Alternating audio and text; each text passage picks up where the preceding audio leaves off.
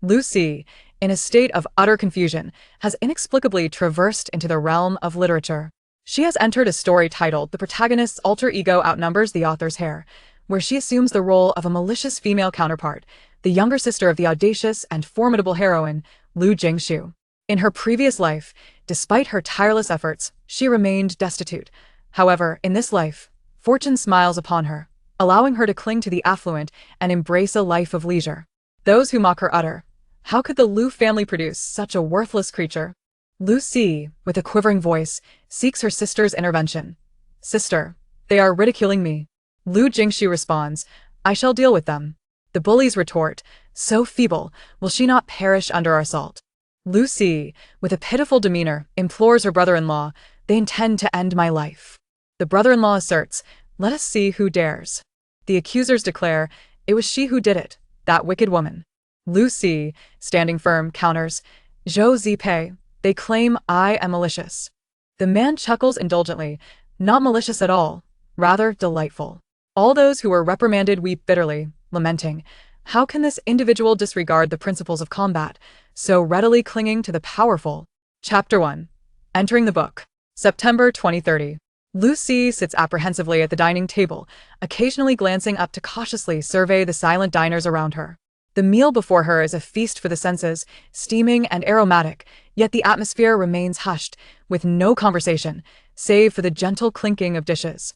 Despite having been here for several months, Lucy still finds herself ill at ease, for anyone would struggle to accept the absurdity of being transported into a narrative. The moment she opened her eyes, she discovered herself lying in a forest at night, with the wind rustling the leaves and the moonlight casting a silvery glow. There she lay, utterly bewildered, in the midst of dirt and weeds, having an intimate encounter with nature. Had she not been found and brought back by a driver, Lucy might have believed herself to be a primitive being. As for the two peculiar individuals she encountered upon awakening, well, it is best left unspoken. While others who traverse into stories often find themselves as wealthy heiresses or individuals with ancestral riches, or perhaps possessing a golden finger leading them to success, she finds herself amidst a rather unfortunate situation. Reflecting upon her plight is utterly vexing. Lucy later realizes that she has entered a narrative revolving around an alter ego, titled The Protagonist's Alter Ego Outnumbers the Author's Hair.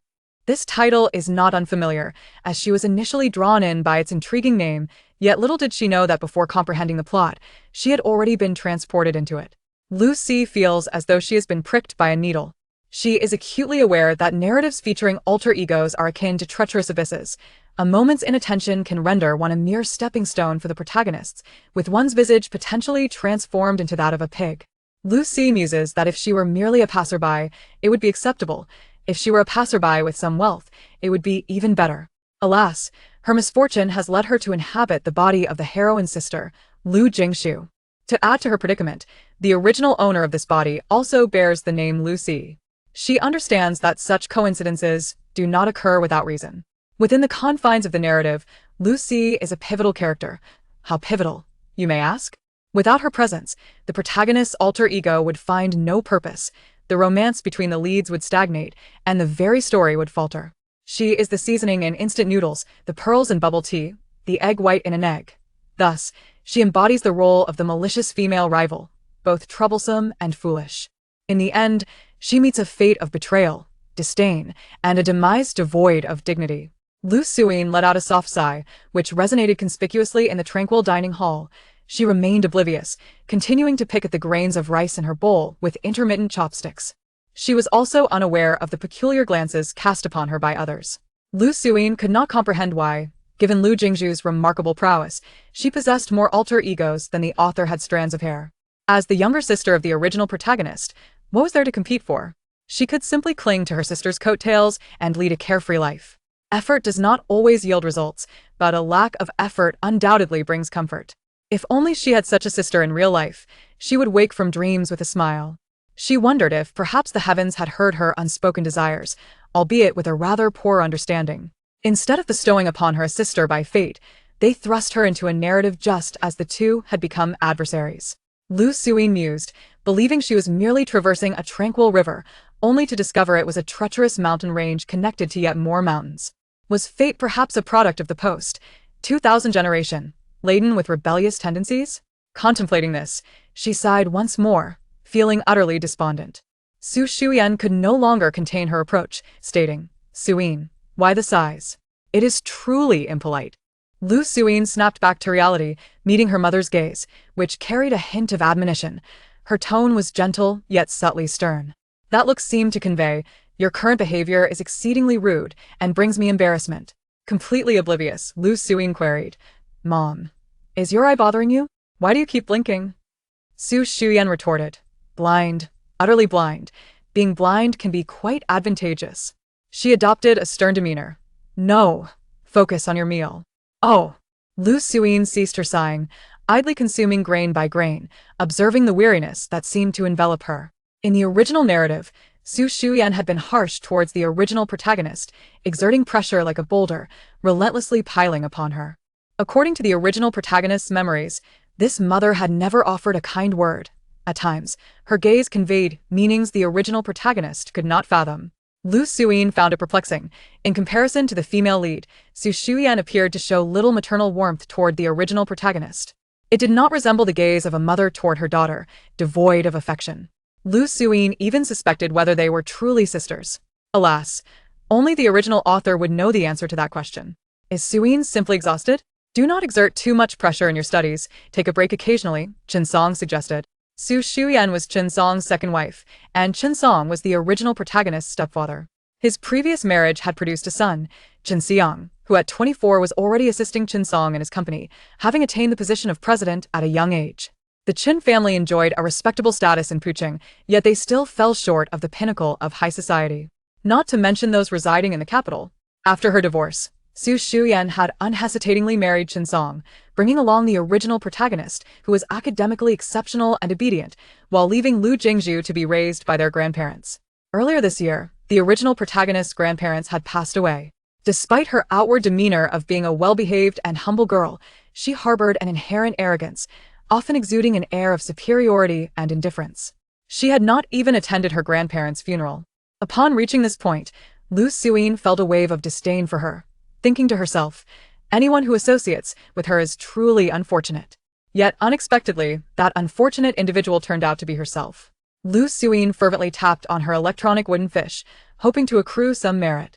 It is worth noting that after her grandparents' passing, Su Shuyan, despite her reluctance, had no choice but to take Lu Jingshu in, considering the original protagonist's father had gone missing years prior.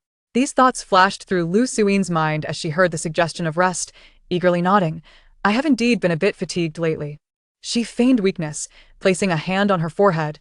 "I believe I need a day of rest." Before Chen Song could respond, Su Shuyan furrowed her brow. "Suyin, later I will take you to the hospital. You cannot miss tomorrow's monthly exam." Chen Song remained impassive. If Suyin is fatigued, taking a day off is acceptable. Lu Suyin's eyes lit up, and just as she was about to nod, she caught Su Shuyan's disapproving glare, who smiled and remarked, "What fatigue could she possibly have? She only studies every day. Right, Suyin?" As the saying goes, success stems from diligent effort. Lu Suyin continued under Su Shuyan's approving gaze. "So let's take a break for the next couple of days." Su Shuyan shot her a look of exasperation, effectively interrupting her train of thought. Absolutely not. Although Lu Suyin was somewhat oblivious, she was not foolish. It was clear they were determined to have her take the exam. However, having graduated years ago, she could scarcely recall any high school knowledge. She mumbled a discontented Chen Song remained silent. Facing Lu Suyin was Lu Jingshu, dressed in a pristine white short-sleeve shirt, her collarbone accentuated under the cool white light, resembling a delicate piece of creamy jade. Her slender wrists and fingers, akin to bamboo joints, held her chopsticks, and her gaze irresistibly drew attention. Looking up, one would encounter Lu Jingshu's striking features. Her face was small, with brows like distant mountains, elongated eyes that tapered slightly upward at the corners, and eyelids half closed, obscuring her emotional depths while radiating a sense of languor. Her expression was neutral, with straight lips that suggested she was not to be trifled with. At that moment, she donned a pair of headphones, occasionally glancing at her phone beside her, which appeared to be displaying a game. Sensing Lu Suyin's gaze, she slowly lifted her eyes, her penetrating gaze devoid of emotion, yet it inexplicably instilled a sense of intangible pressure in Lu Suyin. She offered a faint smile and promptly averted her gaze. Lu Jingshu hesitated slightly, furrowing her brow but ultimately remained silent, continuing to eat. Lu Jingshu could even perceive the aura radiating from the female lead, dazzling her titanium alloy eyes.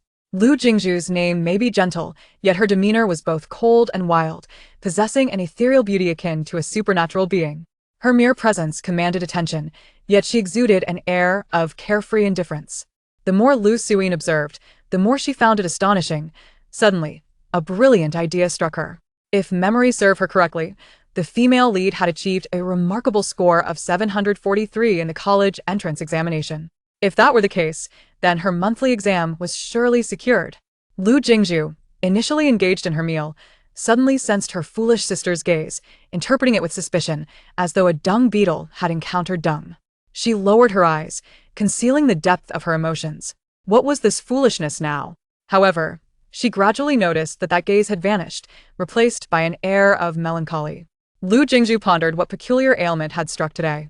Meanwhile, Lu Jingshu recalled how, not long ago, the original protagonist had feigned cleverness, inadvertently thwarting Qinsong's plans to transfer the female lead to an advanced class, instead relegating her to the lowest class. How could she possibly navigate that predicament? Bad deeds often lead to good outcomes, and the heavens would surely strike down upon her. For the umpteenth time, Lu Jingshu wished to obliterate the original protagonist, feeling utterly desolate. Do not inquire why she did not rely on her own abilities. The answer was simple. I am born with talents, and if I can avoid exertion, I shall. Chapter 2. An Unbreakable Bond. Jingshu, how have you been feeling at school lately? Qinsong inquired with a smile, his tone casual. Quite well, Lu Jingshu replied, her expression devoid of emotion. Well? What do you mean by well? Su Shuyan's temper flared at the mere thought of the phone call from Principal Wang 2 days prior. Do you not realize what you've been doing at school? You arrived and got into a fight, associating with the wrong crowd, and now even the elite class doesn't want you. Su Shuyan's voice was sharp and merciless as she chastised Lu Jingshu. Lu Jingshu let out a cold laugh. Casting a meaningful glance at the cowering Lu Siyin beside her, disdainful of the need to argue. The utterly despondent Lu Siyin shut her eyes in despair, trembling as she raised a finger and said, Actually, this is my fault. I didn't wait for my sister before going to school, which made her late and put her in a difficult situation. Upon hearing this, Lu Jingshu furrowed her brow and shot her a peculiar look. Siyin, you needn't defend her. This matter has nothing to do with you. Lu Siyin, utterly confused, could only utter a bewildered, Huh? Is it that no one believes the truth anymore? Su Shuyan pressed. Has she threatened you into saying this? Lu Jingshu's eyes flickered with a chilling understanding. Lu Siyin felt a shiver run down her spine, realizing that if she did not clarify, she would be thoroughly resented by the heroine. That was a leg to stand on. She shot Su Shuyan a glare filled with blatant disdain and hurriedly exclaimed, No, I'm telling the truth. Su Shuyan, having been inexplicably glared at, responded, You needn't speak for her. I know exactly what she is like. Lu Siyin was on the verge of tears, and in a moment of desperation, she blurted out, Mom, I get along splendidly with my sister. I dream about her every night. I adore her so much I would even eat dirt for her. Lu Jingshu paused mid-action with her chopsticks. That is entirely unnecessary. Qinsong chuckled softly. Lu Siyin, feeling moved by her own sisterly affection, added, So, my sister wouldn't threaten me. Su Shuyan was taken aback by her unusual behavior. Momentarily stunned into silence, she could no longer recall pursuing the matter with Lu Jingshu. Qinsong then interjected smoothly, It's not a big deal. If Jingshu still wishes to attend the elite class, I can arrange that. No need, Lu Jingshu replied. If she doesn't wish to go, then let her be. After all, it would only hinder Siyin. Qinsong smiled and chose not to press the issue further. Lu Siyin, now highly sensitive, could not tolerate any disparagement towards the heroine and chimed in, It wouldn't hinder me. Sister is my light, my deity, the only myth I believe in. With her by my side, I can soar to the heavens, standing shoulder to shoulder with the sun. Lu Jingshu was rendered speechless. What on earth is this fool trying to achieve? Su Shuyan frowned, having been slapped in the face twice, and her gaze towards Lu Siyin turned sour. What was going on with Siyin today? How dare she oppose her? Did she not fear being cast out alongside her? As Su Shuyan gazed at Lu Siyin's pretty face, her expression shifted, as if looking through Lu Siyin to see another person. Her eyes softened with a maternal tenderness, the kind a mother ought to have for her daughter. Siyin, after we finish eating, let us visit the hospital. Lu Jingshu exclaimed, you're the one who is sick. Your whole family is. Wait, something feels off. What is with this sudden change in Su Yan's demeanor? Lu Jingshu shivered. I'm done eating, Lu Jingshu announced, emotionless as she placed her chopsticks down and stood up, distancing herself from this farce. The following day, Lu Jingshu yawned as she stepped out of the house, appearing lethargic as she settled into the car, resting her head against the window. Upon spotting Lu Jingshu, her eyes lit up, and her sleepiness dissipated as she waved frantically. Sister, hurry up. Lu Jingshu didn't even spare her a glance, her eyelids heavy with fatigue. The corners of her eyes tinged with red, her school uniform hanging loosely on her frame, and she slung a somewhat outdated black backpack over one shoulder. Seeing the heroine unhesitatingly bypass her, Lu Jingshu was forced to pause her admiration of beauty and grabbed her wrist. Lu Jingshu cast a disinterested glance at the hand that had caught her, leading Lu Jingshu to timidly release her grip, as if it were a hot potato. Sister, get in the car. Let us go to school together. No need. Oh, come on, don't be so polite with me. Who are we to each other? Lu Jingshu reached out to pat her shoulder, but the heroine's gaze halted her hand midair. Lu Jingshu scoffed, I fear you may throw me out halfway. Ahahaha, sister. You're just joking, right? Am I really that kind of person? Lu Jingshu looked at her with a dispassionate gaze, and the answer was abundantly clear. Lu Xiyin's laughter abruptly ceased. Indeed, the original character might very well do something like that. She awkwardly touched her nose, and with nothing left to lose, plopped down onto the ground, disregarding the gazes of onlookers. What did it matter? There was no one here she cared about. A little madness was beneficial for mental health. Thus, she wailed, Wah. Sister, if you don't go with me, I want to get up. To prevent the heroine from walking away, she clung tightly to Lu Jingshu's leg. Lu Jingshu thought briefly about the possibility of leaving but soon dismissed the idea. Annoyed by the noise, Lu Jingshu nodded perfunctorily. Lu Xiyin's sobbing instantly ceased, her tears vanishing as if on cue, setting a new record for her mood swings. Seeing this, even Lu Jingshu, typically indifferent, couldn't help but twitch her lips and stepped into the car. She was curious to see what tricks Lu Jingshu was up to. Lu Jingshu silently applauded her own rationality, gleefully following suit into the vehicle, reveling in the proximity to her sister. The two settled into the back seat, occupying opposite sides, each maintaining their own space. However, this was merely Lu Jingshu's perspective. Lu Jingshu, like a persistent worm, inched closer to Lu Jingshu, undeterred by the warning glare she received. Hee sister. Lu Jingshu leaned in slightly, her words hesitant as she whispered. ISN, today the first exam for the second year? Lu Jingshu regarded her with leisurely interest, giving a non-committal hum. Was she hoping to make her perform poorly? Or perhaps even skip the exam altogether? Ha, the fool was, indeed, a fool. As a mocking smile began to form on her lips, she heard Lu Jingshu say, So, could you pass me some answers? Lu Jingshu's smile faltered. To her knowledge, her sister had always excelled academically, consistently ranking within the top 3 of her class. How could she possibly make such a request? How would I do that? Use a phone? Lu Jingshu discreetly observed her expression, having concocted this plan after a night of contemplation, though it was rather flimsy. Lu Jingshu scoffed inwardly. It was all too clear now. She probably intended for her to use her phone during the exam, only to turn around and accuse her of cheating later. Her tone turned icier. No. Lu Jingshu had not held out much hope to begin with, letting out a dejected "oh" before retreating back. Meanwhile, Lu Jingshu was taken aback. Had she given up that easily? She had expected her to employ all means to persuade her. Oh well, it was of little consequence to her. Lu Jingshu pondered anxiously, ruffling her hair in distress. What to do? Was this truly the end? Would she return home with a 0? How could she possibly recall any high school knowledge? The only thing she vaguely remembered was some formulae regarding odd and even functions, and perhaps the mnemonic for power functions. Thus, when the car arrived at the entrance of the school, Lu Jingshu disembarked with a disheveled hairdo, attracting a fair amount of suppressed laughter from those around her. Unfazed, she smiled and waved at Lu Jingshu. Sister, I wish you good luck on your exam. I'm off now. Oh. And remember to walk home with me after school. Seeing that Lu Jingshu acted as though she hadn't heard, Lu Jingshu wasn't angry. Her mind solely focused on the impending examination she was about to face. Why does this world harbor such an unpopular institution as examinations? Is there truly a lack of fundamental trust between her and her teachers? Must she prove herself through such means? Chapter 3. The Examination. Lu Jingshu grumbled as she entered Class A. The moment she stepped through the door, the classroom fell silent, with curious eyes fixed upon her unruly hairstyle. Wasn't she typically one to care deeply about her appearance? Today, however, seemed to be different.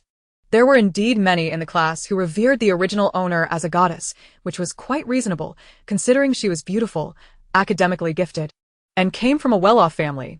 Regardless of whether it was due to the Qin family's standing in Pucheng, many sought to flatter the original owner, especially since she was on good terms with Qin Ming, and an engagement was merely a matter of time. Qin Ming, the young master of the Qin family, aged 21, was a close friend of Chen Siming. The Qin family held an even higher status than the Qin family, and the original owner was not foolish. She understood that the Qin family was ultimately not her true home, and began to deliberately approach Qin Ming. However, everything was proceeding smoothly until the arrival of the female protagonist, Lu Jingshu, who transferred back to repeat her second year of high school. With her striking beauty and a personality that was both cold and wild, she quickly became a prominent figure in the school, garnering jealousy from the original owner, who then began to act out wildly. Seeing the gazes of her peers upon her, Lu Jingshu placed her hands on her hips and barked, "What are you all staring at? At such a young age, instead of focusing on your studies, you waste time admiring beauty." The classmates in Class A exchanged bewildered glances. Beauty? Is Lu Jingshu referring to herself? Has she taken leave of her senses today? Seemingly oblivious to their astonishment, she casually tidied her hair and made her way to her seat. "Siyin, what is wrong with you today?" A girl approached cautiously. Lu Jingshu lifted her gaze listlessly. The girl was Su Lan, a follower of the original owner whose family had business dealings with the Chens. Yet, Lu Jingshu was fully aware of the insincerity behind their friendship. "Nothing," she replied, disinterested in those who wore a mask of friendliness while harboring ulterior motives. Noticing Lu Jingshu's unusual demeanor and indifference, Su Lan bit her lip, her eyes turning red as she adopted a pitiful expression. Lu Jingshu was left baffled. Had she done anything to warrant such behavior? Crying, crying, crying, your family must be falling apart from all your tears. Su Lan, seeing Lu Jingshu ignoring her, began to weep as if Lu Jingshu had committed some heinous act against her. Someone could no longer sit idly by and rush to defend her. A boy stepped forward and admonished Lu Jingshu, "This is where you are in the wrong. Su Lan hasn't he said anything, so why are you being so harsh?" Lu Jingshu was exasperated and thought, "Do they really think I'm some kind of pushover? What are you blabbering about? What have I said? So eager to play the hero. Where were you when the nation needed saving? So fond of meddling, do you live by the seaside? Mind your own business. Let me tell you, I'm in a foul mood today and feel like cursing, so I won't direct it at you." With that, Lu Jingshu turned her attention to the stunned Su Lan. "Crying again? All you know how to do is cry. Are you a reincarnation of a white lotus? I haven't said a word against you, yet you accuse me as if the whole world is your mother, expecting everyone to cater to you. If you provoke me further, I'll give you a taste of society's harsh realities." After her outburst, Lu Jingshu felt invigorated. Out of the corner of her eye, she noticed the teacher arriving and, amidst the astonished gazes of her classmates, she calmly took out her book and began to read with a resolute demeanor, as if preparing to join the party. Abandon, abandon, abandon. When Teacher Li entered and surveyed the classroom state, he was immediately furious. "Su Lan and Wang Peng, what are you two doing? Instead of sitting at your desk studying, you're loitering in the aisle? If you want to stand, then don't sit. Remove your chairs. What are you all staring at? Do you think you can ace the exam just by looking around? Look at Lu Jingshu. Despite being second in the grade, she has never slackened her efforts. She studies diligently, mark my words, she will likely rank first this time. You all should learn from classmate Lu Jingshu." Lu Jingshu interjected, "Teacher, that's a bit much." Her classmates responded, "This is truly absurd. It's not Su Lan's fault," she tried to explain. Teacher Li, in a fit of righteous anger, waved his hand dismissively and commanded, "Everyone, prepare properly for the upcoming exam." Su Lan stomped her foot, evidently on the verge of tears, as she returned to her seat with red-rimmed eyes. Lu Jingshu paid her no mind, feeling that studying was more arduous than death, and all she wished for was to sleep. After Teacher Li left, within 3 seconds, a loud bang echoed through the classroom, sounding quite painful, yet the perpetrator remained blissfully unaware, asleep at her desk. Others murmured, "Huh? Is that Lu Jingshu?" In the corner, Guwen shared the same thoughts as his classmates.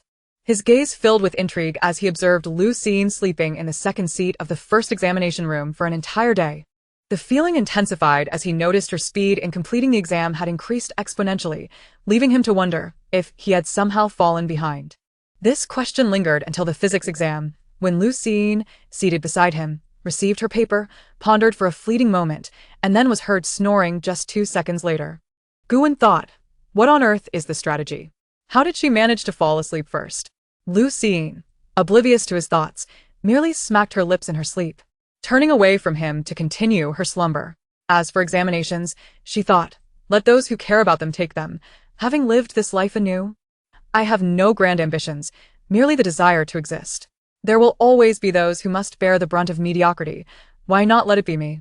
Others can endure it, so can I, perhaps even better than they. In a manner of speaking, she considered herself a pioneer of the internal struggle. Henceforth, Lu Jingshu slept more peacefully. At the end of the day's examinations, her only takeaway was that the desk was too hard. It could never compare to the comfort of her bed. Yet, today was not without its rewards, for she had gained prior knowledge of her examination scores. After coming to terms with her situation, Lu Jingshu cheerfully exited the classroom, making her way to Class E, only to be interrupted by a phone call. She held the phone to her ear as she walked, exclaiming, I'm telling you, your deceit is outrageous. What art association? I've never heard of it. Just then, she caught sight of Lu Jingshu stepping out of the classroom. Sister. Lu Jingshu called with a bright smile, hanging up the phone decisively and hurrying after her. However, Lu Jingshu merely frowned slightly upon seeing her and continued on, ignoring her presence. Lu Jingshu sprinted to catch up, only to notice a boy following closely behind Lu Jingshu. She stared at his striking red hair for several moments before recalling that this was Pei Qinshian, a notorious figure at their school, known for engaging in more fights in a day than Lu Jingshu had witnessed in her entire life. Despite his fierce demeanor, he was quite handsome, and his family was among the elite in Puching, making him notoriously arrogant. His grandfather could hardly keep him in check. Despite his brazen attitude, he was, in truth, a quintessential middle schooler, naive and overly protective, resembling a sheltered elementary student. Lu Jingshu couldn't help but glance at Pei Qinshian's flamboyant hair repeatedly, until he grew visibly annoyed, his expression darkening, and finally he snapped, What the hell are you laughing at? Chapter 4. The General Store. Ha ha ha. Lu Jingshu waved her hand, laughing so hard she could barely catch her breath, sputtering, It's nothing. Your hair is simply unique. Isn't it a bit too non-mainstream? I can hardly tell you apart from the red boy. Pei Qinshian, upon hearing this, felt a surge of pride and huffed, Of course, I'm just that handsome.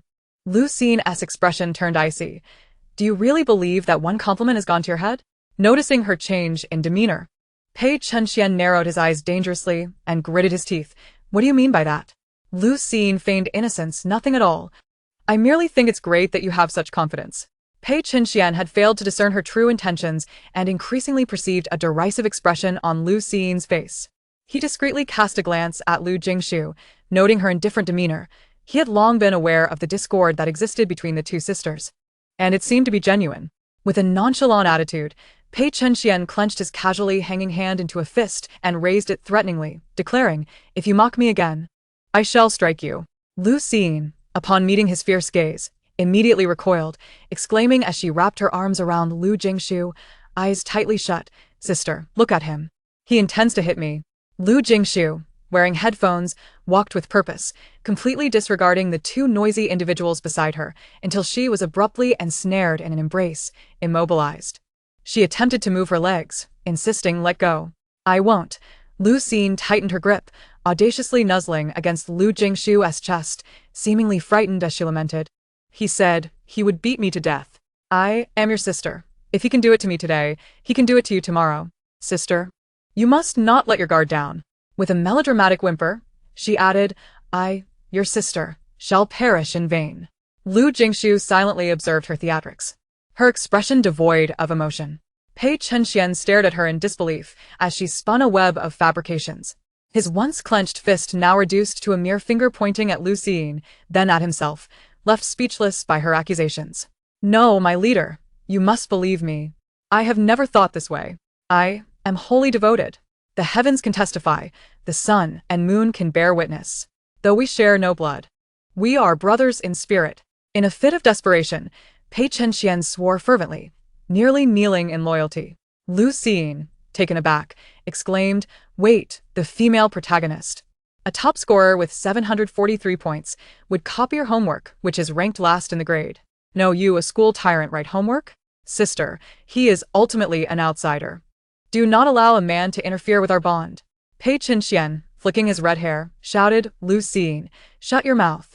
Lu Jingshu inhaled deeply, her voice icy as she ordered, "Both of you, be silent." Lu Jingshu and Pei Chen bowed their heads in silence.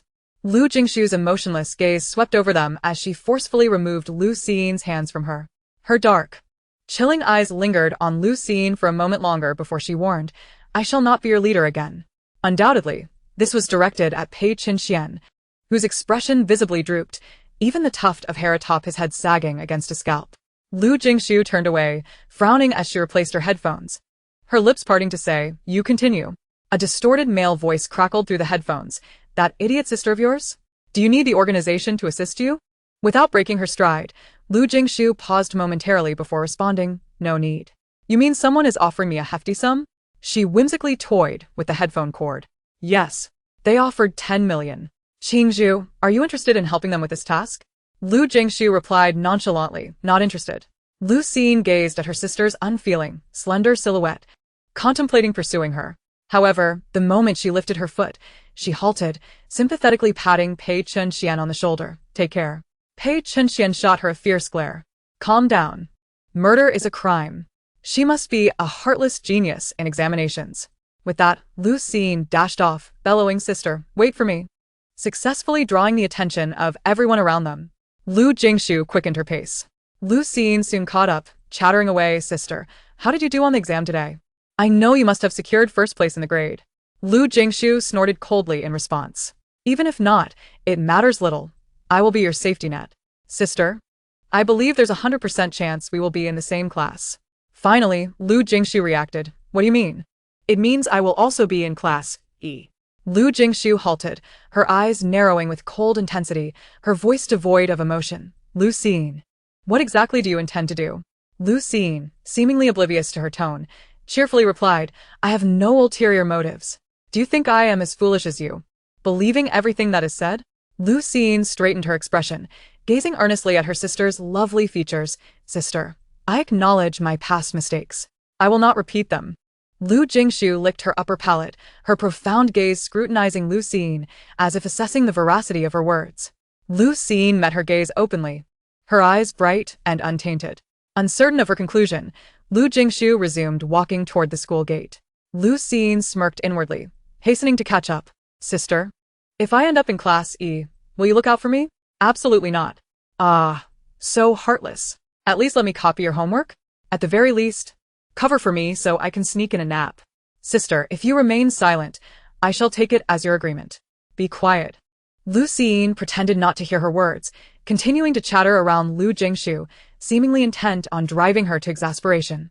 Even with the myriad of disguises the protagonist wore, she found herself defenseless against the audacity of Lu Jingshu, who laughed triumphantly.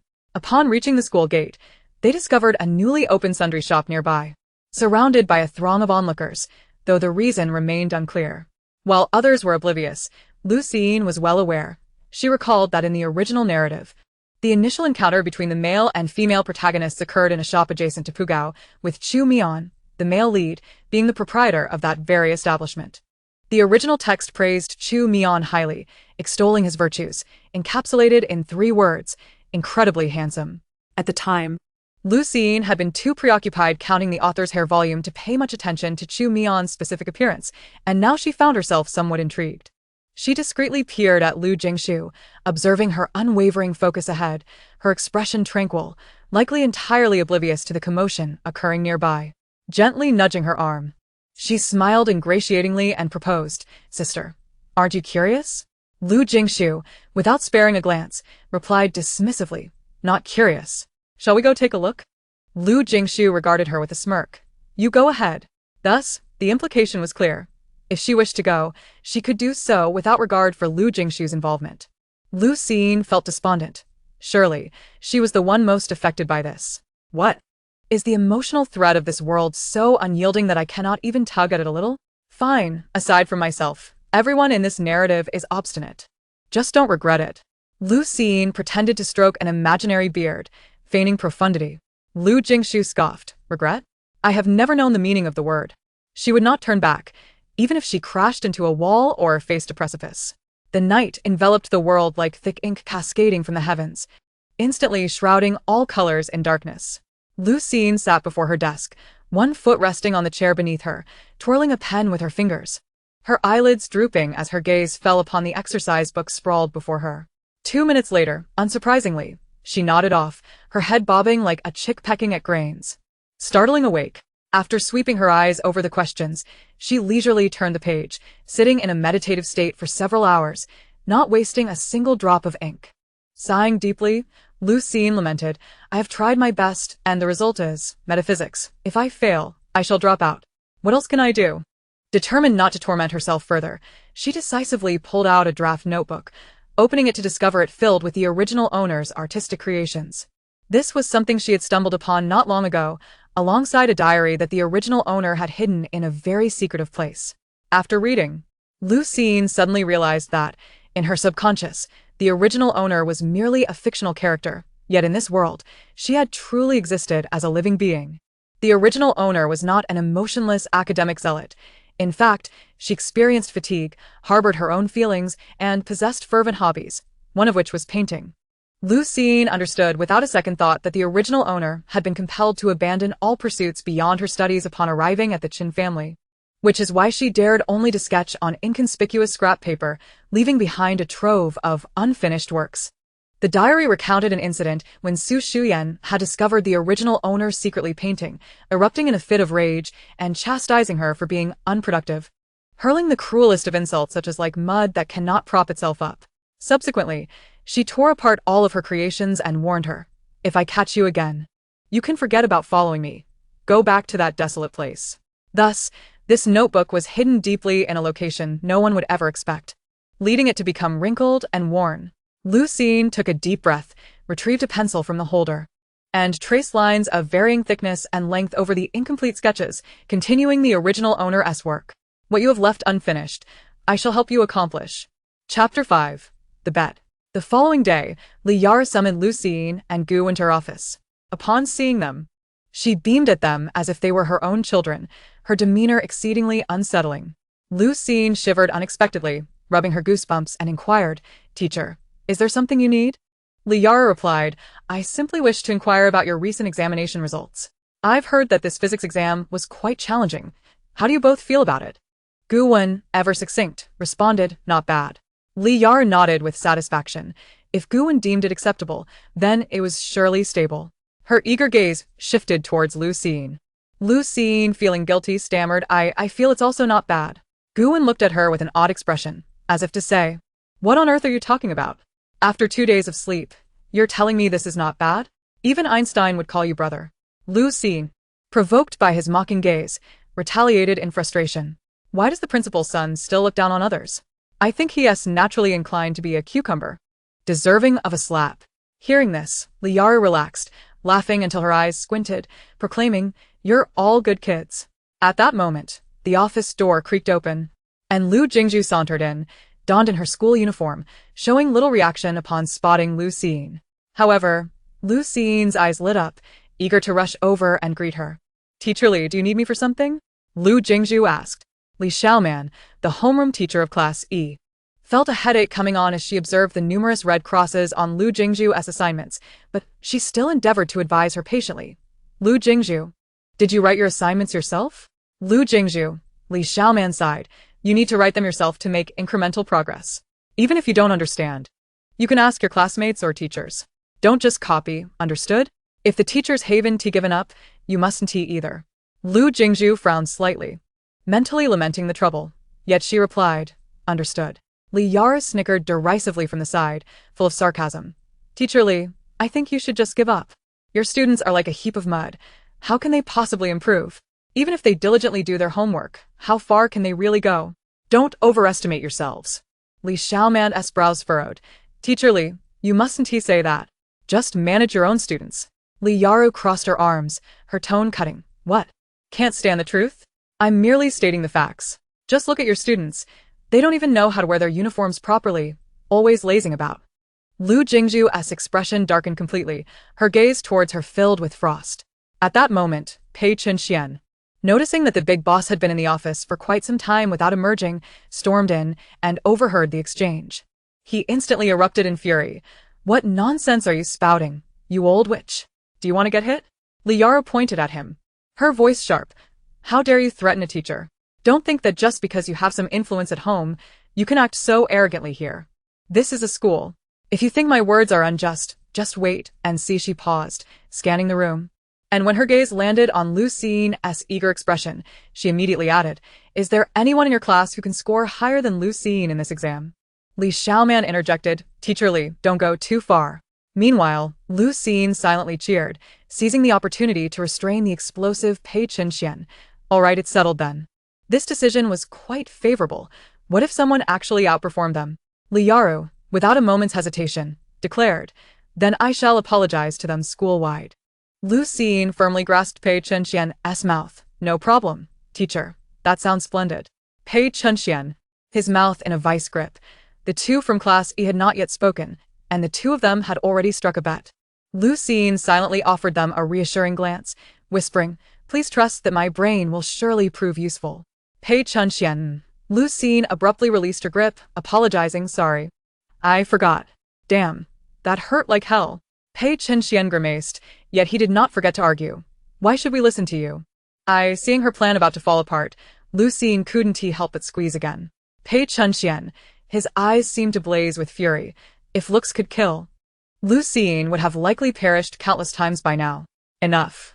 Lu Jingshu's cold voice cut through the tension.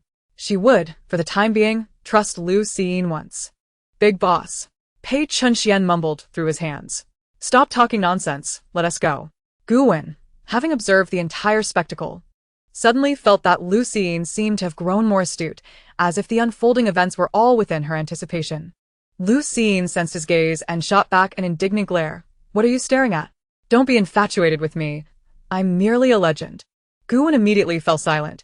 "I truly envy your skin. It's so well maintained." Lu Xiyin took pride in it, feeling no shame. Ever since she shed her morals, her entire being felt more liberated. "Thank you for the compliment. You're not bad yourself." "Guwen, I don't feel proud, thank you." Lu Xiyin arrived at Class E for the 10:86 time, and the others had grown accustomed to it. Who said the sisters had a poor relationship? Always competing for attention? They observed Lu Xiyin seemingly glued to Lu Jingshu 24/7. "Are you still daring to come?" Pei Chenxian grimaced at the sight of her. Lu Xiyin retorted confidently, "Why wouldn't I dare? Not only will I come, but I shall do so openly right under your nose. If you find anything displeasing, just let me know, and I won't change a thing." "Xiange, she's talking to you like that. Can you still bear it?" Little brother number 1, Su Chao, remarked to Pei Chenxian. "Yeah, Xiange. Why haven't you made a move?" Little brother number 2, Zhang De, chimed in. Pei Chenxian shot a glance at Lu Jingshu, giving both of the fools a smack on the head. "Get lost. Don't you know I don't hit women?" The two, feeling wronged, were unaware that just days prior, they had almost taken a swing at the big boss. Lu Xiyin disregarded them, declaring resolutely, "Rest assured. This time we're bound to win." Lu Jingshu, who had been dozing with her eyes closed, finally spared her a glance. "Are you purposefully aiming to score poorly?" Lu Xiyin felt embarrassed. She certainly lacked that capability. "Sister, your intentions are commendable, but don't get ahead of yourself." Lu Jingshu raised an eyebrow slightly. "If I recall correctly, your score was around 680 or 90. Far exceeding the top scorer in Class E by several points." Lu Xiyin awkwardly chuckled twice. "That was in the past. I've grown since then. I finally understand that the purpose of exams boils down to 4 words. It's the participation that matters. Do you believe me?" Lu Jingshu retorted with a smirk. "What do you think? You might as well tell me you've been possessed." Lu Xiyin nodded solemnly, unabashedly affirming, "Yes." Lu Jingshu was left both amused and exasperated. She licked her upper palate, deciding not to press the issue further. Regardless of whether Lu Xiyin was involved, she was confident in her own ability to win. After school, Lu Jingshu sought to rid herself of Lu Xiyin and casually concocted an excuse. "You head back first.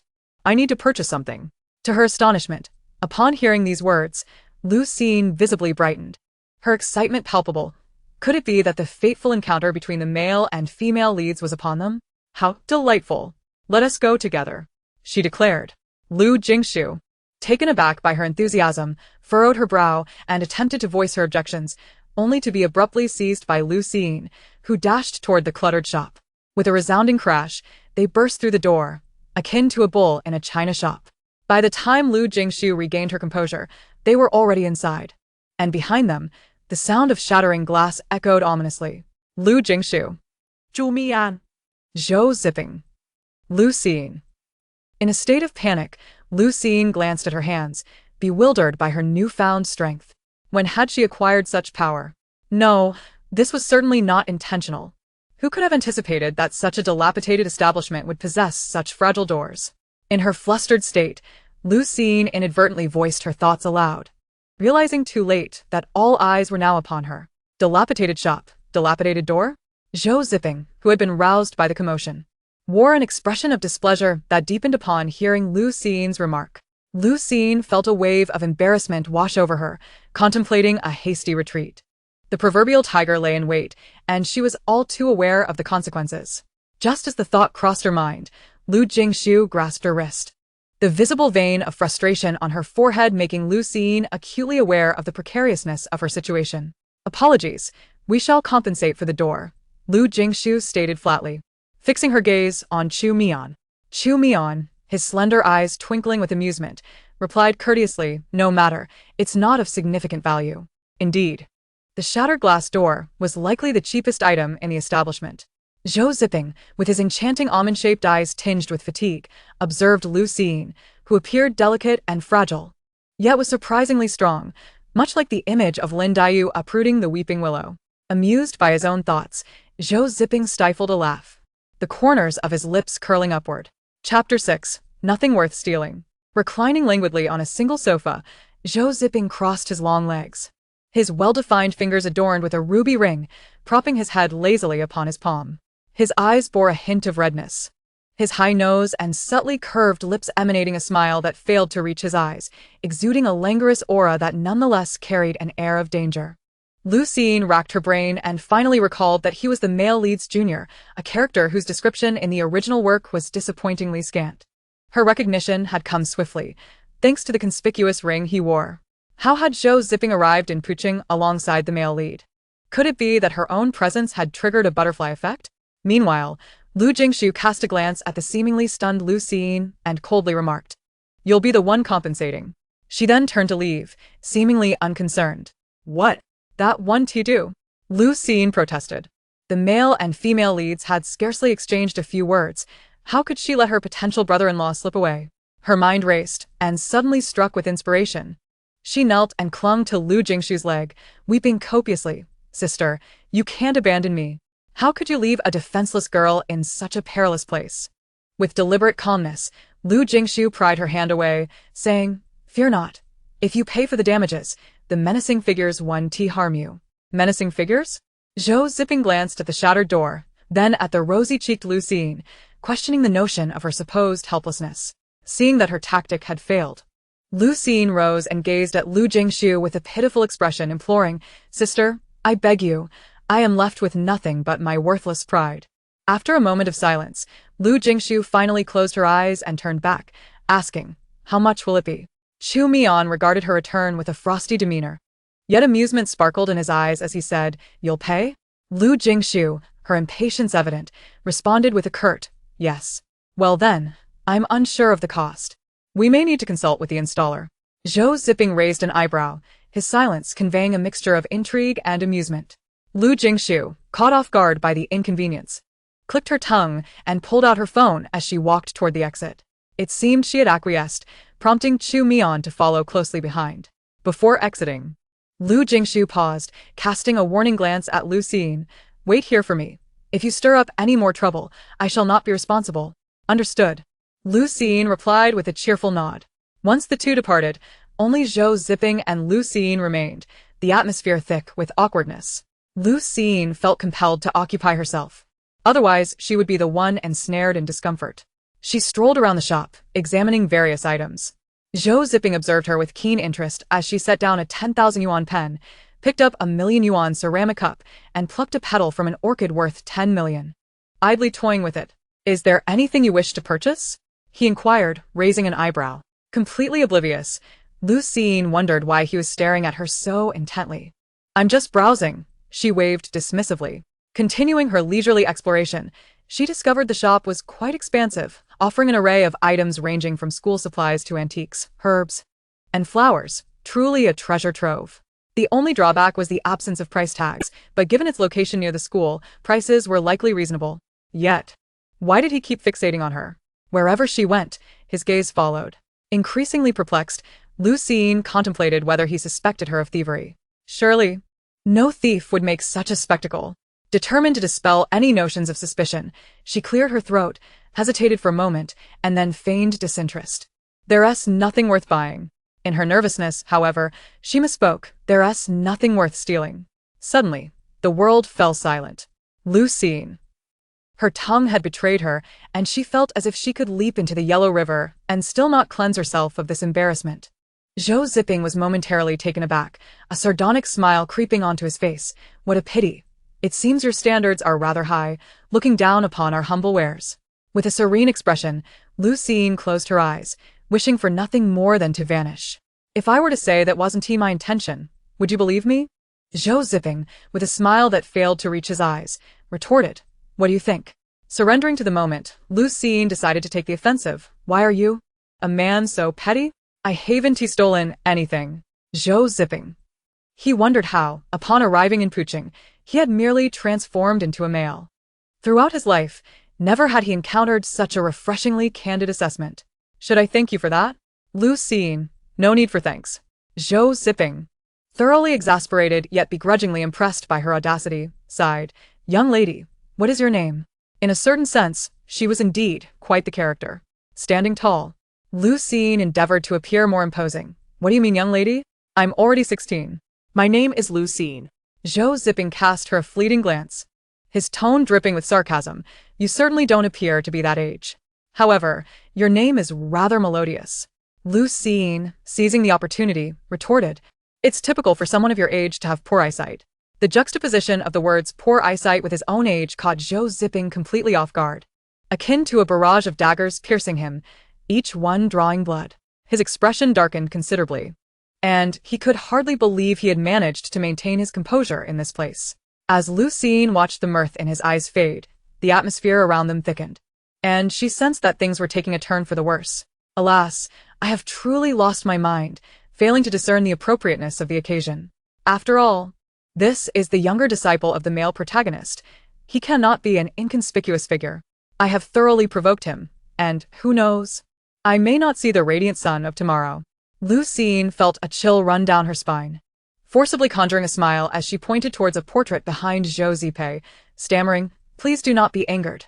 The person I referred to is he. In her heart, she fervently bowed to Van Gogh, apologizing profusely. She did not intend to speak of his esteemed self in such a manner. It was merely unfortunate that his self-portrait happened to be behind him. Zhou Zipping did not need to turn around to comprehend what the young girl was indicating. He found himself both amused and perplexed by her timorous demeanor. Was he truly that intimidating? Evidently so. Children these days are indeed quite amusing. Zhou Zipping felt a sense of satisfaction, though he masked it well, nodding graciously as if granting a pardon, ultimately choosing to believe her words. Meanwhile, on another front, Chu Mian was leading Lu Jingshu towards a store selling windows and doors. He observed the girl beside him with a calm demeanor, noting her complete lack of wariness or concern about where he might take her. Her indifference was both cold and unguarded. His dark eyes flickered with deeper meaning. Was she simply naive enough to trust a stranger, or did she have no cause for concern? Throughout their journey, Lu Jingshu casually tapped on her phone with one hand. Just from the 2 clusters of ghost orchids at the entrance of the shop, she sensed that this establishment was not as simple as it appeared. Even seemingly ordinary glass should not be taken lightly. Lu Jingshu messaged Shen Yao, the head of the 602 Institute. "Lu Jingshu, transfer me some money." The response came swiftly, albeit tinged with exasperation. "Shen Yao, you log into the internal network once every 800 years, and it's for money." Lu Jingshu, cut the nonsense. Shen Yao, cough, let me be mildly shocked. How much do you need? Your funds are practically gathering mold in the organization. Lu Jingshu, 100,000. Shen Yao, 100,000? You don't even have that? Lu Jingshu. Shen Yao, I've just transferred 500,000 to you. Lu Jingshu, thanks. Shen Yao, no trouble at all. At that moment, Chu Mian's phone vibrated. He glanced at it, narrowing his eyes, then donned his headphones and answered, Hello? Mian. We just received news that Qingzhu has logged into the internal network account and is currently being tracked. Lin San's serious tone came through, accompanied by the sound of rapid typing. Chu Mian remained unperturbed. Any results? Not very clear, only that she is near Puching number 1 high school, Lin San replied. A ripple of intrigue crossed Chu Mian's otherwise placid gaze. What a coincidence. Indeed, he was in the vicinity. As soon as he spoke, the sound of Lin San's typing abruptly ceased, and a note of disappointment colored his voice. Mian-go, the lead has gone cold. Qingzhu has exited the account. I couldn't reach her program, and can only trace her to this point. Chu Mian was not surprised. How could Qingzhu, the top-ranking member of the international organization 602, be easily found?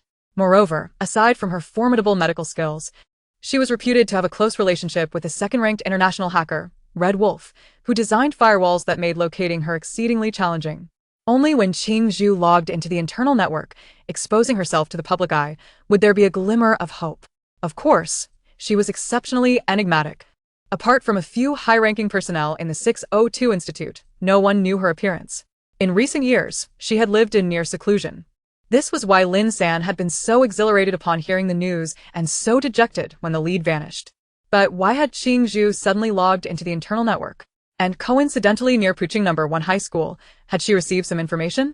Never mind, there will be other opportunities. Chu Mian remarked lightly before removing his headphones. At that moment, Lu Jingshu had just finished shutting down her phone. Noticing his unusual expression, she inquired casually, Is something the matter? Chu Mian smirked slightly, reverting to his gentle and composed demeanor. Nothing, just looking for someone. Oh. Lu Jingshu replied nonchalantly, her slender fingers idly playing with her phone, her cold gaze fixed ahead, exuding a subtle yet imperceptible sharpness. Chu Mian raised an eyebrow, intrigued. Aren't you afraid I might sell you off? Lu Jingshu dismissively shot him a glance. My name is Lu Jingshu. This was an implicit request for him to address her properly. Very well. Then, Lu classmate, may I now receive an answer to my query? Chu Mian inquired. Lu Jingshu's expression turned impatient, followed by a scoffing laugh, her tone dripping with disdain as she asserted, You cannot do it. It was not a matter of inability, but rather a certainty that he would fail. Chu Mian, tasting the innocence of youth in her words, perceived her as still untouched by the harshness of society, a young calf unafraid of tigers. He chuckled lightly, not taking it to heart. Upon entering the window and door shop, they found it to be a branch of the Pei Group S subsidiary. The owner, upon seeing Chu Mian, first froze in terror, then approached with trepidation, intending to speak, but quickly noticed the subtle gesture of Chu Mian's hand, prompting him to suppress his fear and greet them with a smile. How may I assist you both? Internally panicking, he wondered why this esteemed individual had come here. Was there an issue with the glass door installed last time? Chu Mian asked. I came to inquire about the cost of the door you installed last time. The owner was puzzled. Why would he concern himself with such trivial matters? Moreover, there was no charge for that door. He discreetly scrutinized Chu Mian's expression and, noticing the smile on his face, suddenly understood. Lu Jingshu silently took out her phone and typed in an amount with 5 zeros, just as she heard the owner hesitantly state, 100? Chu Mian's lips curled in a slight smirk, nodding slightly, which immediately relieved the owner. Lu Jingshu's fingers paused over her phone, then she silently pressed the delete key. It's done, she said. Hearing this, Chu Mian retrieved his phone, where a transfer notification appeared in his newly added WeChat contacts. And he promptly sent the money to the shop. Thank you, he said to the owner. Please assist me with another installation at a later date. The owner, too fearful to ask for details, nodded fervently in agreement. Lu Jingshu, unwilling to waste any more time, turned to leave. As they returned to the shop, twilight deepened, and the moonlight began to show. Lu Jingshu stepped over the threshold, finding the glass shards had already been cleared away. Upon seeing her, Lu Siyin appeared as if she had spotted a savior, nearly bursting into tears. Sister, you finally arrived. How much is this door? Lu Jingshu took a step back and replied 100. What? Lu Siyin could not contain her surprise, her voice rising. Though she understood that 100 was an exceedingly reasonable price, the thought of losing that amount still made her heart ache. What's wrong? Zhou Zipei glanced at the excited Lu Jingshu and remarked nonchalantly, "Do you also think that is too cheap?" Lu Jingshu exclaimed, "How can it be so much? That is a whole 100. Not a cent less, not a dime, a full 100, which is worth more than my life." Zhou Zipei swallowed the retort that nearly escaped him, his expression mirroring one who had just swallowed a fly, but after a moment of silence, he couldn't help but chuckle. How could he ever be vexed with such a classmate? In her own little world, no one would react so dramatically over a mere 100 yuan. Evidently, Lu Jingshu shared this sentiment. "Is that too much?" Lu Jingshu lamented. "You wouldn't understand. Even a cent or a dime holds a life and death bond with me. Each coin deserves a unique name in my heart. After all, I can love many in my lifetime, yet I can scarcely earn a few coins." Lu Jingshu remarked. "You should not have asked." Zhou Zipei added, "Then you are truly both despicable and impoverished." Jumian. As Lu Jingshu and Lu Jingshu returned home, the moon hung high and the dark night enveloped the sky like a cascading waterfall. The moment they stepped inside, they were met with the displeased gaze of Su Shuyan. Yet neither paid her any mind, maintaining their composure as they headed towards their respective rooms. One chose to disregard her presence, while the other was simply oblivious. Lu Jingshu's mind was still preoccupied with that 100 yuan. Even though it wasn't from her own pocket, she felt a pang of heartache, especially since it was her nominal sister involved. Her distress was palpable, a heart-wrenching sorrow that those wealthy individuals would never fathom. A wave of melancholy washed over Lu Jingshu as she pondered how, despite 2 lifetimes, she remained the one burdened by poverty. Who was it that stole her life of privilege? Though the Chun family was affluent, she was not a Chun by birth, and aside from her basic needs being met, no one thought to provide her and her sister with any extra pocket money. Alas, like a lonely little cabbage, she felt unloved and unwanted. "Stop!" Su Shuyan's cold voice cut through the air. Lu Jingshu was startled and turned to look, her large, bright eyes betraying a naive innocence. Su Shuyan felt a flicker of suspicion. Lately, she sensed that Siyin had transformed into someone entirely different, almost as if she had been replaced. A heaviness settled in her heart. Could it be? "Come here, both of you," Su Shuyan commanded. Fortunately, Lu Jingshu understood her words and gently pulled Lu Jingshu, who was about to enter her room, closer. Lu Jingshu, disinterested, displayed a hint of impatience, silently pulling away from her sister's grasp. "Mom, what's wrong?" Lu Jingshu inquired, glancing at Su Shuyan. The latter's expression softened slightly as she asked, "Why are you so late returning today?" That was an excellent question. If Lu Jingshu were to answer truthfully, she would be met with incessant inquiries or tedious lectures. What a hassle! With a composed demeanor, she replied, "I helped an elderly lady cross the street on our way home, and, I even accompanied her back to her house." How astute of her! Lu Jingshu internally commended herself. Meanwhile, Lu Jingshu's typically expressionless face seemed to twitch slightly at the corners, betraying her disbelief. What a splendid excuse! Su Shuyan's tone dripped with sarcasm, as if no longer needing to search for a pretext to deal with her. She shot a glance at Lu Jingshu, who was engrossed in her phone, and her irritation flared. "See? You needn't explain. Is it true that Lu Jingshu got into another fight and wasted your time?" Her eyes, now filled with discontent, turned back to Lu Jingshu with a harsh tone. "You know how intense high school studies are, having just finished your exams. You should be focused on your studies instead of wasting time making excuses for her. How will you ever get into Kyoto University? I am very disappointed in you." Had the original owner heard such words, she would have been distraught and terrified, immediately shedding tears and clinging to Su Shuyan's arm, offering heartfelt apologies. Yet Lu Jingshu, having heard this so often, remained unfazed, her ears deaf to the reprimands as she lazily watched a gaming live stream on her phone. But Lu Jingshu was not the original owner. Her once gentle eyes now carried an unmistakable chill as she retorted, "Mom, have you consumed too much of that oil? You only spout cold remarks. Studying is arduous. Who isn't enduring hardship? If you're disappointed, perhaps you should stop clinging to us." While other parents might console their children with reassurances of it's all for your own good, Su Shuyan's relentless pressure on the original owner had always been for her own sake. Lu Jingshu scoffed audibly, leaving no room for pretense. "This is my life, and I shall decide it. Keep your unsolicited advice to yourself." Observing the flush of anger spreading across Su Shuyan's face, Lu Jingshu felt no remorse. With a playful smirk, she tossed her hair back, attempting to boost the heroine's favor. And let us not mention my sister. It's always assumed she's the troublemaker. In truth, she's far more obedient than I am. It's I who have held her back. A flicker of astonishment crossed Lu Jingshu's usually calm visage. The once docile and endearing Lu Siyin was now standing up for herself? It was as if Lu Siyin had suddenly transformed, her motivations inscrutable. As Lu Jingshu regarded Lu Siyin's cool gaze, a subtle shadow flickered within her eyes. She shut off her phone, her alabaster fingers slipping into her pockets, maintaining her characteristic nonchalance. Su Shuyan, equally stunned, could hardly believe her ears. You dare to talk back? What kind of nonsense is this? Lu Siyin feigned confusion, shrugging innocently. I have my reasons. Why should I not speak up? If one must argue for their rights, why should they relent? Su Shuyan was left speechless, her ire boiling over. Is there anything else? If not, then be gone. With a dismissive wave, Lu Jingshu, her eyes glinting with mischief, nonchalantly excused herself and strode away. Lu Siyin's beautiful almond-shaped eyes sparkled with amusement. She chuckled inwardly. Ha ha ha, this time the heroine must be utterly moved.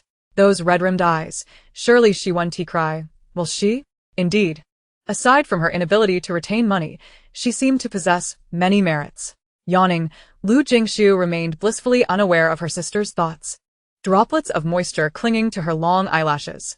The two ascended the stairs, leaving behind a stark silhouette in the living room. Su Shuyan, her breath quickening, struggled to maintain her composure as her well-maintained face nearly betrayed her emotions. Her finger, adorned with a jade ring, trembled as it pointed accusingly at her two daughters. She was rendered speechless by anger. This has gone too far. They are both rebelling against me. Lu Jingshu's behavior is one thing, but what has happened to Siyin? She must have been led astray. I had hoped Siyin would bring honor to the Chen family, but this cannot continue. As she pondered, a commotion at the front door announced the arrival of Chen Song and Chen Xiang, dressed in formal attire. The household staff, upon seeing them, displayed respect as they placed slippers on the floor. Su Shuyan quickly masked her emotions, donning a smile as she approached Chen Song to take his suit jacket, her demeanor softening as she greeted Chen Xiang. Xiang, you're back just in time. I'll go heat up the food. Chen Xiang nodded politely, his smile conveying a sense of distance as he replied, Thank you, Aunt Su. Su Shuyan waved off his gratitude, saying, There's no need for such formality. Chen Xiang remained silent, merely smiling and nodding in acknowledgement. Chen Song slipped into his slippers, and as father and son made their way to the living room, they spotted Lu Siyin and Lu Jingshu ascending the stairs. Having been noticed, Lu Siyin felt compelled to return. Lu Jingshu, slightly frowning, observed her sister's movements with a hint of impatience in her cold, clear eyes. Uncle Chen, brother. Lu Siyin called out, her voice steady and bright, standing as she always did, yet there was an ethereal quality to her presence, as if she were shrouded in a veil, an observer detached from the scene. Siyin and Jingshu, it's getting late. You should head to bed, Chen Song advised, a touch of fatigue evident in his warm smile as he gestured for them to return. Chen Xiang, seated on the sofa, noticed that Lu Siyin did not come over as she usually would. He glanced up, observing the slender silhouettes of the two sisters as they walked away. He took a sip from his teacup, lost in thought, before eventually shifting his gaze elsewhere. Chapter 9. I Still Have Illness. Song. What's the matter? Was the gathering not successful? Su Xuyên inquit cao tiêu xì li. Chen Song and Chen Xiang had attended a banquet hosted by the Pei family that evening, where only the most prominent figures of Puqing were invited, either affluent or noble. The Chen family was not originally on the guest list, but Chen Xiang had managed to secure an invitation through his connections. They had hoped for an opportunity to engage, as they had heard insider news that someone of significance from Kyoto was visiting the Pei family. However, they returned home disappointed. The Pei family from Kyoto, Chen Song sighed, his astute eyes clouded with disappointment. We didn't get to meet them. Chen Xiang, lost in thought, offered a comforting remark. Dad, it's all right. There will be other opportunities. Xiao Yan gleaned the general situation from their fragmented dialogue and smiled reassuringly, saying, Indeed, do not be disheartened. Since they have come all the way from Kyoto, it is evident they have matters to attend to. Once those matters are resolved, they will naturally make an appearance. Her words held a certain truth. Otherwise, why would those individuals leave the comfort of Kyoto for this third-tier city? The difference here was hardly greater than that of being exiled to the frontier. Chen Song felt a sense of relief wash over him.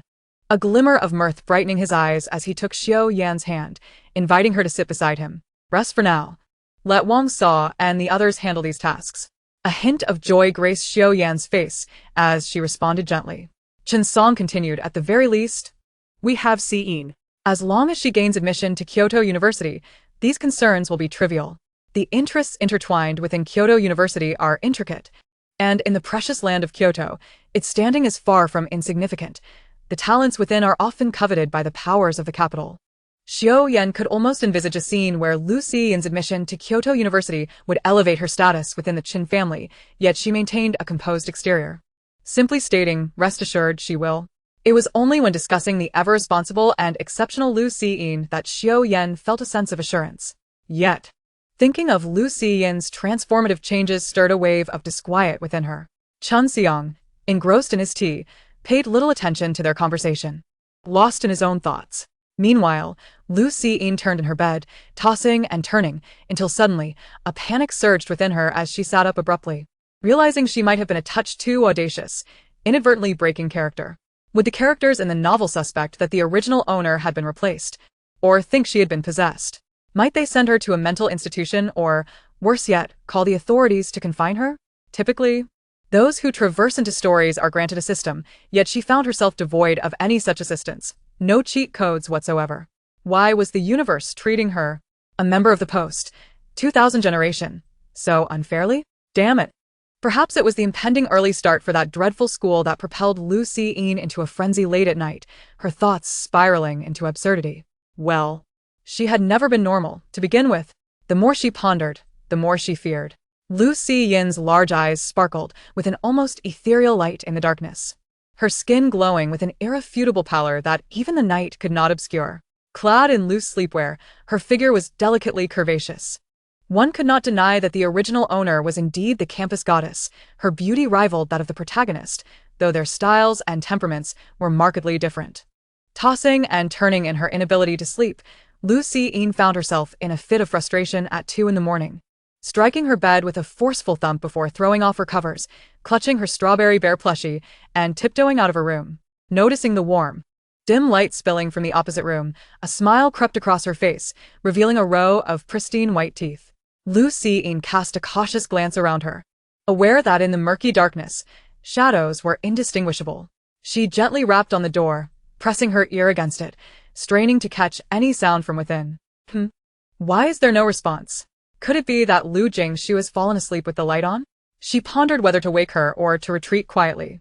Her features contorted in indecision, wavering between the desire to rouse the protagonist and the inclination to return to her own space. Just then, the door swung open unexpectedly, catching Lu Xiyin off guard. Leaning against the door, she lost her balance and tumbled to the floor with a thud. In a swift motion, the door slammed shut, sealing the darkness outside. Despite having her strawberry bear cushioning her fall, Lu Xiyin felt disoriented. With her hair tousled and half her face obscured, dark circles under her eyes, she bore an uncanny resemblance to a ghostly apparition. Before her, a pair of slippers lay half a meter away, devoid of any inclination to come to her aid. How heartless. Sniffling, Lu Xiyin scrambled to her feet, clutching her diminutive strawberry bear and casting a pitiful gaze forward. Lu Jingshu, draped in a black and white long-sleeved nightgown with sleeves rolled up to reveal her fair wrist, stood with her arms crossed, eyes narrowed as she scrutinized her. Her softly curled hair cascaded over her shoulders, the tips of her eyes tinged with fatigue, enhancing her already striking features. Though she appeared rather lackluster, she furrowed her brow and inquired, "What do you want?" Her gaze shifted to the plushie in Lu Xiyin's arms, eyebrows arching in curiosity. Lu Xiyin tousled her disheveled hair playfully, winking mischievously as she raised the strawberry bear, stammering, "It said it wants to sleep with you." The strawberry bear silently protested, "Can we not engage in any meaningful conversation?" Lu Jingshu's long eyelashes cast shadows over her eyes as she regarded her with a bemused expression, exuding an undeniable air of pressure. Lu Xiyin instinctively recoiled, dramatically addressing her plushie in a sorrowful tone, "Little straw, I've told you countless times. My sister would never agree. It's just the two of us relying on each other now. Look, we've been cast out. Back to that dark room we go." Facing endless darkness, shedding tears of despair, utterly heartbroken, lost in sorrow, the strawberry bear remarked, You are the one who is little straw. Lu Jingshu closed her eyes, massaging her temples, a wave of exhaustion washing over her. Her voice emerged slightly hoarse. Be quiet. Lu Siyin was about to blurt out a four-character idiom but halted abruptly, subtly shifting her position toward the bed. Lu Jingshu pressed the reason. Seeing a glimmer of hope, Lu Siyin's eyes brightened as she replied, I can't sleep. I'm afraid. Lu Jingshu, clearly skeptical, retorted, Afraid of what? After living here for over a decade, you only just now discover fear? Can't you come up with a more convincing excuse? Afraid of school. I don't want to go to school, and frankly, school doesn't want me either. Our union is merely a marriage of convenience, Lu Siyin answered casually. Yet it was indeed her most genuine sentiment. Lu Jingshu raised her gaze to scrutinize her, a mocking smirk gracing her lips. Lu Siyin. There are only the two of us here. There's no need for theatrics. Lu Siyin, earnest in her sincerity, replied, Everything I say is true. You may question any part of me, but my desire to slack off is indisputable. It is a profound insult to my dignity. Lu Jingshu replied coolly, If you truly pursue that path, the Qin family will have no place for you henceforth, and you will possess nothing. Isn't that precisely what you wish to avoid? Lu Jingshu articulated each word deliberately, her cool, dark eyes veiled in a mist that obscured her true emotions. Lu Siyin furrowed her delicate brow, wearing an expression of disagreement as she countered, Sister, that assertion is flawed. I am not entirely without resources. At the very least, I still have my ailments. Lu Jingshu paused, nearly believing she was about to divulge something personal. Chapter 10, 106 marks. Lu Jingshu narrowed her eyes, a chill glinting in their depths. Lu Siyin, stop pretending. Was it not you who pushed me into the lake when we were children? Were you not the one who falsely accused me of early romance and brawling? Was it not you who schemed to make Su Xian abandon me? And just recently, were you not the one who orchestrated for Pei Qinxian to block my path? Are you not the one who has, both intentionally and unintentionally, revealed my past at school? With each accusation Lu Jingshu articulated, Lu Siyin felt a pang of injustice, for those deeds were not her own. Goodness. Arriving here, I have not enjoyed a single blessing, yet I am burdened with all the blame. The malevolent deeds of the original owner left her reputation sullied beyond redemption. If that were the case, then all her future misdeeds would be absolved. Lu Siyin endeavored to appear serious, declaring, indeed. Lu Jingshu responded with silence. Lu Siyin retracted her jest, her beautiful almond-shaped eyes glimmering with untainted clarity, akin to a placid pond, as if one could see to the very bottom. Beneath the surface lay an observer's indifference, imperceptible to others. She declared, Sister, the person you refer to was the former Lu Siyin. I am not the same as her now. My sole ambition is to cling to a powerful ally and to embrace a life of ease, content with a simple, laid-back existence. Lu Jingshu's brows tightened, unable to grasp the deeper meaning behind her words, glancing at her watch to check the time. At first glance, this watch appears ordinary and minimalist, devoid of any brand, resembling something one might find at a street vendor. However, upon closer inspection, one discovers its remarkably unique design. Lu Siyin, who has some recollection of the original work, instinctively realizes that this watch must possess an extraordinary significance. The more understated an item is, the more exceptional it tends to be in the hands of the female protagonist. Silently, Lu Siyin averts her gaze, and regarding the reasons behind her thoughts, she articulates 6 points. Lu Jingshu clicks her tongue lightly, exuding an air of mischievousness and aloofness, her brows momentarily knitting in impatience. She is disinclined to engage in further conversation, seizing Lu Siyin by the collar and lifting her like a child, striding towards the door. Clutching a toy in one hand and flailing in protest with the other, Lu Siyin finds her struggles utterly futile against Lu Jingshu, who remains as steadfast as a tree. Once the door swings open, Lu Siyin is unceremoniously cast outside, left with nothing but the cold barrier of the door. Sighing heavily, Lu Siyin gazes skyward, fully anticipating this outcome. After a moment, she casts an indignant glance at the smiling strawberry bear and scathingly remarks, laughing even after being thrown out, You little sycophant.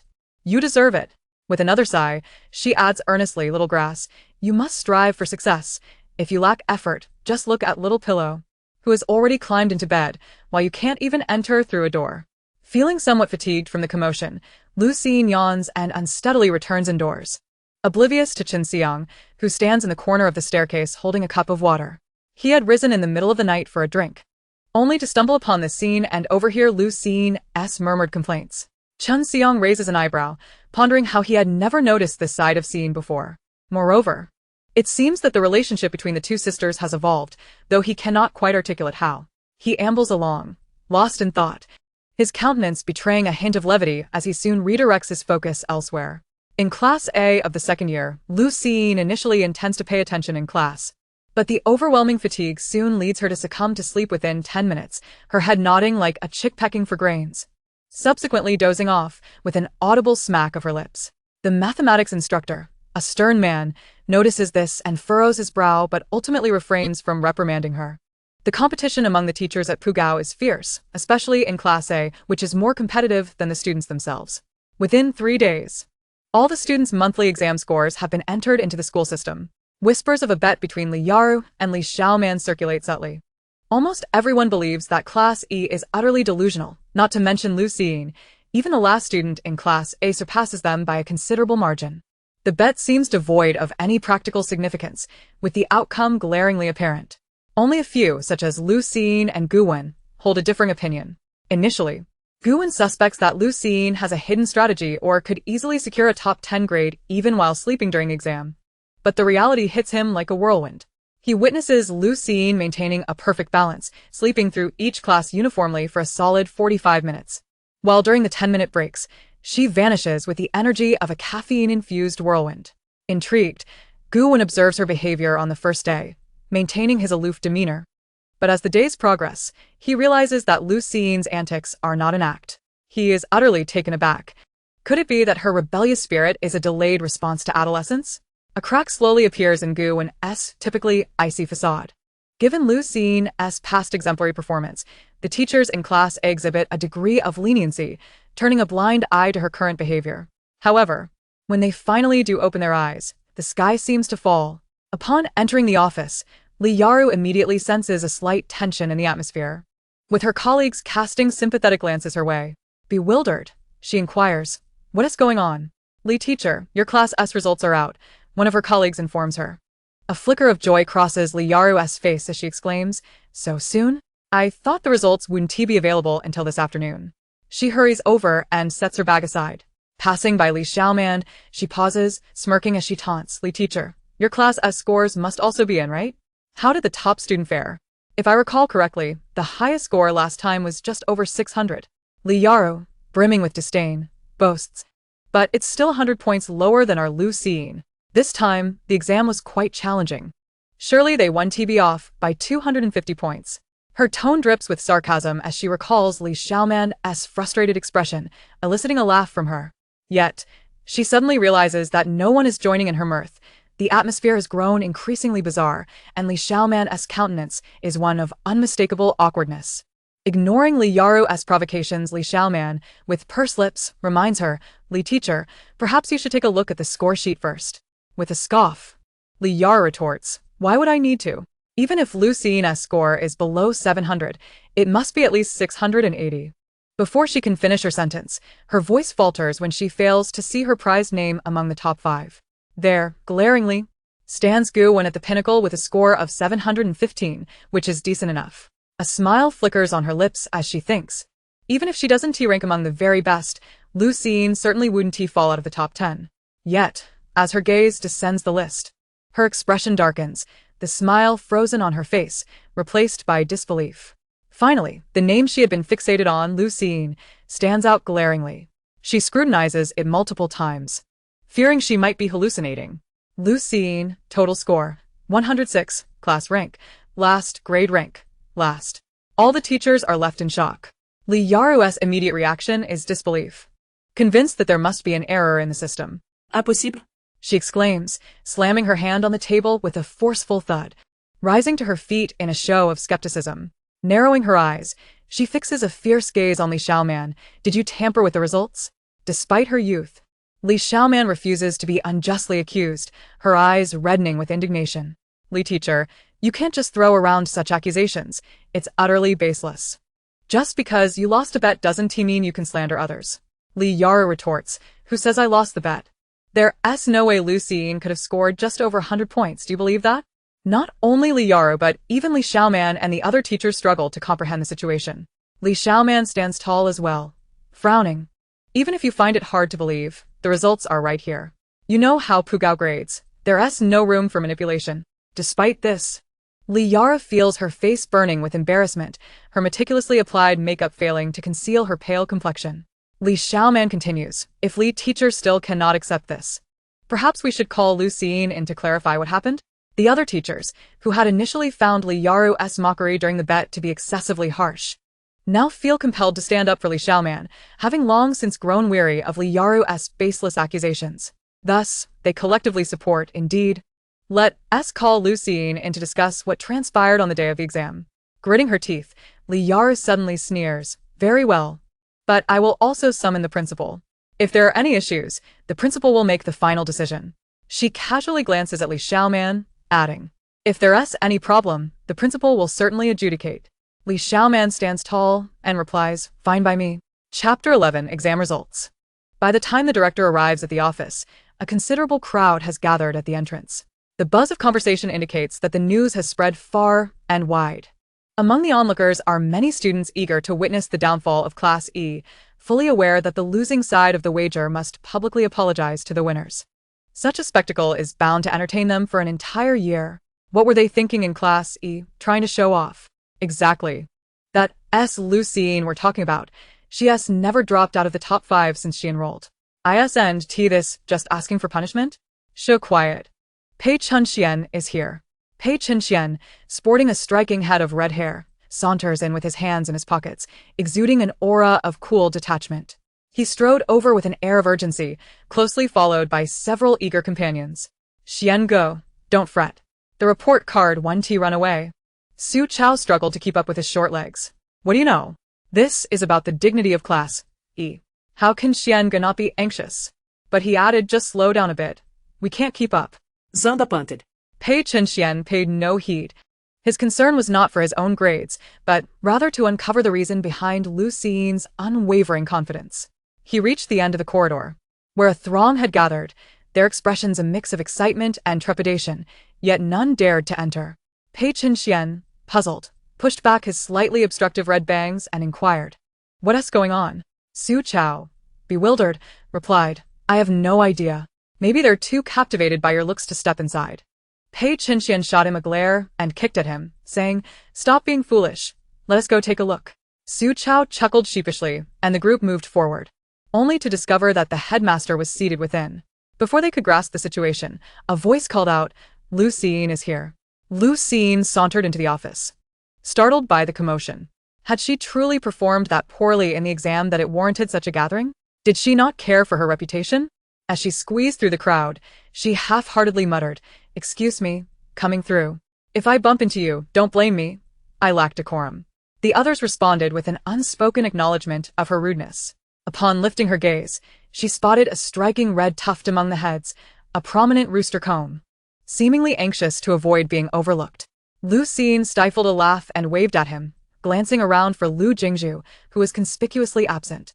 As she entered, the atmosphere was taut with tension.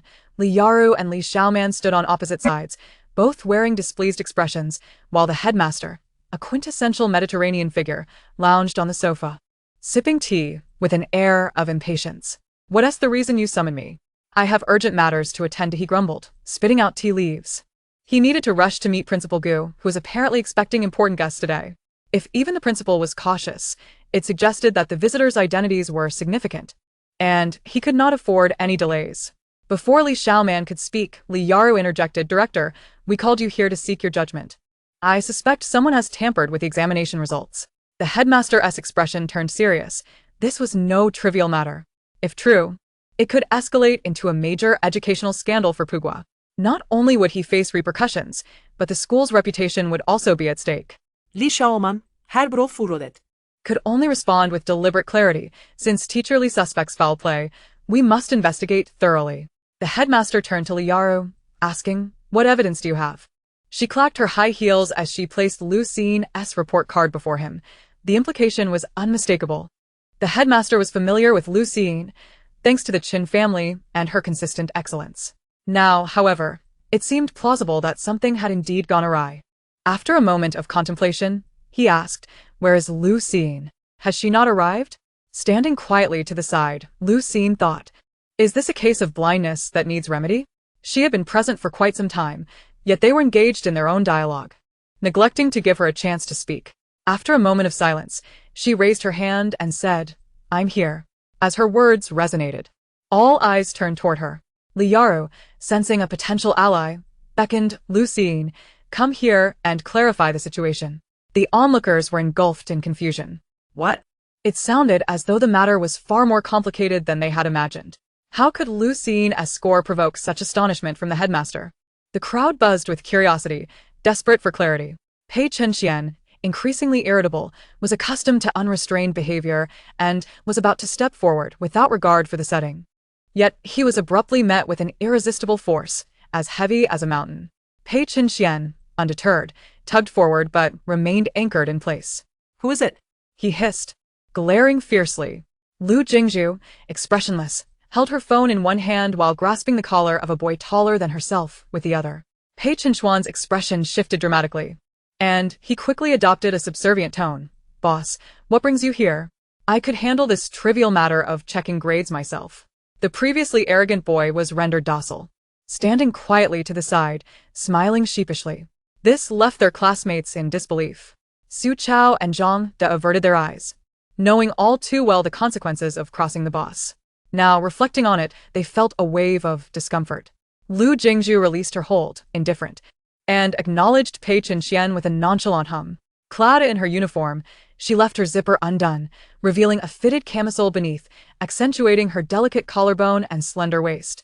Her fair skin lending her an air of undeniable coolness. "What's the matter?" she inquired, noticing Lu Jingshu standing obediently inside. Pei Chen scratched his head in confusion. "I'm not sure, but it seems there's an issue with the exam results." Lu Jingshu's cold, unfathomable gaze flickered with momentary bewilderment, yet she was not surprised. Her fingers danced over her phone screen as she sent a message. "Lu Jingshu, did you perhaps alter the scores by mistake?" On the other end, the response was aloof, taking a while to arrive. "Red Wolf? Question mark. Red Wolf. Not yet. Not yet altered?" Lu Jingshu raised an eyebrow, knowing his memory was lacking and he was likely to forget. "Sure enough, Red Wolf. Forgot. Red Wolf, sorry. Lu Jingshu, next time, I'll beat you up." Red Wolf. Oh. Lu Jingshu tucked her phone away and peered inside. Lu Jingshu. Her eyes deepened with intrigue. Within the office, Lu Jingshu stood trembling in a place that had long haunted her dreams. Liyaru spoke again. "Lu Jingshu, don't be afraid. Is there an issue with your results? If you feel wronged, tell your teacher." Lu Jingshu gazed at her report card and ranking, momentarily at a loss for words, her expression tinged with sadness. Observing this, Liyaru's eyes brightened as she said, "I believe in you. With your abilities, how could you achieve such dismal results?" Upon realizing Lu Jingshu was now looking at her, her gaze held an ambiguous meaning. Thinking she had struck a chord, Liyaru continued, "Perhaps someone altered your scores, or were you threatened into this?" Li Shuman. Overhearing her leading remarks, felt her face flush with indignation and could no longer restrain herself. "Teacher Li, what do you mean? By implying such things to Lu Jingshu, I doubt her eventual statements will hold any credibility." Liyaru, caught off guard, was momentarily flustered and was about to retort when the headmaster interjected sternly, "Enough. As educators, arguing in front of the students is unbecoming. Silence, and let Lu Jingshu speak for herself." Thus, silence enveloped the office and the crowd, all eyes converging on Lu Jingshu. Their thoughts varied, eagerly awaiting her words. Lu Jingshu mused. So this is what it feels like to be the center of attention, as a social butterfly? It's rather delightful." Chapter 12, No Different from a Fool. Lu Jingshu's bright almond-shaped eyes appeared misty, glistening with unshed tears, conveying a sense of helplessness. With a deep sigh, she looked skyward. Liyaru, increasingly eager, gazed at her with fervent intensity, silently urging Lu Jingshu to reveal the truth. Lu Jingshu did not disappoint, her voice filled with righteous indignation. "Why? Kid. I only score 3 points in math." The moment she spoke, the room fell into a stunned silence, the gravity of the situation dawning upon all present. It seemed that someone had indeed manipulated the examination results. However, that individual is quite foolish. Instead of targeting someone else, They chose to meddle with Lu Jingshu, and in such an outrageous manner. Lu Jingshu slightly opened her eyes in surprise. Initially, she had doubts about Lu Jingshu and contemplated allowing the Red Wolf to infiltrate the school system, but her intent was to alter her own grades. Subsequently, she would replace the answer sheet herself. Thus, whether it be a review or a retake, she was confident of achieving the top score. Yet now, it seemed that the situation was spiraling beyond her control. Liyaru, upon hearing Lu Jingshu's accusations, felt a glimmer of hope. She struggled to suppress the corners of her mouth from lifting, saying, "Lu Jingshu, the teacher believes in you. This is certainly not your doing." Before she could finish her sentence, Lu Jingshu, with a heart-wrenching tone, interrupted her, exclaiming, "Why didn't I receive an additional 2 points for all the solutions I provided for the major problems? Why?" Liyaru froze. And the entire room fell silent. Lu Jingshu, sensing that the situation had not yet reached its peak, continued her tirade. "The teacher grading the papers is far too stingy. Not only did she refuse to award me the effort marks, but she also deducted 2 points for the presentation of my paper. How could anyone commit such an act? My paper was immaculate, devoid of ink stains except for the essay. On what grounds did she make such deductions? I painstakingly crafted 800 words from the emptiness of my mind, almost inscribing the core socialist values. And in the end, I received only 40 points? I refuse to accept this. Everyone, she even has a point. How could an essay only be worth 40 points? It's a miracle the teacher was even that lenient. No, the more pressing question is, did Lu Jingshu truly achieve this score herself? Liyaru forced a smile that was more grotesque than tears, asking, "What do you mean by that, Lu Jingshu?" Lu Jingshu raised her eyes to meet hers, bewildered as to why the teacher seemed unable to comprehend her words at this moment.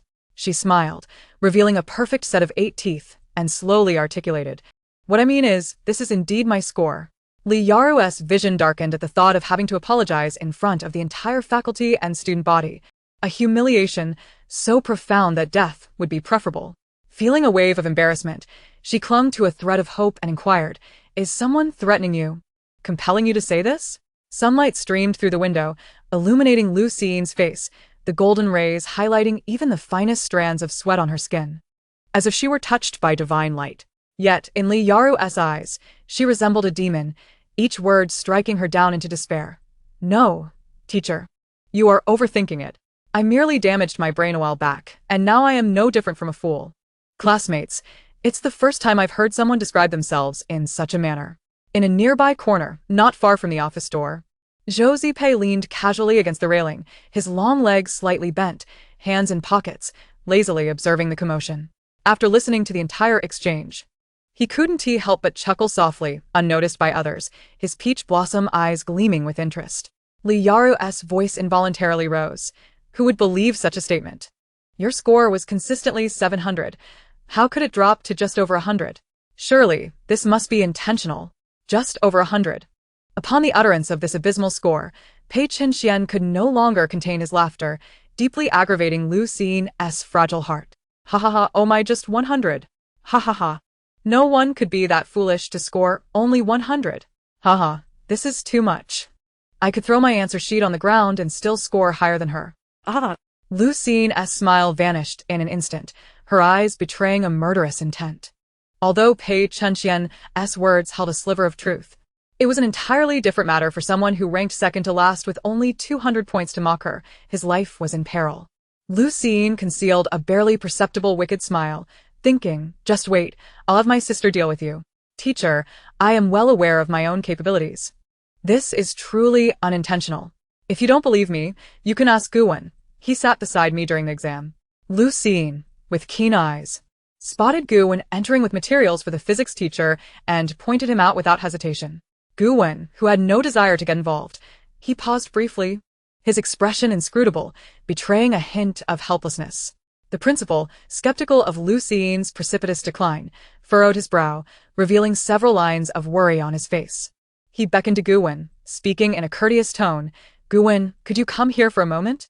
Guwen rubbed his temples and eventually approached. "What do you know?" Guwen cast a glance at Lu Jingshu, devoid of emotion, and replied truthfully, "This is indeed her actual score. Of course, it's a given. Sleeping on the desk for 2 days during the test, achieving a score of 100 is already remarkable." Liyaru, breathing rapidly, turned her gaze towards Guwen. her expression softening slightly as she asked, "How do you know? Did he possess some insight?" Gu Wen, feeling the weight of her skepticism, replied curtly, "Because she slept for 2 days. No one anticipated this would be the reason." "Why were you sleeping during the exam?" Lu Jingshu found it absurd that someone could ask such a question. She replied matter-of-factly, "Because I didn't know the material. When unable to write, should I not sleep? If that is the case, I have no objections." The principal, he cleared his throat awkwardly, realizing that time was running short, and it was time to conclude this farce. He still held some faith in the principal's son's words. Frustrated, he turned to Liyaru, his voice laden with reproach. "Enough. This matter ends here. Lu Jingshu has always been a key focus for our school. Why has she fallen to this state? I suggest you communicate with her parents." It seemed the outcome of this wager was already apparent. Liyaru's face turned ashen, her earlier confidence evaporating as she cast a threatening glance at Li Xiaoman, hoping to escape unscathed. However, Li Xiaoman had been thoroughly disgusted by her shamelessness throughout the day. She could no longer endure the bullying. Clenching her clothing tightly, she faced Liyaru, whose eyes resembled those of a vengeful spirit, her body trembling slightly as she parted her lips. Then, a clear, melodious voice rang out. "Teacher, shouldn't you fulfill your promise?" Lu Jingshu, with her innocent, wide eyes, seemingly reminded her without intent. Liyaru, she never anticipated being so treacherously betrayed. The onlooking classmates eagerly awaited the statement, all chiming in yes, yes, shouldn't you keep your promise? A teacher can't just be deceitful. Pei Qinxian and others were the most vocal, eager to rush forward and force Liyaru to apologize profusely. Lu Jingshu stood quietly apart from the crowd, even in silence. Her presence was formidable. She grasped the situation, her cold gaze softening slightly as she regarded Lu Jingshu's delicate profile, her expression becoming more complex. With one hand in her pocket, she surveyed the scene, acknowledging that the outcome was indeed the same. She leisurely tucked a stray hair behind her ear, exposing her petite, delicate ear, her slightly raised eyes exuding an indescribable arrogance. Taking a step back, she turned to leave. As her long, slender legs took a step forward, she lifted her eyes and encountered Chu Mian approaching her. With a smile as warm as spring, his elongated eyes curved slightly, his gait calm and unhurried. Dressed in a pristine white shirt, exuding an air of refinement. A number of people accompanied him, including Principal Pu Gao, who appeared to regard him with great respect. Chu Mian was also observing her. Chapter 13. Quite the temper. Lu Jingshu appeared slightly taken aback. As the man drew nearer, she had no intention of speaking, seeming to become one with the air as she averted her gaze, preparing to depart with an air of arrogance. Noticing this, Chu Mian raised an eyebrow, halting in front of her to block her path, looking down at her with a silent challenge. Lu Jingshu, disinterested and engaging, narrowed her eyes, her exquisite collarbone subtly rising and falling with each breath, her aura growing even more frigid. She lifted her eyelids, revealing a hint of her rebellious nature. Casting an irritated glance towards Chu Mian curved his lips into a smile, the mirth deepening as he playfully teased the aloof young girl. His spirits notably elevated as he restrained his imposing presence. What transpired here? Chu Mian inquired. Principal Gu glanced at Chu Mian, then at Lu Jingshu. Clearly realizing the question was not directed at him, thus he remained silent. He recognized Lu Jingshu as the girl recently sent by the Qin family, who had reportedly been studying in the countryside and had taken a year off for unspecified reasons. How curious that she knew Chu Mian. A flicker of contemplation sparked in Principal Gu's somewhat murky gaze. Lu Jingshu, with a nonchalant expression, licked her teeth and replied, "I don't know." Quite the temper she had. Chu Mian dismissed her response, instead asking, "Aren't you surprised to see me here?" Indeed, Lu Jingshu felt a twinge of surprise, her cool, dark eyes glancing toward him.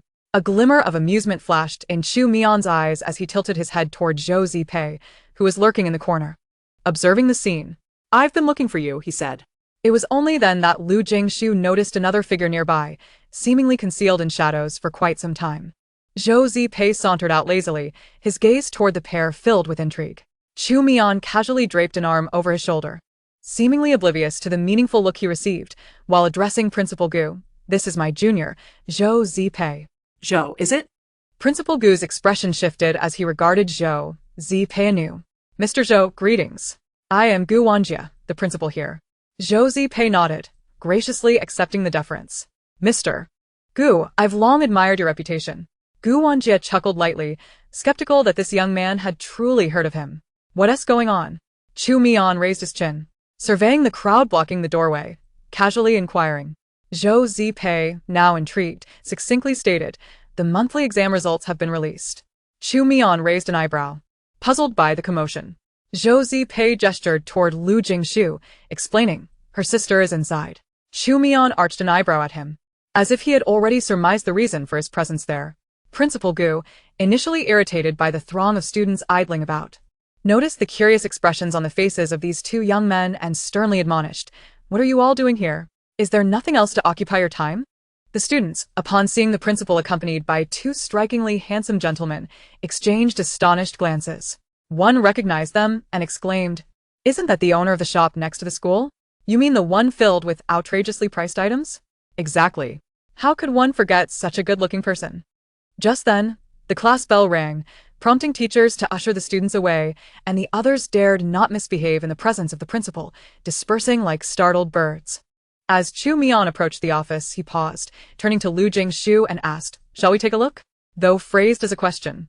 It left no room for refusal as he strode into the office without waiting for her response.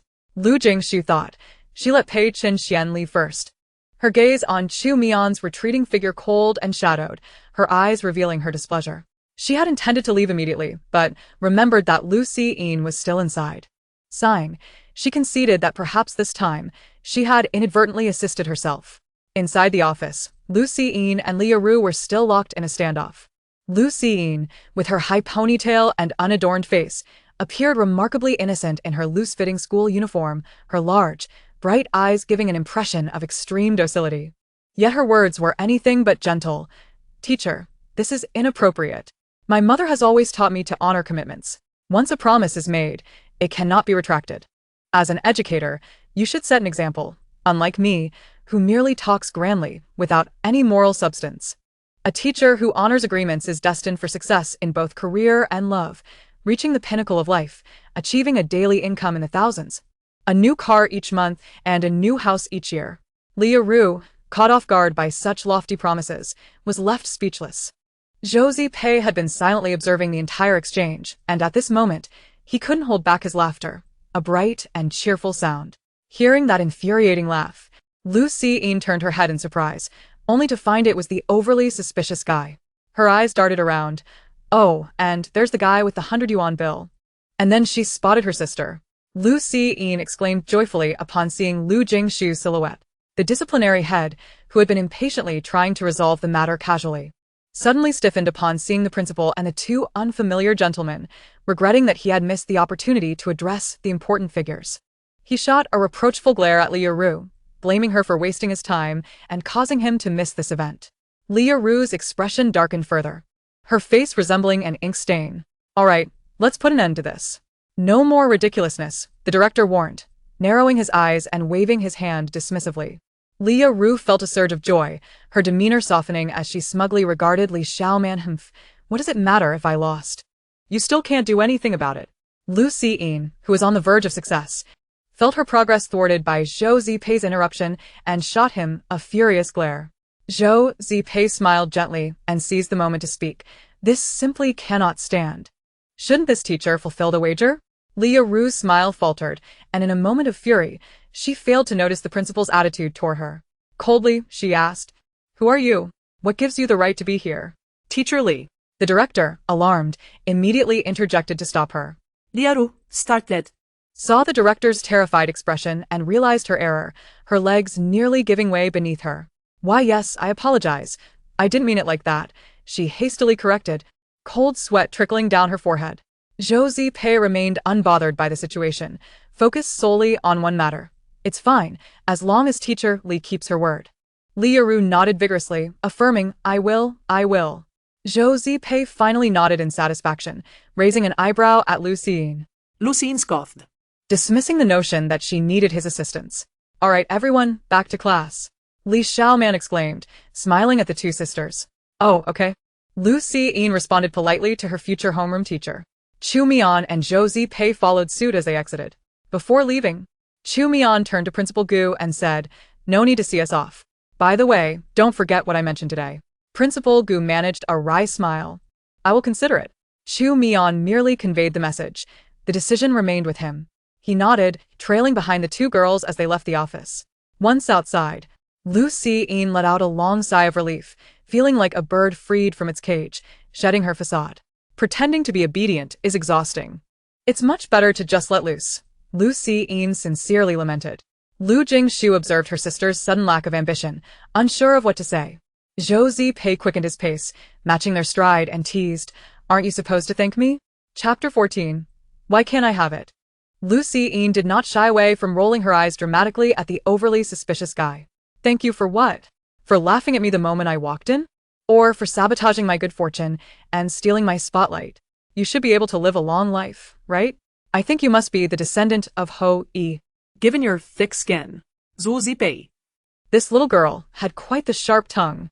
Chu Mian watched him squirm, barely suppressing a smirk of delight. Zhou Zipei narrowed his eyes, the playful glint in his peach blossom eyes unwavering, casting a threatening glance at Lu Jingshu. For reasons unknown, perhaps due to Lu Jingshu's presence, Lu Jingshu showed no signs of intimidation. Noticing his gaze, she haughtily lifted her chin, declaring, "Beauty is a single word. Yet it follows me for a lifetime. No matter how many times you look, it remains unattainable for you." Zhu Zipei. A faint smile appeared on Lu Jingshu's otherwise indifferent face, her aloofness slightly dissipating, replaced by a hint of playfulness. Chu Mian detected her subtle shift in demeanor and smiled. Zhou Zipei was amused to the point of laughter, his slender fingers carelessly twirling the ruby ring. And suddenly leaning closer, he whispered, "Why is it unattainable?" Upon hearing this, Chu Mian cast him a sidelong glance, a hint of intrigue in his expression. Lu Jingshu gazed at the magnified, handsome face before her, her heart skipping a beat. Subsequently, she feigned a smile, a skin-deep grin, and casually replied, "Because I'm not fond of men." As they approached Class A's classroom, Lu Jingshu gently tugged at Lu Jingshu's sleeve, smiling brightly, "Sister, wait for me after school."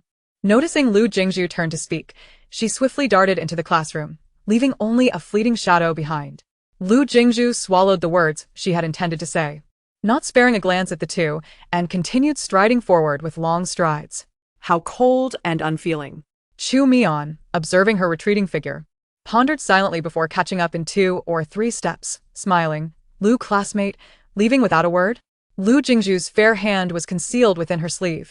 Upon hearing this, she shoved her hands into her pockets, squinted coldly at him, and stepped into Class E. Chu Mian shook his head in amusement, thinking to himself that now he had earned the resentment of the young girl. Zhou Zipei approached and patted his shoulder, signaling him to head downstairs. The two, tall and strikingly handsome, wore simple, unbranded shirts which, nonetheless, accentuated their inherent elegance. At this moment, during class hours, the campus was enveloped in a serene quietude, punctuated only by the sound of reading and birdsong. In the expansive square, their figures appeared even more conspicuous, and many students secretly peered through the windows, oblivious to the teacher's admonitions. The teacher, banging a book on the lectern, gazed at the distracted students and chuckled. "If only you were as engrossed in your studies as you are in admiring handsome boys. All right, refocus. Let's not forget I'm not inferior to them." The classmates were jolted back to attention, erupting in laughter. Now let us turn to question 5. You should take a leaf out of Lu Jingshu's book, who remains unfazed despite distractions. Although, this exam may not have gone well, these questions are, not too difficult. Lu Jingshu, struggling to keep her eyes open, suddenly heard the teacher call her name and, thinking she had been discovered, jolted upright, declaring earnestly, "Teacher, I wasn't asleep." Everyone. The teacher frowned, visibly displeased, and said, "I see, just pay attention and sit down." This provoked a fresh wave of laughter. In the past, it would have been unthinkable for the class to openly mock Lu Jingshu, but through their recent interactions, they discovered she seemed transformed, smiling constantly, save for sleeping and other bodily functions.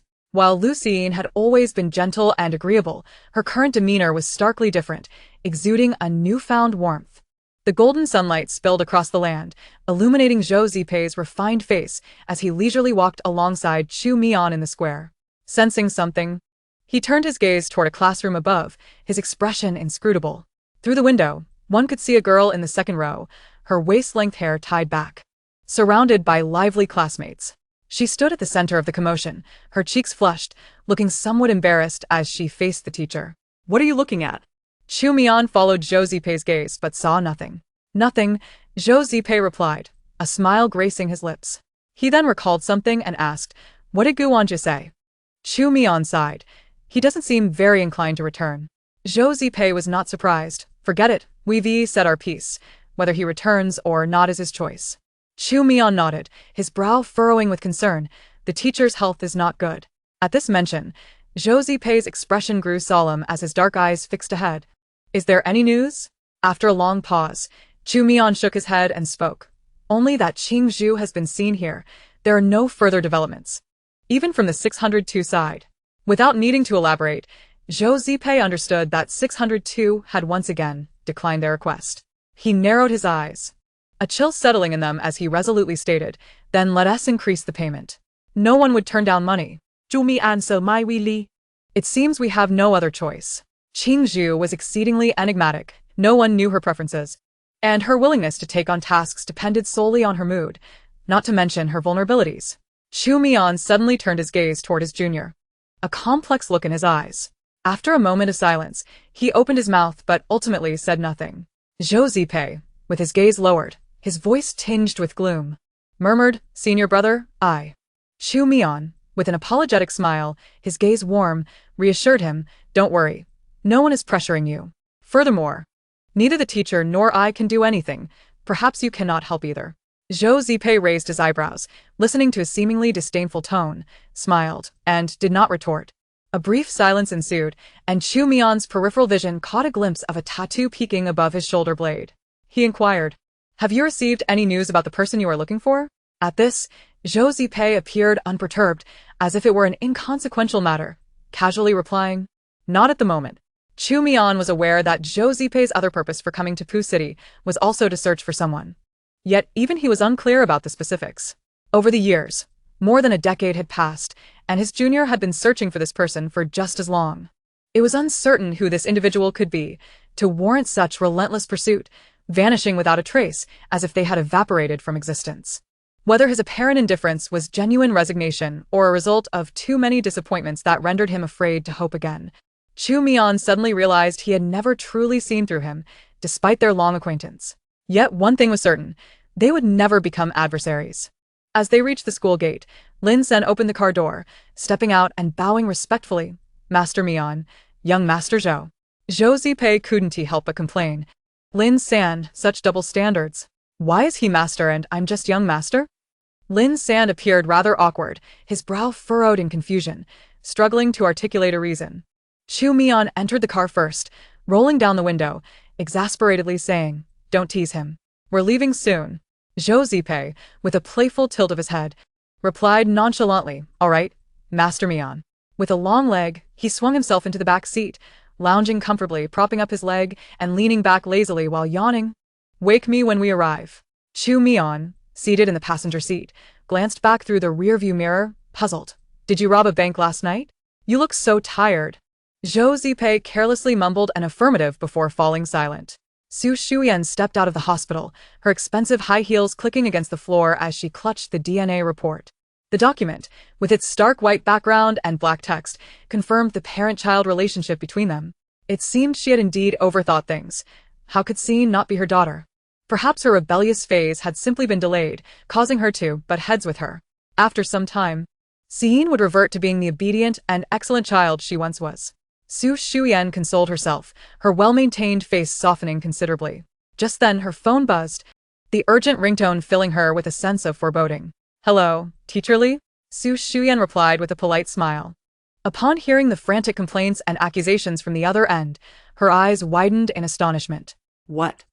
Su Shuyan's face paled instantly, nearly causing her to lose her footing as anger surged within her. With immense effort, she restrained her voice, stiffly assuring, Teacher Li, please don't panic. I sincerely apologize. I will thoroughly discipline Lu Jingshu and ensure she apologizes to you afterward. Chapter 15 Kneel. Su Shuyan endured, speaking for 10 minutes before finally hanging up the call. Her expression darkened to an extreme, her fingers clenched tightly around the report, producing a crinkling sound that grated on her ears. A mere 100. It was astonishing that it was only 100, which was even less than Lu Xiyin's previous subject scores. Su Shuyan took a deep breath, her face cold as she turned and tossed the crumpled paper into the trash can. She opened the door of the car parked by the roadside and instructed the driver. Home. Yes, ma'am, the driver replied, casting furtive glances at Su Shuyan, his demeanor exceedingly respectful. This was all due to Lu Xiyin's previously impressive grades. She could hardly fathom how the Chen family would perceive her after Lu Xiyin committed such an act. With the very essence of pride stripped away from Su Shuyan, how could she possibly maintain her footing within this affluent household? After finally extricating herself from the clutches of that rustic brute, Lu Yuliang, and leaving the countryside behind, she had managed to marry into the Chen family, a stroke of immense fortune. Over the years, the Chen family had regarded her with a modicum of respect, largely owing to Lu Xiyin's commendable performance, which brought tangible benefits to the family while posing no threat to Chen Xiang's position. However, should these conditions and accolades dissipate, it was inevitable that Su Shuyan would find her existence within the Chen household fraught with difficulties. No, she absolutely could not allow such a scenario to unfold. Su Shuyan's heart raced uncontrollably, a wave of panic surging from within, rendering her restless and agitated, as though events had spiraled beyond her expectations, gradually dismantling her carefully laid plans. Reflecting on how Lu Xiyin had transformed since mingling incessantly with Lu Jingshu, a flicker of disdain surfaced in Su Shuyan's eyes. Had she known better, she would never have welcomed her back. What a nuisance she had become. Her eyes, reminiscent of Lu Jingshu's, narrowed slightly. Upon returning home, Lu Xiyin had barely crossed the threshold, her backpack still in tow, when a sharp reprimand echoed nearby, startling her. "Oh my!" she exclaimed, darting behind Lu Jingshu and clutching at her clothing, exclaiming, "Sister, there's a wild boar in the house." Lu Jingshu did go Su Shuyan, whose complexion had turned a deep shade of crimson, a faint smile teasing her lips, yet she remained silent. Su Shuyan's eyes widened with fury. Constrained by the presence of the servants, she stifled her irritation and barked, "Lu Xiyin, kneel." Lu Xiyin glanced at the unforgiving floor and her delicate knees, grimacing in dismay. With feigned sincerity, she retorted, "The floor suggests I should leave." Lu Jingshu, Su Shuyan, observing Lu Xiyin's defiance, ignited a pang of anger within Su Shuyan's chest. As Lu Xiyin noticed the woman striding towards her, fury etched across her face. She sensed impending doom. Suddenly, a gust of wind rushed past her. Unable to evade, Lu Xiyin closed her eyes, silently praying not to mar her appearance. In the ensuing silence, the anticipated pain never materialized, as if time itself had come to a standstill. Tentatively, she unfurled her tightly scrunched features and peeked through a narrow slit, the living room illuminated as brightly as day. Under the blinding glare, she beheld Lu Jingshu standing before her, her pallid yet striking visage devoid of emotion, an elegant hand grasping Su Shuyan's wrist with unwavering strength. Her eyes shimmering with a chilling clarity, half-lidded as they scrutinized Lu Xiyin, the corners slightly raised, tinged with crimson. The air crackled with an imposing presence. Lu Xiyin's gaze flickered, her lips pressed together as her brow furrowed, inexplicably feeling at a loss in that moment. Su Shuyan winced, the pain radiating from her wrist startling her. She was taken aback by Lu Jingshu's unexpected strength, struggling yet finding herself helpless. "What do you intend to do?" Lu Jingshu held her gaze for a few seconds before a sharp, sardonic smile flickered across her lips. Hearing a faint noise at the entrance, she carelessly released her grip. Su Shuyan's left hand moved to her wrist, now visibly bruised, her entire right hand tingling with numbness. She looked on in astonishment, momentarily forgetting her anger. As Lu Jingshu remained impassive, her expression unchanged, her hand once more dangling at her side, concealed within her sleeve, revealing only a slender, alabaster wrist. As Chen Song opened the door, he was met with the sight of the three of them, the atmosphere thick with tension, prompting his surprise. "What is going on here?" he inquired. Chen Xiang, hearing this, turned to glance over, an eyebrow raised. The household seemed rather lively. Su Shuyan stay her say, forcing a smile while discreetly signaling to the sisters, casually stating, "It's nothing serious, just correcting Siyin's mistake." Chen Song, being a stepfather, felt it was not his place to discipline the children. He spoke gently, "It's normal for children to err. Let us not be too harsh. Let us all go in and eat." "All right," Su Shuyan replied, taking a couple of steps forward to accept his coat as he removed it. "Indeed." Lu Jingshu had been startled, but not from fear of punishment. Rather, the thought of having to endure the humiliation of sweeping the floors in the future was truly disheartening. She smiled brightly at Lu Jingshu, her eyes sparkling like stars in the night sky, her voice ringing with delight. "Sister, thank you." Lu Jingshu cast her a glance, her demeanor unperturbed, dismissively stating, "I'm not doing it for you. Don't get any ideas." Then came Lu Jing's unabashed voice. "I always say, I'm so lovable. Flowers bloom wherever I go. How could you truly dislike me, sister? Perhaps, deep down, you adore me." Lu Jingshu. Her expression momentarily blank. It was unmistakably one of exasperation. Seated side by side at the dining table, Lu Jing's eyes sparkled upon seeing the sumptuous spread before her. The most enticing aspect of being part of a wealthy family was the daily indulgence in delectable cuisine, something she had never even glimpsed in her past life. Wouldn't it be foolish not to seize this opportunity? To not relish in the abundance would be a grave error. Embracing the philosophy of eating whenever possible, Lu Jingsu dove into the meal with abandon, grabbing a chicken leg here, scooping up some red-braised lioness head there, savoring every bite with sheer delight. Meanwhile, Lu Jingshu placed her phone on the table, adorned with wireless white earbuds, engrossed in a game. It seemed the sisters regarded everyone else in the room as mere air. Though Lu Jing's eating was not characterized by ravenous haste, her enthusiasm was palpable, embodying the admirable habit of not wasting food. She appeared to be thoroughly enjoying her meal. Chun Seong, slightly puzzled, sampled the shrimp and broccoli, his brow furrowing instantly. Wasn't this merely an ordinary dish? It wasn't particularly tasty, was it? The broccoli seemed to be from yesterday, lacking freshness. What made it so appealing to warrant finishing it all? Of course, the young master could never comprehend Lu Jing's perspective, nor would he ever experience the pangs of hunger. Su Shuyan endured in silence. The refined and poised Chun Seong only served to highlight Lu Jing's crude and unmannered behavior. She coughed pointedly, a warning. Lu Jing, oblivious, focused solely on the last piece of boiled meat before her, dismissing anyone who dared to interfere with her dining. Chapter 16. Come a little closer. Chun Song ate his meal at a leisurely pace, oblivious to the subtle dynamics at play, and noticed Su Shuyan's expression of discontent. Casually, he inquired, "What mistake did Siyin make?" Su Shuyan tightened her grip on her chopsticks, striving to maintain an even demeanor, her tone gentle. "It's nothing significant. Just a minor decline in her exam results." Chun Song nodded, unconcerned, reasoning that given Lu Jing's previous grades, even a decline would not be catastrophic, perhaps just a drop to 5th place. After all, it was common for grades to fluctuate, and it was indeed a trivial matter. After finishing his last bite, he set down his chopsticks, lifted a nearby cup of tea, and chided lightly, "It's normal to have setbacks. She can always improve next time.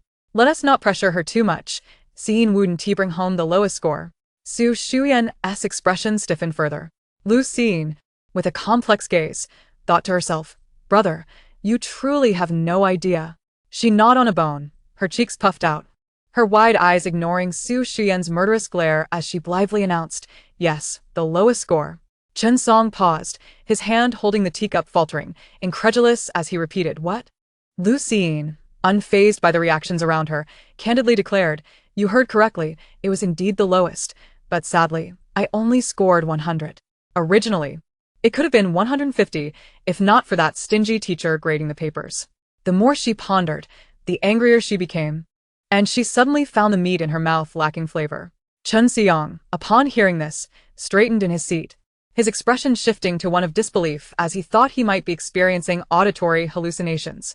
In his calm, reflective gaze, astonishment now filled his eyes, and after a moment, he swallowed hard, casting a puzzled look at Su Shuyan. Su Shuyan's face flashed with panic, her mind struggling to catch up to the unfolding events. In a moment of lapse, Lu Jing spoke without restraint. She awkwardly nodded, fully aware that this matter could not be concealed any longer. However, she resolved that it would not happen again. Su Shuyuan found it difficult to breathe, suddenly feeling the scornful gazes of those around them. With a forced smile, she feigned nonchalance, stating, "Perhaps Siyin was unwell during the exam and didn't wish to answer the questions. We shall strive harder next time." Lu Jing, standing nearby, scoffed audibly, wiped her mouth with abandon, and, in the presence of all, rolled her eyes in blatant disdain. Her thoughts were transparent on her face, radiating a clear sense of contempt. What was she holding on to? Was it truly so difficult to admit her shortcomings? Accepting her flaws and recognizing her place in the world seemed far less burdensome than this struggle. Lu Jingshu wore an expression that suggested she had uncovered the very essence of life's philosophy. It mattered little. When faced with difficulties, she would simply retreat into sleep. If Su Shuyuan were to discover her lackadaisical attitude, she would surely faint on the spot. After recovering from his surprise, Chen Song reluctantly accepted Su Shuyuan's explanation and voiced his concern. Should I contact the hospital and accompany Siyin for a checkup? Upon hearing the mention of a hospital visit, Lu Jingshu froze and hastily waved her hands, exclaiming, "I'm fine." She feared that even a moment's delay would result in her being taken to a psychiatric facility. Before she could finish her sentence, Su Shuyuan recalled the blank paper she had discarded into the trash earlier that day. Contemplating, she said, "There's no need for such trouble. I can take her to the hospital another day." In truth, there was no one in this world who could feign kinship as convincingly as Lu Jingshu. She was indeed her daughter. Yet, she could hardly believe that Lu Jingshu could have altered so drastically overnight. A checkup would not do any harm. After all, what if? Su Shuyuan held onto a glimmer of hope. Their conversation was overheard by Lu Jingshu, who was fixated on her phone. The sounds of the game echoing in her ears as the streamer on the other side claimed another victory. Throughout the process, the movements of the virtual characters on the screen appeared to her in slow motion, dissected with precision. Even the seemingly perfect maneuvers were scrutinized by Lu Jingshu, who casually jotted down the flaws she noticed. After finishing her meal, Lu Jingshu removed her headphones, tucked her phone into her pocket, and silently slung her backpack over one shoulder, striding away with long, casual steps. She did not spare a glance at anyone, her brows slightly furrowed, concealing her arrogance. Seeing this, Lu Jingshu abandoned her comfortable position in the chair and exclaimed, "Sister, wait for me." Lu Jingshu halted mid-stride, surprisingly pausing to wait for her. Lu Jingshu's eyes sparkled with delight. The two sisters disappeared around the staircase, and Su Shuyuan watched their affectionate retreat, her brow furrowing ever so slightly. Choosing to avert her gaze as the old adage goes, out of sight, out of mind, Chun Xiang maintained his composed demeanor. Though the smile that usually graced his lips had faded to an almost imperceptible degree as he methodically set down his utensils. For reasons unknown, he felt a palpable distance growing between himself and Lu Jingshu. She no longer leaned affectionately on his arm or called him brother in that soft, endearing manner. Nowadays, she barely reacted to his presence, speaking to him no more than 5 times a day. With a silent sigh, Chen Xiang found himself somewhat disdainful of his own feelings. Previously, he had paid little mind to Lu Jingshu, regardless of her excellence, her obedience, or her efforts to please him. Yet now, he was surprised by the sense of loss that enveloped him. He suppressed these burgeoning emotions, reasoning that it was only natural. After all, they were not related by blood. Shaking off such thoughts, Chen Xiang leisurely adjusted his sleeves, rising to accept the suit presented by a servant, which he draped over his arm. Chen Song looked at him and asked, "Are you leaving?" Chen Xiang smiled and replied, "Yes, I have matters to attend to." As he stepped over the threshold, he paused, seemingly recalling something, and said to them, "This weekend, Qin Ming will be visiting." His eyes casually flickered towards Su Shuyuan. With that, he left, the door closing with a heavy thud. The mention of her future son-in-law, Qin Ming, brought a flicker of joy to Su Shuyuan's face, quickly followed by concern. Given Lu Xiyin's current state, he might be disappointed. However, she thought, perhaps Qin Ming's presence would restore Lu Xiyin to her former self. Lu Xiyin trailed closely behind Lu Jingshu, observing her sister's languid strides with envy. She glanced down at her own legs, feeling as though they were about to give out. It was truly disheartening how much of a difference there was between them. With renewed determination, Lu Xiyin quickened her pace to catch up, fluttering her long eyelashes like a fan, and sincerely asked, "Sister, what did you eat to grow so tall?" Lu Jingshu regarded her with a puzzled look, remaining silent. Lu Xiyin continued, "I wish to have legs like yours." Although Lu Jingshu knew that such flattery was insincere, she found herself speechless once again at her sister's audacity. Seeing her sister's reluctance to respond, Lu Xiyin stubbornly tugged at Lu Jingshu's sleeve, her eyes wide with pleading. Lu Jingshu stared at her with clear, bright eyes for a moment before ultimately relenting, a slight smile curving her lips. "Come closer," she instructed. Chapter 17, Cilantro. Lu Xiyin's eyes sparkled with hope as she leaned in closer to Lu Jingshu, only to be unexpectedly tripped. As her eyes widened, a surge of courage prompted her to grasp Lu Jingshu's pants tightly before she could fall. In her mind, She reasoned that since she was destined to fall, she might as well gain something from it, chuckling mischievously. In that fleeting moment, she anticipated a disastrous tumble, but was instead effortlessly lifted by Lu Jingshu, who held her wrist firmly to steady her. Lu Jingshu stood there, bewildered yet unharmed, still clutching the fabric of her sister's pants. Awkwardness ensued as she chuckled nervously and complimented, "Sister, your pants are quite durable." Lu Jingshu regarded her with a bemused expression, her fingers twitching slightly before returning to a neutral stance. Feeling increasingly sheepish under her sister's gaze, Lu Jingshu recalled that it had indeed been Lu Jingshu who had tripped her first. She straightened her posture and boldly inquired, "Why did you trip me?" With a look of innocence, Lu Jingshu replied, "I didn't. You just lost your balance." Lu Jingshu pouted, letting out a couple of half-hearted laughs. Lu Jingshu crossed her arms and said, "I haven't asked you yet. Why were you tugging at my pants?" Lu Jingshu, flustered, stammered, It was nothing, just a reflex." Lu Jingshu shrugged it off and donned her headphones again, heading toward her bedroom.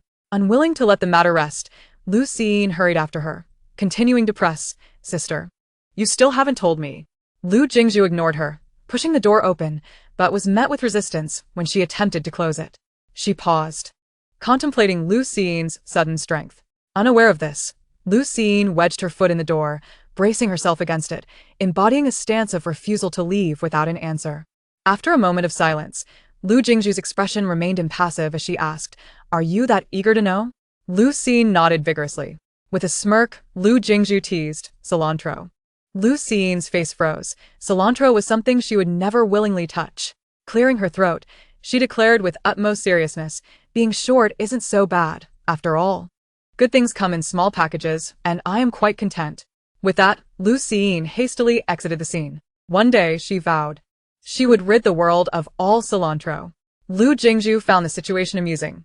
In truth, Lu Jingshu's legs were not short at all, standing at an impressive height of 168 centimeters, a golden ratio. She couldn't fathom why her sister was so fixated on this notion. Gently closing the door, she tossed her backpack onto the bed and sat at the desk, lost in thought for a moment. Just a while ago, she had deliberately tripped Lu Jingshu, and while assisting her, had seized the opportunity to check her pulse, yet found nothing amiss. The pulse was as steady and strong as before. Thus, the notion of any severe brain injury was unfounded. Could it truly be that she had undergone a transformation? Lu Jingshu, feeling vexed, rubbed her temples, unable to comprehend the situation, and decided to let it be. She picked up her cup and took a sip of water before donning her headphones once more, realizing that the live stream had already concluded. With her fingers tapping lightly on the desk, Lu Jingshu closed her eyes to gather her thoughts for a moment before raising her watch to her line of sight. Meanwhile, Lu Jingshu yawned, carelessly tossing her backpack onto the floor without even glancing at the homework inside. Her footsteps were unceasing as she approached the bed, collapsing onto the soft mattress. In her drowsy state, she heard the door click softly, and instantly, she was wide awake, turning her head to gaze into the darkness, her eyes glinting with alertness, akin to a panther sprinting through the forest, dangerous and fierce. Siyin turned on the lights, startled by the intensity of her gaze, sending shivers down her spine. When she looked again, the previous air of arrogance had vanished, replaced by the lethargy of the familiar Lu Jingshu. Once Lu Jingshu recognized who it was, she softened her expression, squinting her eyes as if on the verge of dozing off once more. Siyin frowned deeply upon noticing the backpack on the floor. Her fury ignited. "Siyin, have you finished your homework?" Lu Jingshu buried her head in the pillow, shaking her head after a while. Siyin took a deep breath, heartache evident as she sat on the edge of the bed and spoke slowly. "Siyin, are you blaming your mother? Are you punishing me?" Lu Jingshu, compelled to sit up, was filled with confusion. She feigned innocence. "What do you mean by that?" Siyin's eyes glimmered with tears. "Isn't it obvious? Why have you changed so drastically, showing me such disrespect and rudeness, and your studies are in complete disarray?" Lu Jingshu felt embarrassed. "Mom, you truly overestimate me. I am quite content with my current academic performance." After a moment's reflection, she continued, "Perhaps you perceive me as different from before, but this is the true me. Consider it a facade I maintained previously. I am simply weary of pretending." Siyin stubbornly interjected, "That cannot be. One may feign temperament, but one's abilities cannot be fabricated. You were capable of achieving what you did before, and you still can now." Lu Jingshu replied earnestly, I may have been able to do so before. But perhaps I cannot anymore. Su Shuyan furrowed her brows. What do you mean? Lu Jingshu pondered for a moment before elaborating. Do you recall when I came home late some time ago? Su Shuyan recalled a particular evening when Lu Jingshu had indeed returned quite late. She had not thought much of it then, as such occurrences were not uncommon, with Lu Jingshu often staying at school to complete her assignments, claiming it fostered a better learning environment. Wasn't that the reason? You were at school, weren't you? Lu Jingshu replied vaguely. Well, I was at school before. But on that occasion, I ventured into a more remote forest, encountered some incidents and accidentally hit my head. Ever since, I have noticed a decline in my responsiveness and memory. Even retaining knowledge has become increasingly difficult, and my intelligence seems to be waning. This statement was a blend of truth and falsehood. While she had indeed gone to the forest, the head injury was fabricated, and in truth, she had always struggled with retaining information. Su Shuyan was somewhat taken aback, not questioning why she had ventured to such a distant place at night, or what dangers might have awaited her. Instead, her mind fixated on the undeniable fact of Lu Jingshu's intellectual decline, which she found hard to accept. It seemed that her intuition had been correct. Lu Jingshu had indeed changed since that time. Su Shuyan asserted firmly, we are going to the hospital tomorrow, specifically to the neurology department. There must be a solution. Lu Jingshu was startled, her resolve equally firm. No, Mom. I am not sick. I will not go. Why not? Su Shuyan asked, perplexed. Lu Jingshu decided to appeal to familial ties. Mom, I do not wish to strive anymore. Please do not pressure me. Is it so difficult to acknowledge that I am not as exceptional as you think?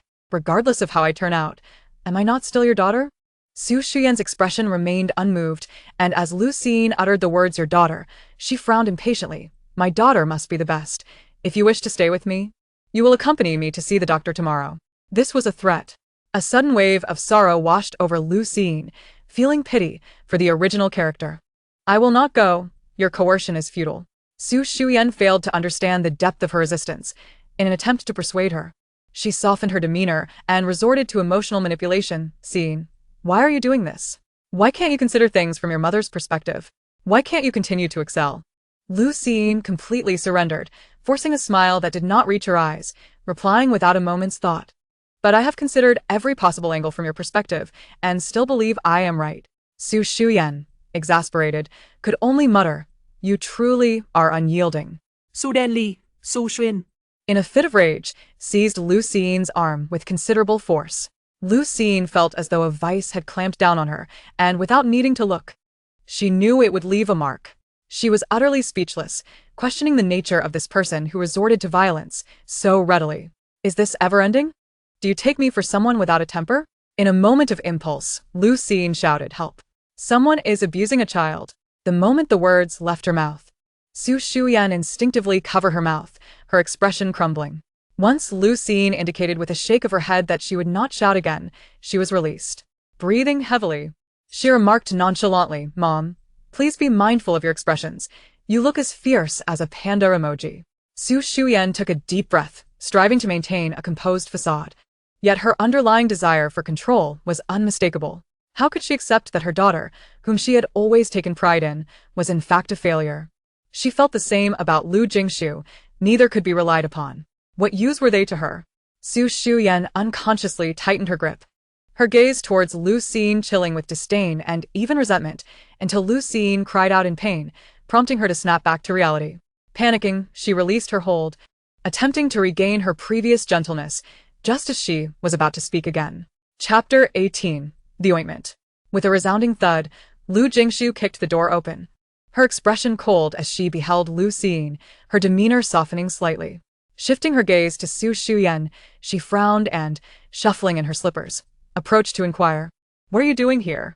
Su Shuyan glared at her, responding curtly, what I do is none of your concern. Lowering her voice, she admonished, at the Chin family, you need to be more cautious. Can't you open a door with your hands? Lu Jingshu scoffed, her ruby lips curling into a smirk, I can't. Su Shuyan was momentarily speechless. Seeing the two on the verge of an argument, Lu Jingshu, concerned that the protagonist might come out worse off, quickly interjected, Mom, weren't you tired? You should head back. Su Shuyan hesitated, shooting a fierce glare at Lu Jingshu before rising to leave. Suddenly recalling something, she turned to Lu Jingshu. By the way, Qin Ming will be coming this weekend. Prepare yourself. Upon finishing, she keenly observed Lu Xiyin's expression, only to find her looking utterly bewildered. As if to say, so what if Qin Ming comes? What should I prepare? He is not currency. There was not a hint of joy in her demeanor. Su Xian's heart sank further. She had believed Lu Xiyin's feelings for Qin Ming to be genuine, but it seemed everyone had been deceived. This daughter of hers had disguised her thoughts so well. Her intentions ran deep. If she could not nurture her properly, she was nothing but an ungrateful wretch. Su Xian regarded Lu Xiyin with a gaze devoid of warmth, filled only with suspicion. Lu Xiyin felt an inexplicable sadness wash over her. She was accustomed to such looks and should not have been affected, yet she felt pity for the original character. In truth, who in this narrative was not ultimately alone. Su Xian resolutely turned to leave, but just as she was about to exit, she heard Lu Jingshu coldly call out, "Wait." Her tone was laced with chill.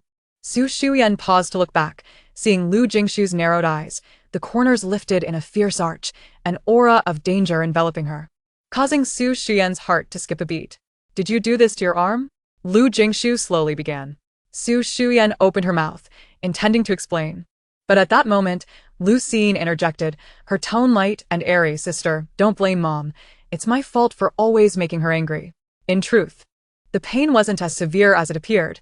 Although her injury was a mottled blue and purple and somewhat swollen, she reassured herself that she was fine. Lu Xiyin bravely dabbed at the non-existent tears at the corners of her eyes, adopting a resolute demeanor, speaking softly on behalf of Su Xian as if she genuinely believed it. Su Xian let out a self-deprecating smile, thinking to herself why she was so flustered. Even if it were her doing, these two ungrateful wretches couldn't possibly hold her accountable. With a huff, she turned her back on them and walked away. Lu Jingshu watched her retreating figure for a while, her deep-set eyes glimmering with a hidden light as she tapped her slippers lightly on the floor, lost in thought. Lu Xiyin's eyes brightened with excitement. Was the heroine about to make a grand entrance? Ah, how thrilling! She would be the first to witness a legend in the making.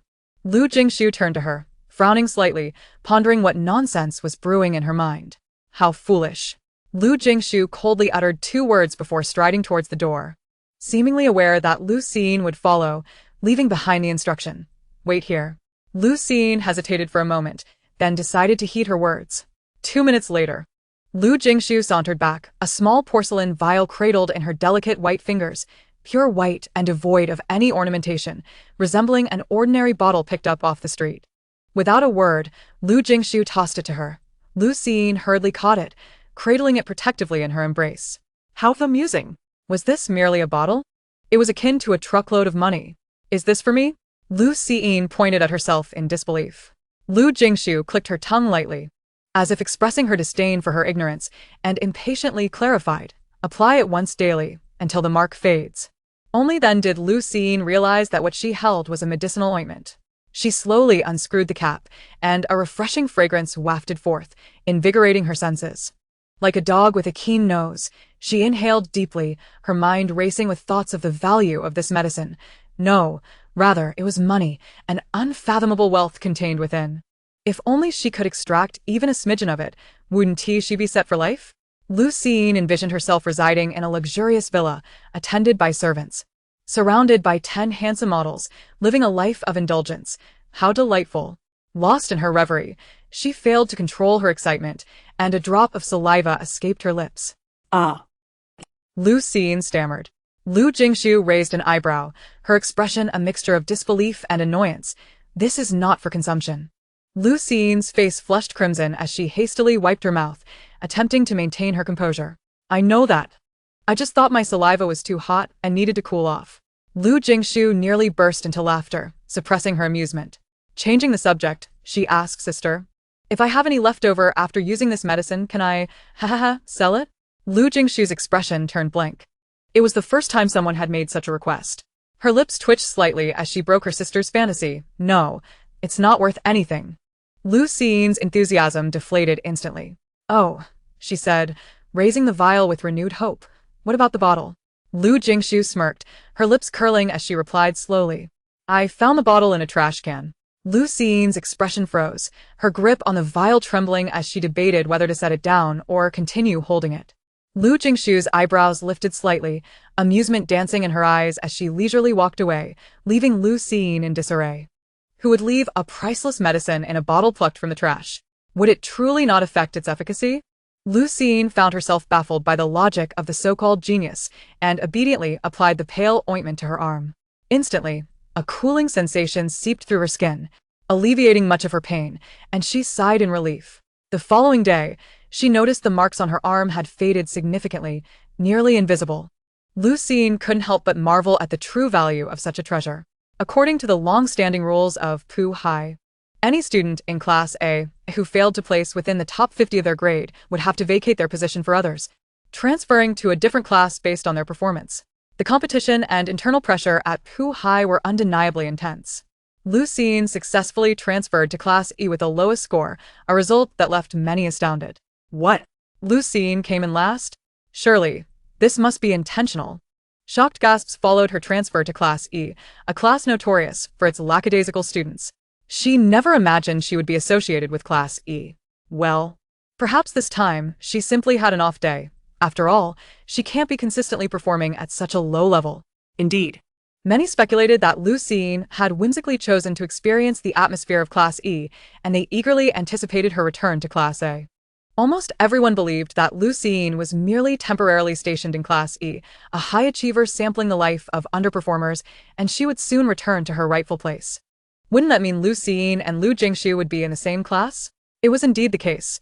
Rumors had it that the two sisters shared a strained relationship, having been separated since childhood, and now the drama was bound to unfold. As the chatter enveloped the room, Lu Siyin was led to Class E by Li Xiaoman. In truth, Li Xiaoman had developed a fondness for her since Lu Siyin had once defended her. Although she was aware that their teacher-student bond was fleeting, she endeavored to assist Lu Siyin during this time. Lu Siyin, the class welcomes you to Class E. If you have any questions, feel free to reach out to me or any other teachers. Just focus on your studies here, and returning to Class A should be a breeze. Li Xiaoman said warmly as she guided her into the classroom. With her backpack slung over her shoulder, Lu Siyin's innocent face exuded an air of quiet beauty. And in silence, she appeared quite demure. However, she thought to herself, "Teacher, even if I only score 100, surely that doesn't warrant my return to Class A? From this day forward, I am a child of Class E, destined to be an E-class ghost, even planning to be buried in Class E after I pass away. Forever cherishing the memories of everyone here."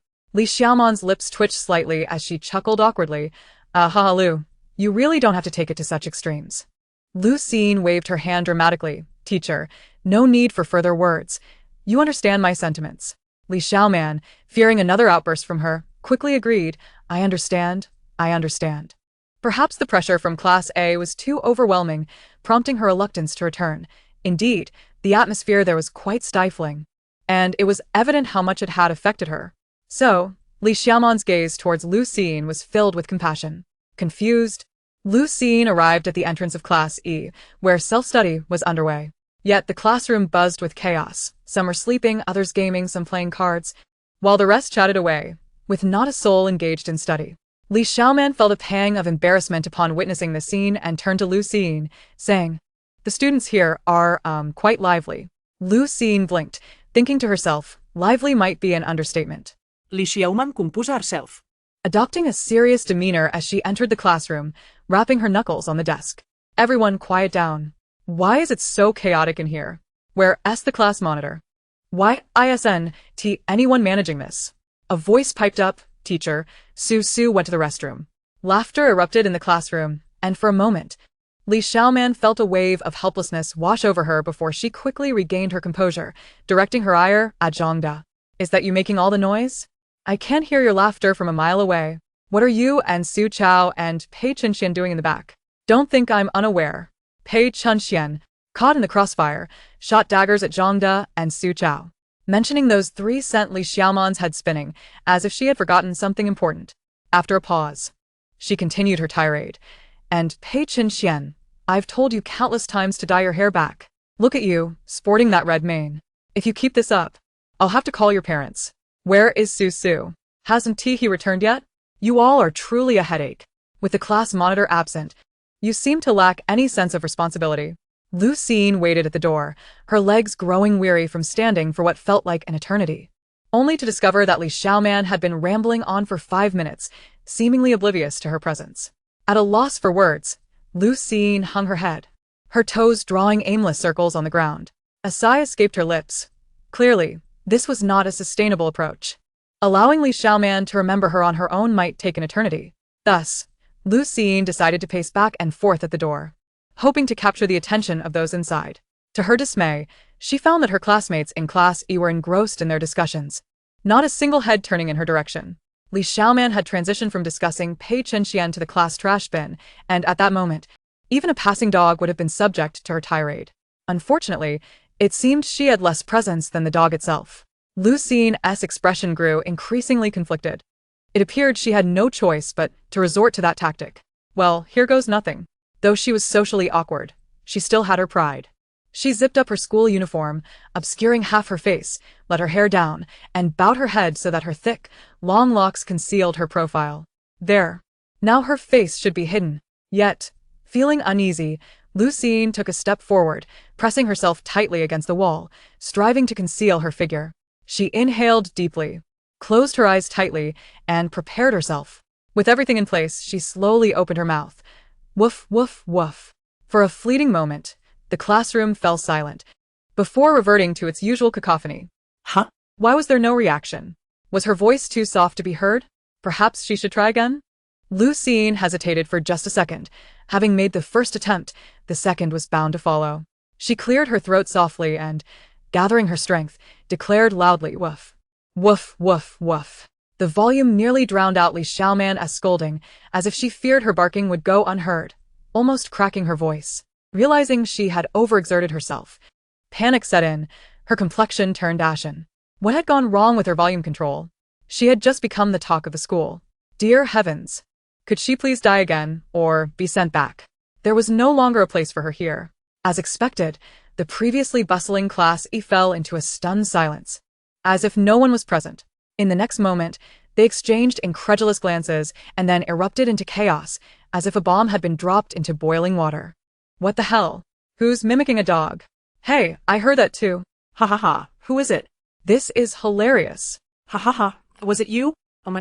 What a genius to bark like a dog, so poorly. Get out of here, it wasn't me. I think that sound came from outside. There's someone out there. Ha. Who on earth is it? I think I saw someone standing by the wall, but I couldn't make them out. Initially, I found it strange that they were lurking, even recording. Who knew the laughter of the boys in the last row erupted uncontrollably. Lu Jingshu stood outside, gazing despairingly at the sky, wishing she could cry, but found no tears. Wait, why was someone recording? She could die, but she could not endure social death. Lu Jingshu had been idly propping her head up while gazing out the window. Due to the angle, she indeed hadn't noticed anyone outside. The desk was pristine, save for a blank test paper, and she absent-mindedly fiddled with her pen. Suddenly, the sound of barking reached her ears, causing her to pause, her brow furrowing slightly as she found the sound hauntingly familiar. And with that peculiar familiarity, she wondered if it could possibly be Lu Jingshu. Couldn't he help but smirk, her eyes glinting with mischief as she raised an eyebrow, eagerly anticipating the moment Lu Jingshu would experience social embarrassment. Li Xiaoman, wanting to regain control of the situation, was about to speak, but abruptly halted, her eyes widening in dismay. Oh my, how could I forget Lu Jingshu? That barking sound couldn't have come from her. Could it? It's all my fault for pushing her to such extremes. Li Xiaoman felt a pang of guilt and, with a firm pat on the desk, addressed the class, who were now looking at her. I have some good news to share with everyone. A new student will be transferring into our class.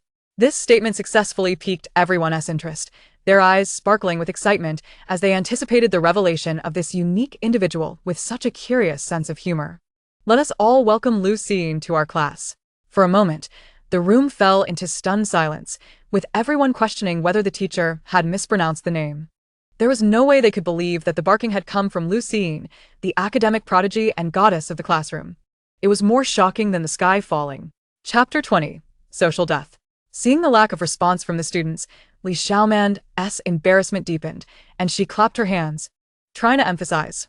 Let us give a round of applause. Welcome Lu Jingshu. What? Is the teacher serious?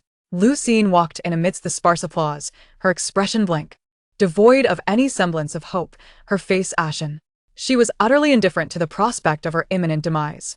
Pei Chunxian, initially finding little humor in the situation, erupted into uncontrollable laughter upon seeing Lu Jingshu's face, doubling over with mirth, clutching his belly. Ha ha ha ha, oh my, it's really Lu Jingshu. I can't breathe.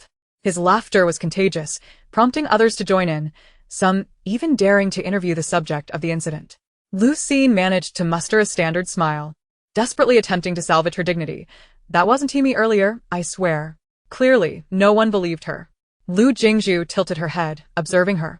And as laughter echoed around her, her demeanor shifted from her usual aloofness, her eyes sparkling with life, her voice clear and melodious, exuding an icy charm. She seemed to radiate light, becoming even more captivating, drawing the attention of all. Li Xiaoman gestured for silence and turned to Lu Jingshu. Would you like to introduce yourself? Lu Jingshu nodded, appearing both earnest and obedient as she gazed at the class, slowly beginning her introduction. Hello everyone, my name is Lu Jingshu. My favorite activity is sleeping. My least favorite is studying. My hobby is daydreaming. I excel at boasting. My idol is Sleeping Beauty, and my greatest wish is to reap without sowing, to enjoy without labor. I am thrilled to join the E-Class family, and I hope to become friends with all of you. Thank you. Li Xiaoman, Lu Jingshu, Pei Chunxian, and the other students. It was the first time anyone had encountered someone who could so unabashedly articulate their innermost thoughts. Li Xiaoman attempted to interrupt several times, but hesitated, and as Lu Jingshu concluded, she gazed at Lu Jingshu's innocent face, ultimately refraining from scolding her. Letting out a sigh, please find an empty seat. Lu Jingshu nodded obediently, purposefully making her way to the seat beside Lu Jingshu. She placed her backpack down. Smiling at the still-dazed Pei Chunxian, Pei Chunxian, you should move to another spot. I'm sitting here. As soon as the words left her mouth, the others collectively gasped in astonishment. Lu Jingshu was bold. She had the audacity to claim a seat from Pei Ge right off the bat. This beautiful girl was destined to ruin her appearance. Alas, it was a pity. If she dared provoke Pei Chunxian, it seemed there would no longer be a place for her in the high school hierarchy. Pei Chunxian frowned, defiantly retorting, why should I? Lu Jingshu felt no guilt for encroaching on his territory. He had mocked her twice. Twice. She could not let this vendetta go unpunished, for she would be betraying her ancestors. A gentleman avenges his grievances, whether by dawn or dusk. Lu Jingshu stood her ground, emboldened by her indignation, because your seatmate is my sister. Who do you think you are to sit next to her? The two locked eyes, tension crackling in the air. As the battle lines were drawn, Pei Chunxian, feeling cornered, stuttered. She is my boss. Lu Jingshu scoffed indifferently, her tone languid as she remarked. What does the boss count for? There's no blood relation. My sister and I share the same blood, naturally making us closer. Pei Chunxian, his face darkened, found himself at a loss for a retort. After a moment, he huffed in anger, beginning to gather his belongings in preparation to leave. Before departing, he did not forget to issue a threat. You'd better watch out. Lu Jingshu pouted, unperturbed, rolling her eyes while internally criticizing him. Truly a child. She muttered softly. Immature. Having successfully positioned herself beside Lu Jingshu, Lu Jingshu's eyes curled into crescents as she said, Sister. From now on, I'll be your desk mate. Her obsequious demeanor was almost unbearable to witness. Lu Jingshu merely responded with a nonchalant The classmates in Class E, while harboring disdain, were also profoundly astonished. Who claimed that the sisters had a poor relationship? Who among them was blind? Come and see. Does this look like a strained relationship? Lu Jingshu was practically glued to her sister's side. Despite Lu Jingshu's apparent disdain, she didn't outright reject her. Just then, the school bell rang, and Li Xiaoman waved her hand dramatically, declaring, class is dismissed. The classroom instantly erupted with excitement, curiosity, gossip, and enthusiasm, perhaps a reflection of everyone's mood at that moment. Lu Jingshu had already tied her hair back once more, her long ponytail exuding vitality and playfulness. After some hesitation, she felt there might be a chance for redemption. Rising under the gaze of her peers, she approached the second-to-last row. Locating the boy who had filmed the video, her cheeks flushed with embarrassment as she earnestly asked, Classmate, what's your name? Her expression mirrored that of a disciplinary officer catching early romance. The classroom fell silent, and their gazes shifted, intrigued. The boy, startled, thought she might harbor a grudge against him and feared for his life. Although his family had a bit of money, it paled in comparison to the Qin family's wealth. He stammered, Lu Chuan. Lu Jingshu murmured the name, letting Lu Chuan roll off her tongue, pondering for a moment before slightly furrowing her brow. The students of Class E sensed her growing silence, and a sense of intimidation began to loom. Many of them hailed from affluent backgrounds and had little fear of the Qin family. They certainly wouldn't care whether it was Lu Jingshu in front of them. It was evident that the camaraderie among Class E was strong. With a sense of loyalty, it was the kind of bravado where they would only allow their own to be bullied while others were off limits.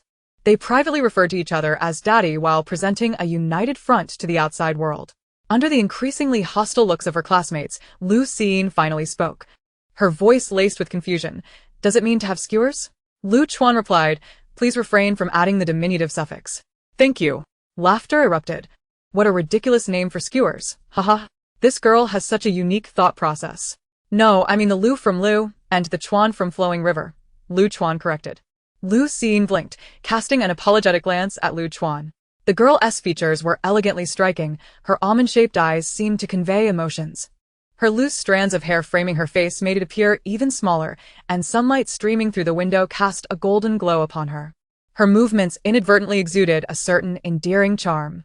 Lu Chuan, blushing, averted his gaze, scratching his head and chuckling, it's fine, it's fine. Lu Jingshu pressed on. Could you please delete the video? Lu Chuan's brain was still processing, but his mouth had already blurted out, of course, of course. Then he suddenly realized something, his expression stiffening as he delicately added, wait, it might not be effective to delete it.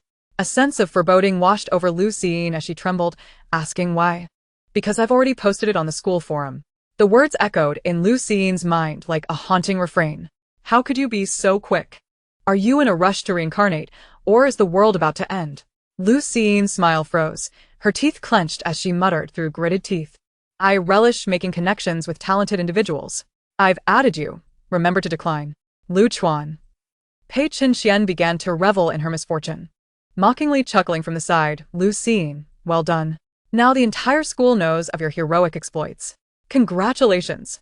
In an instant, Lu Jingshu's smile vanished, and she shot him a fierce glare. However, it seemed to have little effect. In a fit of rage and embarrassment, she ground her molars, her delicate, fair hands clenched into fists. Before anyone could react, she slammed her fist onto Pei Qian's desk without a word. 1 second, 2 seconds. With a resounding crash, the wooden desk splintered into pieces, shattered beyond recognition. Whoa. Thankfully, Pei Qian had dodged quickly, avoiding any collateral damage. He stared at the petite Lu Jingshu, momentarily speechless. At that moment, the classroom was engulfed in silence, an eerie stillness. Lu Jingshu stood at the center of attention, gazing at the remnants of the desk in a daze. Wait, I really didn't use much force. Why did the desk break like this? It must be as fragile as its owner. Upon noticing the looks of admiration and fear from her peers, she felt a wave of helplessness. If I said the desk fell apart on its own, would you believe me? Unanimously, her classmates shook their heads in response. Okay, another heroic tale to add to my repertoire. No big deal, I'm used to it. I'm done for, ha ha ha. Chapter 21, A Double Bloom. Later, when Li Xiaoman arrived at the classroom, she was taken aback by the chaos in the back row. Just as she was about to angrily inquire, who did this? A classmate chimed in, Teacher Li, it was Lu Jingshu. Li Xiaoman's voice drifted, and she didn't bother to address the lack of respect. Who is it? Lu Jingshu, appearing small and helpless, softly replied, Teacher, it was me. Li Xiaoman surveyed the shattered desk on the floor, wooden debris still scattered at her feet, feeling somewhat disoriented. Lu Jingshu seized the opportunity, her eyes brimming with tears as she whimpered, Teacher, whoa, I was so scared. I just tapped it lightly, and it ended up like this. It's truly not my fault. Her tone conveyed a sense of monumental grievance, as if she had suffered a grievous injustice that even the heavens would weep for.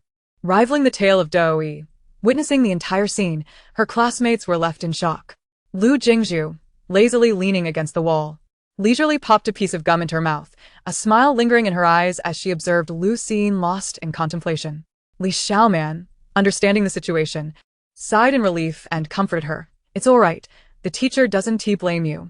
It must be that the desk was old and of poor quality. Lu Jingshu, rubbing her eyes and nodding in agreement, appeared remarkably pitiable.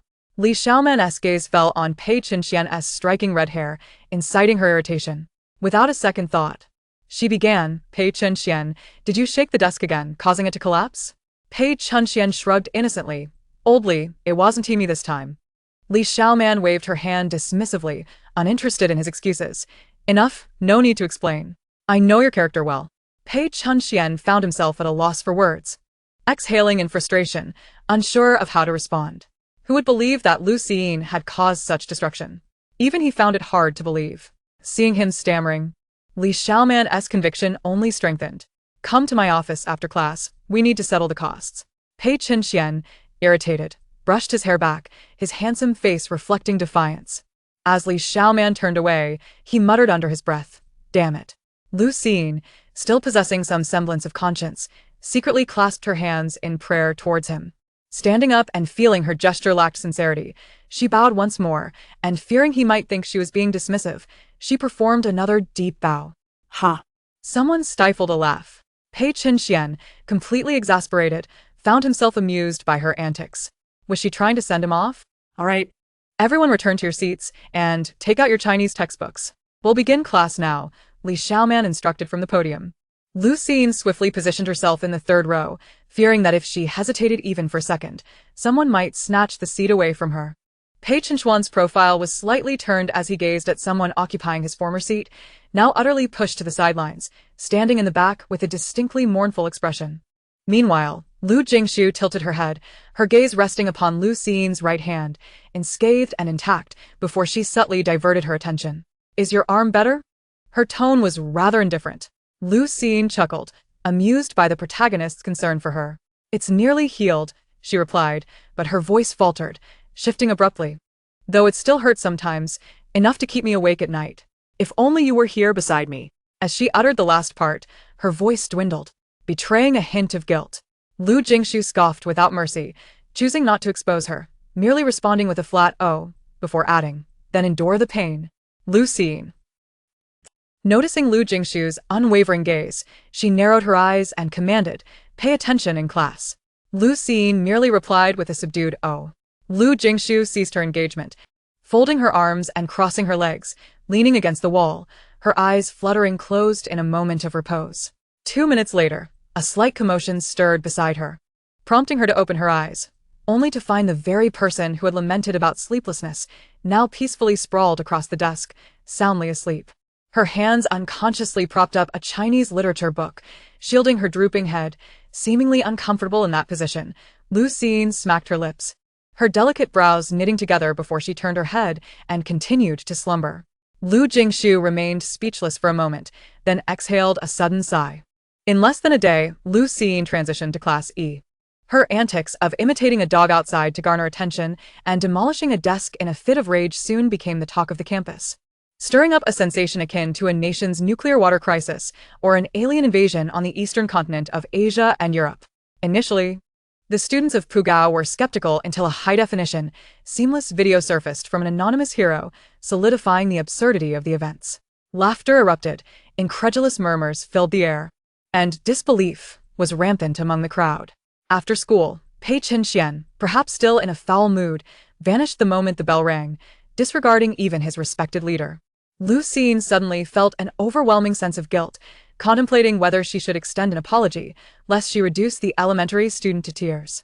In a convenience store, Zhou Zipei sat languidly in a chair before a computer, clad in black dress pants that accentuated his long legs, while a white shirt loosely draped over his broad chest, revealing the subtle contours of his muscles. The top 2 buttons were undone, exposing his fair and delicate collarbone. Leaning back in his chair, his left hand rested on the armrest while his right hand casually held a phone, his finger aligned with the device. A ring glimmering under the light like stars in the night sky. Wearing wireless earbuds, he lethargically listened to subordinates reporting task outcomes and recent developments in Kyoto. His eyes glued to the phone screen, unblinking, infused with a hint of playful laughter, his expression glistening with charm. Upon hearing Lu Xiyin's comically adorable bark, he could no longer contain himself and let out a light laugh, his voice resonating with joy, even causing him to lean to the side, tears of mirth welling at the corners of his eyes. The serious subordinate, it's obvious he's daydreaming again. Otherwise, it was hard to fathom why Zhou Zipei would find humor in the secret collaboration between the Zhou family and the Qin family, gradually eliminating their own people to weaken his influence. Zhou Zipei stifled his laughter, clearing his throat to mask his growing impatience. Is there anything of importance? Isn't this stuff important? The subordinate hesitated, refraining from voicing his thoughts, ultimately managing to utter 2 words. Nothing else. Zhou Zipei, quite satisfied, ended the call, without further ado. Removing his earbuds and tossing them onto the desk, rubbing his temples, he stood up and stretched, pondering whether Pugao had been dismissed by now. Just as he thought this, he stepped towards the door, but before he could reach it, the glass door was forcefully pushed open from the outside, and in the next moment, 2 familiar figures appeared in the store. Lu Siyin and Lu Jingshu had barely set foot inside when a resounding crash echoed behind them. Bang! Crackle. Zhou Zipei raised an eyebrow, instinctively taking a step back. Lu Xiyin's smile faltered, and she turned her head inch by inch, only to be met with a sight of shattered glass strewn across the floor, plunging her into despair once more. Not again. Lu Xiyin. Lu Jingshu. Zhou Zipei. Lu Xiyin didn't dare to lift her gaze to assess the dubious man's expression, fully aware it must be exceedingly displeased. Anyone would find it hard to relish being shattered through the same door twice by the same person. Chapter 22. The Suspicious Brother. Zhou Zipei, tall and imposing, towered over Lu Xiyin, looking down at the top of her head, her expression unreadable. Yet, one could easily surmise it was quite a sight to behold. Wasn't he angry, merely teasingly remarked, "Does this student have an aversion to glass, or is she simply unwelcoming to this door?" Lu Xiyin found herself speechless, her eyes darting secretly, unable to suppress her inner thoughts. Perhaps I should start calling him the suspicious brother. Lu Jingshu's indifferent gaze flickered with a hint of helplessness as she retrieved her phone from her pocket, tapping a few times before transferring 100 yuan to Chu Mian. Chu Mian? Chu Mian, what do you mean? Lu Jingshu succinctly replied, "Glass door." The other side seemed taken aback, responding uncertainly after a minute. Did it break again? Lu Jingshu. After a brief pause, she didn't immediately shut off her phone, instead sending an additional 1,000 yuan to the other party, without hesitation. Receiving the substantial sum, Chu Mian sent another question mark. Lu Jingshu patiently explained, "Advance payment for 10 times. It's troublesome." After a moment the reply came through, consisting of 2 resigned words. "All right then." Lu Xiyin chuckled awkwardly, attempting to change the subject. "Are you heading out?" Zhou Zipei responded nonchalantly, "No." Lu Xiyin gave a slight "oh." Zhou Zipei inquired again, "Are you here to buy something?" Lu Xiyin glanced around and replied without a second thought, "Yes." It was only then that Lu Jingshu, who had been dragged along, reacted, looking at her with a knowing smile, asking again, "Here to buy something?" Oblivious to the gravity of the situation, Lu Xiyin ambled about, casually murmuring, her face even exhibiting a hint of impatient indifference. Lu Jingshu swallowed hard, watching her sister pick up a casually packaged, yet globally unique pen from the counter. "How ugly," Lu Xiyin critiqued disdainfully, tossing it back onto the shelf. Lu Jingshu's brows twitched, but she ultimately remained silent, subtly marking 2 lines on her watch, and mere seconds later, a notification of 1 million arriving in her account pinged as expected. Zhou Zipei's lips curved into a slight smile, not worried about any potential mishaps with the items, but rather intrigued by the purchases the little girl desired. He leisurely trailed behind Lu Xiyin, maintaining a distance of 3 steps. His peach blossom eyes seemed to glisten with a layer of moisture, exuding a captivating charm, even when faced with a dog, giving off an affectionate allure. Lu Xiyin meandered about, unable to find anything to her liking, only to notice the suspicious brother trailing closely behind her, never straying far. What was he doing? Did he still suspect her of stealing after all this time? After having met a few times, was there not even a modicum of trust?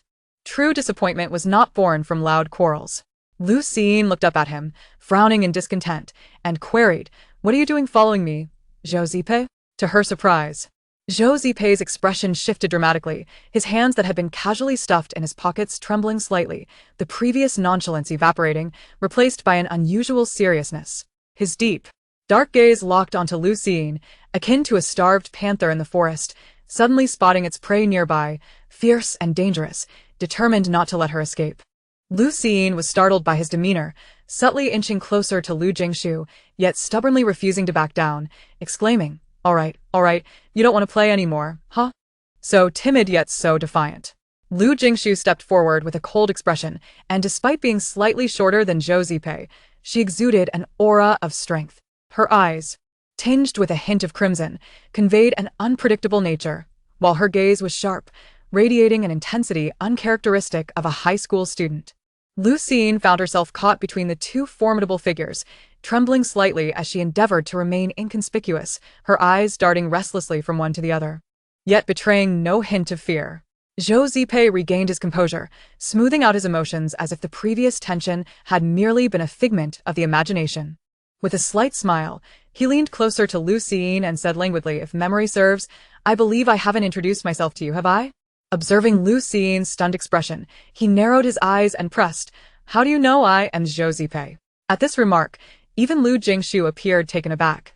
Turning her gaze towards Lu Siyin, externally composed, Lu Xiyin's heart raced in panic. Oh no, how could she have overlooked this detail? Almost exposing herself, she pondered how to respond. Surely, she couldn't admit that she had simply fallen into a strange situation after a nap, even if they believed her. She found the experience too absurd to share. It didn't matter much to her, but it was a matter of personal privacy. The characters from the book had overstepped. Truly. With both of them scrutinizing her, Lu Xiying cleared her throat to bolster her courage and replied as calmly as possible. "Well, I don't know. But the principal does. I'm quite familiar with his son, and he told me." Internally, Lu Xiying congratulated herself for her cleverness, feeling immensely proud. Lu Xiying, you are indeed the most astute person in the world. Not only are you exceptionally beautiful, but your intellect is equally impressive. Let them see who truly embodies charm. Oh, that's right, it's me. Lu Xiying did not hesitate to exploit Gu Wen's sense of guilt, becoming increasingly adept at her deception. It was fine. As long as there was no morality, she couldn't be shackled by it. With Gu Wen absent, she gradually crafted a narrative in which she was a close confidant of the principal's son, privy to all his secrets, and always at his beck and call.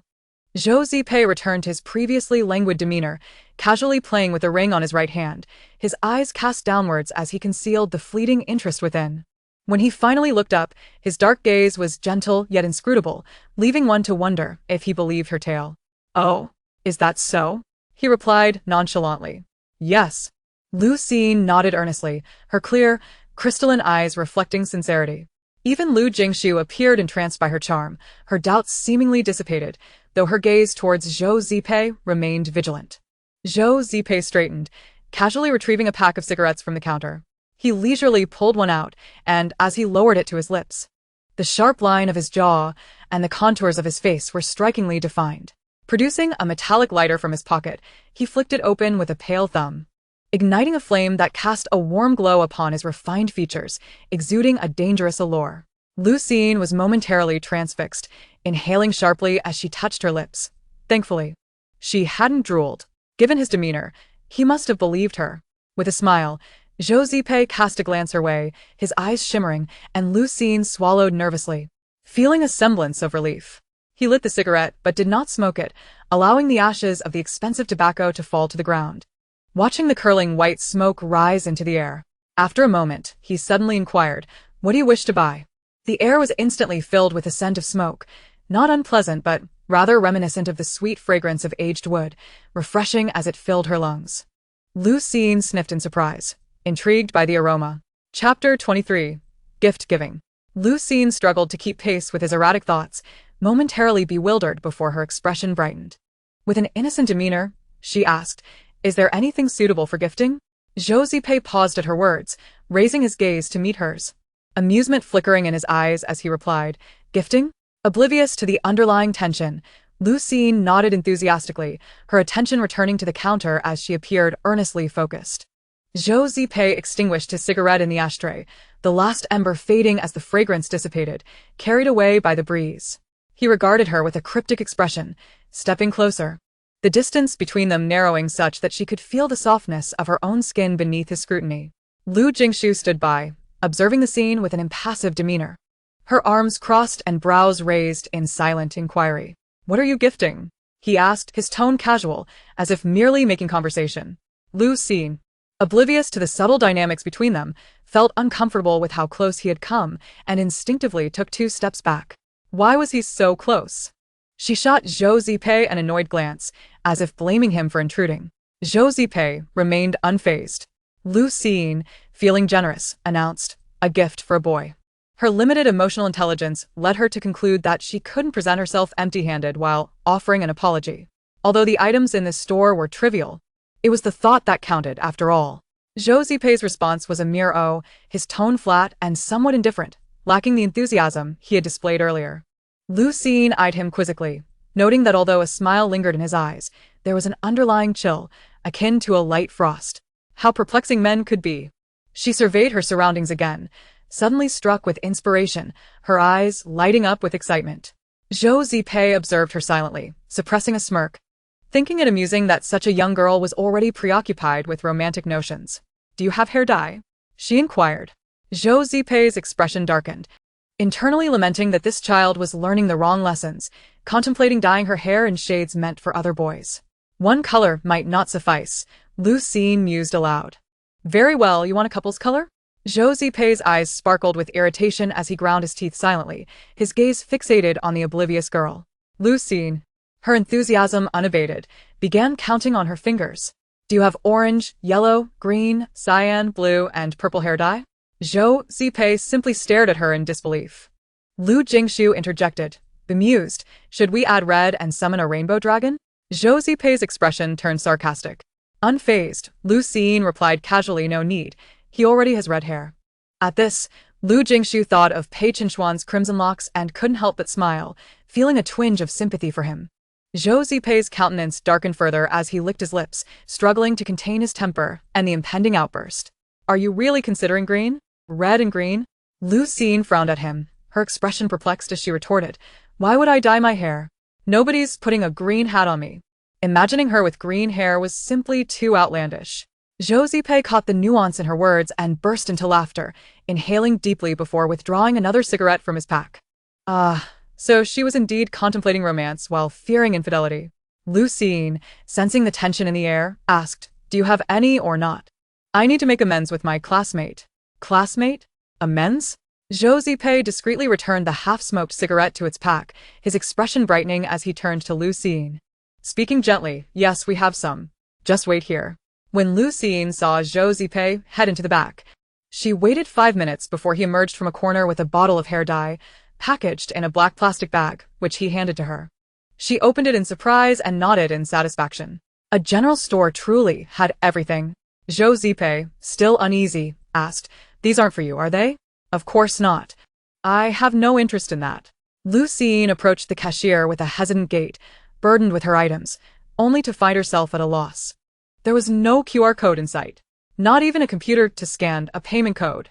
How was she to pay? Was this world devoid of such conveniences? Alas! She had no cash on hand. Sensing Lu Jingshu's embarrassment, Zhou Zipei spoke up. "Currently, we cannot process online payments here. If you wish to settle the bill, you could transfer the amount to me. It's just 80 yuan. He recalled how Lu Jingshu had once indicated a strong regard for money, thus revealing the first price he had ever uttered in his life. Lu Jingshu had already taken out her phone, and upon hearing the unexpected figure, she raised her eyebrows, ultimately remaining silent. Lu Jingshu was momentarily stunned, neither agreeing nor disagreeing. Zhou Zipei, feeling a bit exasperated, thought to himself, "Is 80 too much?" Observing her expressions closely, he tentatively suggested 20 would suffice as well. Lu Jingshu, momentarily dazed, shifted her gaze to his face and suddenly exclaimed in delight, nearly bouncing with excitement. "Wow, my heavens! How can it be so inexpensive? You are truly kind, boss. Businesses like yours, which are both conscientious and affordable, are exceedingly rare these days. With your benevolence, I am determined to be your friend. Whenever I have a meal, I shall ensure you do not go hungry. From now on at Pugao, I will look out for you, and I promise your shop will flourish." In her exuberance, Lu Jingshu momentarily forgot Zhou Zipei's identity, even rising on her toes to pat his shoulder, exuding an air of camaraderie typical of lifelong friends. Lu Jingshu wore a blank expression. Zhou Zipei couldn't help but chuckle, leaning closer, his warm breath brushing against Lu Jingshu's slightly flushed cheek as he whispered in a tone only they could hear, "All right, sister." Lu Jingshu's expression froze, her face turning beet red, akin to a freshly cooked duck. Being addressed as sister by such a handsome man, who was older than herself, filled her with secret delight, yet she stammered, "Why you? How shameless. You're not a child anymore, yet you call me sister." Zhou Zipei straightened up, creating a bit of distance, and replied with a grin, "Well, I'm not that old, just 5 years." Lu Jingshu wasted no time, stating directly, "What is your WeChat? I'll transfer the money to you." 2 minutes later, a new contact graced her phone. "I'll take my leave now, goodbye." Goodbye. Lu Jingshu hurriedly tugged at Lu Jingshu as they left, pausing at the doorway to add with a hint of guilt, "I truly apologize for the door." Zhou Zipei, maintaining his composure, smiled and replied, "It's quite all right." Having already compensated for the damages, Lu Jingshu offered a token gesture of apology, clutching the black plastic bag as she and Lu Jingshu vanished into the crowd. Zhou Zipei lingered outside for a while, watching their departing figures, his gaze distant and profound. His handsome features drew the attention of passers-by, while his beautiful peach blossom eyes appeared veiled in a mist, enigmatic. No one could discern his thoughts. Were they filled with joy or melancholy? Chapter 24. The Apology Gift. Chu Mian returned, weary from his travels. And upon seeing the bare threshold at the entrance, his expression remained unfazed. Calmly surveying the surroundings, his gaze ultimately settled on Zhou Zipei, who was shrouded in shadows, maintaining the same posture as before.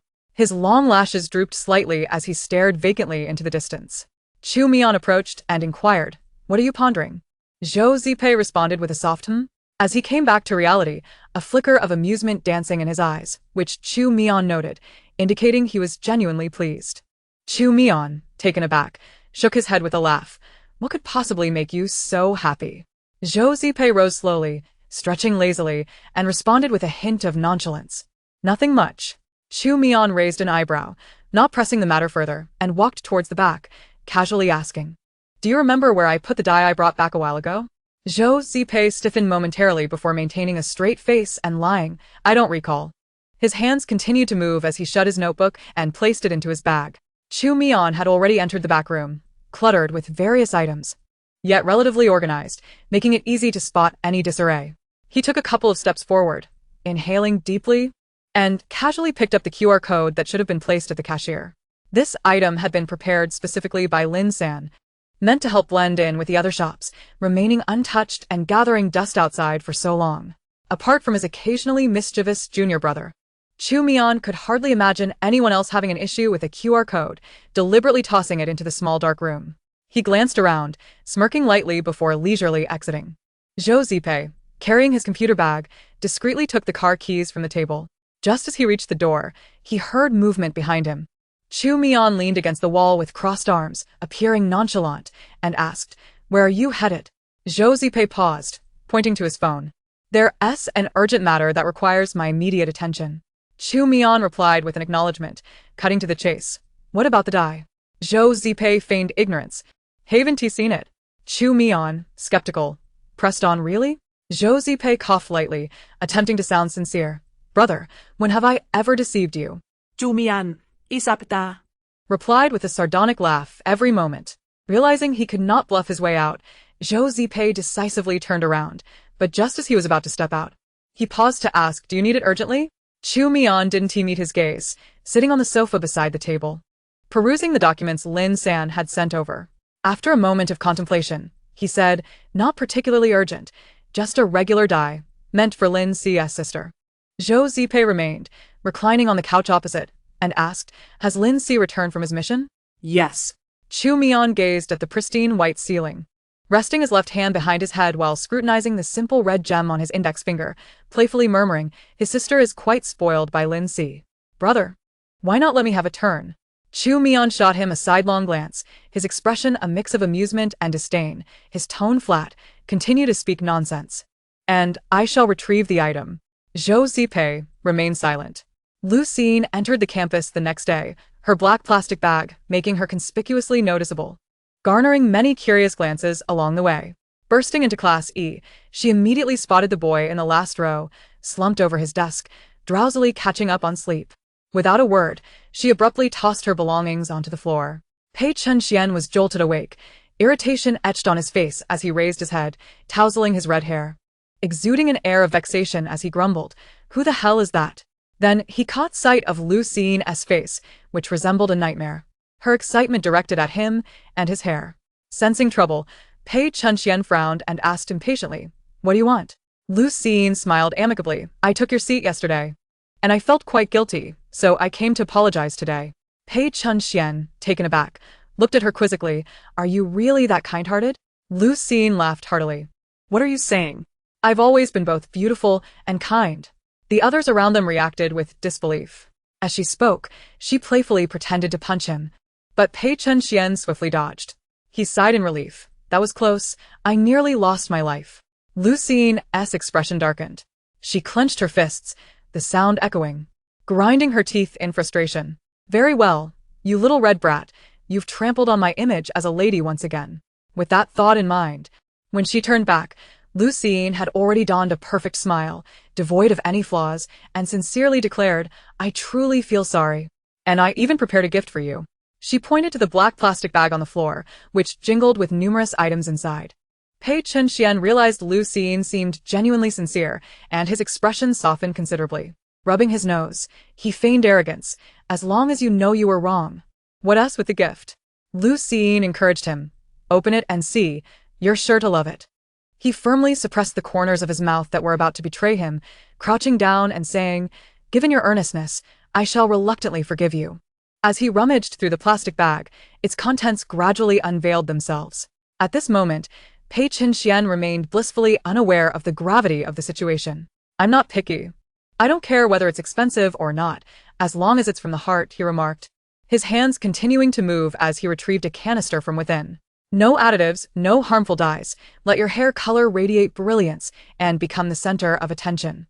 Before the watchful eyes of the entire class, he extracted a bottle of vividly advertised green dye, prompting some classmates to recite the catchy slogan inadvertently. Subsequently, all gazes converged upon his head. Pei Chunxian's expression darkened. He thought to himself, one cannot remain subservient forever, can one? Therefore, defiantly, he emptied the entire contents onto the ground, the cacophony of bottles clattering resonating through the air. His temples throbbed uncontrollably, nearly rendering him unconscious. Indeed, with Lu Jingshu, one could never expect her to act sensibly. Yet, Lu Jingshu seemed quite pleased with herself, enthusiastically introducing the items. "What do you think? Am I not considerate? Don't let the modest price of 20 yuan fool you." 20 yuan? You bought this much for that amount? At least 20 bottles, and each costs less than a yuan. I've never encountered such cheap items in my life, he retorted incredulously. But their utility is substantial, they're affordable and practical, truly a remarkable bargain. You dare to gift this to me, and I'm supposed to use it? I'd probably wake up bald the next day, he interjected vehemently. I did not choose these carelessly. I deliberated thoroughly, and concluded they are perfect for you. Pei Chunxian's incredulity was palpable. What kind of nonsense is this? Is this something a person would say? I even thought of many little details, Lu Jingshu continued, her face radiating with a longing for praise. I bought orange, yellow, green, cyan, blue, and purple for you. I didn't buy red since you already have that. This way, you can change your color daily, red today, green tomorrow, orange the day after. You can even match your hair color with your mood. If you're feeling irritable, choose red, if joyful, green, and if neutral, yellow. The entire class responded. Is this a cosplay of traffic lights? Chapter 25. The Arrival of Qin Ming. Pei Chunxian's face fluctuated between crimson and azure, nearly losing consciousness from the shock of her bizarre reasoning. I was worried you wouldn't have enough, so I bought about 3 or 4 bottles of each. Lu Jingshu exclaimed in one breath, seemingly oblivious to Pei Chunxian's darkening expression. The other students suppressed their laughter, struggling to keep straight faces in Pei Chunxian's presence. Taking a deep breath, he attempted to temper the rising tide of his anger, uttering each word with palpable intensity. Well, I truly appreciate your generosity. Lu Jingshu accepted his gratitude with an air of nonchalance, waving her hand dismissively. Oh, no need for thanks. This clears up our previous misunderstandings, and we shall henceforth be good brothers. Pei Chunxian thought to himself, how shameless can she be? On the weekend, Lu Jingshu locked herself in her bedroom. Seated at her desk, sunlight streamed through the gaps in the leaves outside, casting a soft glow that enveloped her features. Before her lay a tablet, a white stylus clutched in her hand, yet after sitting for a while, she had not drawn a single line. Frustration washed over her, and amidst her thoughts, the image of Zhou Zipei suddenly popped into her mind. He was extraordinarily handsome, with features devoid of any flaw, a bone structure and complexion that were simply exquisite. Every inch of his face perfectly sculpted. A man with such flawless skin. Lu Jingshu felt a twinge of envy. As she pondered, her hand moved unconsciously, and the tablet began to reveal a familiar outline. When Lu Jingshu regained her focus, she was taken aback by what lay before her. Did I really draw this? Absolutely not. What a joke. How could I have such a vivid imagination? She exclaimed. Oh, and he has an 8-pack, perfectly defined muscles. His physique is remarkable. And here he is in the bathroom, water cascading over his shirt, clinging to him enticingly, silently beckoning one to tear away that bothersome attire. Stop it, stop it. Lu Jingshu slapped her flushed cheeks, attempting to clear her mind. Is this really my depiction of Zhou Zipei?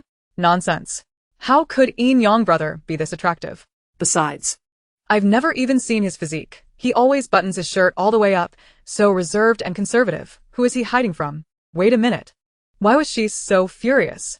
Lu Jingshu glared at the anime character on her screen, indignant. That scoundrel, trying to seduce me with his bathroom antics. Such a lecher.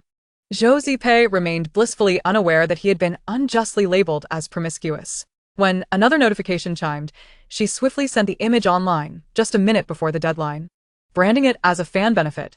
Initially resistant to the idea, Lu Jingshu unexpectedly produced 3 distinctly styled artworks in succession. The comments flooded in, all exclamations of awe and admiration, with many professing their adoration for the artist. Lu Jingshu, feeling as though she was betraying herself, quickly exited, even tossing her tablet far away, wishing to erase the evidence from her sight. She had to have been out of her mind to think of Zhou Zipei. It was all that man's fault for possessing such a face that could ruin nations. Lu Jingshu endeavored to calm herself, recalling the scant details of the original story, suddenly realizing that today was the day Qin Ming would come to discuss their engagement. Not long after, Su Shiyuan would gather various friends and family for a gathering, during which she would announce the news to everyone. The original text provided little description of Qin Ming, mentioning him only twice, once today, and again when the original protagonist was humiliated during their engagement. Lu Jingshu lamented to the heavens, who wants this engagement? Why must I be entangled in this? Oh heavens, I shall no longer refer to you as grandfather, for you have never regarded me as your grandchild. Just as she was lost in thought, Su Shiyuan opened her bedroom door, coldly stating, Qin Ming and his mother have arrived. You need to come out. Before leaving, she warned, you better behave. Don't ruin this engagement. Listening to the sound of Su Shiyuan's high heels clicking against the floor, Lu Jingshu felt an icy detachment. She longed for rebellion, wishing to defy everyone. There is a saying, abandon personal dignity, indulge in a life of mischief, refuse to suffer mentally, and when trouble arises, go mad. Rather than compromise oneself, it's better to make things difficult for others. Lu Jingshu had mastered this philosophy. Downstairs, Su Shiyuan warmly welcomed Qin Ming and his mother, her face adorned with a congenial smile, exuding kindness. Qin's mother, considerably older, held a prominent status in Puqing, secretly looking down on Su Shiyuan, who hailed from humble beginnings and had married into wealth. However, thankfully, Lu Jingshu was a promising student with excellent grades. Though she may not excel in the arts, she could at least hold her own, being well-mannered and attractive, with a strong potential to become a talent in the capital. Considering this, marrying into the Qin family seemed somewhat acceptable. Despite her inner disdain, Qin's mother maintained a courteous demeanor towards Su Shiyuan, engaging in amiable conversation. Qin Ming sat coolly beside them, handsome yet aloof, rarely speaking, occasionally nodding at Su Shiyuan, appearing to be without fault. Chun Song was at the company, and Chun Xiang was required to be present due to the arrival of his friend. He lounged on the sofa next to Qin Ming, half-heartedly listening to their polite exchanges. Siyin quickly made her way downstairs, having heard of Qin Ming's arrival, determined to present herself well. Su Shiyuan, effortlessly weaving through her lies, engaged in light-hearted teasing. Qin Ming exhibited little reaction, his eyes reflecting a more subdued emotion, tinged with a barely perceptible mockery.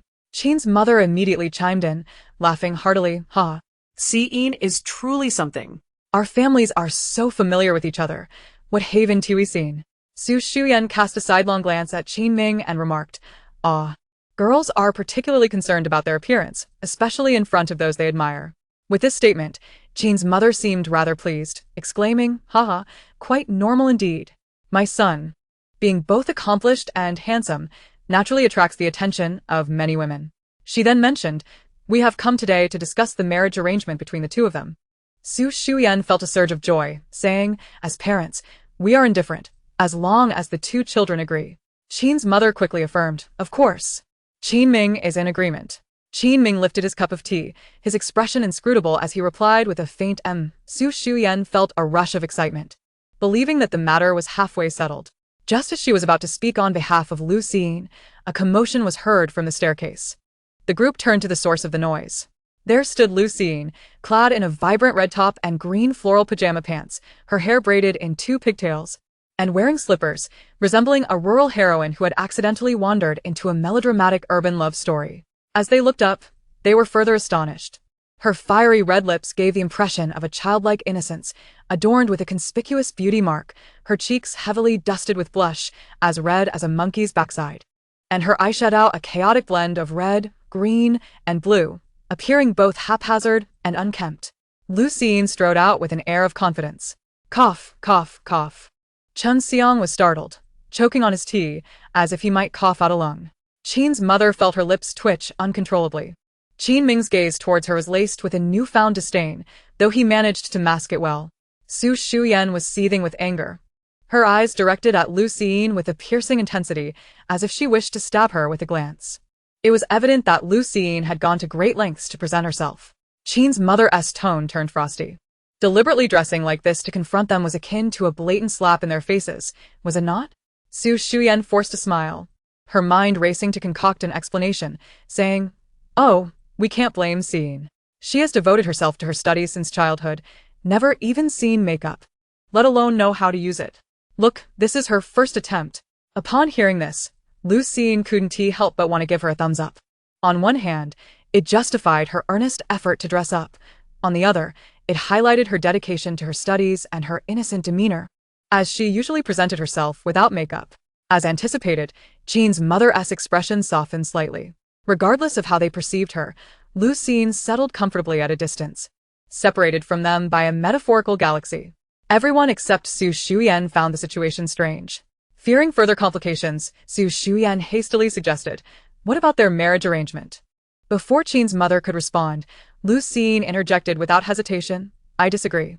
Everyone was taken aback. Su Shuyan shot her a warning glare, quickly adding, "Siyin didn't mean that. She meant." "I disagree with this marriage arrangement," Lu Jingshu clarified, effectively slapping Su Shuyan in the face with her words. Su Shuyan's face turned pale, and she leaned closer to hiss through clenched teeth, "You have no right to disagree. Just keep quiet." Lu Jingshu remained undeterred, stating, "I do not like Qin Ming." Before Su Shuyan could retort, Qin's mother could no longer contain her anger, slamming her hand on the table, her smile evaporating, and with a sardonic tone, she said, "What does your Qin family mean? Do you look down on my son?" Su Shuyan, flustered, waved her hands, insisting, "No, no, Mrs. Qin, you misunderstood. We did not mean it that way." Lu Jingshu seized the moment to mock, "Your son isn't currency that everyone adores."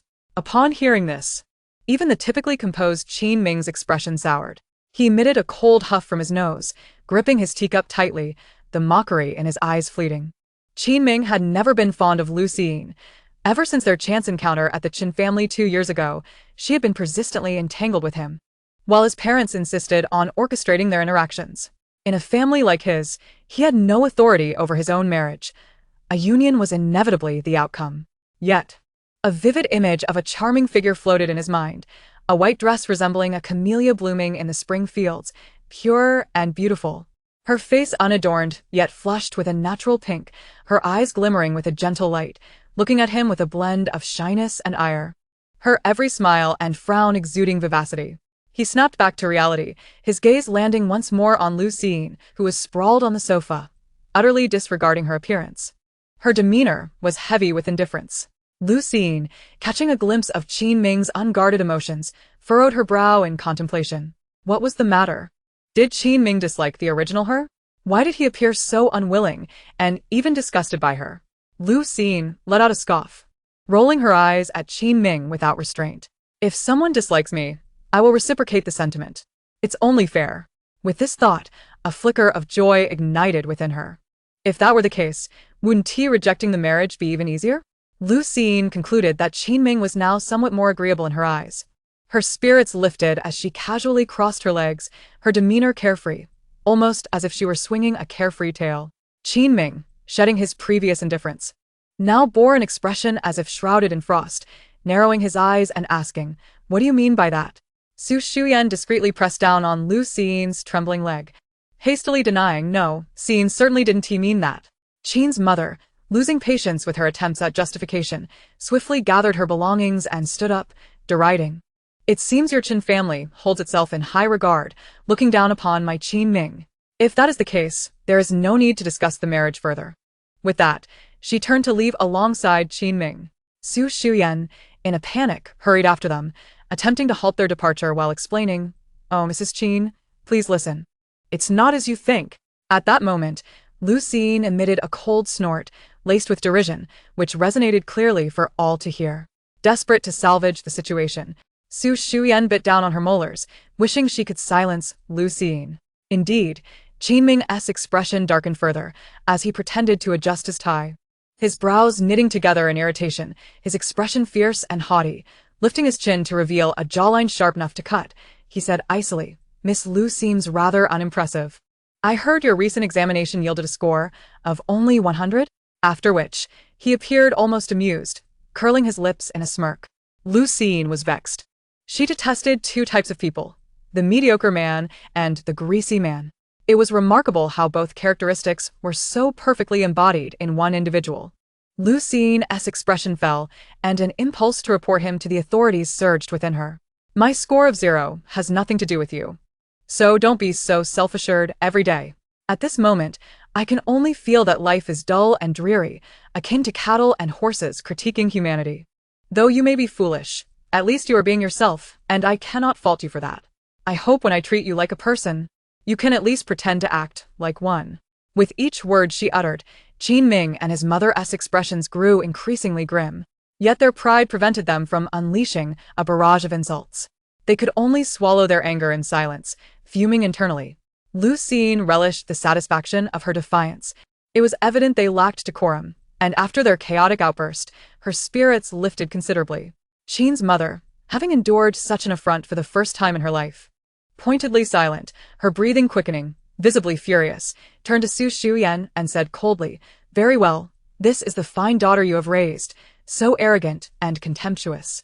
I shall see what she is truly capable of. We shall see." Qin Shuyun, in her despair, desperately wished to call out to her, only to be nearly met with a painful jolt from the suddenly closed door. A surge of indignation welled up within her. Ever since she entered the Qin family, no one had dared to treat her with such disdain. Exhaling a breath laden with frustration, she attempted to suppress the pulsing veins on her forehead, only to turn and behold Lu Jingshu, whose countenance radiated a sense of contentment. In an instant, her composure shattered, and without regard for Qin Xiang's presence, she exclaimed sharply, "Lu Jingshu, what on earth do you intend to do? Are you deliberately trying to make my life difficult?" Qin Xiang, taken aback by the unfolding drama, remained unfazed. Thinking to himself that it was merely a woman, her antics would not affect his relationship with Qin Ming.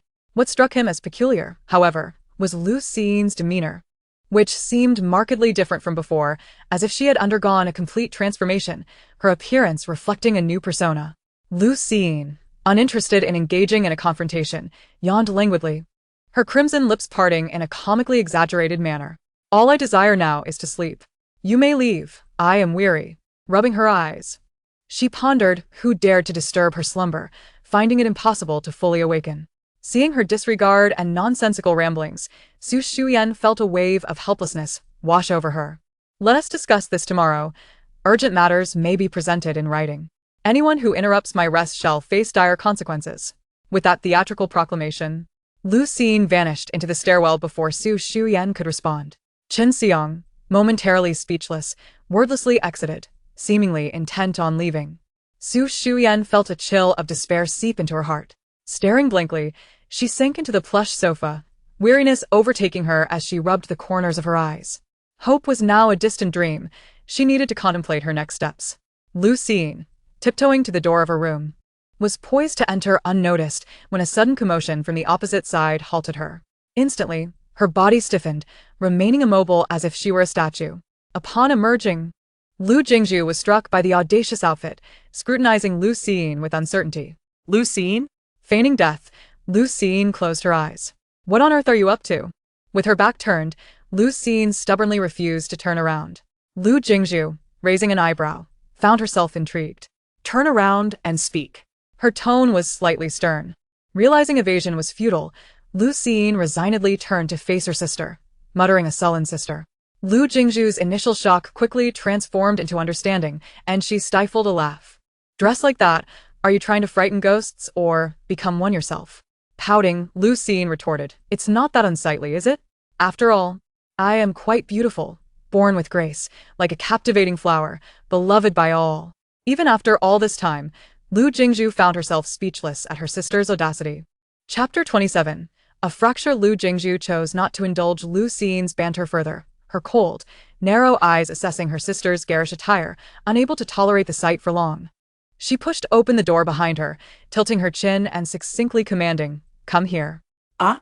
Lu Siyin, though perplexed, believed her sister had her reasons. She followed behind, bewildered. Lu Jingshu ambled to the table, where a red brick sat, an incongruous sight. Lu Siyin regarded the object, adhering to a philosophy of respect despite her confusion, resolutely refraining from asking questions. Lu Jingshu pointed her pale fingers at the brick, lightly instructing, "Smash your fist down upon it." A question mark slowly materialized above Lu Siyin's head. What does that mean? Though she recognized her appearance was indeed somewhat appalling. Surely it wasn't a matter of life and death. Lu Jingshu, bemused by her sister's increasingly woeful expression, felt as if she were a scoundrel abandoning a devoted spouse after encountering an alluring prospect. What an abundance of theatrics, she sighed, urging, "Hurry up." Recalling her own past triumph of shattering a table with her fist, Lu Siyin deduced that her sister might be testing her strength. This newfound power was bewildering, even to her. Understanding her sister's intent, Lu Siyin stepped forward with an air of confidence, eager to showcase her prowess. Surely, such formidable strength would leave her sister awestruck. With a whimsical confidence, Lu Siyin clenched her small fist, raising it high, and with all her might, she aimed to deliver a lethal blow to the red brick. What followed was a sight of sheer folly as Lu Siyin, like a fool, collided her flesh against the unyielding brick. This was a newly received AH-413 model.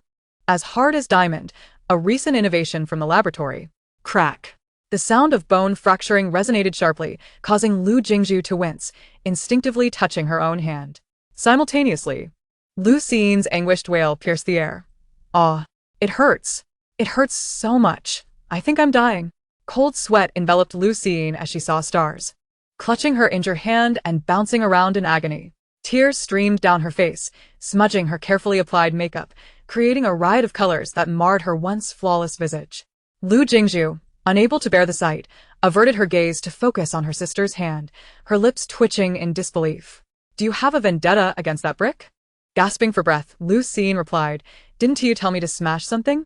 Lu Jingshu, utterly exasperated, stared blankly for a moment before clarifying. "I meant the object next to it." Lu Siyin turned to see a black cushion lying serenely beside the brick, a friendly sight in stark contrast to her current predicament. Despair washed over her as she lamented, why on earth would anyone place a brick in their bedroom? And so conspicuously. "Stay still, let me see," Lu Jingshu commanded firmly. Lu Siyin, trembling in pain, obediently extended her swollen hand, cursing under her breath. Lu Jingshu's cool fingertips gently pressed against her injury, her expression solemn. "Let us go to the hospital," she said, momentarily forgetting she was merely a practitioner of acupuncture and internal medicine. Lu Siyin's heart plummeted at the suggestion. "Isn't there a chance I might lose my hand?" Lu Jingshu raised her gaze, her expression unreadable, before clearing her throat and calmly stating, "We should really go to the hospital."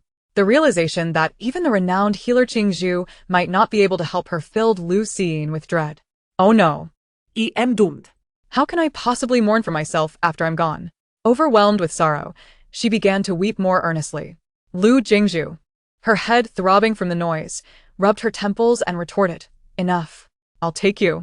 Sniffling, Lu Siyin asked, "You can drive?" Lu Jingshu's expression wavered between amusement and exasperation as she acquiesced. Recalling that driving was indeed one of the protagonist's skills, Lu Siyin found a flicker of hope. "Okay then. I am just an ordinary, impoverished person. Life has dealt me a harsh hand, she thought, her innocent face betraying her pain. Do you have a license? Lu Jingshu hesitated. Now that's a valid question. Suppressing her agony, Lu Siyin suggested, shall we take a taxi instead? Seeing her sister's fragile state, Lu Jingshu suddenly remembered someone and pulled out her phone. Just hold on for a moment. 3 minutes later. Chu Mian parked his imposing black Wuling Hongguang at the entrance of the Qin family villa, the golden plum blossom emblem at the rear glinting faintly in the sunlight. With his elbow propped on the wide-open window, a glimpse of the sleek black watch adorning his fair wrist was a sight to behold. His elongated, gentle eyes were fixed intently on the outside world, only stirring when a striking figure emerged. Lu Jingshu supported the frail Lu Siyin, who appeared so weak that one might suspect she could perish at any moment. As Chu Mian's hand reached for the door handle, he sensed movement behind him. A wry smile crossing his lips as he exited the vehicle. Zhou Zipei, who had been nestled in the back seat, caught sight of Lu Siyin and could no longer contain herself, hastily stepping out of the car. Without uttering a word, she lifted Lu Siyin into her arms and gently placed her in the back seat. Lu Jingshu, witnessing this, momentarily set aside her thoughts and adeptly jumped into the passenger seat, her voice cool and commanding. To the hospital. She treated Chu Mian as though he were merely her chauffeur. Raising an eyebrow with a light-hearted smile, Chu Mian cast her a meaningful glance before starting the engine.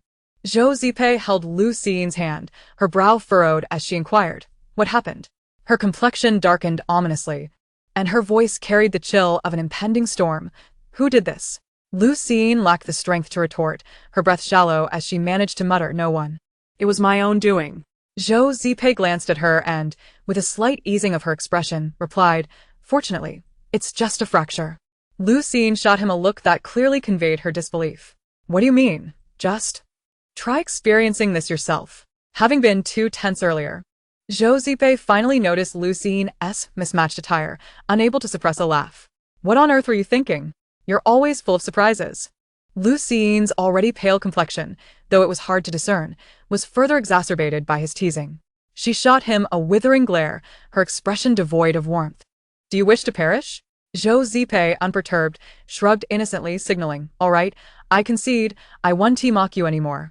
Despite the seemingly ordinary Wuling Hongguang, its interior exuded understated luxury and sophistication, and its speed was astonishing. Even Lu Jingshu, typically aloof, couldn't help but nod in appreciation, remarking, not a bad car. Chu Mian momentarily diverted his gaze to her, his dark eyes brightening with a smile, chiding himself for being overly suspicious. She was merely a naive young girl. Chapter 28. Defending the CP banner. Upon arriving at the hospital, Lu Xiyin underwent a series of examinations, confirming the fracture. A nurse approached with plaster and other supplies. Startled upon seeing Lu Xiyin, a ghost. Lu Xiyin replied flatly. The nurse squinted, soon realizing Lu Xiyin was indeed a person, and breathed a sigh of relief.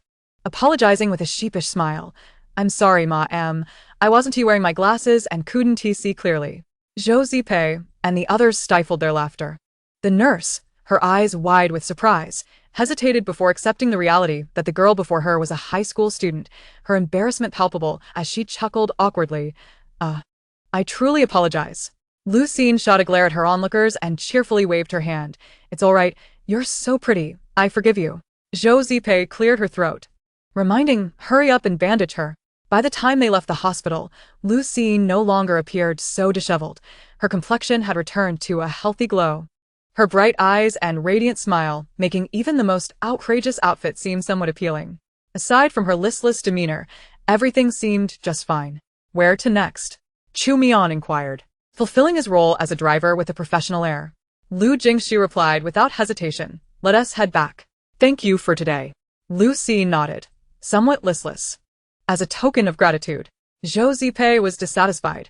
Is that how you thank your lifesaver?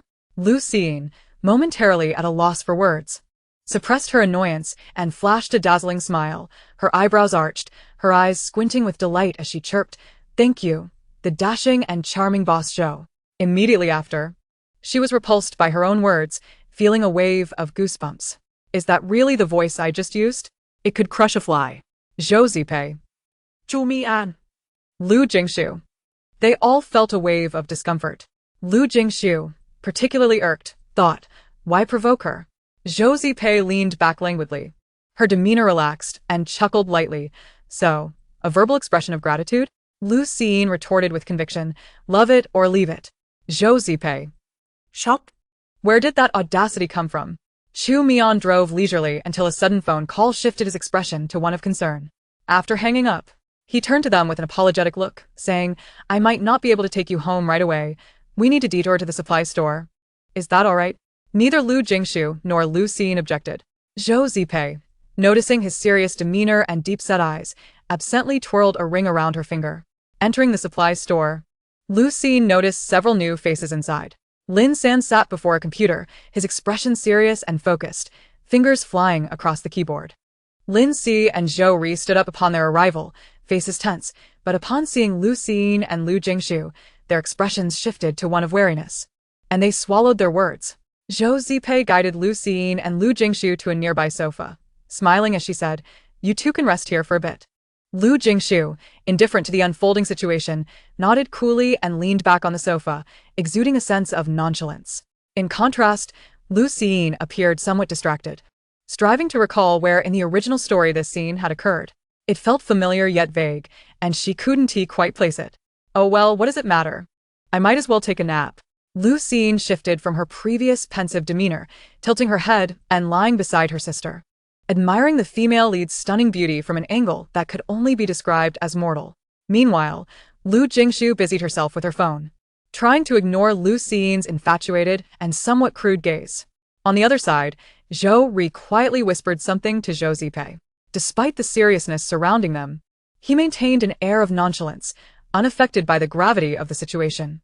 Zhou Zipei leaned against the wall, waving Zhou Ri off, her cheeks faintly flushed, and her eyes playfully raised, watching her senior brother work without offering assistance, her hands casually in her pockets, almost relishing in the chaos. Chu Mian furrowed his brows slightly, bending over to glance at the computer screen, occasionally engaging in conversation with Lin San. Even Lin San felt the weight of the situation. This matter seemed rather difficult to resolve. Lu Jingshu inadvertently caught a glimpse of a black code interface and lingered for a second before casually lowering her head. The black watch on her wrist seemed to flicker. Suddenly, an idea struck Lu Jingshu like lightning, and she shot upright, momentarily forgetting the pain in her injured hand, inadvertently letting out a gasp. Yet she paid it no mind, recalling the supply store, the computer, the male lead, and the female lead. Wasn't this one of the precursors to the female lead revealing her first disguise? In the original story, at this juncture, Chu Mian S Corporation was under a severe cyber attack from hackers, quite formidable, ranking among the top in the world, leaving the male lead stranded far away in Puching. Ultimately, someone recommended Lu Jingshu to him, and with a sense of desperation, he entrusted her with this challenging problem, only to discover she resolved it with remarkable ease. From that point on, Chu Mian regarded Lu Jingshu with newfound respect and became more vigilant in his interactions with her. Lu Jingshu sighed in frustration, noting that the current situation seemed to deviate somewhat from the original narrative. Could it be that her arrival triggered the butterfly effect? Is it possible that this significant turning point could be forever sealed by her own hands? If that were the case, then she would be the sinner on the path of the Chu Mian couple. She could remain perpetually single, but her CP must never face a tragic end. Lu Jingshu discerned the myriad of emotions flitting across Lu Jingshu's face, transitioning from surprise to heartache, and now to a sense of tragic grandeur. All within a mere 2 minutes. Lu Jingshu let out a light scoff, intrigued to know which unfortunate soul had caught her attention this time. Lu Jingshu glanced at the distressed Chu Mian not far away, and following her line of sight, Lu Jingshu wore a playful smile, her dark, clear eyes glimmering with mischief. Delighting in the prospect, this seems rather unfair. They've only just lent a helping hand, and Lu Jingshu cannot wait to reprimand him. But then again, it wouldn't be amiss. She crossed her arms, settling in to watch the unfolding drama, just as Lu Jingshu deliberately raised her voice, addressing her. Sister, do you know how to code? Despite their close proximity, they insisted on calling out to each other as if a mountain stood between them. The commotion successfully captured the attention of Chu Mian and the others, who, without much thought, assumed that coding was something anyone could manage. Lin San maintained his impassive expression, though a hint of impatience was evident in his demeanor. Regarding the computer issues, Lin Si could only fume in silence, his temper flaring as Lu Jingshu's antics made him frown. At such a critical moment, he had to divert his attention to pacify the child. Why on earth did Mion and Zhou bring back two uninformed kids to complicate matters? Chapter 29, Esports. Lin si fra un dinanneiance. Directing an irritated tone towards Lu Jingshu and Lu Jingshu. Ladies, please maintain silence. We have urgent matters at hand. Lu Jingshu flashed a triumphant smile, feigning innocence as she replied, Uncle, don't you believe me? Lin Si, barely in his 20s, found himself at a loss for words. Lu Jingshu continued, I'm serious. I've seen that dark page on my sister's computer. Suddenly, Lu Jingshu, caught off guard by the unexpected revelation, felt a throbbing headache. Upon hearing her words, not only Lin Si but even Chu Mian and Zhou Zipei, who were preoccupied with their own matters, couldn't help but express their astonishment. This page, known as Cat's Eye, was not something an ordinary programmer could access. Only those on the international blacklist could obtain permission. The background was divided into three colors representing three levels: black, white, And red. Black was the lowest tier, white was the second, and red was the highest. The higher the tier, the greater the permissions and resources available. Naturally, an insurmountable chasm existed between each level, with the majority of people classified as black, comprising the top 100 on the blacklist, while white was fewer, and red was the rarest, with only 2 known individuals currently holding access. The black level page Lu Jingshu inadvertently stumbled upon in the protagonist's room was merely a casual click by Lu Jingshu. With a soft sigh, Lu Jingshu thought her sister, whose brain seemed to have been caught in a door, wouldn't he know what that was? Yet, surprisingly, she could accurately describe the page's appearance. After a brief moment of astonishment, the others found it rather amusing. A high school girl, still in her youth, knowledgeable about Cat's Eye? They might as well believe that the elusive Qingzhu was standing right beside them. Quite absurd indeed.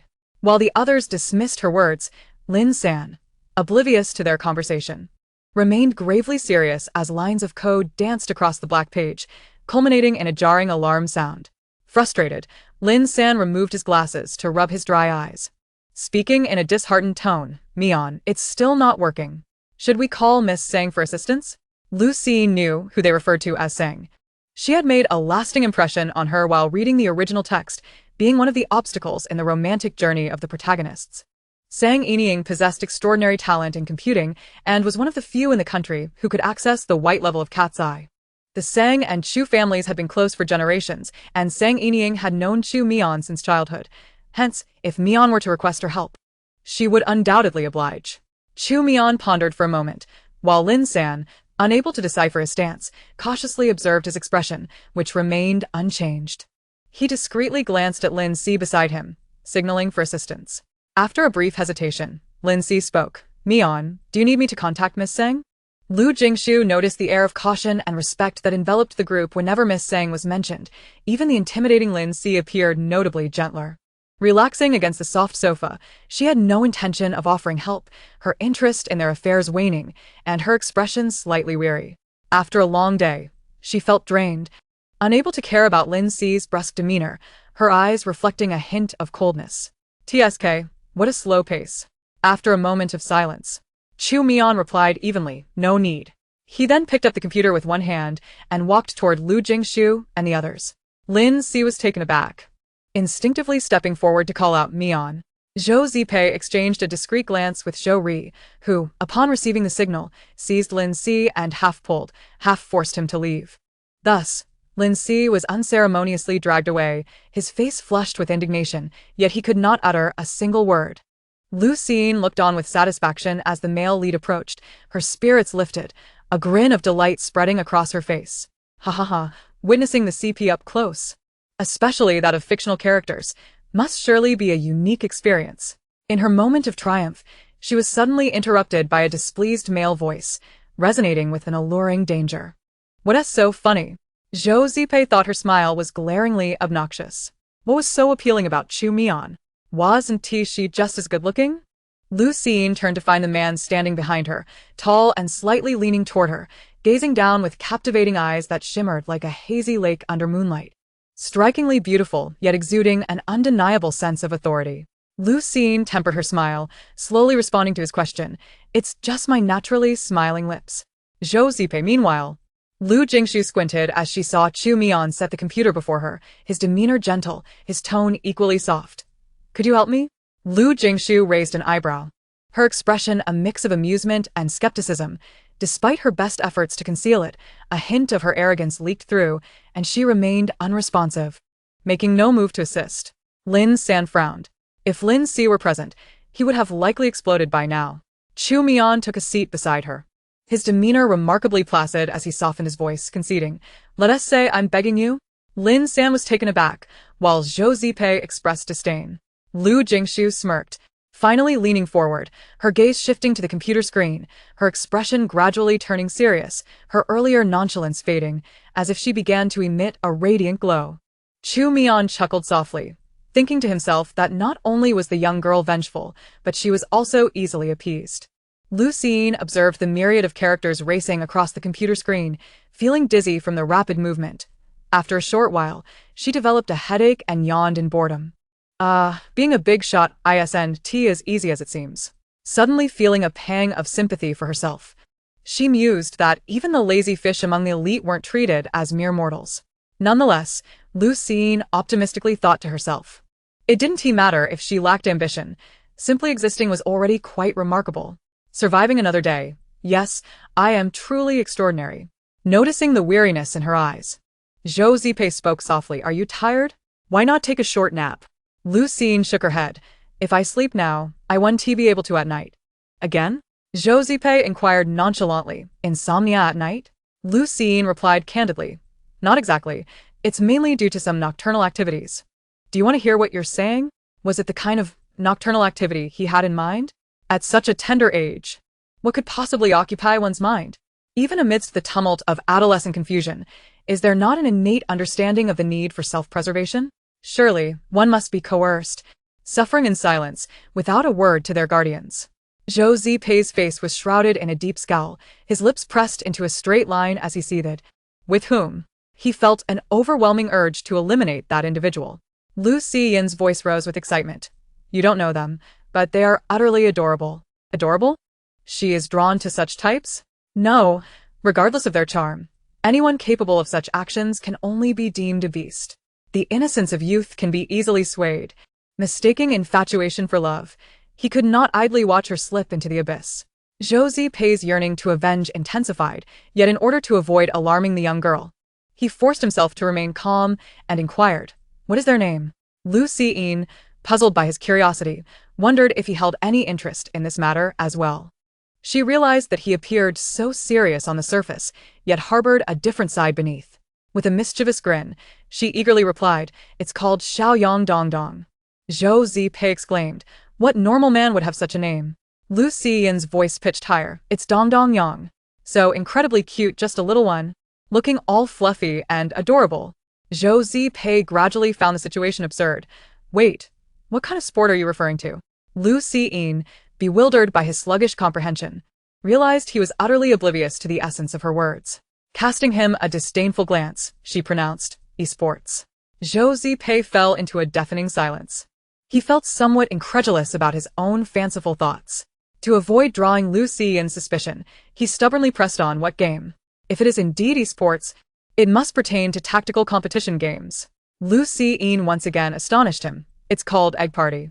Zhou Zipei responded, "Oh. So, "The esports you speak of involves competitive racing on electronic devices. How utterly peculiar." Chapter 30. Do not bully elementary students. During this time, Lu Jingshu was fully engrossed in her notebook, her slender, fair fingers moving so swiftly that only afterimages remained. 10 minutes later, she struck the final line of code, pausing momentarily as she typed the last character. Something about the other party's operations and style felt oddly familiar. At last, she recalled what was amiss, realizing the implications. Lu Jingshu took out her phone, her voice tinged with a hint of magic. "Wait, I need to find someone." Chu Mian nodded, not obstructing her, patiently awaiting her next move. Lin San couldn't help but scoff internally, clearly unaware of the heights of her arrogance, thinking that simply finding someone would resolve everything. Wasting our time, why on earth did Mian think to seek her assistance? Despite his internal complaints, he dared not question Chu Mian directly. Lu Jingshu typed nonchalantly, "Have you taken on any tasks recently?" "Red Wolf, yes." Lu Jingshu. She hesitated for a moment before continuing to type, "How much are they offering you?" "Red Wolf, 10 million. Indeed, a significant sum." Lu Jingshu. Withdraw. Red Wolf. Why? Understanding his lack of insight, Lu Jingshu patiently offered a condition, a packet of spicy strips. The proposition seemed enticing, and the response came swiftly. Red Wolf. Deal. It seemed that at this moment, he finally grasped what had transpired, asking, "Is the task target your friend?" Lu Jingshu ambiguously replied, "Acquainted." Red Wolf. Then why don't you crack it yourself? Lu Jingshu. I have cracked it. Wouldn't you continue the attack? Red Wolf. True. Red Wolf, how long did it take? Inquiring about the duration of her hacking, Lu Jingshu contemplated before responding. 10 minutes. The other party appeared to be struck dumb, as no further messages followed. Lu Jingshu made a vague sound of discontent, rerunning the code, and indeed, the other side did not retaliate again. She languidly reclined, stating, "Done." Chu Mian raised an eyebrow, while Lin Sen suddenly leapt to his feet in disbelief. He was the first to check the notebook, which was connected to the corporation's internal network, and the more he examined it, the more astonished he became. Indeed, There was not a single flaw left. remarkably, she had accomplished this in just 10 minutes. Even Miss Sang would at least require half an hour. Yet she had done it in a mere 10. Lin San felt an acute sting of embarrassment, his gaze toward Lu Jingshu increasingly filled with admiration. Zhu Mian. Appearing unfazed, simply inquired about a matter he found more pressing. Who were you chatting with just now? Lu Jingshu replied vaguely. A friend. Chu Mian, what do they do? Lu Jingshu, without a hint of embarrassment, answered. Brick mover. Chu Mian nodded, refraining from asking further. In truth, he had already conducted an investigation into the sisters and was aware that Lu Jingshu had previously resided in the countryside, thus assuming it was an old friend. Lu Siyin, contentedly playing the role of a devoted fan, stood up to shower the protagonist with praise. Sister, you are amazing. You know everything. You're simply a rare genius. Not only are you incredibly intelligent, but you are also stunningly beautiful. I wept, running to the Louvre to cry. The security guard asked why I was crying here, and I sobbed as I showed him your selfie. The guard too wept, exclaiming he had found the long-lost artwork of the Louvre. No words in the world could adequately describe your beauty. It seems you have emerged from a Raphael painting, a noble with an innate radiance. Sometimes I envy myself for having such a beautiful, intelligent, and capable sister. Lu Jingshu, shut up. Zhu Zibei. Zhu Mian. Lin San, is this truly from the same mother? Listening to her banter, Lu Jingshu suddenly laughed, lazily retorting, Scram. Lu Siyin blinked innocently. As you command, my dear princess. Lu Jingshu was left awkwardly closing her eyes. After the two departed, Lin Si and Zhou Ri returned, finding the remaining group in silence, especially Lin San, whose expression was frozen. Upon observing the situation, Lin Si understood everything, anxiously stating, Is it not feasible? I told you so. It would be better to let Sang. Before he could finish, Chu Mian shot him a dispassionate glance, and Lin Si immediately fell silent, cold sweat trickling down his back. Then Lin San, dazed, uttered, It's done. Miss Lu completed it in 10 minutes. Lin Si and Zhou Ri were left dumbfounded. Even lacking expertise in computers, they understood the significance of 10 minutes, especially considering it was under circumstances that even Lin San found challenging. Lin Si's emotions were complex, feeling as though he were being deceived, and he eagerly looked to Mian for confirmation. Chu Mian maintained his gentle demeanor, merely standing up to pat Lin Si on the shoulder, speaking slowly. Be more cautious in the future. This remark was evidently directed not just at Lin Si. Both Lin Si and Lin San bowed their heads respectfully, replying in unison, yes. Their backs were drenched in sweat. It seemed they would need to warn their comrades shortly. Zhou Ri, equally cautious, resolved to be vigilant in the future, realizing that Miss Lu held a significant position in the eyes of the two gentlemen. Unbeknownst to them, Zhou Zipei beckoned, and Zhou Ri obediently approached, inquiring, Zhou Yi? Zhou Zipei smirked, playfully tapping the back of his head, and said, You've mistaken your target. It's another one. Zhou Ri was perplexed. Unfortunately, this gentleman had no intention of elaborating, leaving him with those words as he reclined on the sofa, closing his eyes. Zhou Ri was left in confusion, pondering the meaning behind that statement. Had he not referred to Miss Lu? The only possibility remained Zhou Siyin, who was beside Lu Jingshu, dragging his weary self along, appearing rather dim-witted. Zhou Ri. Zhou Yi must have his reasons. It seems Miss Lu Siyin is not to be underestimated either. Pu City is truly a place of hidden talents. He resolved to share this news with others. ensuring he was not the sole one astounded. Lu Jingshu dragged her class to school, calmly accepting the astonished gazes of her classmates upon entering the classroom. Lu Jingshu, what happened to your hand? Ningshi inquired with genuine concern.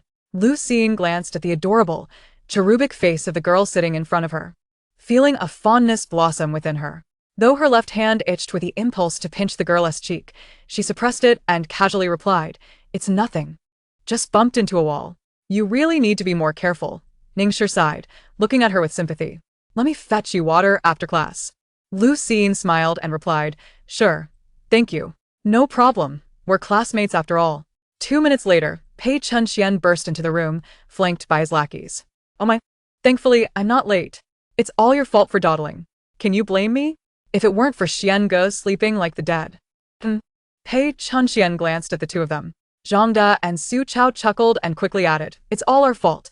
We should have woken Xian Ge earlier. Right? Ideally at 4, then again at 5 and 6, Pei Chunxian, uninterested in their foolishness, spotted Lu Jingshu and greeted, "Morning, boss." As usual, Lu Jingshu offered no response. Feigning sleep, Pei Chunxian, accustomed to this, shifted his attention to Lu Jingshu and her hand. Unable to contain himself, he erupted into raucous laughter, relishing her misfortune. "Ha ha ha. Lu Jingshu, what happened? Did you get hit? Is that hero taking out the trash for the people? Should I go fetch him a flag? Ha ha ha." Lu Jingshu rolled her eyes at him, thinking, "With your arrogance, mocking me is a gamble you may not survive. You're like the stagflation of the American economy in the 1970s. Pei Chunxian's laughter ceased. "Your brain is a utility, not a decorative piece. With such creativity in your appearance, have the courage to live." Double kill. Pei Chunxian's smile vanished. "Does your family reside in Dunhuang? There are so many murals." As he prepared to retort, Lu Jingshu continued, "When I insult you, it's well-deserved, but if you insult me, you are truly devoid of conscience." Triple kill. Pei Chunxian hesitated.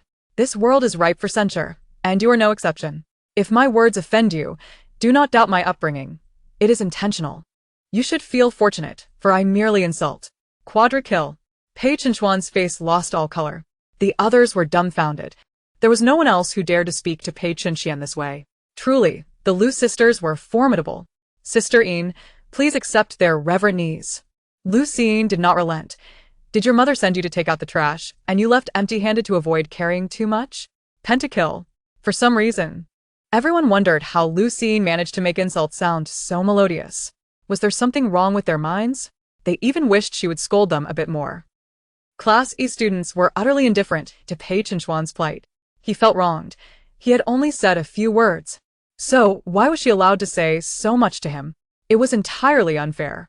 After finishing her retorts, Lu Jingshu felt a surge of joy at Pei Chunxian's pitiful expression. She closed her mouth, rummaged in her pocket, and retrieved a piece of gum she had placed there a week prior. Tossing it to him, she said, "Ahem. Here us a piece of candy. Let us call it even for those extra 3 insults." The others murmured in disbelief. When did insults become priced? What a considerate individual, even in a quarrel. Pei Chunxian, with a haughty expression, popped the candy into his mouth, snorted, and left without looking back. Lu Jingshu's shoulders trembled slightly as she stifled her laughter. At that moment, Lu Jingshu opened her eyes and leisurely observed her sister, casually remarking, "Don't bully elementary school students." Oh. Lu Jingshu stifled her laughter in response. Chapter 31. Painting a Dream. The weekend passed in a blur, and it wasn't until the class monitor collected assignments that Lu Jingshu remembered there was actually homework due. Yet, she felt no panic, for she possessed a golden ticket to avoid punishment. At that moment, the cast on her hand felt more comforting than ever, nearly prompting her to kneel and acknowledge it as her father. As she reveled in her good fortune, she turned her head to see the calm, unhurried demeanor of the female lead, momentarily left speechless. She had never witnessed the female lead doing homework over the weekend. This composed and unruffled attitude was indeed admirable. From what she knew, the female lead had a carefree spirit, unafraid of anything except trouble. If a problem could be resolved through action, she would not waste words. If someone else could handle it, she would not lift a finger. Lu Jingshu found it hard to believe that the female lead could endure old Lee's incessant nagging. Speaking of which, Lu Jingshu had her own experiences. In the first few days after transferring, she would sleep through class and completely avoid touching her homework. at most scribbling a response or solution on the test paper. The next day, she was summoned to old Lee's office, where she was met with earnest and heartfelt words. As a new socialist youth, Lu Jingshu had been deeply influenced by respect for teachers since childhood, and at that moment, she felt a twinge of guilt, almost bowing and saying, "Teacher, you've worked hard." However, she could hardly endure old Lee's lengthy discourse, which stretched across 2 periods of self-study. Repeating multiplication tables at least 10 times in her mind, and absorbing the socialist core values word for word. By the end of the conversation, Lu Jingshu's only takeaway was that she had been made to stand for 2 periods while being subjected to a motivational speech. When she returned to her seat, she felt a bit dazed, as if she had lost track of the day and night, even responding to her classmates' inquiries in a daze. "Lu Jingshu, what did old Lee want with you?" "I want to study diligently." "What did old Lee discuss?" "Was it about the sports meeting?" "Striving upwards." "Becoming a youth with lofty aspirations." "Forget it, just tell us if we have PE class next time." "Learning brings me joy. I strive to become a well-rounded talent embodying the virtues of morality, intelligence, physical fitness, aesthetics, and labor." "All right, another fool." "How awkward." As her recollection faded, Lu Jingshu leaned closer to Lu Jingshu, her eyes brimming with a thirst for knowledge. "Cease. Do you have any way to make old Lee forgive you for not doing your homework?" Lu Jingshu gave her a dispassionate glance, calmly uttering 2 words. "None." Lu Jingshu regarded her with dissatisfaction, her expression seemingly saying, "Why bother pretending with me?" Lu Jingshu, chewing gum, fixed her dark eyes on her sister. A hint of depth mingled with a shade of gloom in her gaze. She lightly tapped her pale fingers on the desk and slowly said, "Lu Jingshu, what caused you to become like this? Were you triggered?" To go from being a model student in the eyes of teachers and parents to a slacker overnight must have a reason behind it. Lu Jingshu was taken aback. It seemed everyone around her gradually accepted the reality of her decline. When her previous achievements were mentioned, they would only sigh and express regret. Even Siyin, who once held her in high regard, had shifted from shock to an inability to accept it, ultimately blaming Lu Jingshu and preventing them from interacting, only to find it futile and abandon her entirely, allowing her to wither away. As for the Chen family, they hardly needed mentioning. Not just her, but even Su Xian's position within the Chen family had plummeted. Who would truly regard Lu Jingshu as a young lady, especially during this period? The Qin family had been distancing themselves from the Chen family, and it was obvious why. Everyone was concerned only with the outstanding Lu Jingshu. She had come to prove through her actions that leaving behind all those she once took pride in would leave her with nothing. Their abandonment would only become more resolute. Why cling to such complex matters? Are social niceties and power really that important? The singular purpose of life is to cultivate one's own happiness, is it not? What do the broader perspectives of others matter? Those with grand visions may call everyone father, yet upon reflection, it is indeed curious that no one has inquired about her reasons. Ironically, it is precisely the sister whom the original owner loathed the most who dares to ask, "What has caused you to become this way? Has something happened? Have you been hurt?" Lu Jingshu can sense the concern embedded in that question, though subtle. It carries significant weight coming from the emotionally reserved Lu Jingshu. A warmth envelopes her heart, and seizing the moment while Lu Jingshu is caught off guard, she leaps forward to embrace her waist, nuzzling against her fragrant and soft form before she can push her away, saying, "I haven't been hurt. I simply feel that with such an impressive sister, I no longer have to struggle so hard." Lu Jingshu's hand pauses as she pushes her away, ultimately softening her grip. Momentarily at a loss for words. Indeed, Lu Jingshu's hidden gaze dims slightly. She ought to feel elated for having finally secured a place beside a powerful ally. Yet an undeniable sense of disappointment lingers within her, so profound that it cannot be overlooked, even inciting a wistful thought. How wonderful it would have been if I had a sister in my past life. It is not long before Lu Jingshu comprehends the reason behind Lu Jingshu's composure. As the leader of the campus bully Pei Chen, how could he possibly write his own homework? The mere act of putting pen to paper might be regarded by Pei Chen as a grave insult. It is as if he has inscribed, "I look down upon you" upon his forehead. With power comes a certain oppression. Naturally, Pei Chen's assignments are entrusted to his subordinates. Lu Jingshu laments the plight of those beneath him, pondering the cruel persistence of such feudal remnants in the 21st century, how difficult it is to eradicate such antiquated notions. Before long, just as she was sympathizing with the innocent commoners, Lu Jingshu, with a piece of gum she had stealthily acquired, gazes at Pei Chen with a cheerful demeanor and sincerely inquires, "Are you still in need of a leader?" Pei Qian, and the others are left speechless. In this day and age, are positions within the school's underbelly so fiercely contested? It appears that even the ruffians are beginning to engage in a competitive race, with some resorting to bribery to curry favor with the older generation. Pei Qian accepts the gum bribe from Lu Jingshu, tearing open the wrapper with an air of indifference, declaring, "Not needed." Lu Jingshu is taken aback, realizing his insatiable greed. A few pieces of gum are no longer sufficient to satisfy his vast appetite.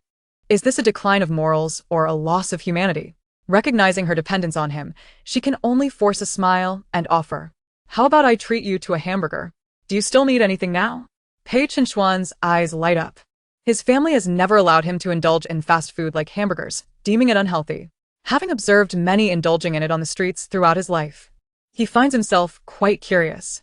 Moreover, those people have survived, so why shouldn't he be able to enjoy it too? Seeing his expression soften, Lu Jingshu continues to entice him, promising, "Once I become the leader, not only will you enjoy hamburgers, but I will also take you for milk tea. You shall be known as Brother Siyin, revered by all at Pugao.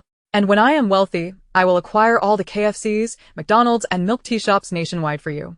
At that time, if you desire a hamburger, I will provide it. If you wish for something even more absurd, I will procure that too." Ningshi tugs at her sleeve, clearing her throat. Lu Jingshu realizes she has gone too far and promptly falls silent. Pei Qian, however, remains oblivious, his mind consumed by visions of hamburgers, fried chicken, cola, and milk tea, daring to imagine how splendid his future could be. If only he could experience just one day of such joy, how vibrant and cheerful he would become. The naive elementary student Pei Qian, having never traversed the harsh realities of society, is easily swayed by Lu Jingshu's words. Rising to offer his seat and standing obediently at her side, resembling a loyal subordinate, even earnestly calling out, "Boss." Lu Jingshu nods in satisfaction, her expression one of approval.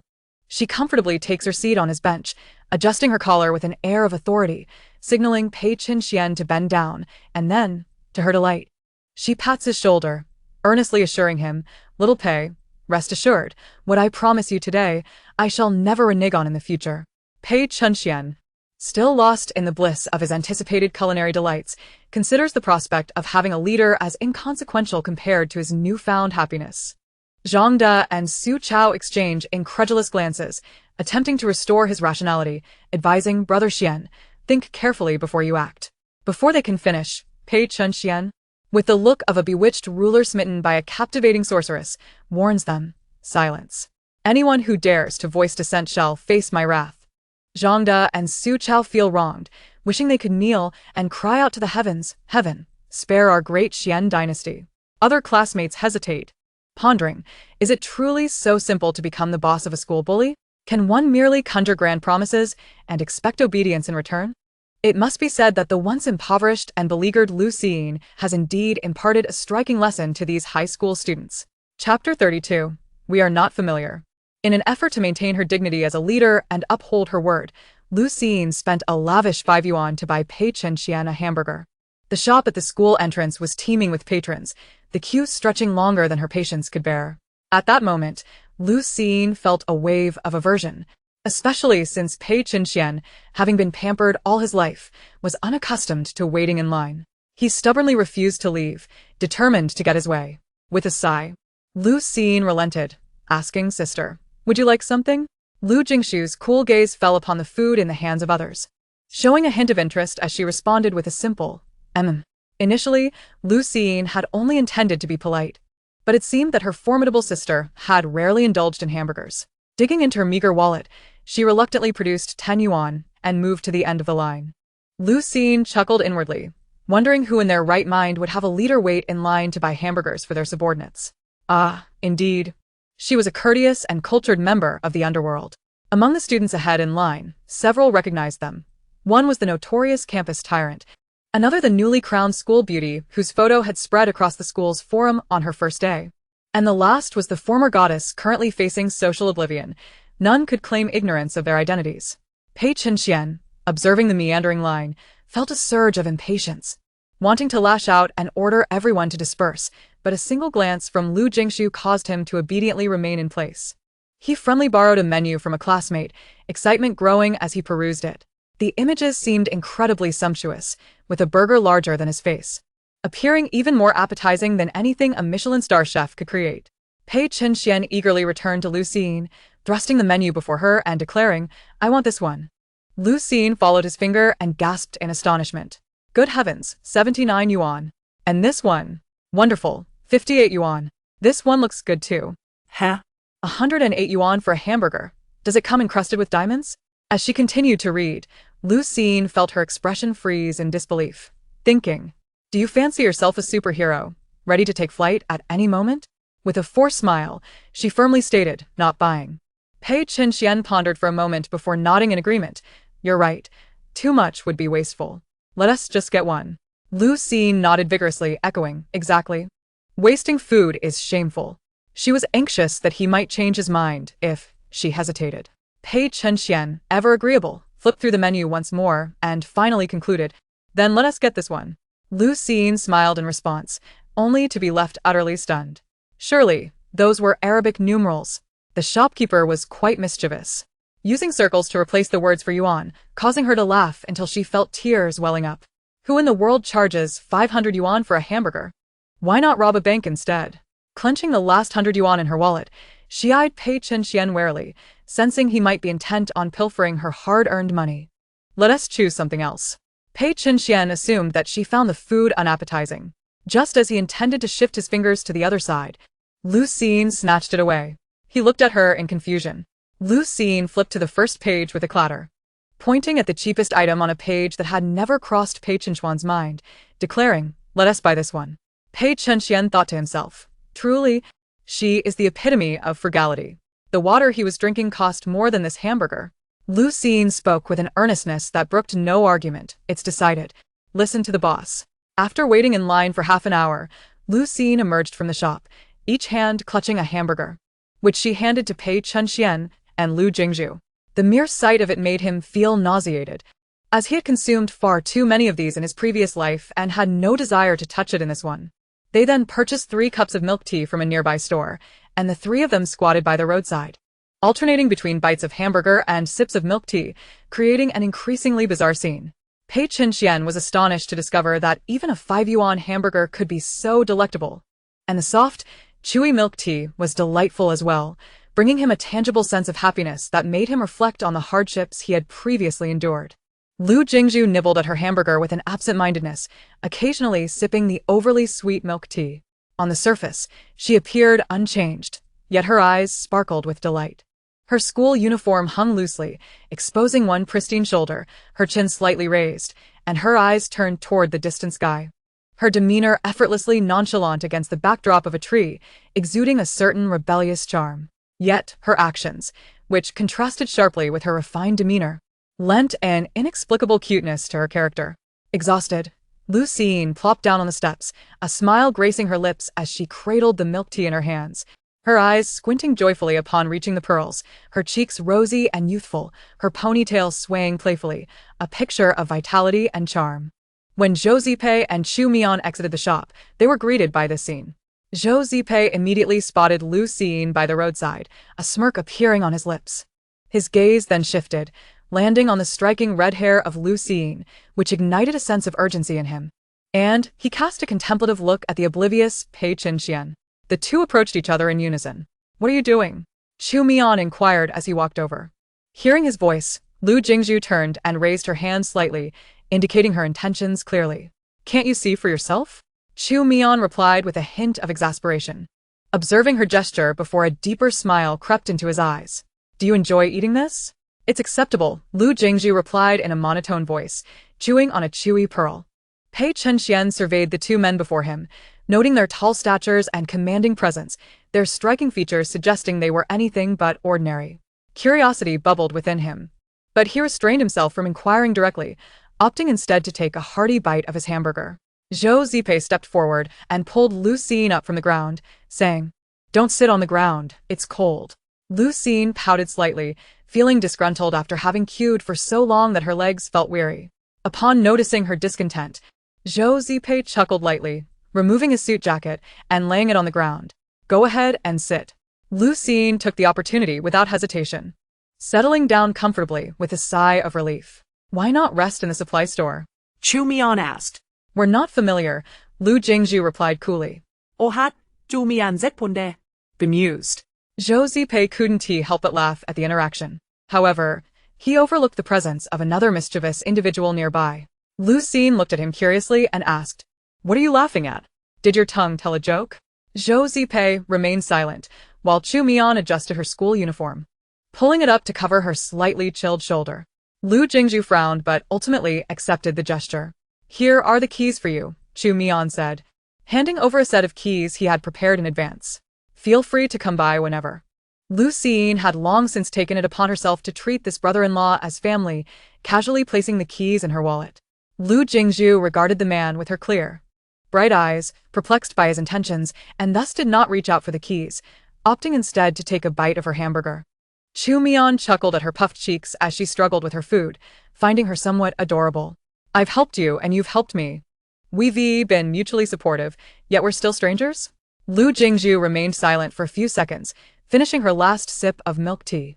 Without a glance, she deftly tossed the empty bottle into a trash can across the street, then swiftly tucked the keys into her pocket, saying, "Thanks." Chu Mian Sir Mai Bờ Dao Li. Lu Jingshu felt once again overshadowed by the protagonist's display of skill. From such a distance, how could she throw without even blinking? Was there GPS on that bottle? How could she be so precise in her aim? Chapter 33. Elementary School Arguments. Lu Jingshu rubbed her chin, contemplating as she stood up, perhaps misguidedly believing she possessed the same prowess as Lu Jingshu. With a swift motion, the milk tea bottle slipped from her grip, tracing a graceful arc through the air before landing with a plop, perfectly missing the trash can and coming to rest in the middle of the road.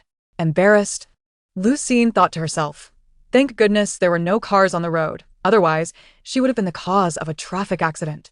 Zhou Zipei observed her confident stance, which had culminated in an outcome that was both expected and surprising. Feeling as though he had waited for a grand finale only to be served a plain bun, Pei Chen let out a merciless laugh. When people feel awkward, they tend to act busy.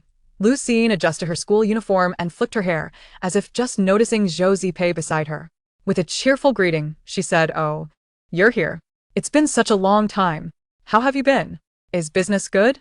Zhou Zipei replied. "So you mean the ghost was just using her clothes as a cushion?" If he recalled correctly, they had only seen each other the day before.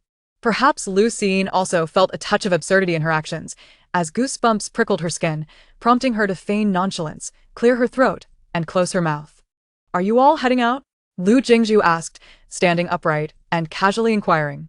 "Yes, we're off to take care of some matters," Zhou Zipei responded. Oh. "Then you're busy," Lu Jingshu said dismissively, lightly zipping up her jacket before turning to tug on Lu Jingshu's collar, saying, "Let us go." "All right," Lu Jingshu replied. As they passed by Pei Chen, Lu Jingshu unceremoniously kicked his calf, saying, "Let us go, little brother." Pei Chen dared not express his anger. Zhou Zipei watched their departing figures, the boy's bright red hair standing out conspicuously to him, only serving as an eyesore. He and Lu Jingshu were of the same age. With one hand in his pocket, he furrowed his brow in thought, asking, "That boy seems somewhat familiar." Chu Mian fell silent for a moment, then replied mockingly, "That's the young master of the Pei family. You have his photo in the information you investigated. If your brain isn't functioning, perhaps you should consider donating it." Zhou Zipei suddenly recalled, realizing, and upon hearing Chu Mian's sarcasm, he placed a hand over his chest in a mock display of hurt, lamenting, "Brother, do you really wish to wound my fragile heart so?" Chu Mian, feeling a pang of discomfort, turned to leave, saying, "Don't disgust me." Zhou Zipei, having succeeded in his teasing, tucked away his playful demeanor, lazily following behind, a smile on his face that did not quite reach his eyes. The young master of the Pei family wasn't Pei Laozheng's 80th birthday celebration just around the corner? Meanwhile, Pei Chen remained blissfully unaware that someone had set their sights on him, continuing to bicker with Lu Jingshu in a fashion reminiscent of elementary school arguments. Pei Chen boasted, "My brother is an excellent fighter." "Huh? "Fighting is nothing. My sister is not only skilled but can take down 10 men with a single punch," Lu Jingshu retorted. Not to be outdone, Pei Chen shot back, "My brother is exceptionally intelligent. He can score full marks in math." Lu Jingshu scoffed, "My sister is also clever. How many people do you see scoring 0 in math?" "Well, I can't say I've seen any." His competitive spirit ignited, Pei Chen in a moment of impulsiveness, blurted out, "My brother is so daring, he would even eat feces." Upon hearing this, Lu Jingshu felt challenged and immediately responded without hesitation, "Humph. My sister would eat that too." Lu Jingshu, feeling a sudden headache, rubbed her temples and said sternly, "Be quiet." Lu Jingshu fell silent, and the group lapsed into a few minutes of silence. Pei Chenxian suddenly recalled the matter at hand and cautiously raised his hand, saying, "Boss, I have a question." Lu Jingshu clicked her tongue in annoyance and replied, "Who are those two men just now?"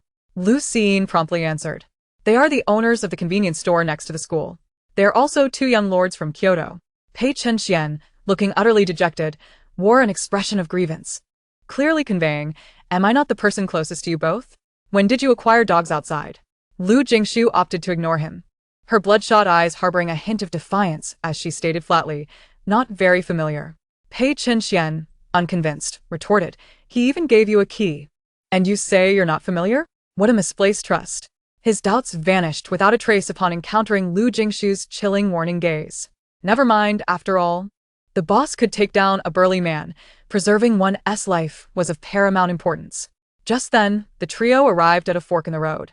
Pei Chenxian found himself bewildered, wondering what had gone awry today.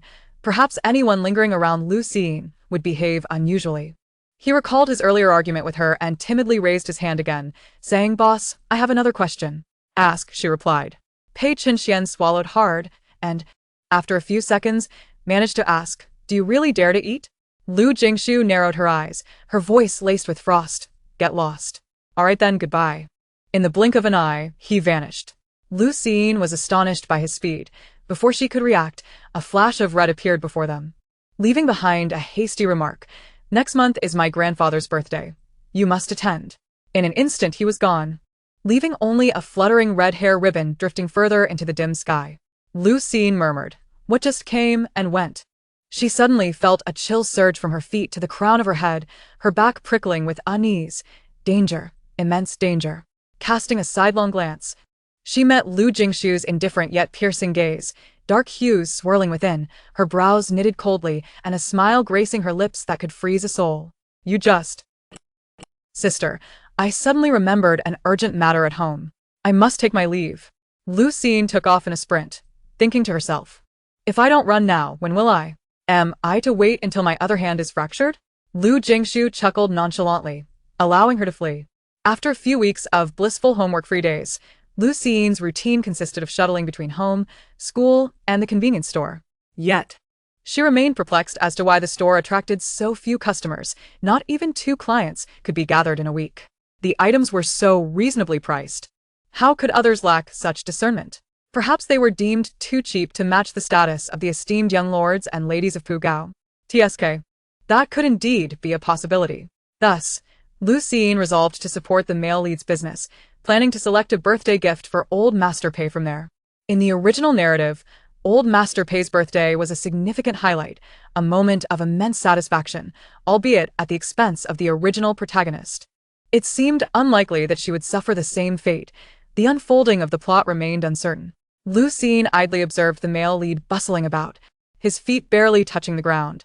She sighed inwardly, realizing that the person Chu Mian was searching for was a mere meter away to his left, yet he toiled fruitlessly.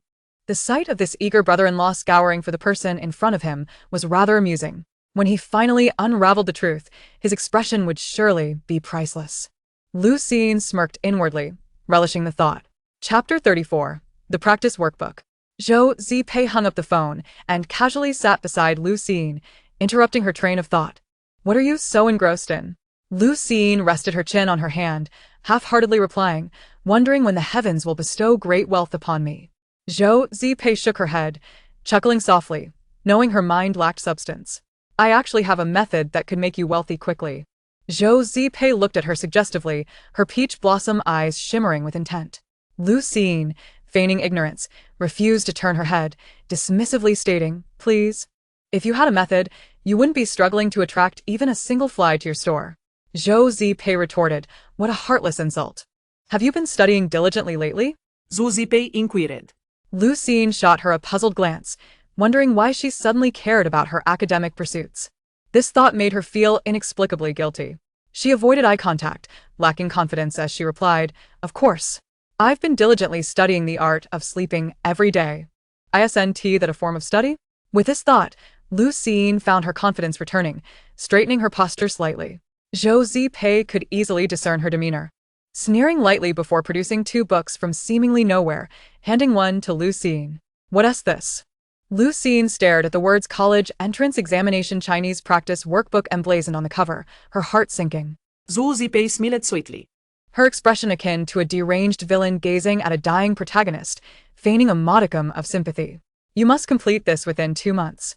I'll check it on this day 2 months from now. I'd rather perish," Lu Jingshu seethed, her anger flaring, causing her to snatch the thick workbook, thicker than her own flesh, intending to hurl it to the ground for a rebellious thrill. Just then, Zhou Zipei casually remarked, "This book costs 20,000. Lu Jingshu slammed to a halt, abruptly changing course, the workbook firmly pressed against her chest, exuding an unmistakable aura of forced affection. Tears welled in her eyes as she thought, "What on earth? Who can distinguish between me and a domineering CEO now? Who are you trying to fool? Who pays 20,000 for a book?" Zhou Zipei yawned lazily, replying, "Believe it or not, but once you break it, you'll find out. Care to test it?" Lu Jingshu choked, reminding herself that Zhou Zipei was a prominent figure from Kyoto. Even if he was merely a slacker in Poo City, he was still a lord. It was not impossible for a book to cost 20,000. She couldn't afford to let her frustration lead to a financial loss. "Why should I listen to you?"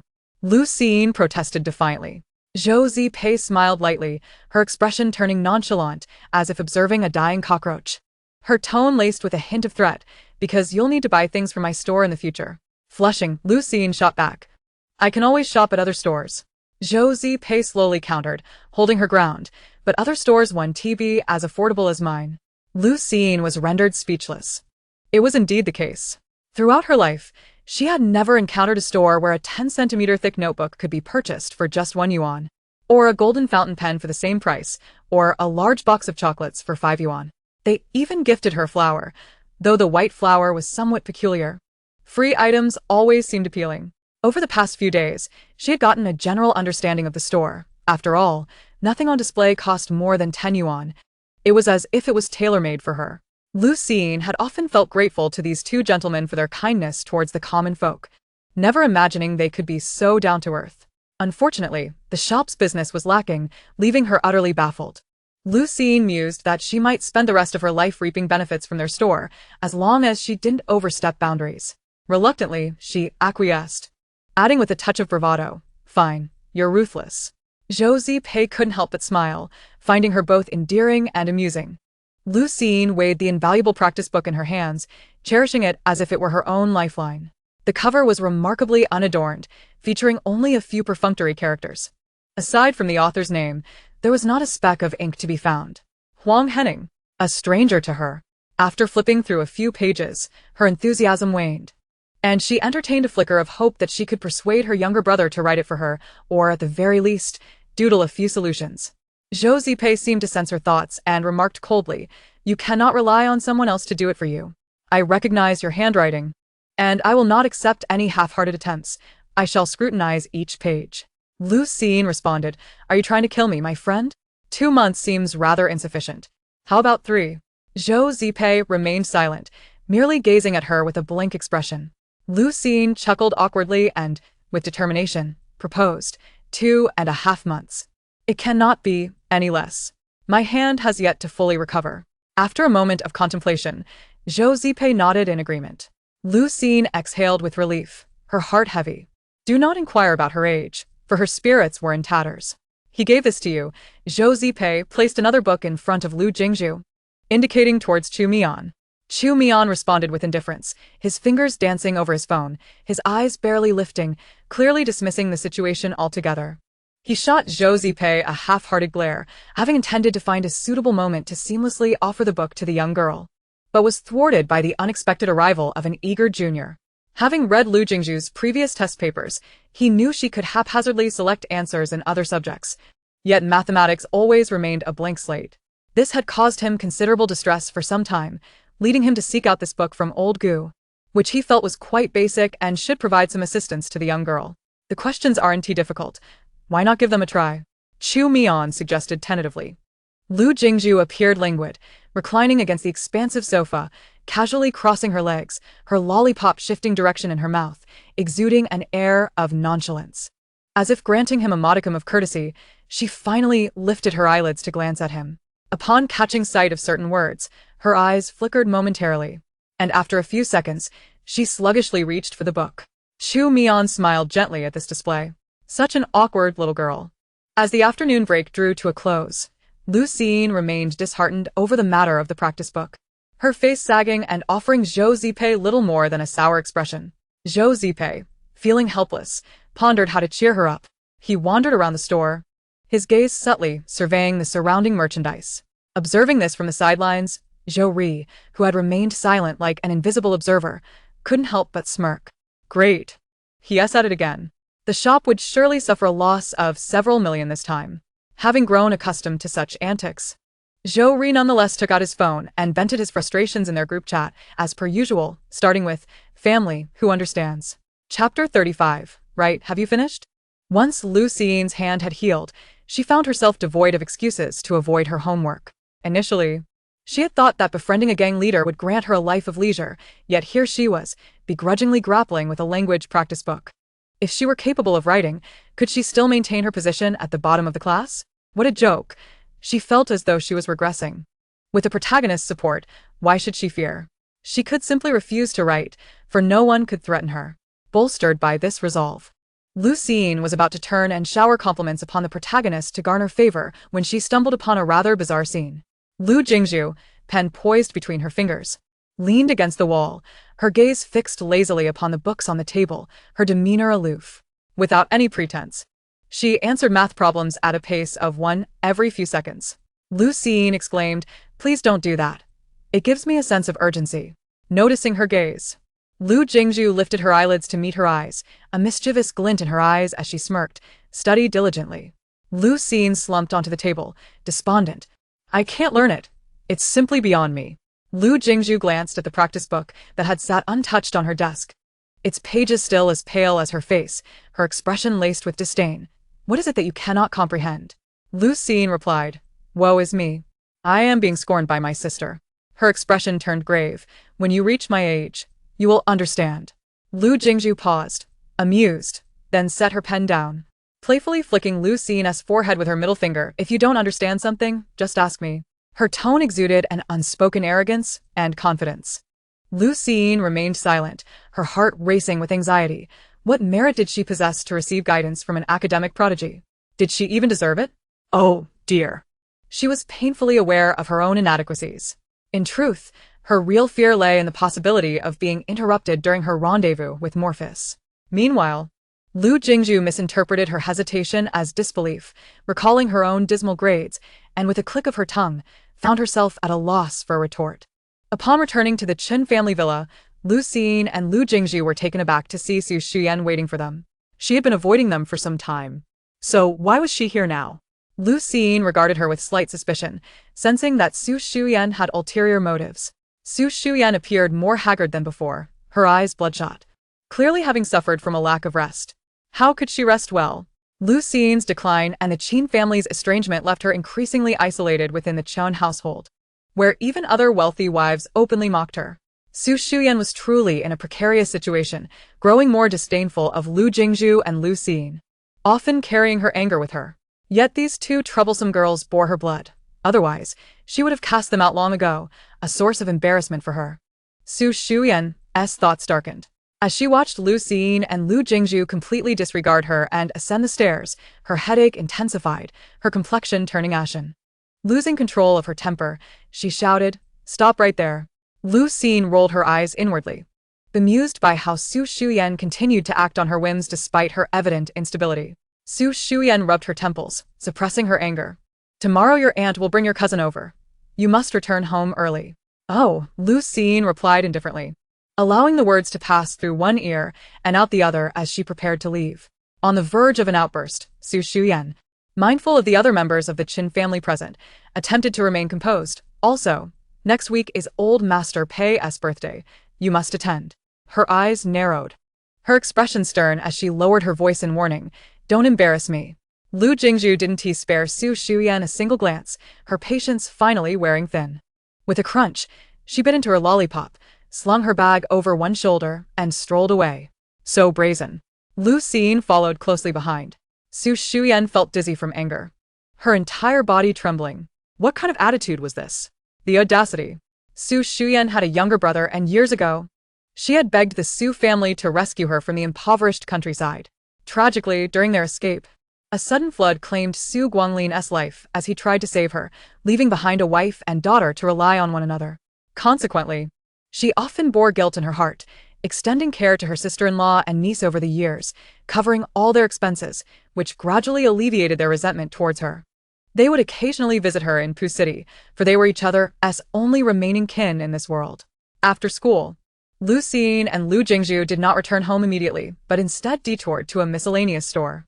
As they pushed the door open, Lu Siyin cautiously extended a finger to nudge it inward, wary of the fragile glass. Fortunately, no mishap occurred today.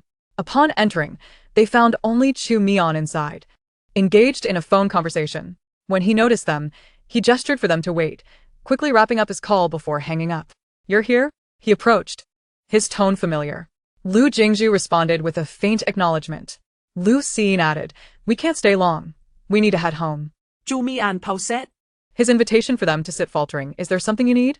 Lu Jingshu replied, "Yes," then seemed to realize her response was too curt and added, "It's not urgent." Chu Mian wore a gentle smile, gazing deeply at her. Lu Siyin rose on her tiptoes to peer inside, inquiring, "Where's Zhou Zipei? Why is he not here?" "He has matters to attend to, and will not be in the store today." All right. Lu Siyin felt a tinge of disappointment. It seemed the discussion about the birthday gift would have to wait for another day. The two did not linger long before deciding to depart. Just before leaving, Chu Mian's dark eyes fixed on Lu Jingshu, raising an eyebrow as he asked, "How is your workbook coming along? Are there any problems?" Lu Jingshu seemed to remember suddenly, pulling a book from her backpack and calmly stating, "I've finished it." With a flick of her wrist, she tossed the still pristine workbook into the man's hands, exhibiting no concern that completing a tome of 7 or 8 centimeters thick in less than a week was remarkable. Lu Jingshu slung her backpack back over her shoulder and took a step toward the door, abruptly halting to glance back at him, leaving behind the remark, "Next time, make it a bit more challenging." The corners of her eyes slightly reddened, her elongated gaze harboring a hint of arrogance, her entire demeanor radiating a sense of untamed defiance. To an unknowing observer, one might assume she was a top student or a mathematical prodigy. Chu Mian, holding the workbook, stood in astonishment for several moments, noting that each question had only one answer, and she had even neglected to underline the questions. Every numeral was penned with flair, yet the latter answers were evidently hurried. One could well imagine her impatience in writing down those responses. Chu Mian chuckled silently, glancing at the pages, only to find every answer correct. And since the workbook had no provided answers, it could only be her own work. He sighed, reflecting that in all his years, the only 2 times he had misjudged someone had both involved the same person. At that moment, Lin Si walked in and, upon seeing the book in Chu Mian's hands, inquired with curiosity, "Why is this book still here? Didn't it?" His words trailed off as his eyes widened in shock. "Miss Lu, she finished it? How is that possible? It hasn't even been a week. Even if she worked day and night, she couldn't complete a book in 3 or 4 days, right? And isn't Miss Lu the one who scored 0 in math?" Truly perplexing. Chu Mian closed the book, walking toward the exit while instructing Lin Si, "Contact old Gu." Huh? Lin Si was momentarily stunned, quickly realizing that this meant old Gu would be called back into action. He hastily retrieved his phone, saying, "Understood, young Master Mian. Should we increase the difficulty this time?" Chu Mian paused, contemplating for a moment before replying, "Just make it comparable to the difficulty of the Zhenhua Cup mathematics competition." Lin Si stood there, utterly dumbfounded, unable to comprehend what he had just heard. Was young Master Mian out of his mind? To assign competition-level problems to someone who scored 0 in math, wouldn't that lead to despair? Though bewildered, Lin Si could only follow orders. Hopefully, Miss Lu would not lose her confidence in mathematics from this point onward. Chapter 36. Continuing the Madness. Lu Siyin arrived at the Chen residence, and before she could step inside, the sound of a sweet, innocent laugh reached her ears. Maintaining her composure, she walked in, where a few individuals who had been chatting joyfully suddenly fell silent upon seeing her. Su Shiyan's smile was almost imperceptible as she meticulously arranged her exquisite hairstyle. Su Zichen observed with a gentle demeanor, sitting gracefully, resembling a pampered young lady of high society. Lu Siyin felt her patience wearing thin.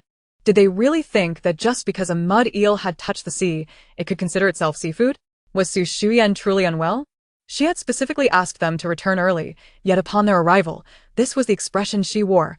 Was she the sister of Aristotle or something? Han was the first to rise, greeting them with a warm smile. Siyin and Jingshu are back. Come, sit down, let me see if you've grown taller.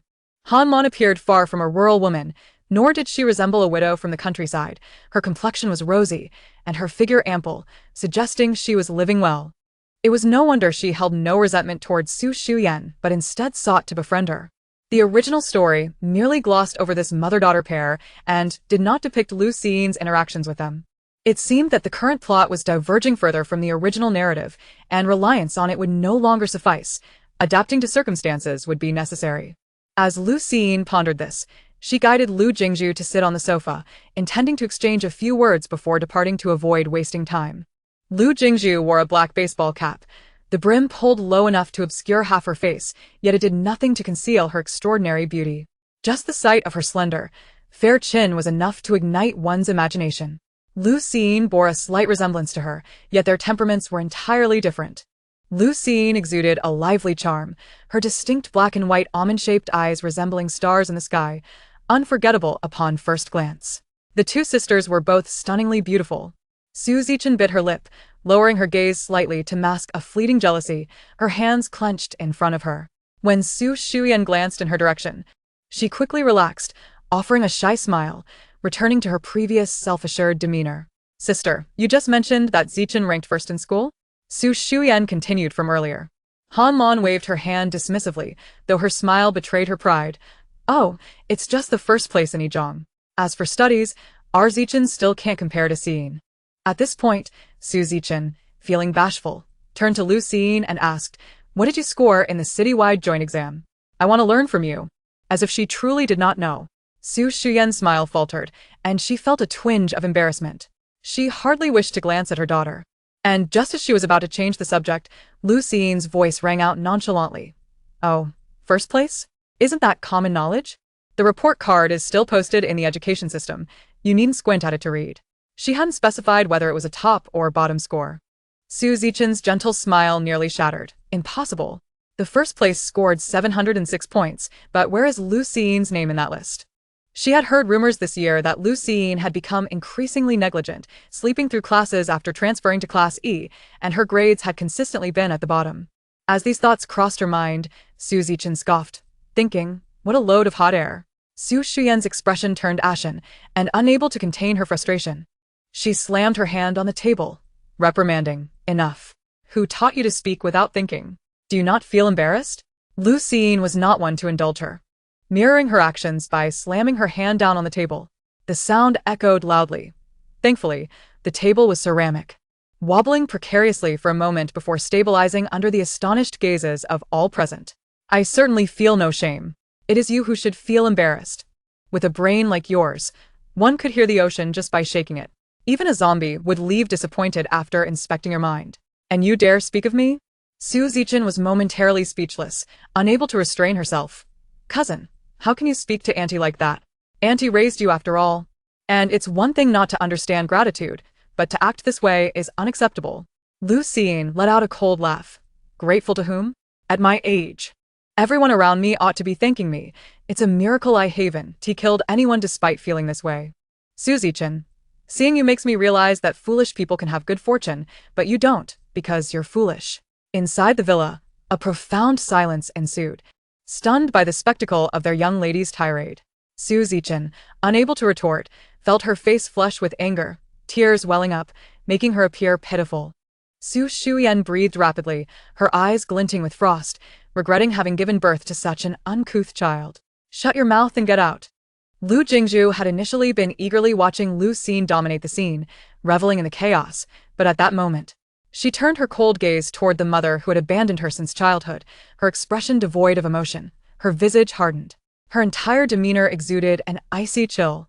imbued with an unmistakable aura of menace that inexplicably instilled fear in those around her, as if this 18-year-old girl had already endured bloodthirsty trials. But how could that possibly be? Suddenly, she curled her lips into a smile, though the warmth did not reach her dark, knife-like eyes, as she stated, "We will depart." "As you wish." A jolt of unease coursed through Su Shuyen, who, for reasons unknown, found herself questioning whether she might regret this decision in the future. She understood all too well that when Lu Jingshu spoke of leaving, it meant never returning. For a fleeting second, Su Shuyen lost her focus, only to regain her composure. Mockingly thinking that they were merely two burdens, their departure would likely leave them unable to survive, so how could she possibly regret it? The exit of two deadweights was, in fact, a boon for her. Meanwhile, Lu Jingshu ascended the stairs to gather her belongings from the bedroom, taking only a tattered backpack, neglecting even to pack clothes. Without raising her eyelids, her long, fair fingers gripped Lu Siyin firmly, stating coolly, "Let us go." Lu Siyin stretched her hands toward the bedroom, waving anxiously in the air. My flowers and my strawberry bear. Lu Jingshu patted her on the back of the head with a light chuckle, reassuring her, "I've got them." Only then did Lu Siyin obediently allow herself to be led away. As the door clicked shut, the villa remained eerily silent, as if one could hear a pin drop. No one anticipated such an occurrence. Su Zichen struggled to hold back tears and, with a look of regret, said to Su Shuyen, "Aunt, I'm sorry. It's all my fault. If it weren't for me, my cousins wouldn't have left." When Su Shuyen turned to her, her expression softened slightly. Recalling what she had just heard from Han Lan, that Su Zichen not only topped the entrance exam but also won first prize in a high school mathematics competition, her eyes narrowed as a plan began to form. Although the first high school did not compare to Puga High, it was still commendable, especially given her status as a math competition winner. With proper guidance, she might even surpass the former Lu Siyin. Having clarified her thoughts, Su Shuyen took Su Zichen's hand, offering a comforting pat, and said gently, "Zichen, this is not your fault, it's their reckless behavior." Su Zichen lowered her head to wipe away her tears, and in a moment concealed from others. A faint smile crept onto her lips. Su Shuyen then turned to Han Lan, her tone becoming earnest. "Sister-in-law, you all should stay here for the next few days." Han Lan, simple-minded, responded bashfully, "But that's too much trouble for you." Su Shuyen regarded her disapprovingly, saying, "Why would you be so polite with me?" Han Lan had long been captivated by the luxurious decor and upscale amenities of the Qin family's villa, and a hint of greed flickered in her eyes as she conceded. "Then I must trouble you, Sister Yen." This demeanor drew disdain from Wang Sa and the others, and even Su Zichen felt a tinge of embarrassment, a flash of disgust crossing her gaze. Chapter 37. A request. Lu Siyin clutched her strawberry bear and a white flower, trailing behind Lu Jingshu, evoking a poignant image akin to sisters left behind in a television drama, venturing into the city to make a living. Following the plot's trajectory, they should soon find themselves destitute on the streets, ultimately discovering a highly accommodating underpass that would become their only refuge. Following that, the elder sister would toil relentlessly during the day while caring for her younger sibling at night, shivering in the cold, yet still tenderly offering a prized morsel of pork. Uttering a comforting lie, "You eat. I'm not hungry." While Lu Siyin entertained such a tragic narrative, Lu Jingshu remained composed, contacting Li Xiaoman to arrange accommodation. As they walked, they indeed spotted a grand bridge, where residents had already settled beneath it. Lu Xiyin's eyes sparkled with excitement as she exclaimed, "Sister, we found it." Lu Jingshu looked at her in confusion, silently questioning, "What did we find?" Lu Xiyin, anxious about securing a good spot, insisted, "The bridge, our home." "Lu Jingshu, you wish to live here?" She regarded her with a bemused smile. Lu Xiyin, accepting of the situation, declared, "As long as I'm with you, I'd gladly live here, or even in a luxury car. I wouldn't mind." Lu Jingshu, "Ah, how very generous of you." Only then did Lu Siyin realize she might have overthought the matter. "Then where will we live afterward?" Lu Jingshu replied calmly, "In the dormitory." "Oh, right, the dormitory." Knowing they wouldn't have to sleep on the streets, Lu Xiyin's eyes crinkled with joy. The streets were nearly deserted. September in Pucheng was unforgiving. Having just shifted from bright sunshine to oppressive heat, each second spent outdoors threatening to drench one in sweat. Now, a refreshing breeze rustled the leaves, accompanied by the soft murmur of insects. Suddenly, the sun was obscured by ominous clouds, suggesting rain was imminent. Lu Jingshu was still engaged in discussions with Li Xiaoman when her brows furrowed, her patience waning. For accommodation, parental consent and a guarantee were mandatory. But with their parents gone, where could they procure such documents? An urge to act decisively surged within Lu Jingshu as she contemplated whether to confront the principal directly. She felt a gentle tug at her hem. Glancing sideways, she saw Lu Siyin timidly ask, "Sister, do you have an umbrella?" After a brief pause to assess the darkening sky, Lu Jingshu replied, "No. Neither do I." Moments later, they felt the first droplets of rain, bringing a sudden chill. The downpour arrived with little warning, as if determined to soak them thoroughly before relenting. Within seconds, their thin shirts were drenched, the fabric darkening under the relentless rain. Lu Siyin. Lu Jingshu. Never before had they felt so speechless. It seemed the heavens took delight in their misfortune, choosing to unleash its wrath on an otherwise fine day. Was it possible that the post-2000 generation was no longer content with merely restructuring the workplace, but had begun to invade even the realms of the divine? The two hurriedly sought refuge beneath the nearest awning. Lu Jingshu, feeling despondent, contemplated calling the police for assistance. The screech of brakes interrupted her thoughts. They looked up to see a black wooling Hongguang dramatically halting in the middle of the road. Zhou Zipei emerged, holding an umbrella, followed shortly by Chu Mian, as they approached through the rain. Upon seeing this, Lu Jingshu turned off her phone, no longer in a rush to call for help. There was readily available assistance before her. Zhou Zipei glanced at Lu Xiyin's toys and flowers, deducing their situation, and upon noticing they were soaked, his expression darkened as he inquired, "Have you been kicked out?" Lu Xiyin objected to his wording, correcting him, "That's not accurate. We left on our own accord." Zhou Zipei thought to himself, "Well, the little one's fragile pride needs to be handled delicately." Chu Mian hesitated before asking, "Where are you planning to go?" "Perhaps." Lu Jingshu interrupted, maintaining her poised and regal demeanor, speaking calmly. "Could you assist us?" Chu Mian, "How so?" Lu Jingshu, "Do you know the principal of Puga? Zhou Zipei immediately grasped the implication, asking, "Are you looking for accommodation?" Seeing Lu Jingshu nod, Chu Mian set aside his own thoughts, pondering for a moment before replying, "I know him. What do you need us to do?" Lu Jingshu smirked, "Just have him grant us access without needing parental consent." "Consider it done," Chu Mian agreed. Turning to call Lin Si. Lin Si stepped forward. "All right, I'll take care of it right away."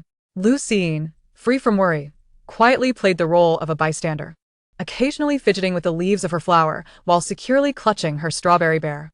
If the strawberry bear could speak, it would undoubtedly be moved to tears, exclaiming, "In my next life, I wish to follow you once more." Zhou Zipei, witnessing this, couldn't help but smirk, thinking how childlike it truly was. "Staying here isn't a viable option. The check-in process will take time. Why not join us?" Zhou Zipei proposed. After a moment's contemplation, Lu Siyin found the reasoning sound. After all, it wouldn't do to compete with beggars for a spot beneath the bridge. Without further hesitation, she nodded in agreement. Lu Jingshu lifted her delicate fingers to slightly adjust her hat's brim, her gaze fixed on Zhou Zipei, deep and contemplative, leaving one to wonder what thoughts occupied her mind. 10 minutes later, a vehicle came to a halt outside a secluded villa, and the group disembarked together. By now, the rain had lessened considerably, creating a misty ambience. Lin San and Zhou Ri approached, each bearing an umbrella, only to realize the presence of two additional individuals. Shock mingled with respect as they nodded toward Lu Siyin and the others. "Please prepare the rooms upstairs. They will be staying here for 2 days," Zhou Zipei instructed. Zhou Ri and the others promptly sprang into action. As Lu Siyin walked, she quietly surveyed her surroundings. The villa was quite spacious, seemingly capable of accommodating 100 guests without issue. However, it felt rather desolate, adorned in a subdued black and white decor that suggested it was a temporary purchase for lodging. Lu Siyin marveled internally, recognizing the disparity between her and the wealthy. For them, acquiring a house meant effortlessly purchasing a villa. Sometimes, she found herself yearning to compete fiercely with such affluent individuals. "Would you like to take a shower upstairs?" Zhou Zipei gestured toward Lu Xiyin's damp clothes, adding, "You might catch a cold." Chapter 38. The concert. Lu Xiyin, feeling uncomfortable in her clingy attire, realized they had left in such haste that not a single change of clothes had been brought along. Noticing her hesitation, Zhou Zipei assumed the two girls were apprehensive about being in the company of adult men and felt a pang of regret for her oversight.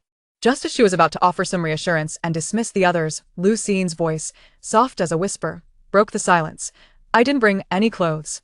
Zhou Zipei was taken aback. What? She exclaimed, her mind racing. Apprehensive? Not at all. Coughing slightly, she swiftly redirected, no worries, I'll send someone to buy some. Lu Jingshu beamed, prompting the strawberry bear to clasp its hands together and bow in gratitude, saying, thank you. 10 minutes later, Lu Jingshu emerged clad in a loose black t-shirt and slippers, her long hair still dripping wet.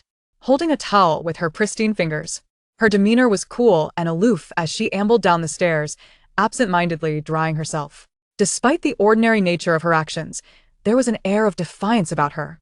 Perhaps it was due to her recent shower, as her cheeks held a rosy hue, and her usually calm and steady gaze was now slightly clouded, her lips appearing even more vibrant.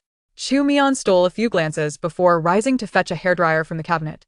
As Lu Jingshu sat on the sofa, she paused her towel drying, stating bluntly no need. Chu Mian didn't press the matter, instead adjusting the air conditioning slightly. Noticing the watch on Lu Jingshu's wrist, which seemed to be a permanent fixture, he examined it closely. Though its design was simple and the brand unrecognizable, it looked stunning on her wrist. Where did you get that watch? Chu Mian inquired. With an unruffled demeanor, Lu Jingshu replied, just a random online purchase. Chu Mian appeared intrigued. Is there more? Tilting her head with a faint smile, Lu Jingshu replied, that store is now defunct. Chu Mian expressed mild surprise and a hint of regret at this revelation. Zhou Zipei, glancing at the time, realized half an hour had passed without any sign of Lu Jingshu. Could she have fallen asleep while showering? The thought sent a shiver of concern through her, prompting her to interrupt her senior's idle chatter. Whereas Lu Jingshu directed her gaze toward him, scrutinizing him for a few seconds, and then arched an eyebrow, a smirk playing on her lips. You seem quite concerned about my sister. Zhou Zipei, momentarily taken aback, struggled to find a response. Chu Mian, sensing Lu Jingshu's subtle hostility, crossed his arms, enjoying the unfolding drama as he looked on with amusement. Zhou Zipei remained silent, her gaze meeting Lu Jingshu's without flinching, the answer evident between them. The atmosphere crackled with a sense of rivalry. After an indeterminate amount of time, Lu Jingshu finally averted her gaze, her tone indifferent as she remarked, I don't know, she probably isn't done yet. Then, as if struck by a thought, Lu Jingshu's expression stiffened, her lips pressed together as she hesitated to warn Zhou Zipei against seeking Lu Jingshu. However, Zhou Zipei, unable to contain her impatience, declared, I'm going to check on her. You will regret it, Lu Jingshu cautioned. With swift strides, Zhou Zipei ascended to the second floor, disregarding any notions of propriety as she gently pressed down on the door handle, turning it. The moment she stepped inside, she was greeted by a cacophony of wailing that was nothing short of a dramatic performance. Lu Jingshu, still in the bathroom, was clearly having a concert of her own while in the midst of washing her hair. With foam still clinging to her, she held her phone on the sink, blasting music at full volume. Using shampoo as a microphone, she appeared utterly entranced. And now for the climax, let us sing together. Left hand pointing at the moon, right hand taking the red thread. Granting you and me our destined romance. In the moonlight, her voice crescendoed. Ah, ah, ah. Together, you and I, ah, cough, cough, cough. Suddenly, her pitch faltered. Yet, unperturbed, she adjusted her tone, continuing her fervent performance while even engaging with her imaginary audience. Hey, dear fan, don't get too excited. Why don't you sing a few lines? Wonderful, wonderful. Zhou Zipei's expression turned blank. In the brief interlude between songs, Lu Jingshu quickly rinsed off, and as the music resumed, she passionately resumed her performance, not forgetting to grasp her improvised microphone. Our love is like a sudden halt. You truly have no concern, yet you ride in his BMW. Oh, Suehua. Zhou Zipei felt a jolt as the name Suehua landed heavily upon her, a fissure slowly forming upon her expression, rendering her momentarily speechless. Before she could react, the bathroom door creaked open, revealing Lu Jingshu, fully dressed and still caught up in the excitement of her concert, exclaiming, Oh, Suehua, as she sashayed, shaking her hair, performing a full 360-degree turn, striking what she believed to be a captivating pose before blowing a kiss to her unseen fans, finishing with a wink. Only after completing this spectacle did Lu Jingshu notice Zhou Zipei standing at the entrance. Maintaining her pose, her voice abruptly ceased, leaving an instant silence as their eyes locked. All right, the concert has concluded, and so has her dignity. Lu Jingshu felt a wave of mortification wash over her, her voice tinged with a hint of hope. How long have you been here? Zhou Zipei, still in a state of shock, replied, about 10 minutes. The sound of a heart-shattering echoed in Lu Xiyin's mind, replaying her earlier performance in vivid detail. Zhou Zipei watched as the girl's face transitioned from crimson to scarlet, unable to suppress her laughter, shaking with mirth. Lu Xiyin, who often contemplated her existence, did not wish for her social demise. I fear nothing, yet I long to retain my dignity. Flushed with embarrassment and rage, she rushed forward, determined to cover Zhou Zipei's laughing mouth. Zhou Zipei, evading her, chuckled, teasingly asking, "Why have you stopped singing, dear artist?" With a frosty glare, Lu Xiyin retorted, "You haven't subscribed." Zhou Zipei's laughter intensified. "Fine then, we're no longer friends." Lu Xiyin, exuding a fierce aura, declared, "Goodbye then." Zhou Zipei, her laughter waning but still breathless, inquired, "Why?" "Why indeed?" Lu Xiyin, cold and unfeeling, felt no attachment to life. "You know too much." Zhou Zipei stifled a laugh, reluctantly raising 3 fingers and solemnly declaring, "I promise never to reveal this matter to anyone." Lu Xiyin, skeptical, inquired, "Really?" Zhou Zipei affirmed, "Indeed. If I spill, punish me with a lifetime of being unable to marry." "Quite sincere indeed." Lu Xiyin nodded in satisfaction, gazing at him with a noble elegance, stating, "This time I shall let it pass, but there will be no next time." Zhou Zipei chuckled, "All right." Chapter 39, The Imitation of Lin Daiyu. After spending a night at the Xinghe Tianfu, Lu Xiyin and Lu Jingshu moved into the dormitory at Pugua the following day. In their 4-person room, aside from the 2 of them, there were Ningshi and another girl named Gu Jiai, who was from Class B, originally. Ningshi did not plan to stay in the dormitory, but upon realizing that they both regarded the school as home, a sense of camaraderie compelled her to join them without hesitation. "Wow, Siyin, is that your flower?" Ningshi exclaimed, eyeing the peculiar plant on the windowsill with delight. "Yes. Isn't it beautiful?" Lu Xiyin replied proudly. Ningshi had never encountered such a uniquely shaped flower before. She nodded in agreement. "It's lovely." Meanwhile, Gu Jiai, who had remained silent, scoffed lightly, thinking to herself, "What is there to brag about? It's just a pot of flowers, and it looks rather ugly, as if it were dug up from some desolate wilderness." Ningshi, oblivious to Gu Jiai's disdain, approached her hesitantly and suggested, "Gu Jiai, shall we go eat together later?" Gu Jiai, with a cold demeanor, ignored her gaze and replied while packing her things, "No, I have plans." Ningshi felt a bit awkward. "Oh, all right." Lu Xiyin, known for her fiery temper, could not tolerate such disrespect and was ready to teach her a lesson. Unexpectedly, Gu Jiai shot her a glance and strode out in a couple of steps. Fuming, Lu Xiyin exclaimed, "What does she mean by that? Did she just roll her eyes at me? Did she or didn't she?" Ningshi grasped her hand, trying to calm her down. "Xin, don't get worked up." Perhaps she didn't mean it that way. Lu Xiyin took a deep breath. "I want to be angry. I want to waste my emotions on fools." Ningshi nodded vigorously. "Yes, yes." 2 seconds later, Lu Xiyin yelled, "No, she absolutely meant it. I will eventually pluck her eyes out." Ningxi. At that moment, Lu Jingshu returned, holding something in her hand. Upon seeing their commotion, she was not surprised but curiously asked, "What happened now?" Lu Xiyin immediately transformed from her earlier menacing demeanor into a whimpering child. "Wah, sister, you must stand up for me." Boo, hoo. Ningshi was left speechless. Lu Jingshu looked at her with amusement, asking, "Who has upset you this time?" Lu Xiyin, sniffling without shedding a single tear, replied, "It's that girl with the surname Gu. She looks down on me, and even rolled her eyes at me. She insulted me, saying she would pluck my eyes out. Boo-hoo, it's so terrifying. This world is too cruel for a pure and lovely fairy like me." Lu Jingshu chose to overlook the last few statements. Turning her head towards Ningshi, "Did she really say that?" Ningshi, witnessing Lu Xiyin's almost convulsing eyes, forced the truth from the innocent girl, her gaze evasive. "Yes, I suppose." Lu Jingshu understood the situation. It was clear that Gu Jiai had provoked her, but it was certainly not as serious as Lu Xiyin portrayed. Meanwhile, Lu Xiyin continued to embellish the story. "Sister, while you were away, I was almost bullied to death. She said I was unwanted, that I was picked up from a trash can. She even said she looks down on you the most for being bad at studying and always fighting. How can I tolerate this? I couldn't." Lu Jingshu silently observed her exaggeration, perplexed by how Lu Xiyin was the one acting as if she were about to faint from rage. "All right, I will handle it for you," Lu Jingshu said, temporarily appeasing her. Lu Jingshu then sniffled in agreement, feeling profoundly aggrieved.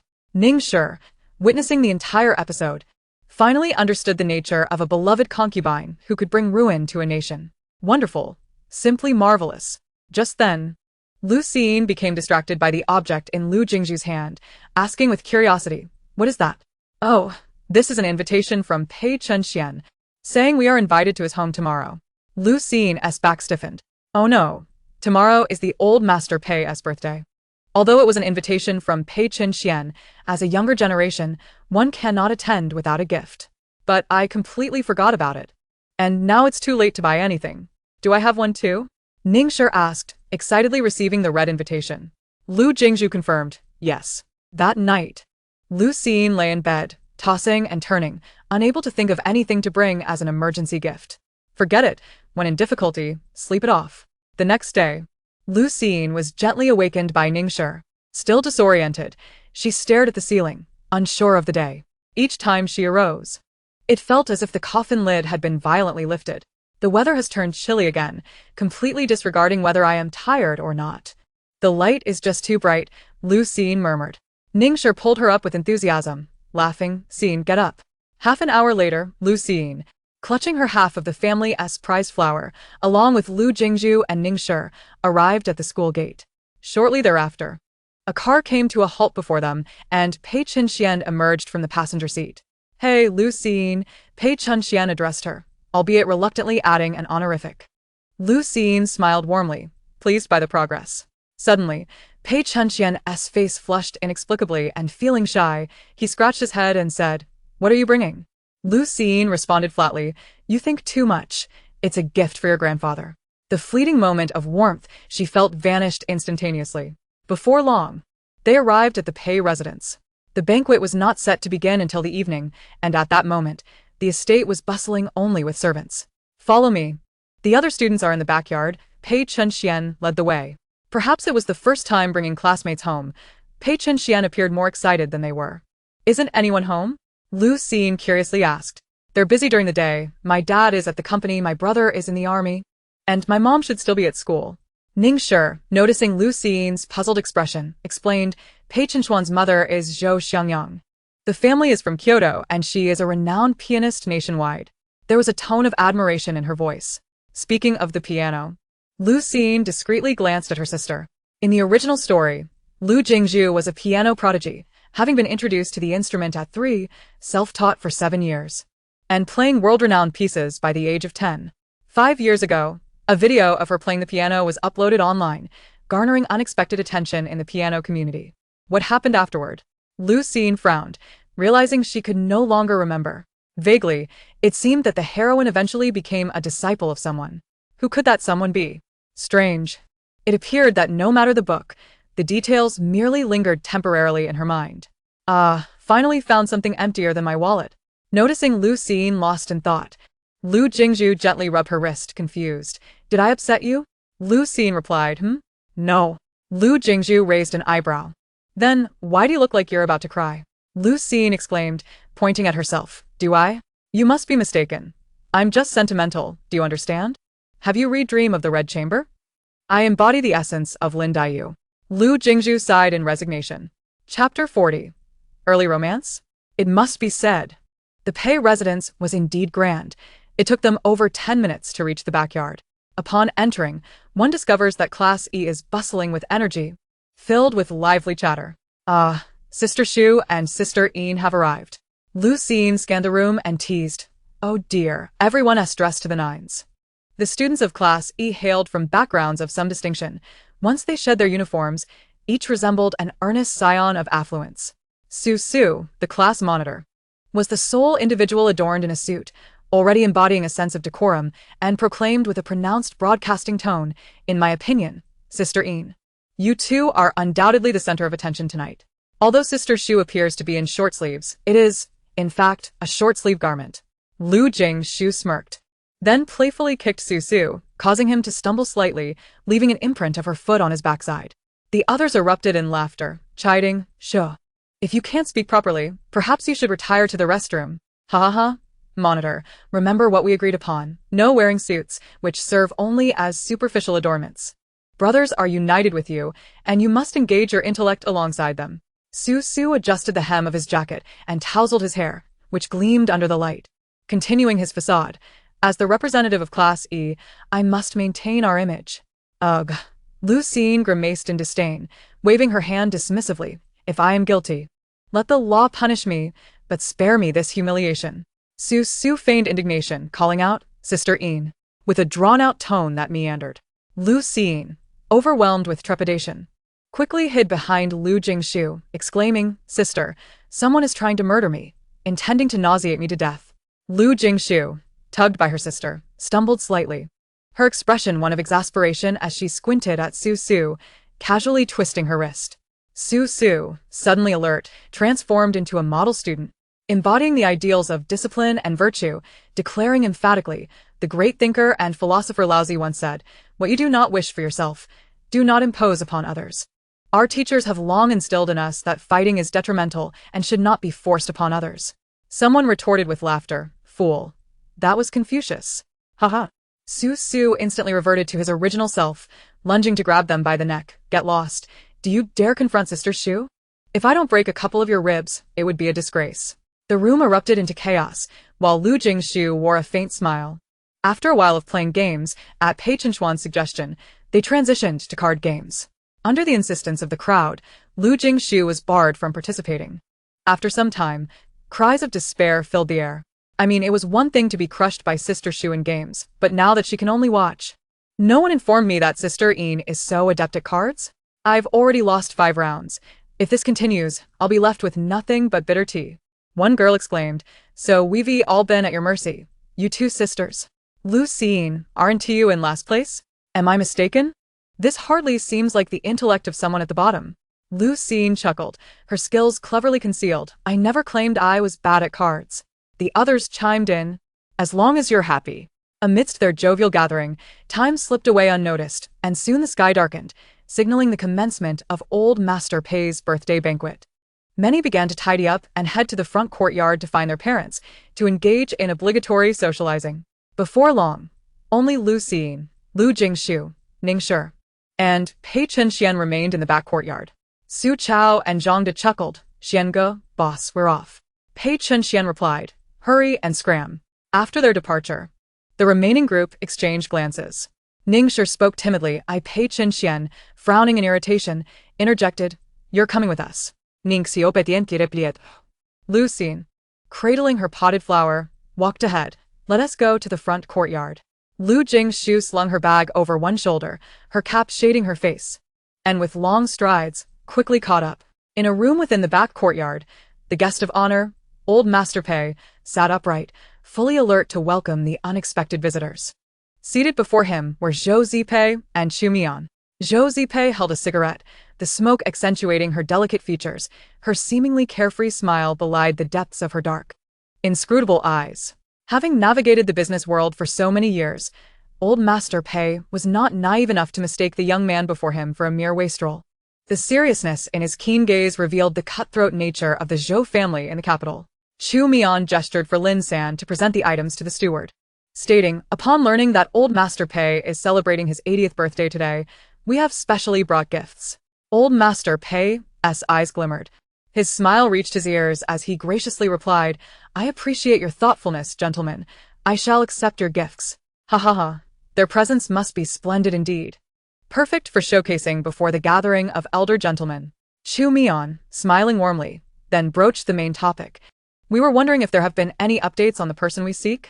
They aim to locate Qingzhu, and while they could rely on their own resources, it would undoubtedly entail complications. Thus, they sought the assistance of the Pei family, the leading power in Pugua. Upon addressing the matter at hand, Old Master Pei's demeanor shifted, his joviality replaced with solemnity as he stated, Master Mian may be disappointed. There is currently no useful information. Chu Mian's expression darkened but was not unexpected. That is all right. We'll continue searching. Old Master Pei sighed. They all understood the slim chances of success. If Qingzhu wished to conceal her identity, even digging to the depths of the earth might not reveal her. A moment of silence enveloped them, and Old Master Pei observed the two young gentlemen with a sidelong glance, wondering why they had not made any move to take their leave after the inquiries. As was customary, After a few awkward minutes, Zhou Xiangyang arrived, blissfully unaware that old Master Pei had guests to entertain. Upon entering, she paused, surprised to see the figures lounging on the sofa. Zhou Zipei extinguished her cigarette in the ashtray and lazily called out, "Auntie." Zhou Xiangyang was a distant relative of the Zhou family in the capital. Strictly speaking, she could indeed be considered his aunt. However, while Zhou Zipei dared to address her as such, Zhou Xiangyang felt hesitant to respond. Instead, she offered a polite smile in acknowledgement and turned to old Master Pei. "Father, the banquet is about to commence." Old Master Pei, maintaining a composed demeanor, politely invited them. "Would you two care to join in the festivities?" Zhou Zipei rose and accepted. "Thank you, old master." Old Master Pei replied, "He is merely being courteous." Before leaving, Zhou Zipei paused in front of Zhou Xiangyang and casually remarked, "I heard you have a little son in high school named Pei Chenxian?" Zhou Xiangyang, puzzled, replied yes. Zhou Zipei smiled without malice. High school students should focus on their studies. After a pause, seemingly worried she might not grasp the implication, she added, "Avoid early romantic entanglements." Zhou Xiangyang, after finishing, she departed with Chu Mian, leaving Zhou Xiangyang in the room, bewildered. Why would he concern himself with my son? Moreover, this little rascal dares to engage in early romance? If it weren't for Zhou Zipei's well-meaning warning, I would still be oblivious. Dyeing his hair isn't enough. Recently, he has been crying and begging for junk food, and now he has involved in early romance. I see he has living dangerously, dancing on my last nerve. After today, just wait until I properly discipline this unruly child. Poor Pei Chenxian, who hasn't even held a girl's hand, is already branded with the label of early romance. Chapter 41. Don't be too dramatic. Lu Siyin and Lu Jingshu arrived at the front courtyard, both clad in casual short sleeves and long pants, standing in stark contrast to the opulent attire surrounding them. Yet, their stunning features were undeniable, regardless of how modest their clothing was. Particularly, Lu Jingshu exuded an exceptional air of coolness, while Lu Siyin radiated warmth, her bright almond-shaped eyes sparkling with life. The crowd was captivated. What a pair of enchanting sisters. One could only imagine how dazzling they would appear once adorned for the occasion. Isn't this the youngest master of the Pei family? Pei Chenxian's striking red hair made him instantly recognizable. Indeed, the person beside him appears to be one of the Qin family's two daughters. Hush, cease your words. The Qin family approaches. Su Shuyan's expression was grim as she hurried over, her steps urgent. She immediately reprimanded. How did you two manage to get in here? Weren't you supposed to sever ties with me? Why are you still lingering? Lu Jingshu replied with an indifferent tone. This has nothing to do with you. Her demeanor suggested a desire to ignore Su Shuyan entirely. The presence of the two of them in such a significant setting was already enough to irk her, and Su Shuyan's attitude only heightened her agitation. She nearly raised her hand to strike Su Shuyan, yet was halted in her tracks by the icy glare from Lu Jingshu, imbued with an unspoken threat. The similarity in their eyes, now glowing with a malevolent hue, bore the weight of suppressed fury, freezing Su Shuyan in place, as if ensnared by a venomous serpent.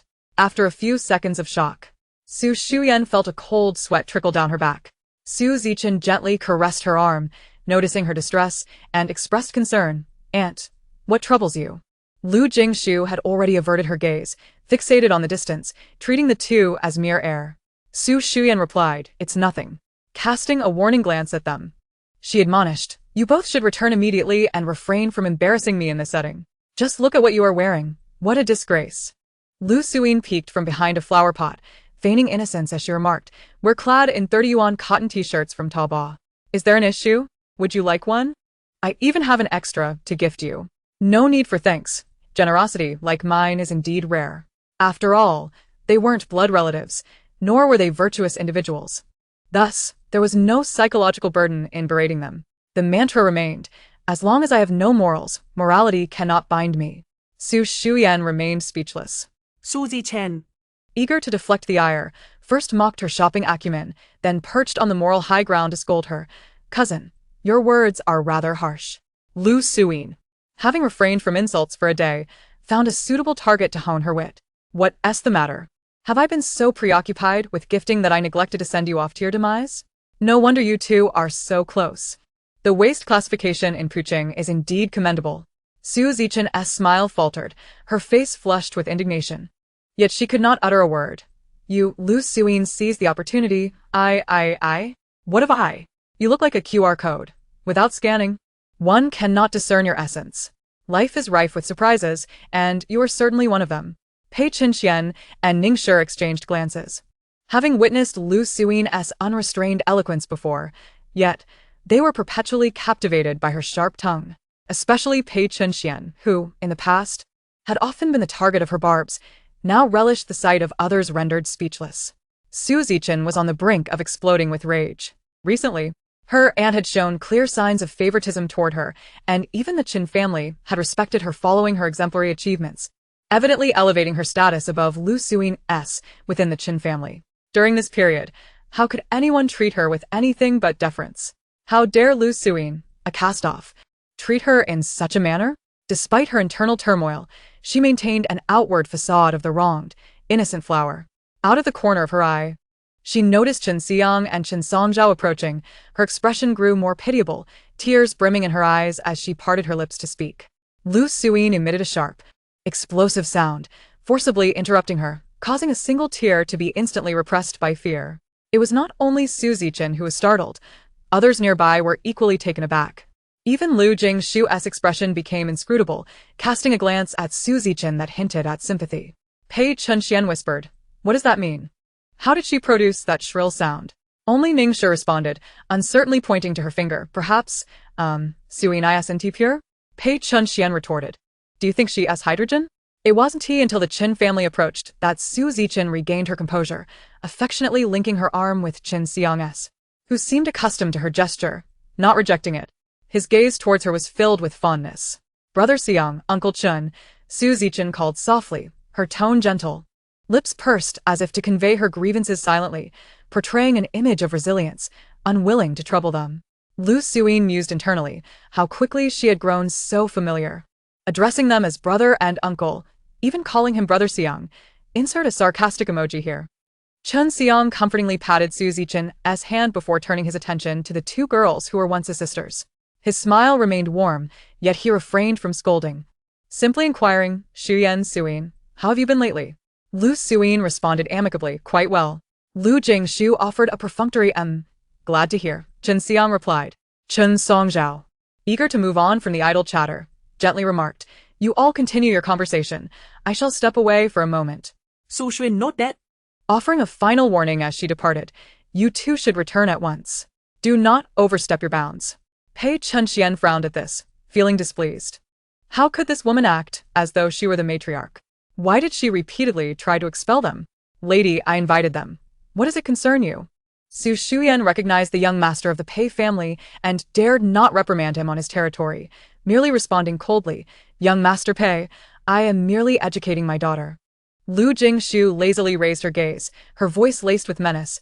"I advise you to refrain from being overly troublesome." Su Shuyan frowned, suddenly bursting into laughter, her lips curling into a mocking smile. "I look forward to seeing what you can do about it." Lu Jingshu's brow furrowed, her expression frosty, as if veiled in a layer of frost. Watching their departing figures, her eyes darkened, and after a moment, a faint, enigmatic smile graced her lips. "Let us see then." As time pressed on, they had yet to present their gifts, and the banquet was commencing. Elder Pei emerged from his chamber, leaning on a cane as he took his seat in the main position. Chapter 42, The Pei Family. Alongside him were Zhou Xiangyang, Pei Ziyuan, and Pei Zilin, who took their places nearby. Elder Pei had two sons with his late wife, the eldest, Pei Ziyuan, and the younger, Pei Zilin. Pei Ziyuan currently held the esteemed position of CEO of the Pei Group, wielding significant influence in the business realm of Puqing, and he and his wife, Zhou Xiangyang, were parents to two sons. Ironically, the eldest son, Pei Songxian, showed no interest in business, aspiring instead to follow his uncle into the military, where he thrived. As for the younger son, Pei Qinxian, it was best left unmentioned. The second son, Pei Zilin, had served in the military during his youth and later ventured into politics, playing a crucial role in the Pei family's esteemed status in Puqing, and even in the capital, he had a say. He and his wife had one son and one daughter. His sister, Pei Jiuan, after studying abroad, had little interest in finance and, to evade being forced into inheriting the family business, chose to remain overseas, where she has become a somewhat renowned perfumer. The younger brother, Pei Zixiao, was merely a year younger than his sister and had been groomed as the heir from a young age due to the absence of a successor in the family. He currently held a significant role within the Pei group, following in his uncle's footsteps.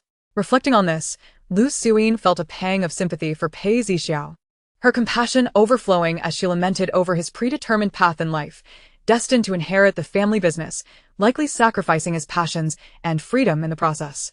Then, recalling her own situation, unable to afford instant noodles, she chastised herself for pitying him.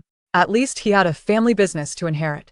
She was left with nothing but the remnants of her wealth and 2 layers of double chins. What could wealth not accomplish? Forgetting about hobbies and freedom. Even if he were to pass gas, there would be those eager to relish the scent. Lu Jingshu could hardly fathom how vivacious and cheerful she might become were she to inherit a billion-dollar fortune. As she assessed the affluent individuals under the spotlight, she noted that besides Pei Ziyuan and his wife, Pei Zilin and his spouse, and Pei Zixiao, no others were present. Lu Jingshu prodded Pei Qinshian beside her and inquired, "Hey, little brother, why don't you go up and join your family?" Pei Qinshuan's face twisted in displeasure.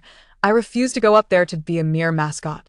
Lu Jingshu remarked, At last, I comprehend why the Pei family does not consider him. What about that legend of you being able to eat excrement?" Pei Qinshian, in a panic, covered her mouth and cautiously glanced around. Not spotting any familiar faces, he relaxed. "Please, I implore you, do not mention this.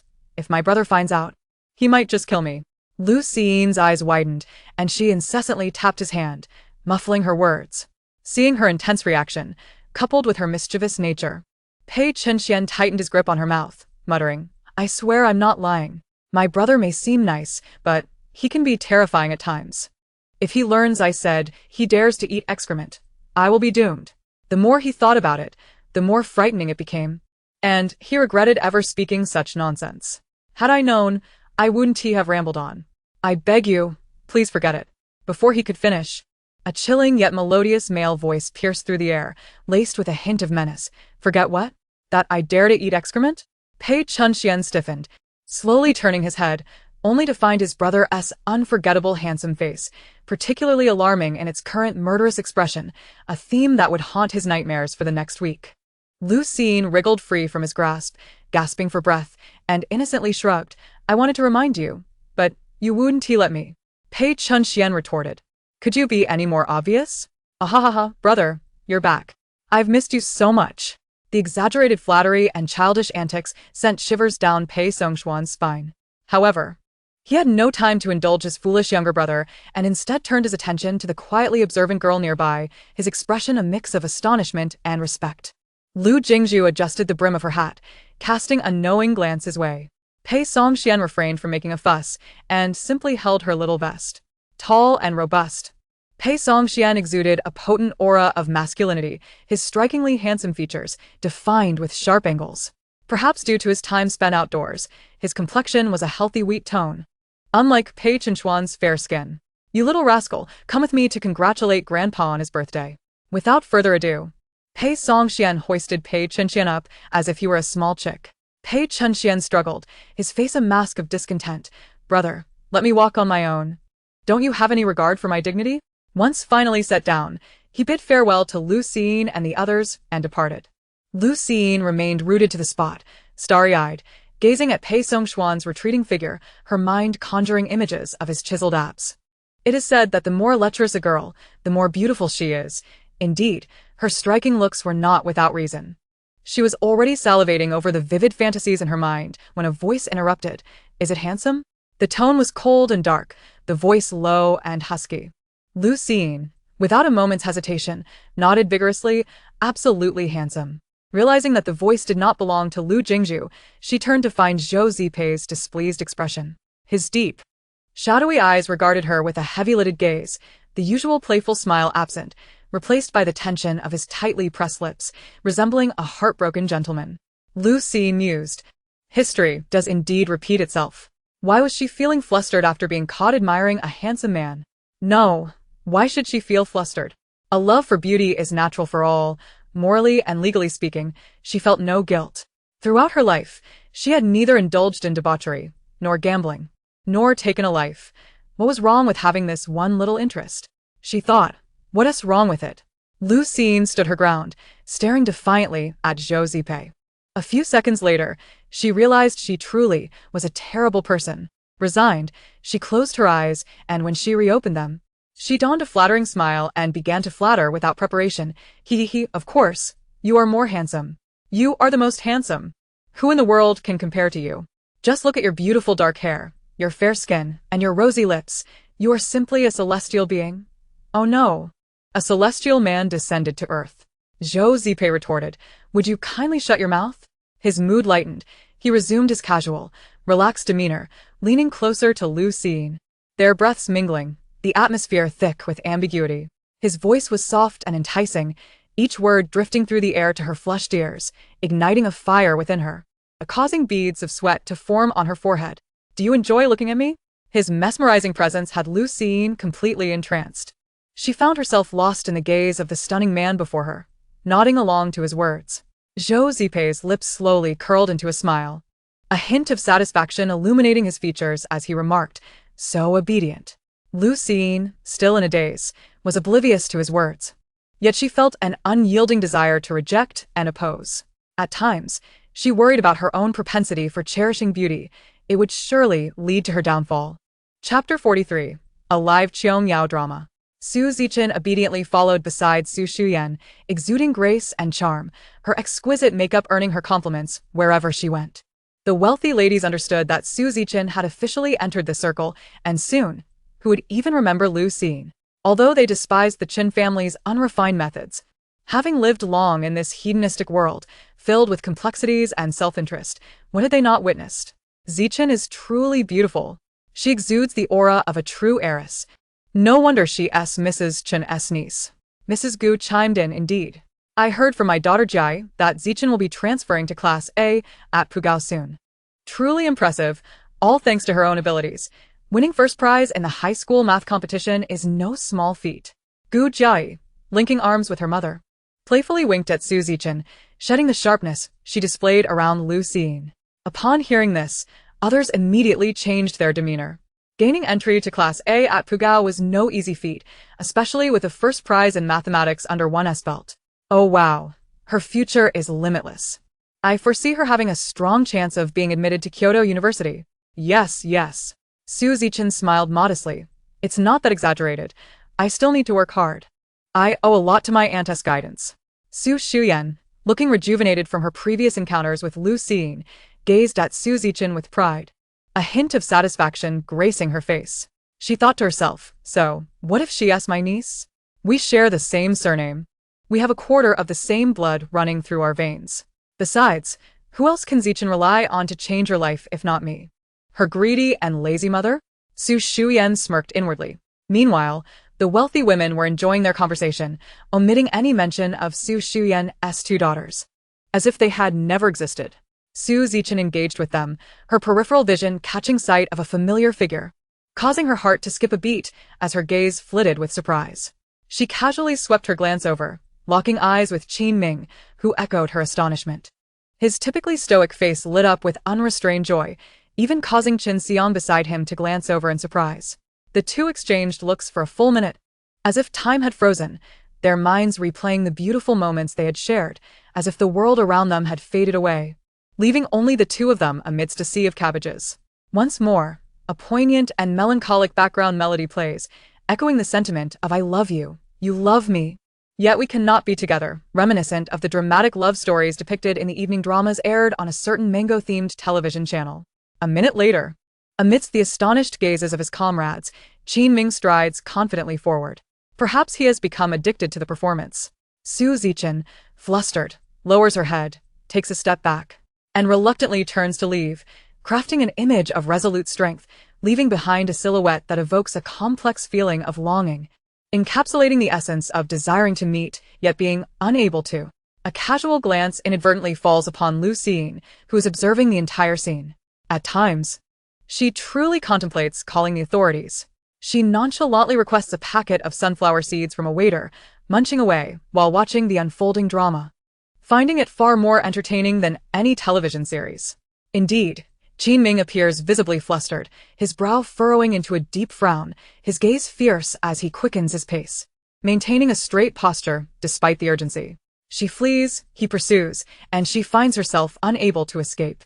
Lu Jingshu lets out a soft "oh," indicating that she is somewhat taken aback.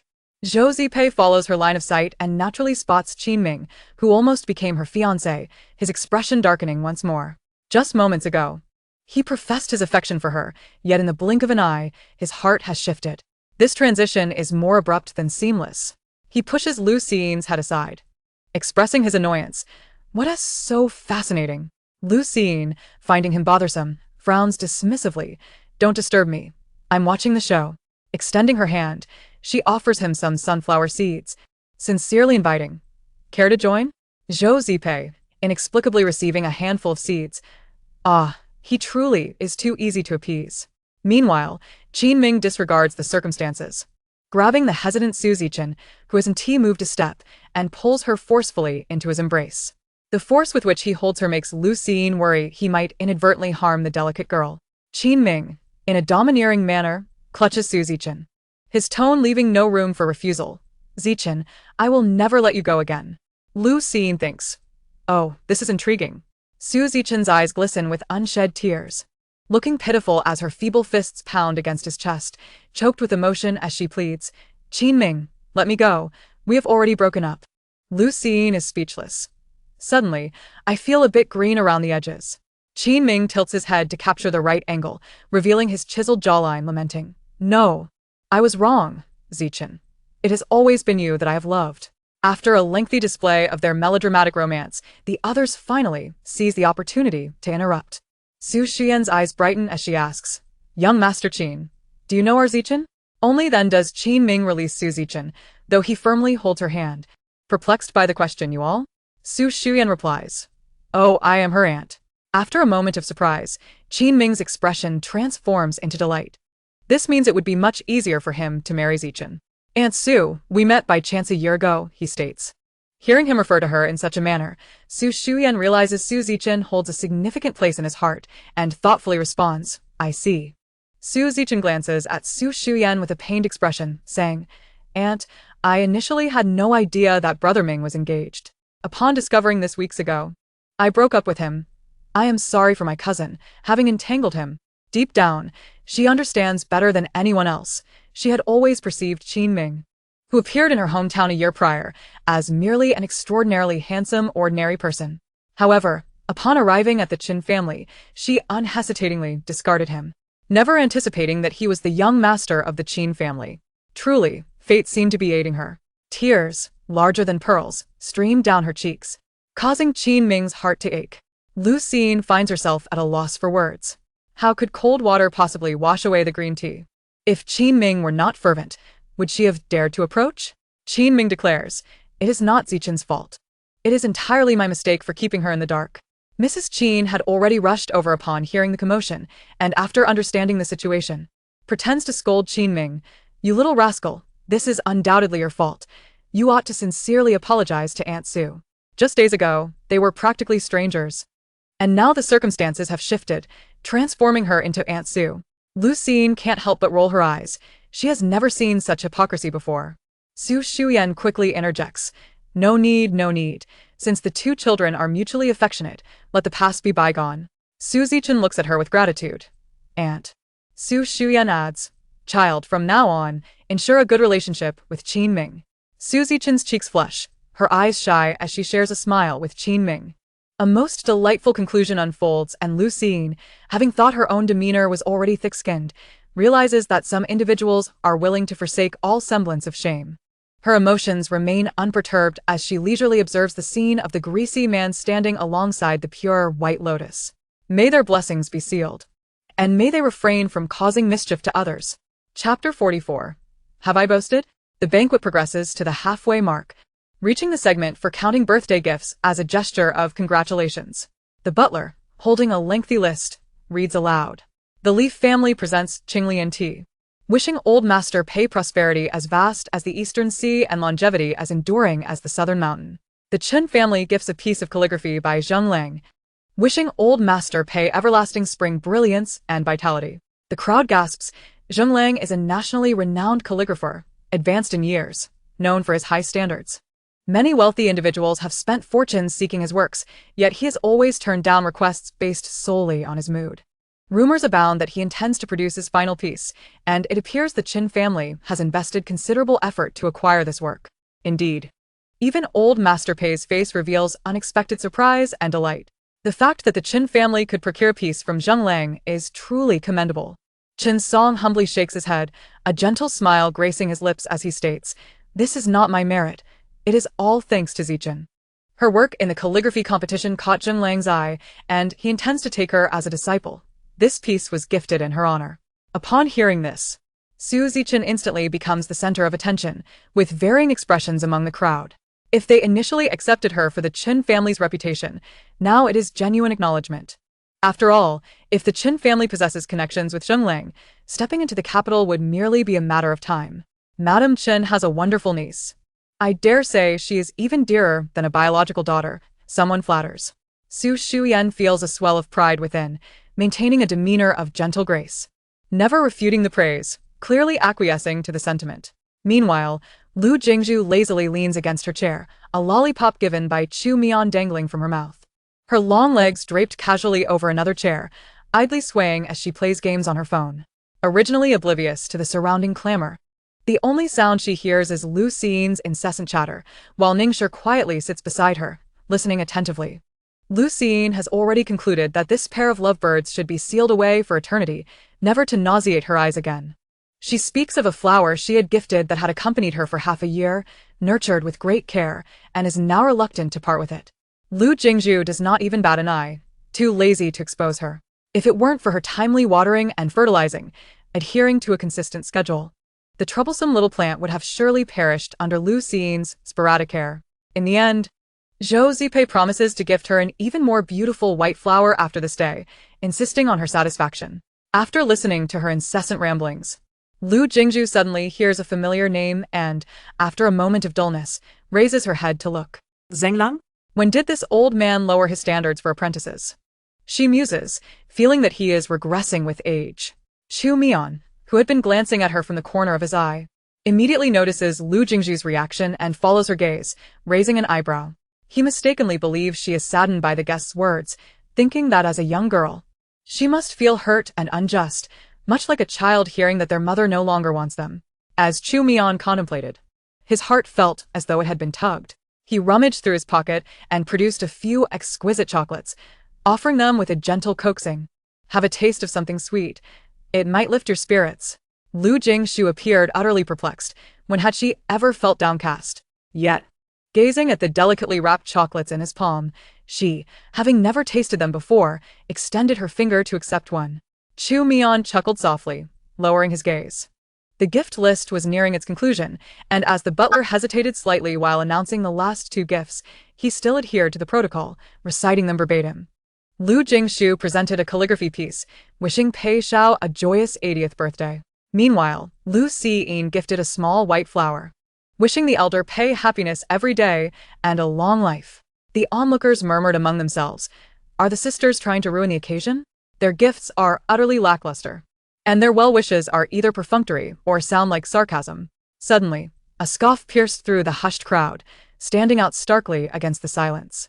So Zichen, With a lingering smile, innocently directed her gaze at Lu Xiyin and her sister, her seemingly casual remark dripping with malice. "Cousin, your gifts are truly one of a kind. I wonder whose hand crafted your calligraphy?" Lu Jingshu shot her a disdainful glance, akin to one reserved for refuse. As she crunched the chocolate between her teeth, her delicate features hidden beneath a cap, her lips curled into a defiant smirk as she replied nonchalantly, "I wrote it." Su Zichen momentarily froze, taken aback by her expression, before letting out a light laugh. "And what if it is pretty? It's still merely a decorative vase, useless." Laughter rippled through the crowd. They had never encountered such an eccentric and audacious display before, and whispers of speculation ensued. who is she? How could she dare present such a paltry gift? Oh, aren't those the daughters of Mrs. Qin? Someone recognized Lu Xiyin and Lu Jingshu, turning their attention to Su Shuyan, whose expression had darkened. A fire of fury ignited within Su Shuyan as the murmurs became increasingly grating, feeling as though they were mocking her.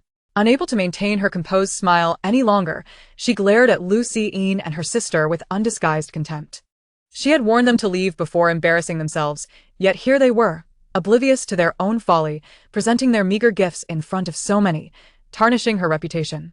Although Lu Jingshu lacked wealth, she believed in the adage that one should not underestimate the impoverished youth. Fortunes fluctuate, and even if she were poor, her spirit remained affluent, her emotional wealth stable. Every day feels maddening. Isn't that stability? Pei Chen Xian and Ning Shi, observing Lu Jingshu cross her arms and take a deep breath, understood she was about to unleash her fury. They found themselves at a loss as to whom to sympathize with in this unfolding drama.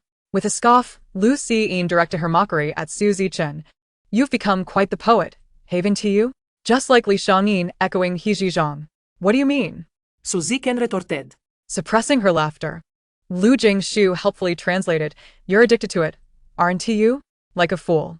Others finally grasped the meaning, enlightened and somewhat impressed by the sophisticated insult. Is cursing now so elevated? Without a touch of culture, one cannot comprehend. Su Zichen, feeling stifled and bewildered, found herself insulted twice by the sisters, which only fueled her irritation. Lu Jingshu, with an air of superiority, addressed the crowd. True affluent individuals keep their wealth discreet, such as myself. With 2 kidneys valued at 1.6 million, when have I flaunted it?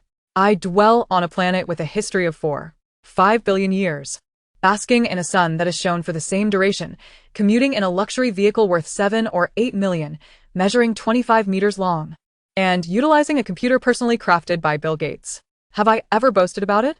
Am I proud? Her triple-barreled rhetorical questions rendered the entire assembly speechless. Well, perhaps she has a point. Chapter 45, Impromptu Speech. Such astonishing declarations could rival even the most renowned aphorisms, as anyone might fantasize about becoming the world's wealthiest individual. Even the most destitute beggar. Su Zichen discreetly signaled to Gu Jiayi. Gu Jiayi, understanding the cue, lifted her chin in a haughty manner, her expression reminiscent of a villainess from a drama, clearly indicating her next words. Lu Jingshu, lost in thought, mused whether all antagonists shared a common demeanor. Political wisdom states that innovation is the primary driver of development, yet it seems you haven't absorb any of that, you villainous characters. Ah, if one lacks wealth, then one shouldn't pretend otherwise. If you possessed true strength, would you need to present such meager gifts? Spare us the embarrassment. Lu Jingshu mirrored Gu Jiayi's posture, looking down at her with disdain, perfectly emulating her expression. In this vast forest, there are all sorts of birds. If you were truly capable, why not become the president? Don't say things that would make one laugh uncontrollably. Every expression felt amiss, and Gu Jiayi sensed the mocking undertones directed at her. What Lu Jingshu said were her own words. Lu Jingshu, oblivious to where her gift had been stashed away, began to ramble. What do you know? My flower is exceptionally precious. Not only is it beautiful, but it is also invaluable. It is a species painstakingly cultivated in the Kyoto laboratory for a decade. You could sell all of you and still not afford it. I dare say there are fewer than 10 in the world. Ning Shi, overhearing, couldn't help but feel embarrassed. She realized Lu Jingshu had a tendency to get carried away while boasting. Moreover, my sister's work is not something just anyone could acquire.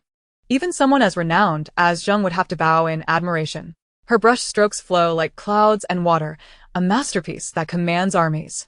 Lu Jingshu, beside her, shamelessly nodded in agreement, unashamed of her exaggerated praises. Not only the others, but even Chu Mian observed her, chuckling softly, not in mockery, but rather with a hint of pride.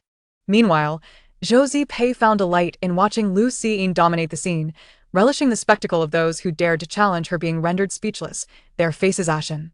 Having finished her tirade, Lu Jingshu launched into another wave of PUA. Your evaluation of my flower implies a disdain for the significant investment of resources and time that Kyoto has put forth. Are you questioning and undermining their efforts? While others labor for the nation with diligence, you squander and compare, even doubting their achievements. There's no tranquility in life. It's merely that some bear the burdens for us. To some of you, do you not realize that in this moment, you are mocking the fragile heart of a blossoming young girl? It is entirely possible that a future calligraphy master could be extinguished by your derision. That great ideals are stifled in their infancy. Is this a decay of humanity or a moral decline? Her impassioned speech flowed effortlessly, surpassing any essay she had penned in school, leaving her inwardly lamenting, "Who on earth graded my essays with a mere 30 points? What an injustice."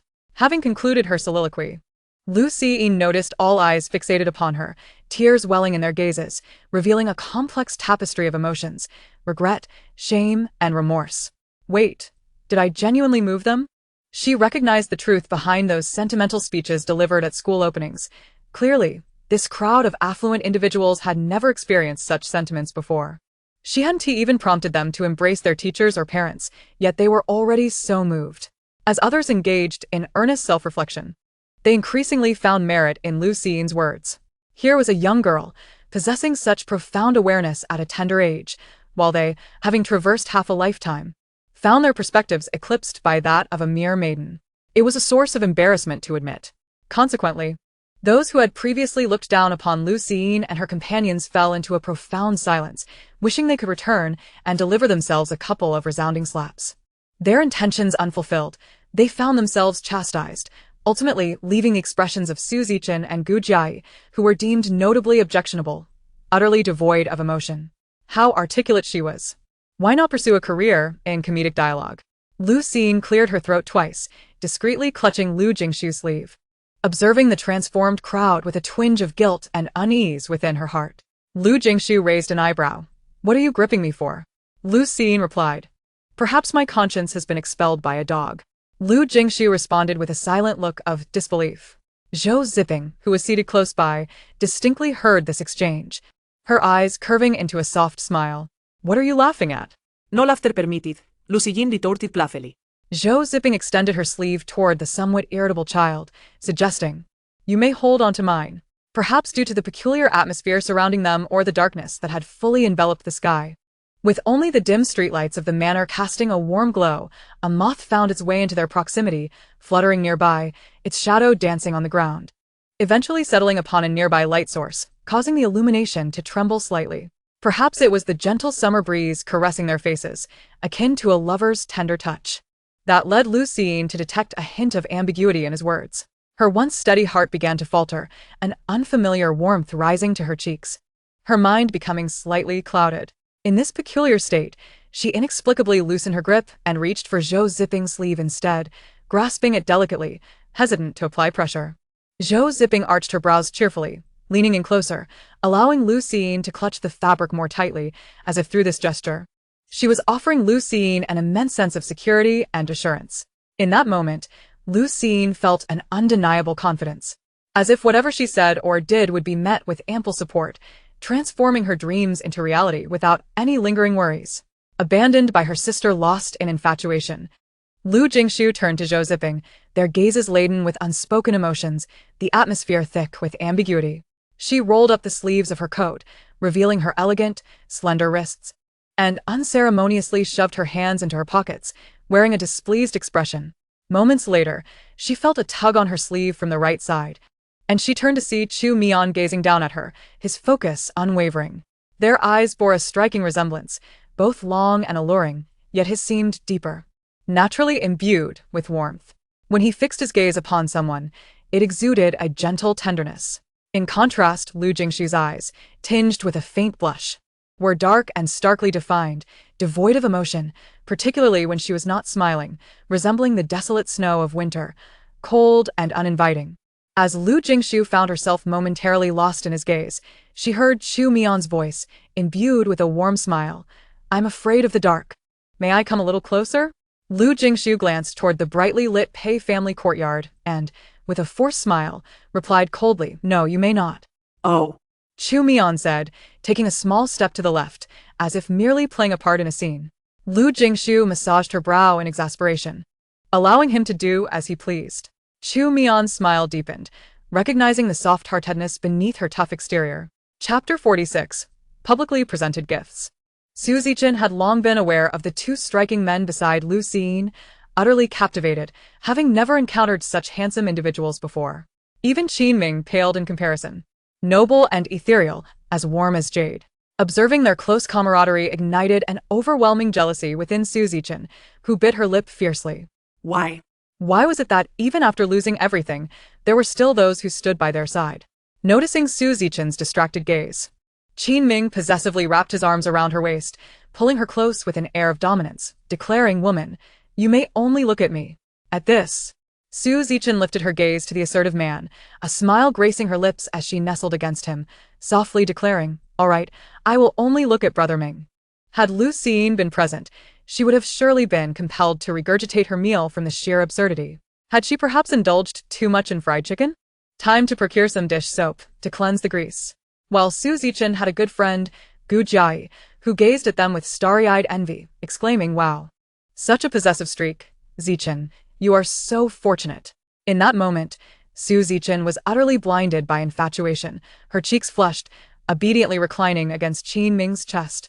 Inwardly scoffing at the thought of Lu Jingshu and Lu Jingshu knowing any formidable figures, they were merely two empty vases with no wealth or power. Perhaps it was due to Lu Jingshu's impassioned, sincere tone that no one from the Pei family expressed dissent, as if they were wholly convinced by her words. Old Master Pei's eyes, weathered by life's tumult, sparkled with delight as Lu Jingshu rambled on. Delivered her impassioned speech on love and ideals.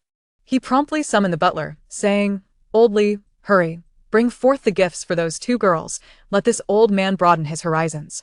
Lu Jingshu, taken aback, blinked and feigned seriousness, her internal turmoil masked by an air of humility, exclaiming, Grandpa Pei, it's nothing of great value. What rare treasures have you not seen? There's no need to elevate us youngsters." Old Master Pei laughed heartily. "You need not be so modest. Excellence is commendable.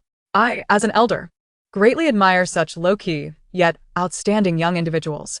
Just for that remark, I must present something to bolster your spirits." Lu Jingshu mused to herself.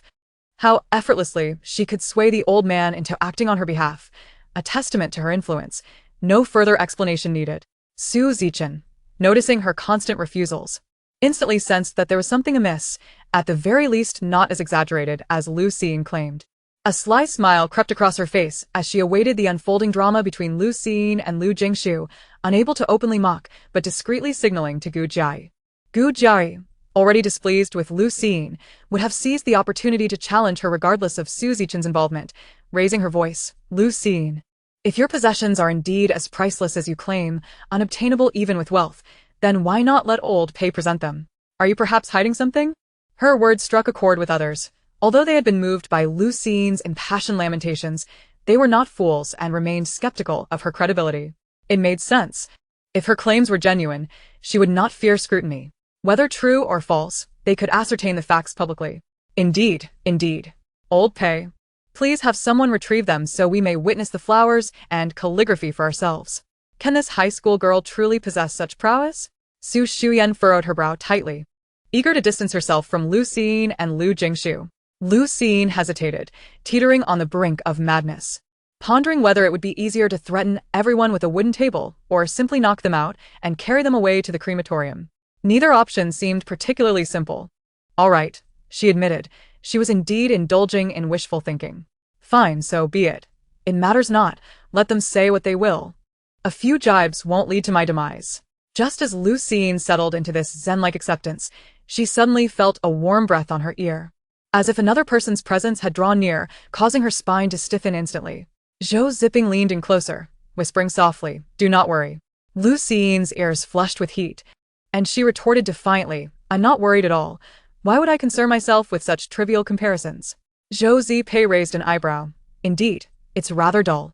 Lu Jingshu observed the entire scene in silence, and after Gu Jiai and Su Zichen's repeated provocations, her gaze turned icy, her expression somber. Yet she did not interfere with their instigation of others. The corners of her lips slowly curled into a malicious arc. She had warned them long ago not to overdo it. Pei Songxian, surrounded by the crowd, seemingly inadvertently glanced at Lu Jingshu, his countenance stern, his eyes respectfully inquiring whether he should offer assistance. Lu Jingshu nonchalantly raised her index and middle fingers to adjust the brim of her hat, the slight bend of her index finger and the alignment with her middle finger signifying a halt. Understanding her intent, Pei Songxian decided to continue observing the revelry. But as he withdrew his gaze, he suddenly felt a fiercely aggressive stare. He curiously turned his eyes and met Chu Mian's unflinching gaze, an instinct informing him that this man was no ordinary individual. Despite appearing gentle as water, he could very well be a lethal poison. Since Chu Mian and Zhou Zipei's arrival in Pu City, they had been secretly liaising with Pei Xiao, with few privy to this information, especially not Pei Songxian, who rarely returned after 8 centuries. Thus he did not recognize Chu Mian. Clearly sensing the hostility radiating from the man, his primary concern was Lu Jingshu's safety. How could Miss Lu be associated with such a man? Pei Songxian's eyes narrowed dangerously, his already rugged features appeared even more menacing, exuding the aura of a battle-hardened warrior, yet Chu Mian remained unfazed, calmly confronting him. His gaze contained no other emotions, merely a blatant warning. Pei Songxian felt innocent. Had he provoked this individual in any way? It was perplexing. Confounded, he averted his gaze first. This fellow was undoubtedly problematic. Shortly thereafter, the butler approached, cradling a bare flower and a simple piece of paper. The A4-sized white paper was even roughened by several creases, its edges slightly tattered, hinting at the harsh treatment this supposedly rare work had endured. From the back, it was faintly discernible that there seemed to be but a single character inscribed upon it. Su Zichen immediately scoffed, questioning, if this were truly a masterwork, wouldn't every piece by her already be framed? Clearly, she was lying without a shred of hesitation. Chapter 47. A Slap in the Face. The butler placed the seemingly dull and shabby items before old Master Pei. Gradually, a crowd gathered, all diligently studying the objects, eager to discern if there was indeed something miraculous about them. The flower was peculiar in its growth, unlike the vibrant, intricate petals of other flowers. It stretched long and slender in all directions, with gaps between the petals, the 2 lowest ones particularly elongated and curved, resembling human legs. Its stem stood straight, yet it had no leaves, merely a bare plant rooted in dark soil. Such a sight was uncommon in everyday life, but someone quickly recognized it and exclaimed, "Doesn't this resemble a ghost orchid?" While others might not have seen one, they had certainly heard of the ghost orchid, valued at tens of millions. Indeed. It bears a striking resemblance, someone remarked. Ghost orchid? Are you certain it's that tens of millions worth? Lu Siyin was equally bewildered, her face a canvas of questions. What is this? What is a ghost orchid? And tens of millions. This flower is clearly worthless. It was often displayed at the shop in trance, exposed to the elements, alongside a pot of cactus, hardly appearing precious. Wealthy individuals truly have an extensive knowledge. Even when casually viewing something, they interpret it in the most extravagant light. Lu Siyin beamed, thinking it might be best to embrace the misconception, regardless of whether it was a cradle or a fruit basket. If she declared it a ghost orchid, then it was indeed a ghost orchid. She cleared her throat twice to capture their attention, feigning depth as she sighed dramatically. Ah, I had not intended to reveal this so soon, as it is considered a national secret. Lu Siyin gazed into the distance, her expression replete with stories, extending her hand as if to stroke an imaginary beard, only to realize she had none, and awkwardly redirected her gesture, sighing once more. In years past, the bond one shared with it moved and envied countless souls, yet fate's cruel hand has prevented us from breaking free of this destined trajectory, leading us to the point of separation. Looking back now, the world has changed, the mountains and rivers are vast, and I am no longer who I once was. Nor is the flower the same as it once was. Lu Jingshu and Chu Mian, Ningshi and Pei Qinxian and others, Zhou Zipei. How can a single flower evoke such melancholy? Lu Siyin sighed heavily. As if in resignation, lamentation, helplessness, and regret, shaking her head before continuing. Very well, since you have uncovered the truth, I can no longer conceal it. This flower has been my obsession for 350 days. It has endured humiliation and obscurity, masquerading by my side for many years. Its true identity is the ghost orchid. A deafening silence enveloped the crowd, their restraint in not silencing her immediately a testament to their decorum. If it were truly a ghost orchid, why the theatrics? The entertainment industry has no place for you, and the Oscars will not present you with a golden statuette. Unanimously, they fell silent for a moment, nearly depleting the Pei family's courtyard of its occupants. Stop the charade. Our toes are flesh and blood too. Su Zichen diligently sought to provoke, and Lu Siyin felt inclined to award her an annual Best Dedication Prize on the spot. Cousin, is this truly a ghost orchid? You mustn't lie. How can you still have the gall? The provocation was blatant, utterly brazen. Could it be tolerated? Lu Siyin gradually grew irate, her mouth leading her thoughts. Of course. It cannot be more authentic, more true than your eyes and mouth. If it were false, I would live stream myself eating dung upside down. Su Zichen. You really don't regard me as an outsider. Su Zichen. Oh dear, what are you saying, cousin? How could you engage in such an indecorous act? What would Aunt think? As expected, Su Shuyan's complexion remained pallid throughout, akin to a grotesque, stiff zombie from a film. Su Zichen. To my knowledge, cousin, it seems there is currently no record of artificially cultivated ghost orchids, is there? This statement reminded others that indeed, ghost orchids had no precedence in cultivation, only to be found in the wild. Thus their rarity begets their exorbitant value, a flower that one could only hope to encounter. Miss Su is correct. It appears this flower cannot possibly be a ghost orchid. Yet another blunder. After such grand claims, they had anticipated to witness something remarkable today. This Miss Lu has spun a web of lies. Does she take us for fools? Someone coldly remarked. Lu Siyin was thoroughly taken aback by this unexpected twist. Feeling as though she had read a counterfeit original, she gazed skyward in despair, blinking as if to suppress non-existent tears. It seemed she was indeed bound to her unfortunate fate. It was hardly surprising. After all, she had sworn to rely on this very thing for her art. The most unfortunate transmigrator in history, I am called Siyin, destined for greatness. Zhou Zipei watched the clowns busy condemning others with an air of leisure. Not in a hurry to reveal the truth, those who were now so jubilant would soon find themselves in a most embarrassing predicament. He exerted a slight force, pulling the unsuspecting Lu Siyin behind him. His expression relaxed, a whimsical smile adorning his face. Looking at the man, he mused without hesitation. Do not speak so. The man's expression softened, thinking an apology was forthcoming, but before he could breathe a sigh of relief, he heard Zhou Zipei's languid voice. To insult a fool thus is excessively cruel, implying that they were even inferior to fools. The man, a pampered second-generation rich kid and one of Su Zichen's admirers, felt his face flush red for the first time from such an insult. Who do you think you are to speak to me like that? Zhou Zipei's demeanor turned cold. Without needing him to speak, Zhou Ri, having emerged from an unknown corner, swiftly delivered a resounding slap to the man's face, the sound crisp and audacious. Zhou Zipei smirked. My apologies. I had no intention of disrespecting either you or Confucius. However, I must correct you. You are certainly no ordinary person. The man, clutching his swollen face, trembled in pain. Yet as he attempted to move his wrist, he could only swallow his blood in silence, his gaze venomous, though he dared not provoke further. The others, taken aback by this sudden upheaval, were momentarily rendered speechless.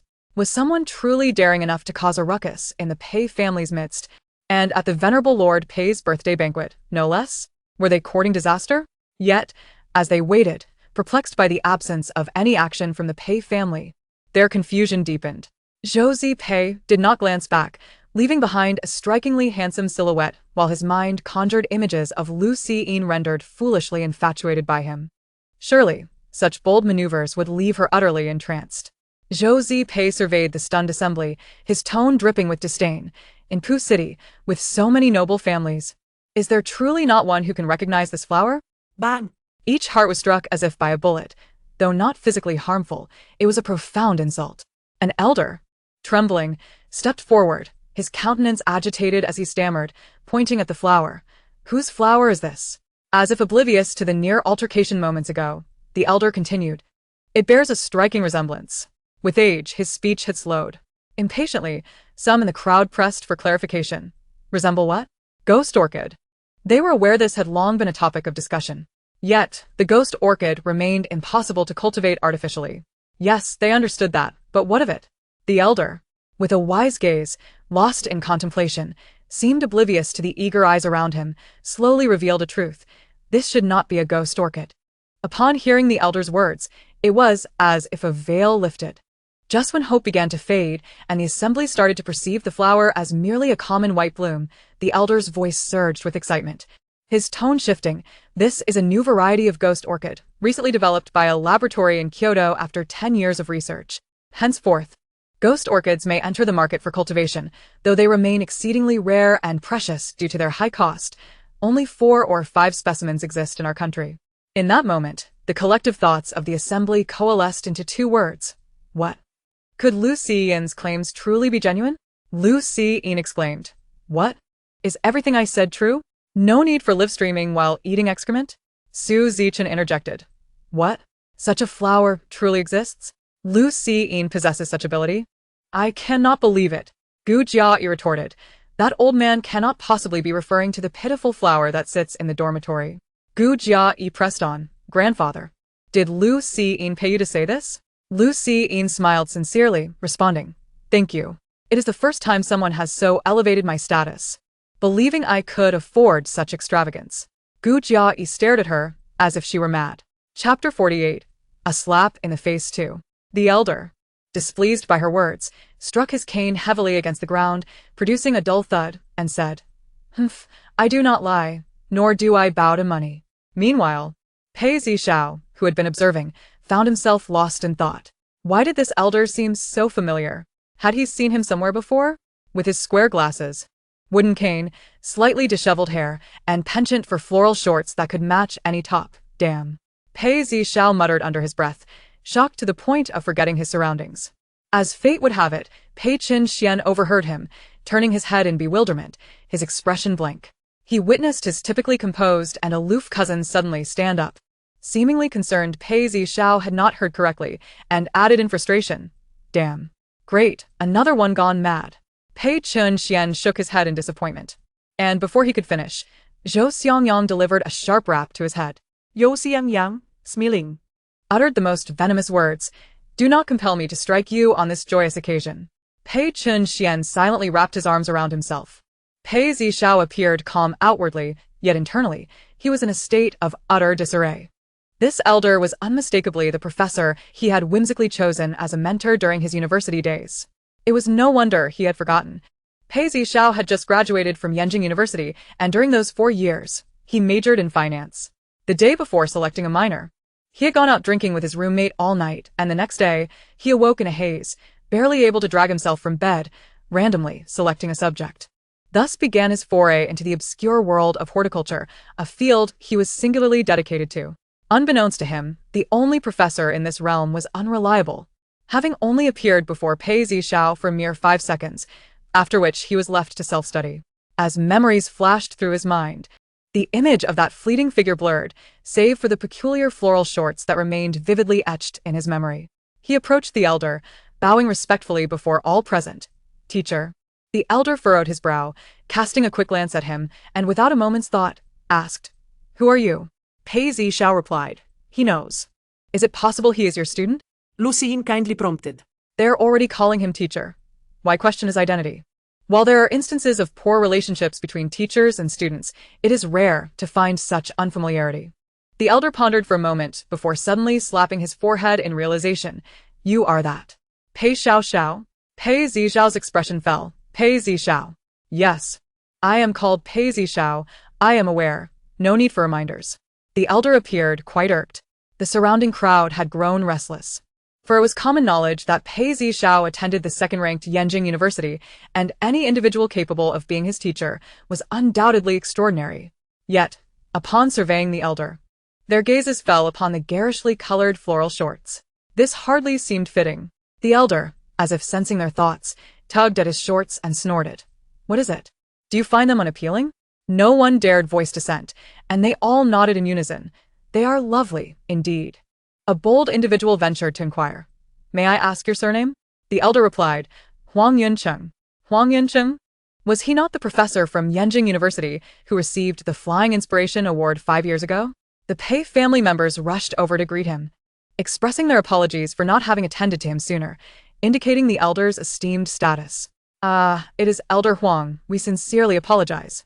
Our young lady has been thoughtless and has offended you, Gu Ruiliang said, his voice laden with regret, internally panicking. He shot a fierce glare at Gu Jia, pulling her closer, and sternly commanded, quickly apologize to Elder Huang. Realizing the gravity of her offense, Gu Jia broke into a cold sweat. Despite being a solitary elder, Huang Yuncheng had Yenjing University backing him, and his connections with various powerful factions in Kyoto were undeniable. Offending him would not only draw ire from those in Kyoto, but her father would also be the first to punish her. The more she contemplated, the more fear gripped her, beads of cold sweat forming on her brow. Her teeth chattering as she stammered. Why yes, I am sorry.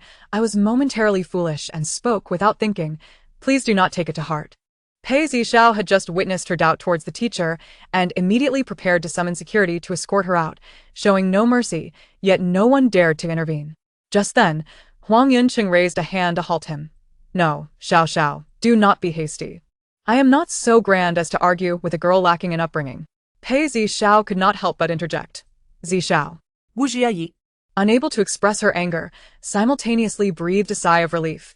If she were to be publicly expelled, she would become the laughingstock of Pu City.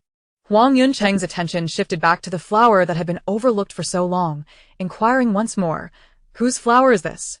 The gleefully mischievous Lu Jingshu reflexively answered, the little fairy's. Huang Yuncheng opened his mouth, struggling to utter those 3 words, whose name was so brazen. Realizing her slip, Lu Jingshu quickly corrected herself. Ahem, mine. Huang Yuncheng chose to overlook her name, his excitement unabated. Where did you acquire this? Huang Laogang mentioned that this flower is indeed a novel ghost orchid, of which there are only 4 or 5 specimens across the nation. This is Huang Yuncheng we are talking about. He cannot be mistaken. It seems we have underestimated Lu Jingshu. She has never lied. It's baffling that some would intentionally belittle her. What motives could they possibly harbor? Su Zichen, overhearing the sudden shift in the conversation directed at her, stood frozen, struggling to regain her composure. How could this be? Lu Jingshu was a mere wastrel. How could she possibly acquire a new ghost orchid? She clenched her teeth, shut her eyes to gather her thoughts, and when she opened them again, they shimmered with unshed tears as she looked up, ready to explain.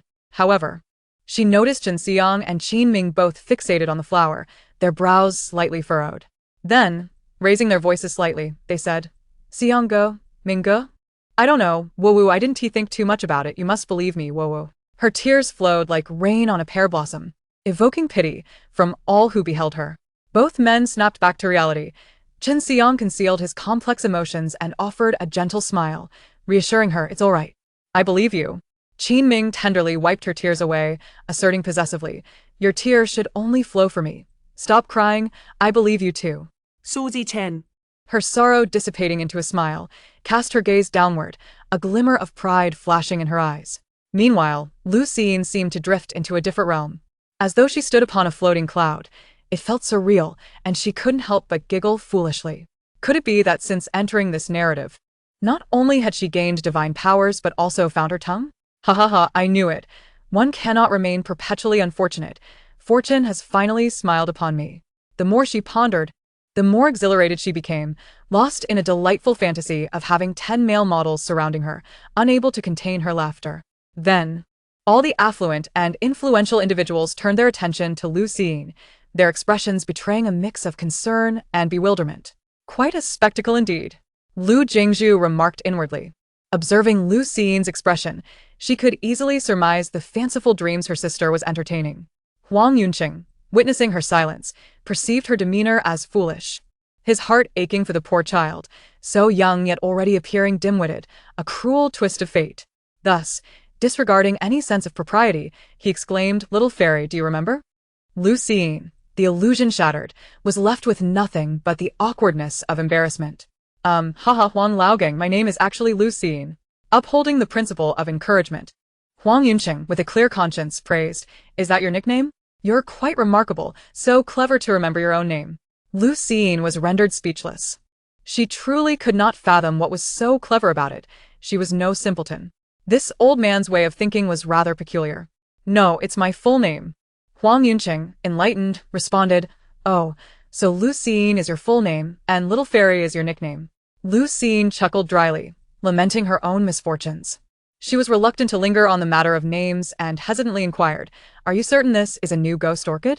Huang Yunqing, growing impatient, began to tap his cane again, of course. Chapter 49, Calligraphy. Lu Jingshu beamed with joy, immediately closing her eyes to make a wish. I wish to become the world's richest person instantly, with a gold mine at home, a car worth billions, a mansion of 50,000 square meters, and ideally, hundreds of handsome men at my service, indulging in culinary delights from around the globe. To be more specific, I'd love to ace the college entrance exams in my sleep, to effortlessly rank first even while slacking off, and ultimately have Kyoto University pleading for my enrollment. Haha. Well, I suppose I'll wish for these for now. Suzy Base Smile Frose. She had never seen someone start dreaming before even falling asleep. Huang Yunqing felt an increasing sense of pity. What a beautiful child, yet how'd she lost her mind? Thus, out of compassion for the seemingly impaired child, the old man forsook his previous commitment to honesty. Without batting an eye, he declared, "Child, you are right. You are indeed the wealthiest in the nation, with your mansion and luxury cars numbering no less than double digits. You are so intelligent that not only will you ace the entrance exams, but we can also ensure your admission to Kyoto University without any effort. Now, do you remember where this flower came from?" The intent behind his inquiry was as blatant as if it were written across his forehead. Pei Zixiao lowered his head, avoiding eye contact. Lu Jingshu cautiously narrowed her eyes, observing the bewildered expressions of those around her, and her demeanor promptly soured. Even she, in her naivety, could sense that she was being treated as a simpleton. "All right," she conceded. Wishing for such things did seem a tad foolish. Lu Jingshu retorted, "It was a gift from someone, and also, I am not an idiot." Huang Yunqing nodded dismissively and pressed urgently, "Who gave it to you?" Lu Jingshu glanced at Zhou Zipei out of the corner of her eye and evasively replied, "I don't remember." Huang Yunqing nearly wanted to thump her on the head, exasperated by her lack of common sense. "Think carefully." Lu Jingshu, "Don't ask. I truly can't recall." Huang Yunqing, "Is a fool meant to infuriate people? Well, then would you be willing to give me this flower?" Assuming he was going to make a purchase, Lu Jingshu was momentarily at a loss as to whether to label him stingy or herself as greedy. She hesitated. "But I've already given it to old Master Pei as a birthday gift." Pei Xiao, feeling Huang Yunqing's gaze shift towards him, silently clutched the ghost orchid tighter. Huang Yunqing sighed, "Forget it. It would be easier to take off and fly than to snatch it from him." He lamented, shaking his head.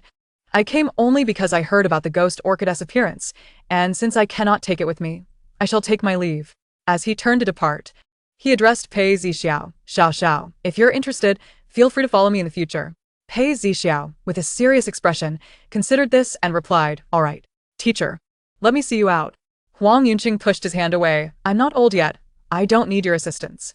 As he was about to leave, he suddenly recalled the task assigned to him, scanning the vicinity until his gaze landed on the quiet girl in the corner, his eyes sparkling with excitement.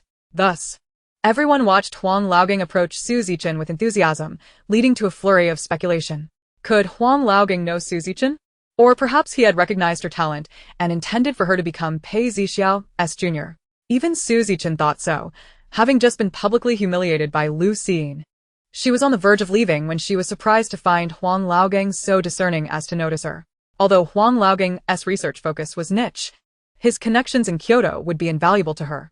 Imagining the accolades she might receive in the future, Su Zichen's eyes sparkled with excitement as she eagerly watched the elder approach her, and as he drew near, she could hardly contain herself, calling out, "Huang." Just as she uttered a syllable, she watched in disbelief as he purposefully bypassed her, not even granting her a glance, leaving the word caught painfully in her throat. Suspended in the air, Huang Laogang navigated through the crowd, arriving before Lu Jingshu, much to the astonishment and confusion of all. "You must be Lu Jingshu?" Lu Jingshu's legs halted momentarily, her hands resting at her sides, her open coat falling slightly to reveal her delicate, fair collarbone, a display of audacity that could command attention in any setting. After a brief silence, she stood upright, tugging at the hem of her garment until it lay smooth, before finally lifting her gaze to respond with a non-committal hum. Her demeanor was far from warm. Huang Yunqing maintained a composed expression, assessing her with satisfaction evident in his clear eyes. With a blend of irreverence and courtesy, she was indeed deserving of the esteem held by Gu Hanlin. He withdrew a crumpled letter from his pocket, saying nothing, and thrust it into her hands before turning away, without a sideways glance, as if oblivious to Chu Mian and Zhou Zipei. The elder, with his cane, strode away briskly, leaving Pei Zixiao awkwardly suspended in the air, unsure whether to assist. Caught between indecision, and by the time he looked up again, the old man had vanished entirely. It was unclear what could have been so dreadful as to compel him to leave in such haste. Lu Jingshu, having paid no attention, casually crumpled the letter before tucking it into her pocket. She rubbed her neck, which had grown sore from bowing for too long, and with long strides, tugged at Lu Xin's ponytail, saying, "Let's go." Lu Xin shook her head and hurriedly followed Lu Jingshu. As they passed Gu Jiai, a glint of mischief flashed in her eyes. Her only redeeming quality was her adherence to the principle of reciprocity, particularly the notion of tit for tat. Lu Jingshu mustered all her strength and deliberately bumped into Gu Jiayi's side, a gesture so blatant that even a blind person would perceive it as intentional. To speak candidly. Gu Jiayi stumbled back 10 meters, only halting when her lower back collided with a table, leaving half her body nearly numb and drenched in cold sweat from the pain. Gu Jiayi was too preoccupied with managing her discomfort to question her. Lu Jingshu feigned surprise, exclaiming, "Oh dear. How could you so brazenly accuse me of foul play in broad daylight? As a frail woman, how could my slight bump have such force? Logically, this should have been the case." Even Gu Jiayi found herself doubting her own perception. Yet, the pain in her body served as a constant reminder of the truth. Gu Jiayi attempted to retort but found herself at a loss for words. Lu Jingshu, on the verge of tears, lamented, "I truly didn't mean it. Surely, my dear sister wouldn't be angered over such a trivial matter?" Gu Jiayi replied, "The scent of tea is quite strong." She forced a smile that was more grotesque than tears. "No, I wouldn't." Lu Jingshu expressed her gratitude. "Thank you, sister. You are indeed magnanimous. No wonder you are so beautiful." Gu Jiayi felt a deep frustration. Was this truly the sensation of receiving a slap followed by a date? Until they departed, those present remained oblivious, stunned by the sudden twists of the evening. How could Lu Jingshu possibly know someone like old Huang? What had old Huang given her? Was Lu Jingshu's flower indeed as she claimed? The answers to these questions were known to all, and they gazed with eager anticipation at the unremarkable flower placed on the stage. They soon discovered that the previously neglected treasure was now being meticulously cared for, encircled by a layer of foam, and even surrounded by a fence within a 10-meter radius. Had Lu Jingshu been present, she would have surely felt utterly betrayed. Just moments ago, they hadn't worn such expressions. Su Shuyan was also taken aback. The progression of events seemed to deviate from her expectations. "Auntie?" Su Zichen called her cautiously. Su Shuyan squashed her chaotic thoughts, observing her niece's anxious face, and smiled reassuringly. "Auntie is fine. No need to worry." "That's good." Su Zichen appeared to exhale in relief. Old Pei, in high spirits, waved his hand, proclaiming, "Bring out the calligraphy work by Zheng Lang that the Qin family sent.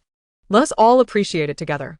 This gesture piqued the interest of many, as everyone wished to witness the rare artistry of Zheng Lang. Additionally, it honored the Qin family, who had invested significantly and deserved acknowledgement. The unexpected addition of a segment to showcase the congratulatory gift had the butler running back and forth, sweating profusely, unable to elegantly escape the blame for this chaos. Su Zichen once again became the center of admiration and adulation, reveling in the attention. Though a faint sense of unease lingered within her, unintentionally, her gaze fell upon a crumpled piece of paper on the ground. Noticing that no one was paying attention, she discreetly crouched down to pick it up. Slowly unfolding it, her pupils dilated in shock, her fingers instinctively tightened around the paper, her nails digging in, producing a faint sound of tearing. "Zichen?" Qin Ming called from behind. Su Zichen quickly concealed the item in her palm, turning around with an expression as composed as usual. Gently, she greeted, "Brother Ming." Chapter 50. A Change of Countenance. After the banquet concluded, the Qin family sat in the car, each lost in their own thoughts. Su Zichen gazed out the window, preoccupied with the wrinkled paper hidden on her person, feeling restless. Su Shuyan was equally disengaged, fixated on her freshly done nails, unable to fathom how Lu Jingshu had come by such a rare ghost orchid. Who would gift her something so precious? Chen Song lit a cigarette, resting it between his fingers, and rolled down the window to exhale smoke, suddenly asking, "Shuyan, does Siyin know anyone in Kyoto?" Su Shuyan replied confidently, "No, if she did, I would certainly be aware of it." She had closely monitored Lu Jingshu's life and friendship since childhood. There was nothing she could be unaware of. Su Shuyan added, "Today's events might just be a coincidence." A coincidence? They all understood how flimsy this rationale was, for no one would simply give away something so valuable without cause. Chen Song's gaze darkened slightly, the ember of his cigarette flickering. Su Zichen felt a wave of anxiety wash over her, her body instinctively leaning forward to discern the expressions of Chen Song and Chen Xiang ahead, but the dim lighting rendered their faces indistinct. The prolonged silence of 2 minutes in the car made Su Zichen's lowered lashes tremble. Chen Song extinguished his cigarette in the ashtray, speaking calmly, "Zichen, has Zheng Lang been in contact with you?" Su Zichen's heart dropped, her eyes brightening as she replied, "He mentioned he would come to Puqing in a while." As for his purpose, it was tacitly understood by all that Zheng Lang was coming specifically to take on a disciple. Chen Song's demeanor softened as he remarked, "Very good. The previously silent Chen Xiang, upon hearing Su Zichen's response, deftly tapped the confirmation button on his phone, Su Xun's my. casually tucking a loose strand of hair behind her ear, and added with a hint of significance, Zichen, you, and Qin Ming. Under her gaze, Su Zichen's cheeks flushed, and shyly, she murmured in agreement. Su Shuyan patted her hand. This is a good thing. In that moment, they all collectively abandoned any thoughts of Lu Siyin and Lu Jingshu. It seemed that whenever self-interest was involved, matters became complex, yet at times felt astonishingly clear. Before returning to the dormitory, Lu Siyin and Lu Jingshu first stopped at the miscellaneous goods store. From a distance, they noticed the store still brightly lit, standing out boldly among a row of darkened shops. Why was it so ostentatious? It didn't matter to Lu Siyin. Even the stone in front of the store boldly proclaimed, "Do you even deserve this?" Upon reaching the door, she deliberately paused, her breathing becoming shallow, tiptoeing as if afraid to push the door open. Just as Lu Jingshu reached out, Lu Siyin apprehensively grasped her arm, her eyes narrowing as she commanded Zhou Zipei, "You open the door." Zhou Zipei raised an eyebrow and, with a sense of duty, approached the door handle, casually commenting, "Don't worry, it's really glass." Lu Siyin regarded her with skepticism, clearly unconvinced. Returning to this familiar place for the first time, Lu Siyin found herself at a loss for where to place her feet. Her mind screamed in excitement. Could this floor truly be made of gold? And this sofa, is it genuine leather imported from abroad? My goodness. Is that enchanting painting of Van Gogh an authentic masterpiece? Good heavens, are these delicate, hair-fine, jet-black items on the table truly the legendary silk that could exhaust 10 embroiderers? The next moment, Zhou Zipei's nonchalant voice broke her reverie. "Do you like this hair? Your taste is rather unique." Lu Siyin. She suppressed the urge to punch him and retorted mockingly, "You're losing hair at such a young age. Do you have some hidden ailment?" Zhou Zipei cast a cryptic glance at her head, saying nothing but implying everything. Lu Xiyin's imagination filled in the unspoken words, and she retorted in indignation. "You're the one who's bald. With your 3,000 worries, you only have 1,500. Zhou Zipei, amused by her outburst, shamelessly nodded in agreement. "Yes. That's about 3 times yours. Can she tolerate this?" Lu Siyin emitted a sharp, explosive sound, preparing to theatrically kneel and wail for an apology when suddenly she felt something added to her embrace. She blinked, her thick eyelashes fluttering like delicate fans. Looking down, she beheld a larger, more exquisite pot of petite white flowers. Instantly, the anger within her dissipated.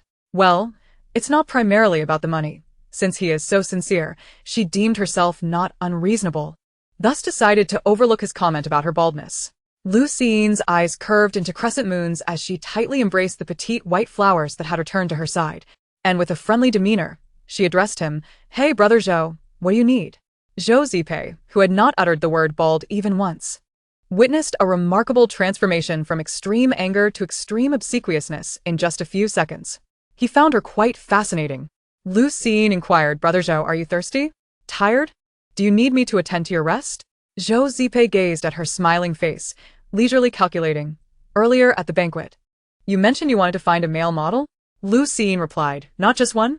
Zhou Zipei's expression darkened with each word, until he was nearly gritting his teeth. "You want them to serve you? Huh. Your appetite is quite large." The undertone of sarcasm was unmistakable. Lu Siyin could not comprehend why he was so furious. After all, he was not a male model, nor was he required to serve anyone. Yet, feeling at a disadvantage, she forced a laugh and said, "Hee, that's all trivial. What is significant then?" "This is nothing. It seems the little one has quite the audacity," he remarked. Without a second thought, Lu Siyin flattered, "You, of course, are the most important." With a snap, the once kindled anger was extinguished, and Zhou Zipei suppressed the smile, threatening to break through, striving to maintain a serious demeanor. At such a young age, do not entertain such frivolous thoughts. Aim for some legitimate aspirations. Lu Siyin, with sincerity, responded, "Is it considered sitting back and enjoying the fruits of others' labor?" Zhou Zipei conceded, "That is acceptable, as long as it does not involve seeking male models." "Then, brother Zhou, do you have any further inquiries or directives for me?" "I assure you, I will satisfy your needs." Lu Siyin patted her chest. Zhou Zipei chuckled softly, and then asked, "How is your practice book coming along?" Instantly, Lu Xiyin's face fell. How could someone use such a gentle tone to utter such hellish words? She dared not meet Zhou Zipei's gaze and stammered. Well, it's just under 100 pages. Not only Zhou Zipei, even Lu Jingshu lifted her eyes to look at her. Chu Mian, half convinced, pondered the possibility of Lu Jingshu's eccentricity influencing her sister, who might also share the same peculiar interests, preferring to play the fool. Zhou Zipei was astonished. You've written half already? How many pages are left? Lu Siyin responded in a whisper, just 91 pages left. Zhou Zipei, both exasperated and amused, remarked. So you haven't touched it at all. Chu Mian commented. Well, that's another misjudgment on my part. Lu Jingshu added, somewhat unexpected, yet within reason. Later, Zhou Zipei, like a domineering mother from a vintage romance novel, threatened her beloved little white flower's safety. If she did not write soon, the malevolent spirit would cruelly sever her destined bond with the flower, even endangering its safety. What could Lu Siyin do? Aside from reluctantly agreeing, she had no other recourse. Questioning the tyrant's methods, understanding the tyrant, becoming the tyrant, surpassing the tyrant. Lu Siyin wiped away non-existent tears and declared fiercely, remember, our love is genuine and can never be torn apart by you, before leaving with what she thought was a heroic stride, pulling Lu Jingshu along with her. Zhou Zipei looked utterly bewildered. He turned to Chu Mian and asked, am I being unreasonable? Chu Mian yawned. It's tolerable. Zhou Zipei replied, oh, then you are indeed unreasonable. Chu Mian retorted, are you unwell? Upon returning to the dormitory, Ningshi had already showered and was doing her homework, waiting for them. Lu Siyin noticed the empty bed and belatedly asked, where's Gu Jia? Ningshi replied, someone packed her things. She probably won't be staying over anymore. Gu Jia rarely stayed in the dorm, visiting only once a week, so her absence was not particularly impactful. Lu Siyin was not a saint, this was actually preferable. Avoiding any awkwardness, she placed the petite white flower back on the windowsill, while Ningshi kept a 10-meter distance, daring not to approach. Pointing at the precious flower and saying, Siyin, how you still have this flower? She then recalled that the man, who seemed to be surnamed Zhou, had promised to send her another one. She was utterly stunned. What kind of person was this, giving away a ghost orchid so easily? Seeing Ningxi's cautious demeanor, Lu Siyin felt a twinge of guilt and waved dismissively, speaking casually, doesn't it resemble it? A high-quality imitation of the ghost orchid. Ningxi trusted wholeheartedly, it does. Lu Siyin chuckled, of course, it's both affordable and impressive. Ningxi finally felt reassured enough to touch the ghost orchid's petals, nodding in agreement. Lu Jingshu entered the bathroom with clothes in hand and, upon hearing this, burst into laughter. One speaks boldly, while the other believes wholeheartedly. Chapter 51. Forced into studying. Lu Jingshu emerged from the bathroom with damp hair, clad in comfortable, loose sleepwear. She picked up her silent phone from the table, quickly scanning the hundreds of messages before unhesitatingly deleting them all. With her eyelids lowered, she stepped onto the ladder, effortlessly sitting on the upper bunk, one leg dangling in midair, swaying absent-mindedly. Her slender fingers tapped the screen, responding to messages as her mood dictated. Lu Siyin rummaged through boxes until she finally unearthed a small hairdryer, presumably left by the previous occupants, and decided to make do with it. Carrying the hairdryer towards the bed, she passed by Ningxi and caught sight of a familiar interface on her phone. Pausing her steps and feigning curiosity, Ningxi, what are you looking at? Ningxi generously showed her the screen, revealing a comic book. I'm reading a comic. She failed to notice the slight twitch of Lu Xiyin's lips after she had seen it and excitedly introduced, this is a work by Mrs. Li Guang. I absolutely adore her. Li Guan. Lu Xiyin inquired. Yes. Haven't you heard? She's incredibly popular with millions of fans. Unfortunately, she isn't very prolific, but her limited works are all exquisite, each better than the last. Lu Xiyin expressed skepticism. Is she really that famous? Ningxi's eyes sparkled with admiration for her idol. Yes, yes, yes. Mrs. Li Guang is exceptionally talented. Her humor is laced with hidden depths, and her unexpected twists outnumber even my leg hair. It evokes both laughter and tears. Lu Xiyin couldn't help but chuckle. Surely it can't be that exaggerated. Ningxi, seeing her disbelief, placed her hands on her hips and sighed. Oh, you just don't understand. If only I could meet Mrs. Li Guang in person.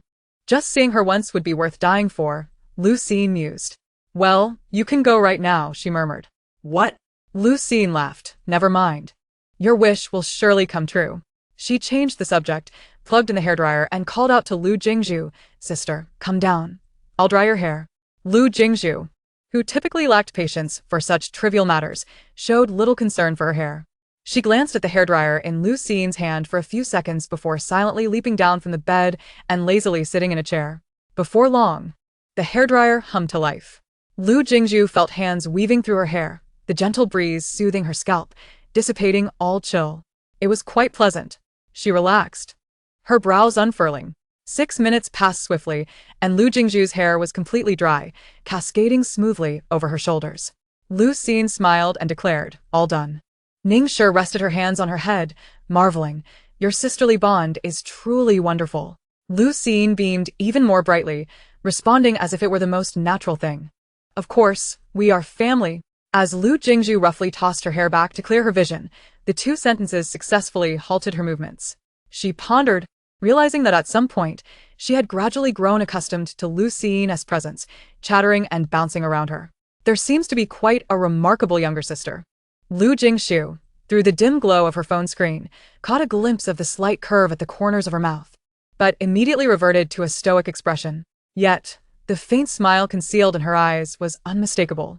Lu Xiying affectionately ruffled Ningxi's hair, sincerely stating, "You are also one of our sisters." Ningxi, taken aback, looked up at her, suddenly realizing that Xiying possessed a certain enchantment that allowed one to effortlessly lower their guard and believe her words without reservation. There was a subtle, almost imperceptible ability within her that healed hearts in a transformative manner. It was peculiar, but it seemed that Lu Xiying had begun to evoke an enigmatic charm from some unknown point in time. At times, she appeared as a detached observer, calmly watching the events unfolding around her. At other times, her emotions radiated with pure sincerity. Interrupting Ningxi's thoughts, Lu Xiying inquired curiously, "What's the matter? Shouldn't you be moved to tears, embracing me and proclaiming that we will be lifelong sisters? Then, I could naturally request that you let me copy your homework, a trivial request." "Really?"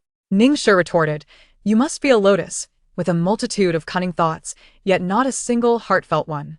With feigned exasperation, she continued, "I am deeply moved. We will indeed be lifelong sisters." Lu Xiying smiled in satisfaction, saying, "Then let me copy your homework." As Ningxi effortlessly retrieved her homework, she was abruptly thwarted by a hand that appeared out of nowhere. Lu Jingshu, with a smirk that straddled the line between amusement and reproach, remarked, "Just indulge her.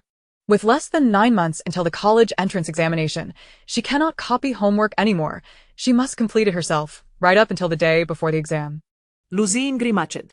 "Oh, and Lu Jingshu suddenly recalled, in a month I expect to see you finish all the exercises given by Zhou Zipei." Lu Xiyin's eyes widened in despair. Lu Jingshu added fuel to the fire, "I will keep a close watch on you. Do not think of having your little minions assist you." Lu Xiying opened her mouth in protest, but the words were stifled as a hand covered her mouth, leaving her in utter despair. Ningxi, feeling guilty, averted her gaze and whispered, "Xiying, Jingshu has a point. Perhaps you should relent." Lu Xiying was engulfed in despair, feeling as though she were being forcibly separated from her beloved, her phone, in an arranged marriage. She silently resolved to protect her boundaries fiercely. No one could threaten her cherished possessions' departure, for that would feel more devastating than death itself. Fortunately, Lu Jingshu understood the importance of not pushing too hard and refrained from confiscating her phone. With heavy steps, Lu Xiying approached her desk, as if entering a marriage destined for unhappiness. May 24th, a day I shall never forget. It was the weekend, and Ningxi had gone home early to see her parents. Meanwhile, Lu Xiying buried her head beneath the covers and fell into a deep slumber, showing no signs of awakening even by 9 o'clock. Lu Jingshu, for the 20th time, glanced over and finally clicked her tongue, deciding not to indulge her further. With a firm tug, she pulled Lu Xiying from the bed. Standing on the cold, hard floor, Lu Xiying smacked her lips and curled her toes, feeling as if the dream she had just experienced was undeniably vivid. The sensation was akin to stepping onto solid gold. Still groggy, she heard Lu Jingshu's threatening voice by her ear, "If you don't open your eyes right now, I will toss you out the window." Startled, Lu Xiying jolted awake, only to find herself being hoisted up by Lu Jingshu like a chick, clutching a blanket in her arms.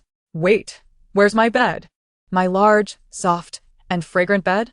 Lu Xiying was utterly bewildered as to how she ended up in the middle of the room. With a glare fueled by wakefulness, She stared at Lu Jingshu's calm, indifferent eyes for barely 2 seconds before her resolve crumbled, and she meekly replied, "I'll go wash up now." With that, she tossed aside the blanket and darted into the bathroom. Lu Jingshu, helplessly catching the nearly falling space blanket in her arms, rubbed her temples, suddenly feeling a profound weariness. Half an hour later, Lu Ziyin, reluctantly coerced to her desk, picked up a pen she had purchased from a stationery store and began to muddle through the exercises in the workbook. A few minutes later, she yawned and wrote her first word on the page. Answer. Lu Jingshu sat nearby, her legs crossed, and upon seeing this, she bit her lip to suppress her impatience, her forehead pulsing with tension. Was studying, an activity simpler than eating or drinking, truly this torturous? Uncertain of Lu Ziyin's level of distress, she noted that her sister certainly appeared quite drowsy. "Aren't you just waking up?" Lu Ziyin innocently replied.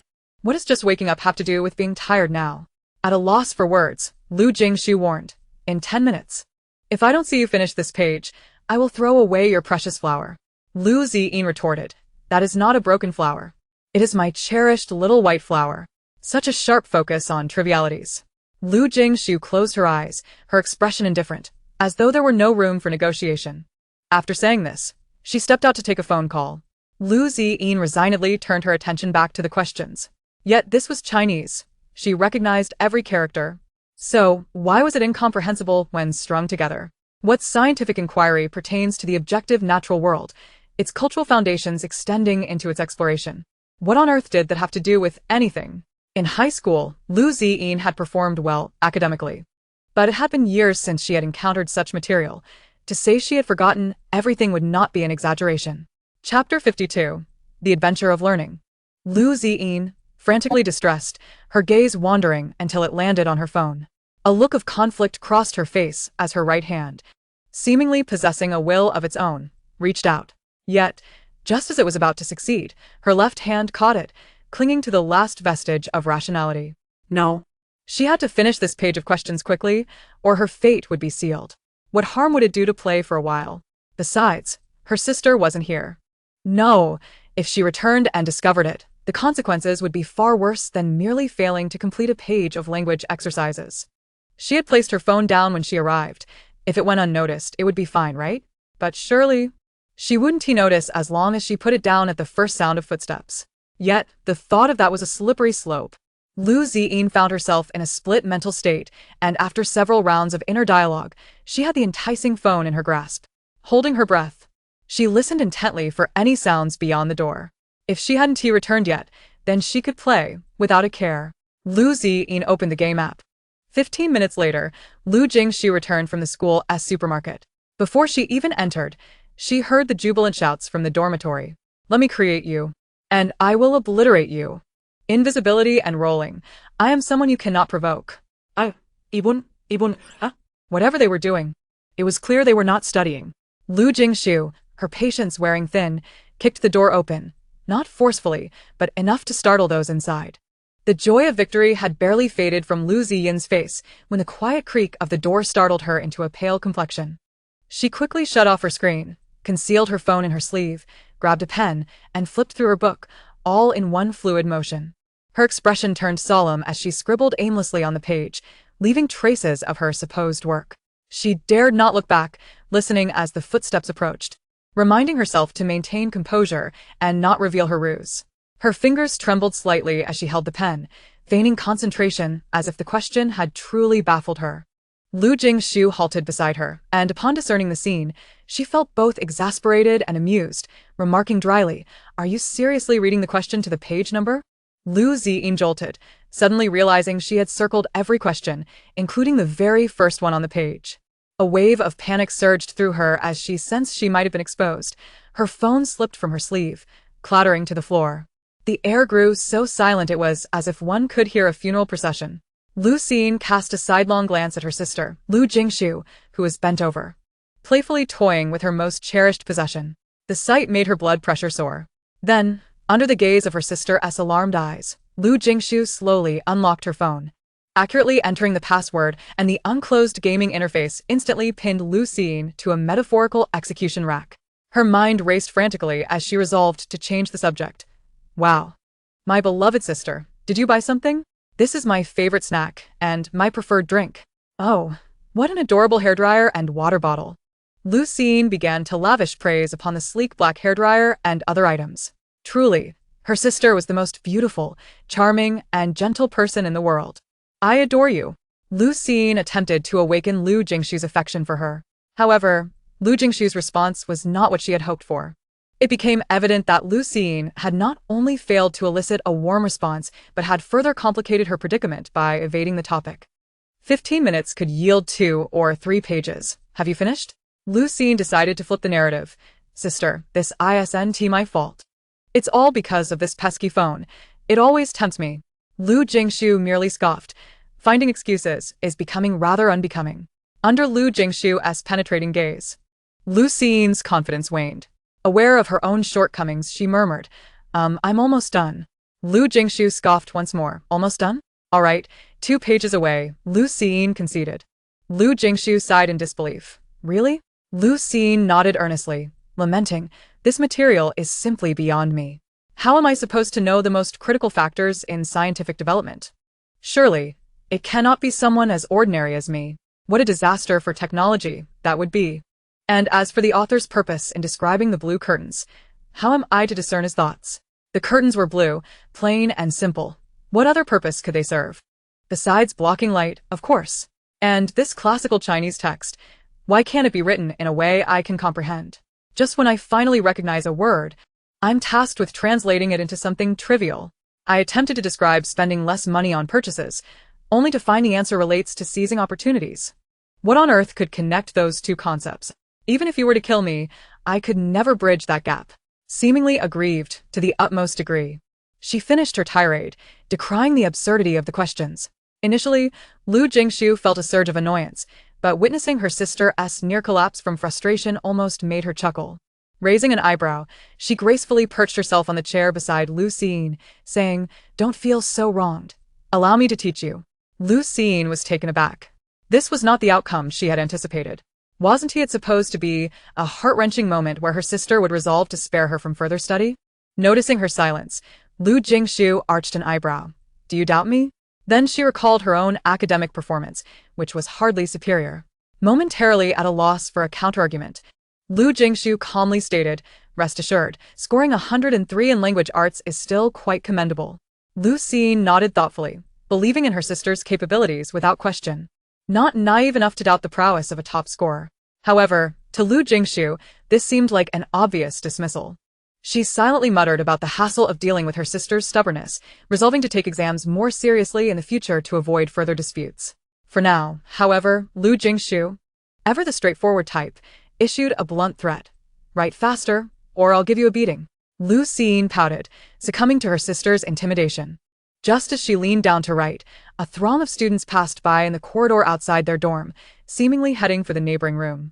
The dormitory's soundproofing was generally adequate, but the neighboring students were particularly animated, their voices unmistakably clear. It's all your fault. You're the mistress who interfered in my relationship with Wang Xiaofeng. Such accusations should not be made lightly. What do you mean I'm the mistress? Were you two even together? It's always been your unreciprocated affection. You're talking nonsense. Wang Xiaofeng likes me. Before you came along, we had a great relationship. Oh. Wang Xiaofeng has said nothing of the sort to me. If you have a score to settle, go confront him, not me. Didn't you also have feelings for him? Who told you that? Don't you know? Know what? You're hiding something from me. If you're innocent, just say it. What is your purpose in approaching him? The other party, seemingly cornered, shouted back, Who the hell likes men? I like you. Can't you see that? Why do you think I approached him? It's all because of you. Lu Jingshu's ears perked up. Her attention was fully diverted to the scandal next door, rendering her unable to write even a single word. Wow. Is it really that explosive? What was that girl's reaction? Why, isn't she speaking? Frantically scratching her head, Lu Jingshu longed to sneak a peek at the unfolding drama. Meanwhile, Lu Jingshu's expression darkened as she noticed the commotion was far from over. Without uttering a word, she closed the book in front of Lu Jingshu. Lu Jingshu's eyes brightened. Did this mean she wouldn't have to write? Was there such a stroke of luck? Lu Jingshu, clearly aware of her sister's thoughts, flicked her forehead sharply and said, Let us change locations. We're heading to the storage room. Rubbing her slightly reddened forehead, Lu Jingshu mumbled in agreement. Chapter 53. 500 million. Upon arriving at the storage room, there was no sign of Chu Mian, likely busy with other matters. Zhou Zipei languidly reclined on a single sofa, eyes closed, seemingly listening to Zhou Ri's lengthy monologue, though it was unclear if he was truly paying attention. Hearing the entrance-esque commotion, he opened his charmingly playful peach blossom eyes and raised a hand to halt Zhou Ri before he could utter. The old man wants you to return soon. Understood, let them prance around for a while longer. You can go now. Zhou Ri gazed at his boss's unfazed demeanor, feeling both speechless and resigned. Just smile at Miss Siyin, he thought, desperately suppressing his frustration, yet maintaining a facade of calm. All right, Zhou Yi, he replied, opting for a cheerful disposition. Life is tough. One must face it with a smile. Lu Jingshu bounced over, eyeing Zhou Zipei with suspicion. Did you bully Zhou Ri? Zhou Ri nearly stumbled at the accusation, caught between words. Who are you calling Zhou Ri? My name is Zhou. Zhou Zipei simply hummed in response, a hint of innocence and confusion in his tone. Did I bully you? He asked, directing his gaze at Zhou Ri's awkward countenance. Zhou Ri shook his head fervently. No, no. Lu Jingshu's eyes narrowed, filled with skepticism. Really? Then why do you look so disenchanted? Zhou Zipei unprincipledly chimed in, yeah, why? Zhou Ri was internally in turmoil, while outwardly he plastered an exuberant smile, saying, not at all. I'm thrilled you both came to visit Zhou Yi, ha ha ha. All right then, Lu Jingshu replied. Zhou Zipei nodded in satisfaction. Let us go. Zhou Ri, feeling somewhat left out, thought, am I just a part of your game? As he turned away, he pulled out his phone, fingers flying over the keyboard as if nearly igniting it with speed. Noticing Lu Jingshu holding a book, Zhou Zipei expressed curiosity. Here to study? With a decisive thump, Lu Jingshu slammed her thick practice book onto the table, resignedly stating, yes. Zhou Zipei felt a sense of satisfaction, but then observed her flipping to the first page. After such a long time, her progress was virtually non-existent. He sighed, optimistically thinking, well, at least the little one is willing to write. Lu Jingshu confidently settled beside Lu Jingshu, ignoring her phone and focusing on her sister's work, occasionally offering guidance. Zhou Zipei refrained from interrupting, rising to pour 2 cups of warm water and placing them nearby. Initially, the atmosphere was harmonious, a portrait of peace and tranquility. However, as time passed, the situation between Lu Jingshu and Lu Jingshu grew chaotic, one unable to teach, the other unable to learn. Why is this the correct answer? Because it contains the original wording from the text. But this is also original wording. I'll find it for you right now, Lu Jingshu declared, pointing at a sentence in the question with conviction. These terms are different. They convey the same meaning. Lu Jingshu patiently explained, not quite. You've conflated the concepts. No. I believe it's quite accurate. It clearly conveys a singular meaning, Lu Jingshu murmured, displeased.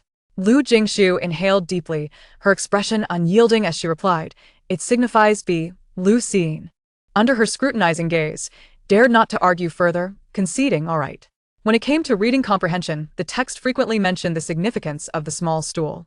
Lu Jingshu, brushing her pen aside, exclaimed in frustration, what significance could there possibly be? Lu Jingshu gently urged, refer to the context. Lu Jingshu, unabashed, retorted, I've read it thoroughly, word for word. Each mention indicates someone needs to sit. Lu Jingshu, patiently guiding her, remarked, the first individual was Wang Pengzi, which implies. Lu Jingshu stared at her, suddenly enlightened, and exclaimed, it implies that the stool is of good quality and 1 tea break underweight. Lu Jingshu. Zhou Zipei, having listened for quite some time, could no longer suppress a laugh, her shoulders trembling. Lu Jingshu inquired, the second individual was a veteran. What does that signify? Lu Jingshu replied, it implies that this stool is officially sanctioned. Lu Jingshu, suppressing her irritation, realized she could no longer teach this particular question. When Chu Mian entered, he was met with Lu Jingshu's typically aloof expression, now marred by a look of deep frustration and agitation. He stared, intrigued by the unusual sight. In the next moment, he heard Lu Jingshu's voice, laced with irritation as though she were ready to fight. If you keep spouting nonsense, I'll ensure your phone meets a grim fate. Lu Jingshu's expression shifted rapidly, letting out a huff as she turned serious. There was something she dared not utter. She truly felt that way, and had not been speaking frivolously. Lu Jingshu rubbed her brow, feeling a wave of exhaustion wash over her, and sought to step outside for some clarity. Upon encountering Chu Mian, her furrowed brow unconsciously relaxed a little, and she casually asked, "Do you have a lighter?" Zhu Mian. With his fair and refined features, added a touch of warmth as he rummaged through his suit pants, producing one for her. Lu Jingshu said nothing further and stepped outside. Zhou Zipei, lifting her eyelids, casually asked, "What is the situation?" Noticing a cup of water on the table, Chu Mian, finding it at the perfect temperature, took several gulps without a second thought. Only after drinking did he realize the odd looks Zhou Zipei and Lu Siyin were giving him. His gaze turned quizzical. Lu Siyin's smile morphed into an ambiguous smirk as she pretended to write in her practice book. Zhou Zipei cleared her throat discreetly, attempting to change the topic. Not going smoothly, Chu Mian returned the cup to its place, his expression revealing nothing more. Not exactly. At least there's been some progress, though it may require a bit more time. Just as Zhou Zipei was about to probe further, she caught sight of Lu Siyin's curious and gossiping expression. Unable to conceal her thoughts, she swallowed her questions and turned, exasperated, "Hurry up and write, or else when your sister returns, your life will be in peril." The thought of her sister's cold and furious gaze, coupled with the imagined scene of her phone being shattered before her, sent a shiver down Lu Siyin's spine. She promptly set aside her curiosity and diligently focused on her work. A few minutes later, Lu Jingshu returned, her gaze fixated on the group chat interface. "Shen Yao. Qingzhu, are you really not reconsidering?" "Qingzhu, what is the current offer?" "Shen Yao. 500 million. It has shattered past records." Black Hawk. "What? 500 million. White Fox. Tisk tsk. Qingzhu, you're beginning to seem somewhat unappreciative." "Red Wolf." "Agreed." "Brown Bear. How about giving me some?" "Shen Yao. Regarding the medical situation, can you manage?" "Brown Bear. Bye." "Qingzhu." The amount had climbed to 500 million, indicating that the other party was resolute in having her take the order. Lu Jingshu pondered this, exiting the group chat, only to see a recent message from Red Wolf. "Red Wolf. This person is no simpleton. They've already managed to track your firewall." Lu Jingshu was not surprised. Anyone capable of casually offering 500 million certainly wasn't naive. "Qingzhu. Not a significant issue." "Red Wolf. True. No one capable of breaching your firewall has yet to be born." After finishing the last message, Lu Jingshu turned off her phone and approached the table. Pausing when she noticed the now empty cup. Uncomfortably licking her lips, she said nothing, returning to her seat. She noticed Lu Siyin had only completed 3 pages of her practice book, and her recently cleared mind began to ache once more. Chapter 54, Anniversary Celebration. Upon seeing her seated, Chu Mian's gaze shifted slightly forward to the water cup he had just placed back. Understanding dawned upon him, and he merely smiled. He accepted the lighter Lu Jingshu handed him, the faint scent of tobacco lingering in the air until she distanced herself. He swallowed, asking, "Do you smoke?" Lu Jingshu candidly replied, "Yes." Chu Mian's elongated eyes reflected a hint of curiosity as he selected a uniquely packaged cigarette from the counter. "Use this in the future. It's better for your health." Lu Jingshu didn't even glance up, tapping her fingers on the table before silently accepting it into her palm.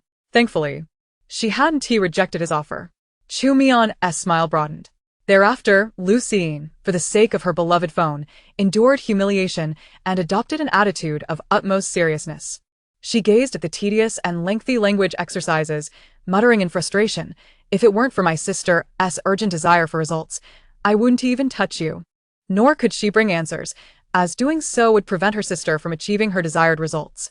Furthermore, she added, "The reason you remain so pristine is not due to my inability, but rather my unwillingness." Additionally, she warned, "I declare that my one true love in this life is my phone. He is a good man, and I shall never betray him." Practice book. Had I known, I would have let it rot in the factory. The following day, the class representatives stared agape at the assignments personally submitted by Lu Siyin. "Sister Yin, have you truly reformed? What assignment necessitates your personal touch?" Lu Siyin, exhausted and unable to keep her eyes open, shot them a weary glance, muttering, "Yes, indeed, I volunteered." "What do you mean you volunteered?" "I voluntarily strive to study hard, aiming to secure a place at both Jingda and Yanda, capturing them both." Clearly, she was not well. September 2023. Time flew by swiftly. It felt as though she had just arrived, yet a year had already passed. Lu Siyin proudly joined the ranks of the high school graduates. On this day, before the first class, Li Xiaoman entered the classroom, clapping her hands to signal for quiet. I have some good news to share. The students of Class E could hardly contain their excitement at this statement. What good news? No more exams? Long holiday tomorrow? Could it be an early winter break? Speculations abounded, with most hinging on the word holiday. Li Xiaoman, exasperated, retorted such wishful thinking. The new semester has just begun. And next week marks our school's anniversary celebration, with special permission for the senior class to relax for a day. Each class is also required to present a program. Cultural Committee member Kong Zilu, please organize this over the next few days. There will be a school-wide vote, and rewards await the winners. Let us all be proactive. After tossing this hot potato to the students, Li Xiaoman quickly exited. Class E, lacking in both academic prowess and artistic talent, found themselves at a loss. If they had to identify a single advantage, it would be their athleticism. However, this trait was of little assistance during this time, leaving Kong Zilu in despair. In previous years, they had never been chosen for performances, and it baffled her why the school leadership had suddenly mandated their participation this year. Kong Zilu surveyed the class with disdain, finding no suitable candidates. However, upon noticing the stunning appearances of Lu Jingshu and Lu Siyin, she felt a glimmer of hope. With a beaming smile, she approached Lu Siyin and her sister, her intentions glaringly evident. Lu Siyin, propping her chin on her hand and stifling a yawn, with a few teardrops clinging to her lashes, lazily inquired, "What do you want?" Confucius Lu smiled mischievously and remarked, "Indeed. It appears that we are at a loss for options." Then, hesitatingly, she finally closed her eyes and resolutely stated, "Could Yinjia and Shujia come to our aid?" Lu Jingshu did not hesitate for a second, outright refusing no.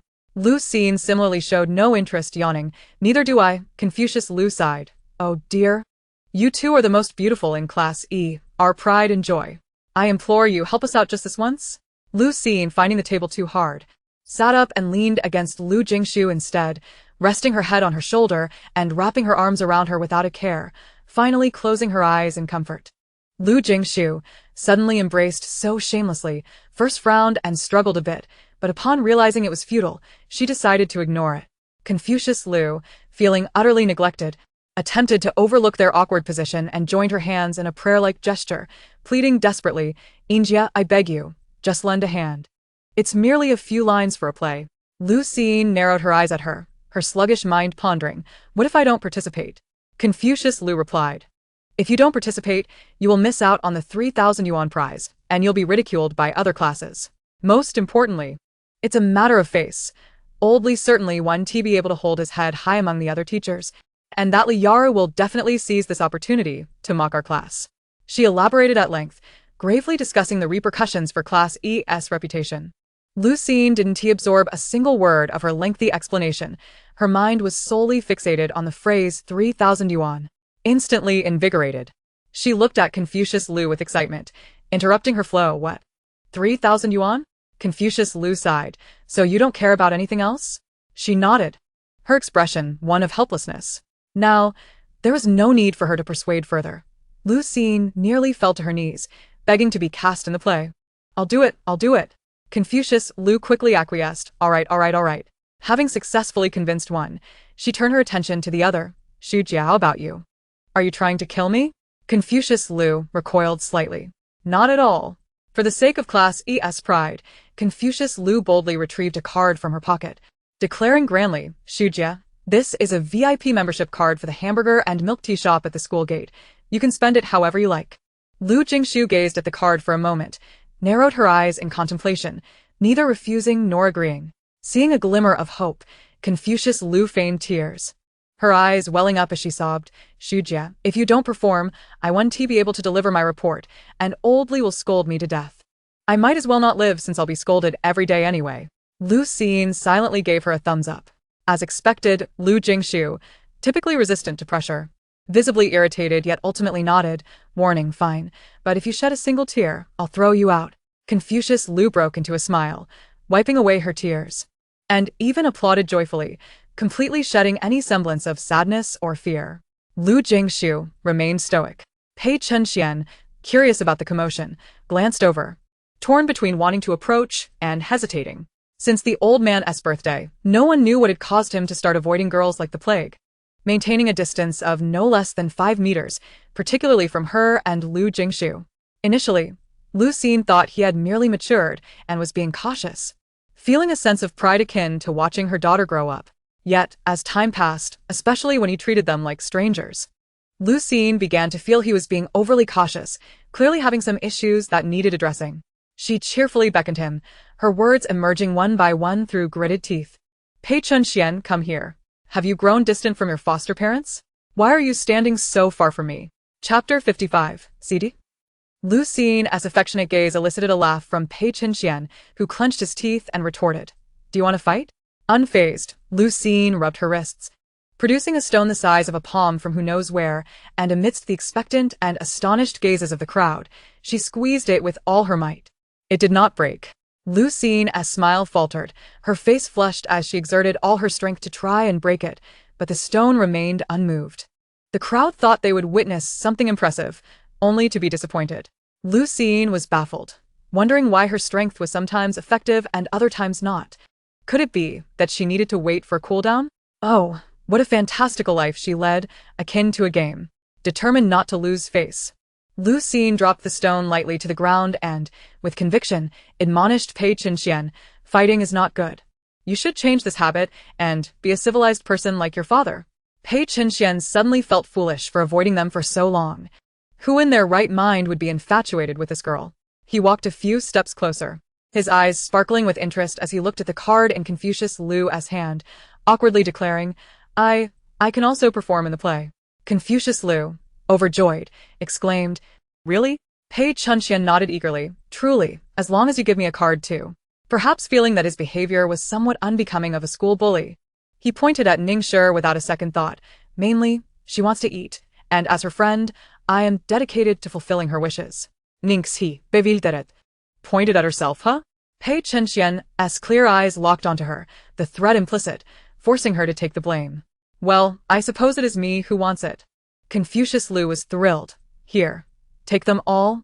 She eagerly thrust various membership cards into Pei Chunxian and Ningxi's hands, then happily returned to prepare for the play's subsequent matters. Pei Chunxian, clutching the membership cards from the school gate's milk tea and hamburger shops, visibly delighted, affectionately patted the still-dazed Ningxi on the head, praising, Well done. I'll treat you to a grand meal. Ningxi remained speechless. Lu Jingshu nearly hurled the stone at his face. Get lost. Don't bully our Sure. At the Xie family, Xie Shuyan personally picked up Xie Zichen from Pew, her face betraying her uncontainable joy. Xie Song greeted her gently. What brings you such happiness? Xie Shuyan could hardly contain herself as she shared. At the school's anniversary celebration, Zichen will represent Class A in a performance. Xie Song replied, That is indeed good news. Xie Zichen, having studied piano since childhood, possessed exceptional talent and practiced diligently, achieving a grade 5 level even in their small county. Now, under the careful guidance of the Xie family, she had progressed to grade 6. Such talent, even in Kyoto, at the age of 17, would be remarkable. Han Mon sat quietly nearby, watching the cheerful family, feeling like an outsider as the Xie family treated Zichen like their own daughter. While she felt proud of Zichen's growing excellence, a complex emotion stirred within her. Having lived here for quite some time, it was time for her to return. It seemed unlikely that Zichen would accompany her home now. Though Han Mon had spent her entire life in a small county, she understood that Zichen's staying here was the best choice, and as a mother, she could not hinder her, as long as Zichen remembered that she had a mother. At this moment, everyone's attention was focused on Xie Zichen, with no one considering Han Mon's thoughts, not even Zichen herself. Auntie, uncle, I'm going to study now, Xie Zichen said obediently, looking at them. Just as she was about to leave, she suddenly recalled, By the way, old Jing told me he would come to Puching in about a week. Xie Song replied, Yes. I know.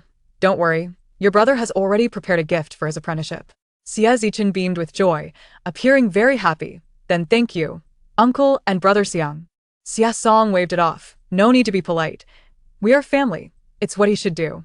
Later that evening, Han Mon approached Xie Zichen's bedroom door, hesitating for a few seconds before gently knocking. Moments later, the door swung open from within, and upon catching sight of Xie Zichen, the smile on her face noticeably waned. However, before Han Mon could fully comprehend the situation, Xie Zichen had already donned a mask of joy. Her tone belied any hint of peculiarity. Mom, what brings you here? Han Mon brusquely bypassed her and strode inside, retorting, "Does a mother need a reason to visit?" She deliberately emphasized the word mother, as if fearing Su Zichen might forget. In a place where she remained unseen, Su Zichen repressed her smile, leaving behind only a trace of barely concealed disdain. She hastily closed the door and turned around with a bright smile, saying, "Of course, Mom doesn't need a reason." Satisfied, Han Lan scrutinized her from head to toe, as though reluctant to part with her. Su Zichen, noticing this detail, felt a spark of excitement in her eyes, yet maintained her composure and asked, "Mom, what's wrong?" After a moment's sigh, Han Lan replied, "I'll be heading back tomorrow. Would you like to?" "Ah, never mind. Just continue to stay well at the Chen family." Upon hearing this, Su Zichen recognized it as an implicit consent for her to remain, and her heart swelled with exhilaration.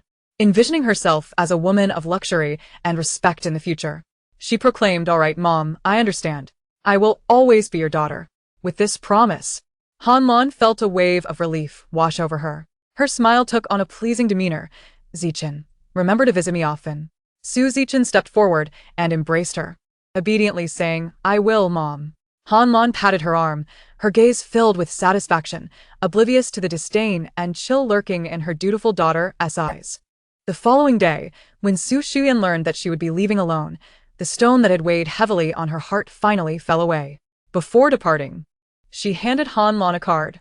Without a moment's hesitation, Han Lan accepted it, her smile becoming more genuine as she said, "Sister Yen, I trust you to take care of Zichen. My educational background is limited, and I cannot assist her much. I hope you'll treat her like your own daughter." Su Shuyan escorted her to the door, replying without a second thought, "Sister-in-law, of course. Zichen is even dearer to me than my own daughter. You can rest assured." Han Lan opened her mouth to say something further, but Su Shuyan appeared not to notice, merely waving her hand, "Uncle Chen, please take sister-in-law home." Uncle Chen chuckled, "Madam, don't worry."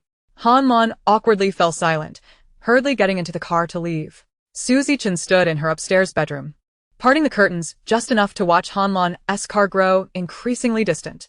She exhaled a sigh of relief, her eyes gleaming with ambition, thinking, "At last, I have escaped that wretched place. From now on, these people will merely serve as stepping stones for my ascent."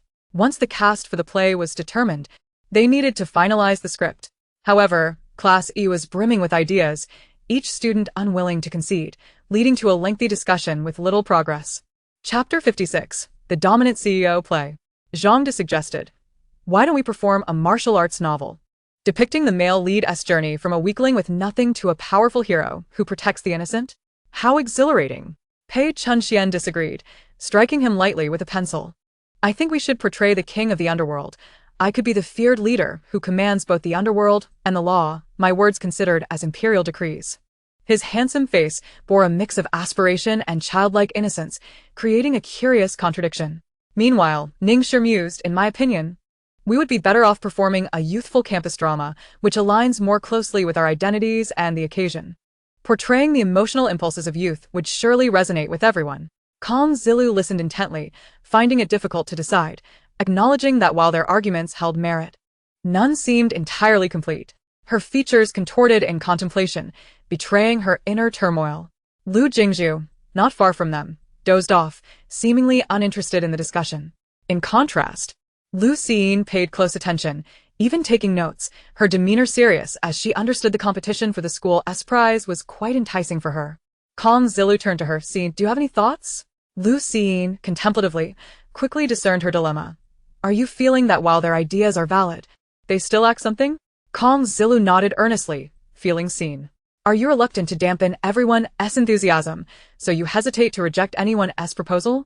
Kong Zilu blinked back tears, touched by the understanding. "Do you desperately hope that our performance stands out among many excellent acts and wins first place, allowing us to take pride?" Kong Zilu dabbed at her eyes, immediately agreeing. "You understand me well, Siyin." Seeing that she had successfully coaxed Kong Zilu, Lu Siyin slowly revealed her true thoughts. "I have a plan, but I'm not sure if I should share it." Kong Zilu eagerly urged, "Please do tell."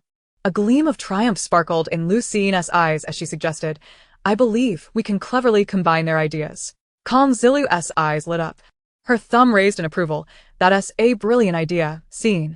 Please elaborate." Lu Siyin continued, "Zhang De can be the martial arts master, Pei Chunxian the king of the underworld, Ningshi the merry Su protagonist, Su Chao the campus heartthrob, Li Yusin playing the white moonlight. While my sister can portray the ruthless villain with few words, and me, she smiled mysteriously, I will be the male lead of this story. Kong Zilu immediately sensed something amiss, so you are. Long out yen. An awkward silence ensued, and though Kong Zilu hesitated to dampen her spirits, she gently remarked, "Don't you think it's rather challenging to integrate all these characters into a single narrative?" Lu Jingshu replied, you don't understand.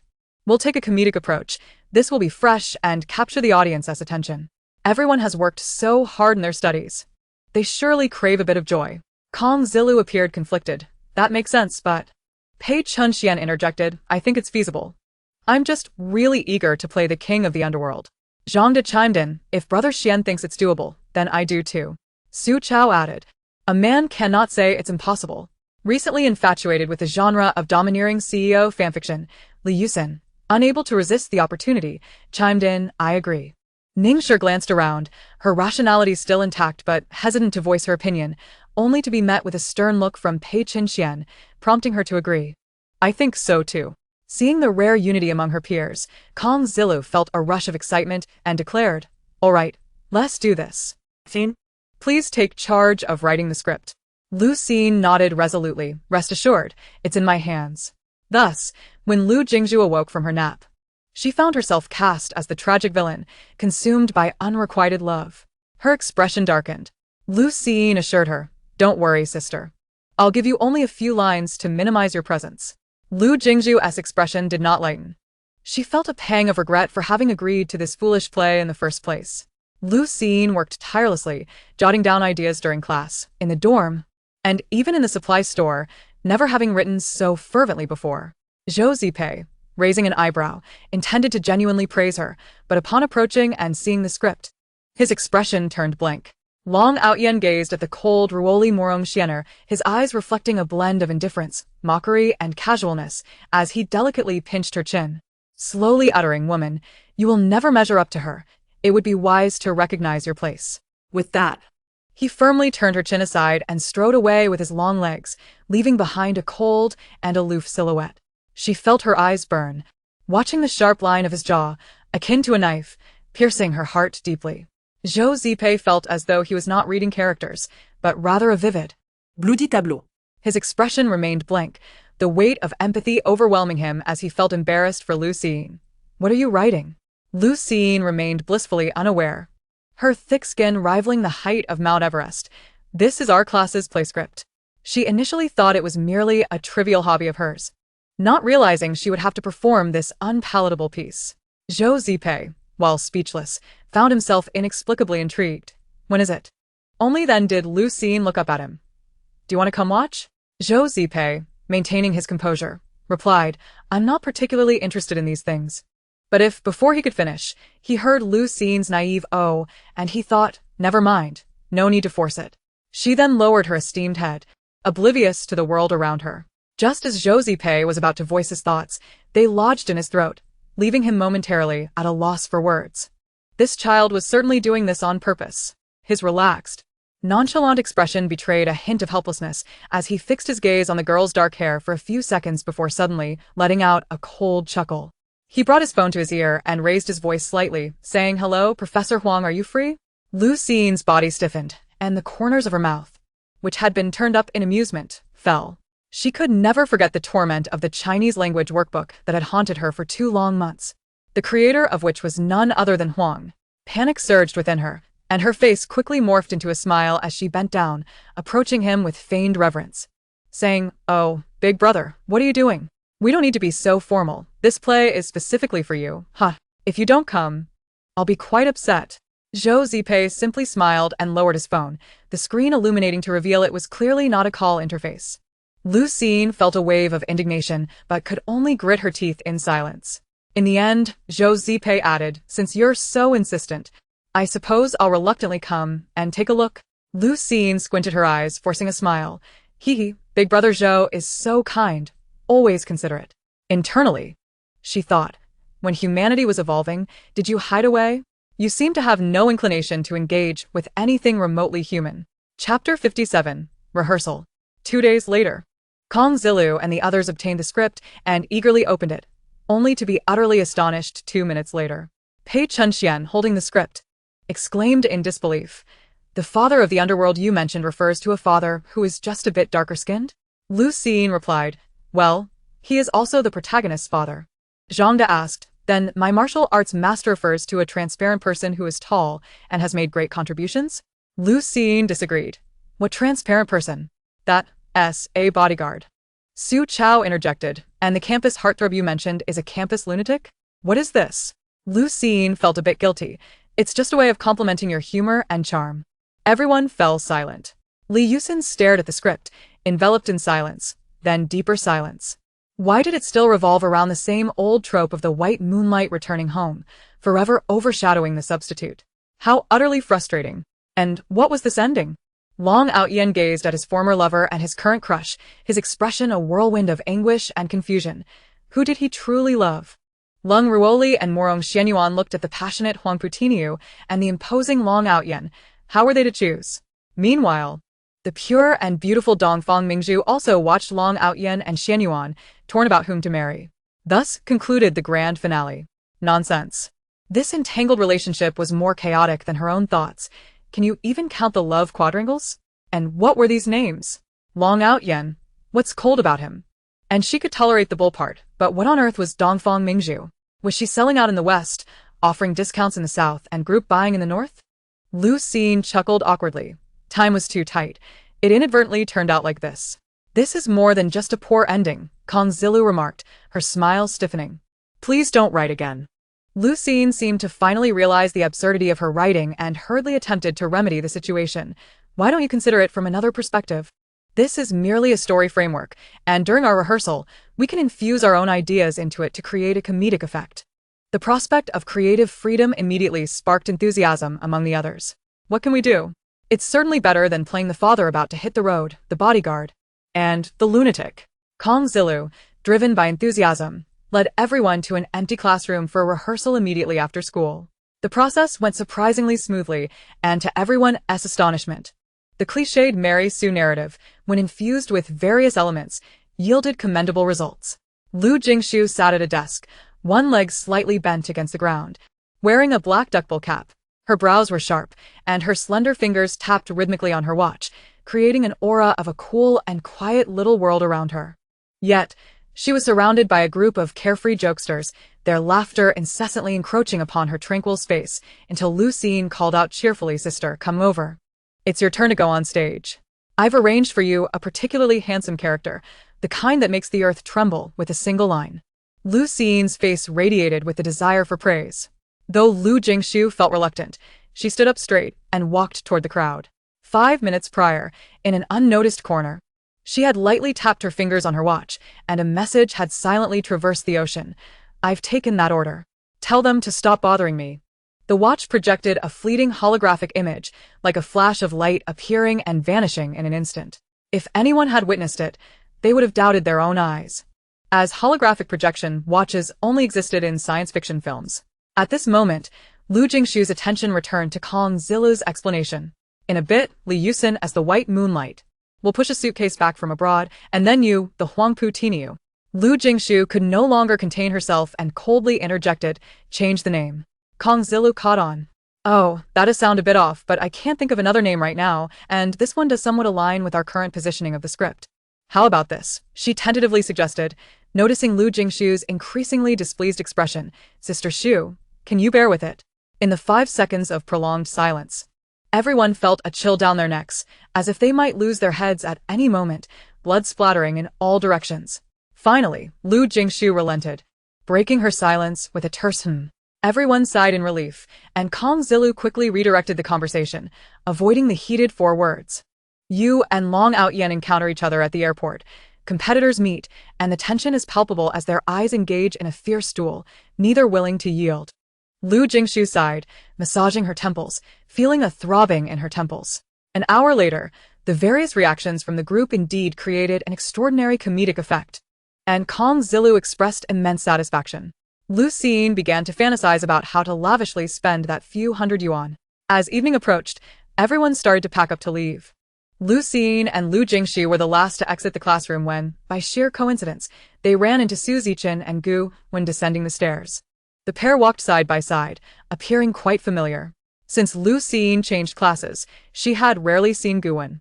On one hand, there were no opportunities, and on the other, well, she felt a bit guilty, as she had previously caused him quite a bit of trouble. They exchanged glances, both intent on ignoring each other as if they were air, maintaining an uneasy peace. But someone always seems to crave confrontation when they haven't been provoked all day. And Siyin, with a gentle smile, exclaimed, "Cousin, what are you doing here?" She glanced into the empty classroom, seemingly surprised. "Are you also rehearsing for the school's anniversary celebration?" Lu Jingshu replied coolly, and Siyin scanned them with curiosity, asking, "What performance are you two putting on?" "I'm really looking forward to it." Without missing a beat, Lu Jingshu replied, "We're performing how to insult someone without using profanity, the consequences of meddling, and a true depiction of curiosity killing the cat, an exploration of the abandoned truths." Siyin's face turned a myriad of colors, flustered and speechless, regardless of her words. It felt as though Lu Jingshu was merely reflecting her own sentiments. Gu Wen's lips twitched slightly, his indifferent gaze lingering on the faces of Lu Jingshu and her companions for just a moment. Yet, seemingly oblivious to the tension crackling in the air, he strode away with long strides. Siyin immediately intended to follow, but suddenly broke into a smug smile, more inexplicable than her mother, exclaiming, "If there's time, I hope to rehearse with my cousins." It was unclear who she was performing for. Undoubtedly, she aimed to showcase how splendidly she was faring these days, reminding herself that even in the past, Lu Jingshu could not compare. Lu Jingshu was unaccustomed to her obnoxious behavior. She scoffed dismissively and retorted, "I'm sorry, but I don't enjoy playing with fools, and as for you, even an imbecile wouldn't suffice." Siyin. As Guwen grew increasingly distant, vanishing from her sight, she could not afford to confront Lu Jingshu and stifled her frustration, hastily pursuing him. Lu Jingshu languidly stretched and patted Lu Jingshu on the shoulder, casually remarking, "Well done." Lu Jingshu chuckled, seizing the moment to ask, "So, can I skip my homework today?" Lu Jingshu glanced at her with an air of nonchalance, the answer clear without needing to be spoken. She knew it all too well. Alas, one could only wonder when these arduous days would come to an end. Chapter 58. The Mischievous Overlord. Extra. It has been reported that during this anniversary celebration, Class A will be represented by student representatives Siyin and Gu Wen in a duet. I recall Gu Wen's violin skills are at level 6. Who would dare to perform alongside him? Those upstairs do not doubt it. Siyin has been a prodigy on the piano since childhood and has now achieved a level 6 proficiency as well. Wow, how impressive. No wonder the typically aloof Gu Wen agreed to duet with her. Expectations are already high. Surely, they will claim the first prize. I share that sentiment. I believe Class E could also have a chance. Are you out of your mind? Class E is notorious for its numerous lackers. They lack any academic aptitude, let alone artistic talent. A gentle reminder, even if Lu Jingshu and Lu Jingshu merely stood there, based on their looks alone, I would cast my vote for them. A momentary silence fell over the conversation. Everyone suddenly recalled the commotion when Lu Jingshu transferred to Puga, her indistinct natural beauty photograph gracing the forum for an entire week. Coupled with Lu Jingshu, the former goddess, the two together would undoubtedly be a visual feast. Well, I must say, in light of their beauty, I would willingly sacrifice my vote. I bet Class East will take first place. A pack of spicy strips. I bet on Class A. 10 packs of spicy strips. Class A. 11 packs. Brothers, trust me, Class A. I too believe it shall be Class A. It is undoubtedly Class E. If not, I shall certainly rank first in the next exam. As Lu Jingshu observed the forum's shifting sentiments, she, in a fit of rage, made a rash declaration. Ha! There's a bold one. Such arrogance, yet no one has surpassed Gu Wen's accomplishments. Should we speak of rank or reverse rank? Do not play word games with us unless you possess genuine talent. Regretting her impulsive words, Lu Jingshu felt a sudden surge of indignation, her fingers practically igniting with fury. Of course, I mean rank. I assert this. If Class E does not secure the championship, Gu Wen shall forever remain in second place. How audacious. Let us await the results. I am eager to see how you intend to achieve the top rank. Lu Jingshu's betting message, accompanied by an increasing number of likes and views, gradually ascended to the pinnacle of trending topics. If Class E fails to clinch the championship now, It will be quite the scandal. Lu Jingshu tossed her phone aside and buried her head in Lu Jingshu's embrace, feeling a wave of regret wash over her. Oh no. Oh no, oh no. Lu Jingshu cast a sidelong glance at her and said coolly, it's merely the top rank. Lu Jingshu. Do you realize the impact of those two words? The school forum buzzed with chatter. It was their sacred ground for gossip amid studies. 3 days later, the anniversary celebration of Puga would undoubtedly be a spectacle that drew the attention of many, not just the faculty and students, but also live broadcasts and media coverage. In previous years, Class A would meticulously prepare several performances, with other classes only able to watch online. Perhaps the principal desired a more diverse showcase or wished to allow the senior students a day of relaxation, so this year was particularly unique. With all senior classes required to present a performance. The most anticipated act among faculty and students was originally the duet from Class A, but following Lu Jingshu's recent antics, Class E garnered unprecedented attention. Zhang De, having changed backstage, found himself with nothing to do and began scrolling through the school forum. He pointed at the pinned ID on the webpage, laughing uncontrollably. What on earth is this intermittent lunatic up to? Who is this fool? Ha ha ha. Do they not realize that the top score is over 700 points? I must say, it's rather touching how this person supports our Class E. Su Chao nodded in agreement. Indeed, who knew we had such a die-hard fan? Given their courage, I shall never again call someone a fool. The actual fool, Lu Jingshu, chimed in. Well, thank you. Su quipped. Perhaps it's a girl from the opposing class who secretly admires me. Hence her unwavering support for Class East and willingness to place such a grand wager. Lu Jingshu suppressed her disgust, refraining from retorting. Zhang De inquired, which girl would choose such a ridiculous and absurd idea? The weight of those 6 words crashed down on Lu Jingshu's fragile shoulders, nearly shattering her glass-like heart. Unable to contain herself, she struck back fiercely, shouting, what is wrong with that idea? I ask you, what's wrong with it? It's adorable. Zhang Da naroli dodget her outburst, utterly beschilderet. They were referring to someone else entirely. Why was Lu Jingshu so defensive? Could it be? He widened his eyes, pointing from his phone to Lu Jingshu as if uncovering a significant secret. Sister Inu, it you all. Lu Jingshu veemente denir. No. You're talking nonsense. I am not. Do not make baseless accusations. Pei Qinxian, comprehending the situation, remarked leisurely. We haven't said anything at all. Lu Jingshu. Oh, for goodness sake. Why? You all know far too much. At that moment, the host had already concluded their introduction, announcing next. Let us extend a warm welcome to Class E from the senior year for their performance. The audience erupted into enthusiastic and prolonged applause. Why is everyone so excited? An uninformed individual wondered. Perhaps it's because they are displeased with Guwen. He has reigned at the top for far too long.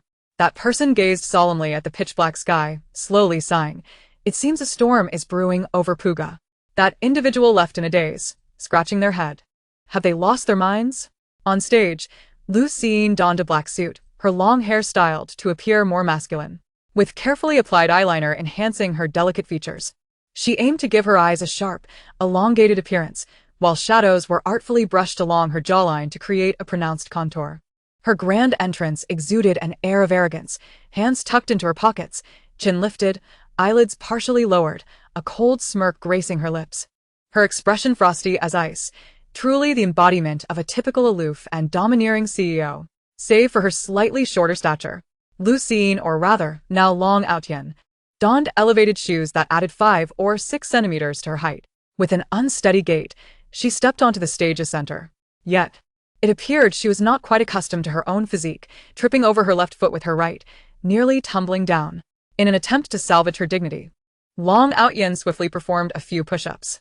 The audience was too busy engrossed in their own affairs to notice. Rising, Long Outyen allowed a few derisive chuckles to escape her lips, declaring, I advise you to cease employing such clumsy tactics to draw my attention. They are futile. This was all rather typical, reminiscent of the over-the-top tropes found in Mary Sue novels. Everyone had seen it before. However, why is this individual conversing with his own feet? It is an act so absurd that it could only be conceived by a mind ravaged by a decade of cerebral thrombosis.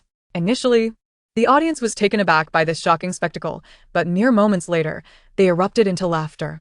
Oh my, where did this jester come from? Ha ha ha, what is this?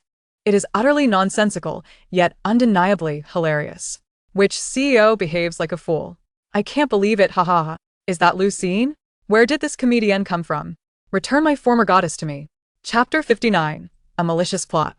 Zhou Zipei and Chu Mian were seated in a building facing the stage, with an excellent view that allowed them to take in the entirety of the performance. While the host was warming up the crowd, they were engrossed in a discussion about the unexpected news of Jingshu taking on a project. Within 10 minutes, cheers erupted from the stage, prompting the two to fall silent and exchange knowing glances as Lu Jingshu made her entrance, followed by an extended silence. Zhou Zipei. Chu Mian. Chu Mian cast a cryptic glance at him, a blend of mockery and amusement dancing in his eyes, filled with intrigue. Zhou Zipei found himself at a loss for words. He had not anticipated that what Lu Jingshu had penned would truly be brought to life at the anniversary celebration.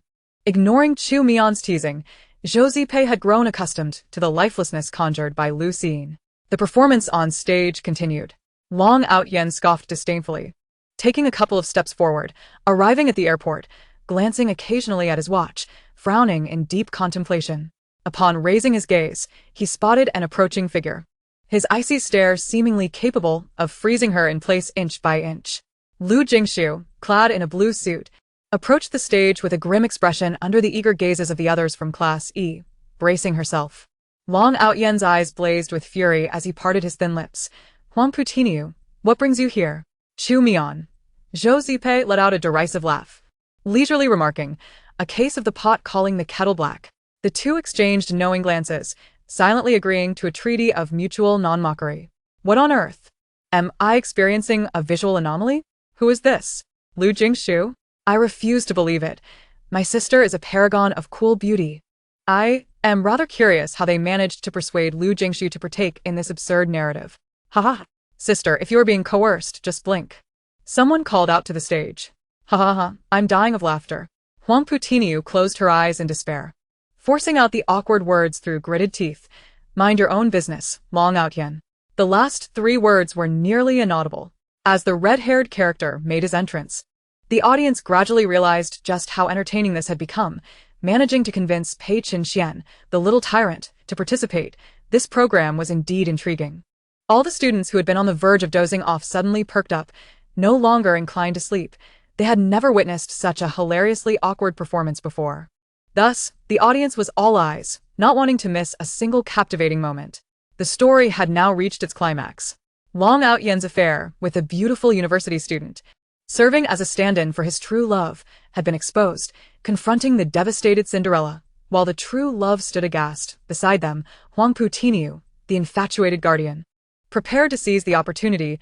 Cold and composed as her father, Lung Shangli Morong Qianye, backed her up, with bodyguards protecting the true love, eager to intervene. The campus heartthrob lurked nearby, waiting to make a striking move, as Long Outyen coldly declared the cruel truth to the stand-in. Indeed, you are merely a substitute, and profess to the true love. For all these years, my heart has always belonged to you. The scene spiraled out of control. Liu Xing, having endured a week of this shameless individual, finally erupted after witnessing Lu Jingshu's impeccable performance. Who do you think you are to deserve me? Take your worthless love and your expressionless face and roll away. Long Outyen and Lu Jingshu. Wait, is she serious? The script contains no such line. Just as she pondered how to respond to this chaos, the usually gentle Ningshi could no longer contain herself, slamming her hand on the table. Long, I will not indulge you any longer. I will play along for a moment, but you truly believe you can dictate terms to me? The weather is turning chilly. Don't just focus on bankrupting Wang's company. Make sure you don't freeze. As the saying goes, when people freeze, dogs freeze too. You ought to buy a mask. Instead of barking here, you might as well return home and guard the door, as it would better reflect your worth. If I am merely a substitute, you are nothing but a reincarnated beast. You've truly overstepped your bounds. Long Outyen was dumbfounded. Huh? The 2 exemplary figures continued their relentless onslaught, and the audience was momentarily taken aback by the unusual development of the plot before erupting into enthusiastic applause, everyone cheering. They felt vindicated, having endured the torment online, and now finally hearing their sentiments echoed aloud. Exhilarating, simply exhilarating, the best cathartic narrative of the year. Ha ha ha. I could relish Long Outyen's baffled expression for a century.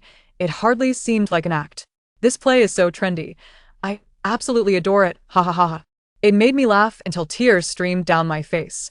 Lu Jingshu, still processing the scene, was startled as Pei Chen seized the moment, stepping forward to stand before the stand-in, pulling out a toy gun from who knows where, pointing it at Long Outyen with bravado.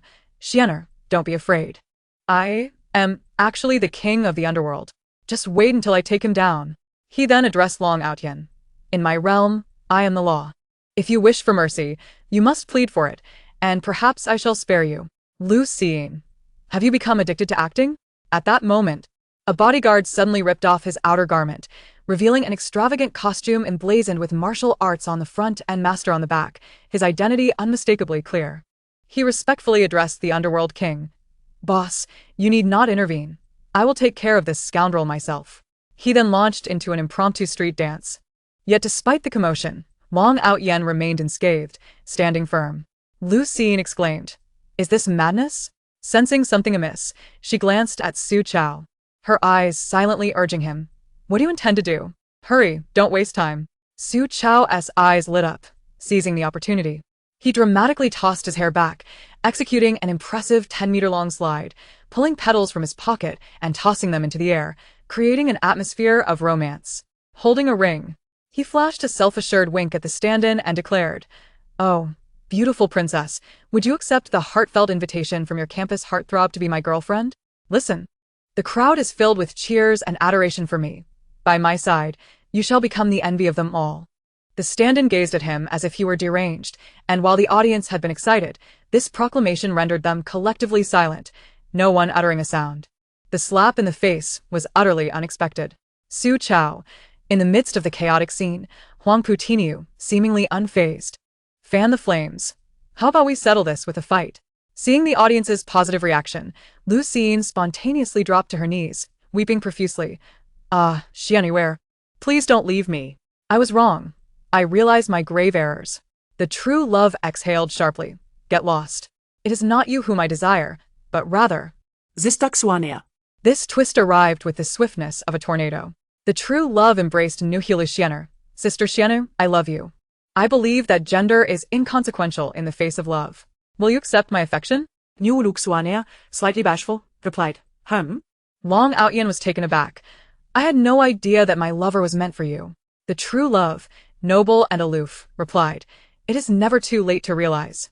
In the end, Long Outyen was filled with regret and resentment, vowing to atone for his sins by retreating to a temple to shave his head and become a monk, renaming himself Master Long Jingtian. Meanwhile, the true love and Xianer lived happily ever after. Even after the performance concluded, the audience remained in a state of disbelief, utterly flabbergasted by the direction the plot had taken, nearly overheating their CPUs. "Oh my heavens, my mother, my grandmother, my coat, my jacket, my aunt and great-aunt. I am utterly flabbergasted. My father, my grandfather, my socks, my shoes, my uncles, my trousers soaked halfway through. Dear me, my ancestors, my great-uncle, my child, my darling, my Phillips screwdriver, my father, my mother, my uncle selling brown sugar, my heart, my liver, my goodness. What a treacherous plot, and yet, such a delightful conclusion. How exhilarating." Chapter 60. I too possess wealth. This is too intense. I've witnessed Long Outyen as a monk. How fantastical is this world? That in my lifetime I could see the white moonlight and its substitute together? Don't you find this theatrical performance to be the pinnacle of humor? So much so that it has etched laughter lines upon my face? You are not alone in your mirth. I am laughing uncontrollably as well. Henceforth, if anyone dares to claim that Class E is worthless, I shall vehemently disagree. They are at least humorous and entertaining. It has taken 800 years for Puga to produce such an engaging program. Confirmed, everyone in Class E stands out. I suddenly find them so endearing and amusing. Especially Lu Jingshu and Lu Jingshu. I must experience something like this in my lifetime. A girl swooned over their male attire.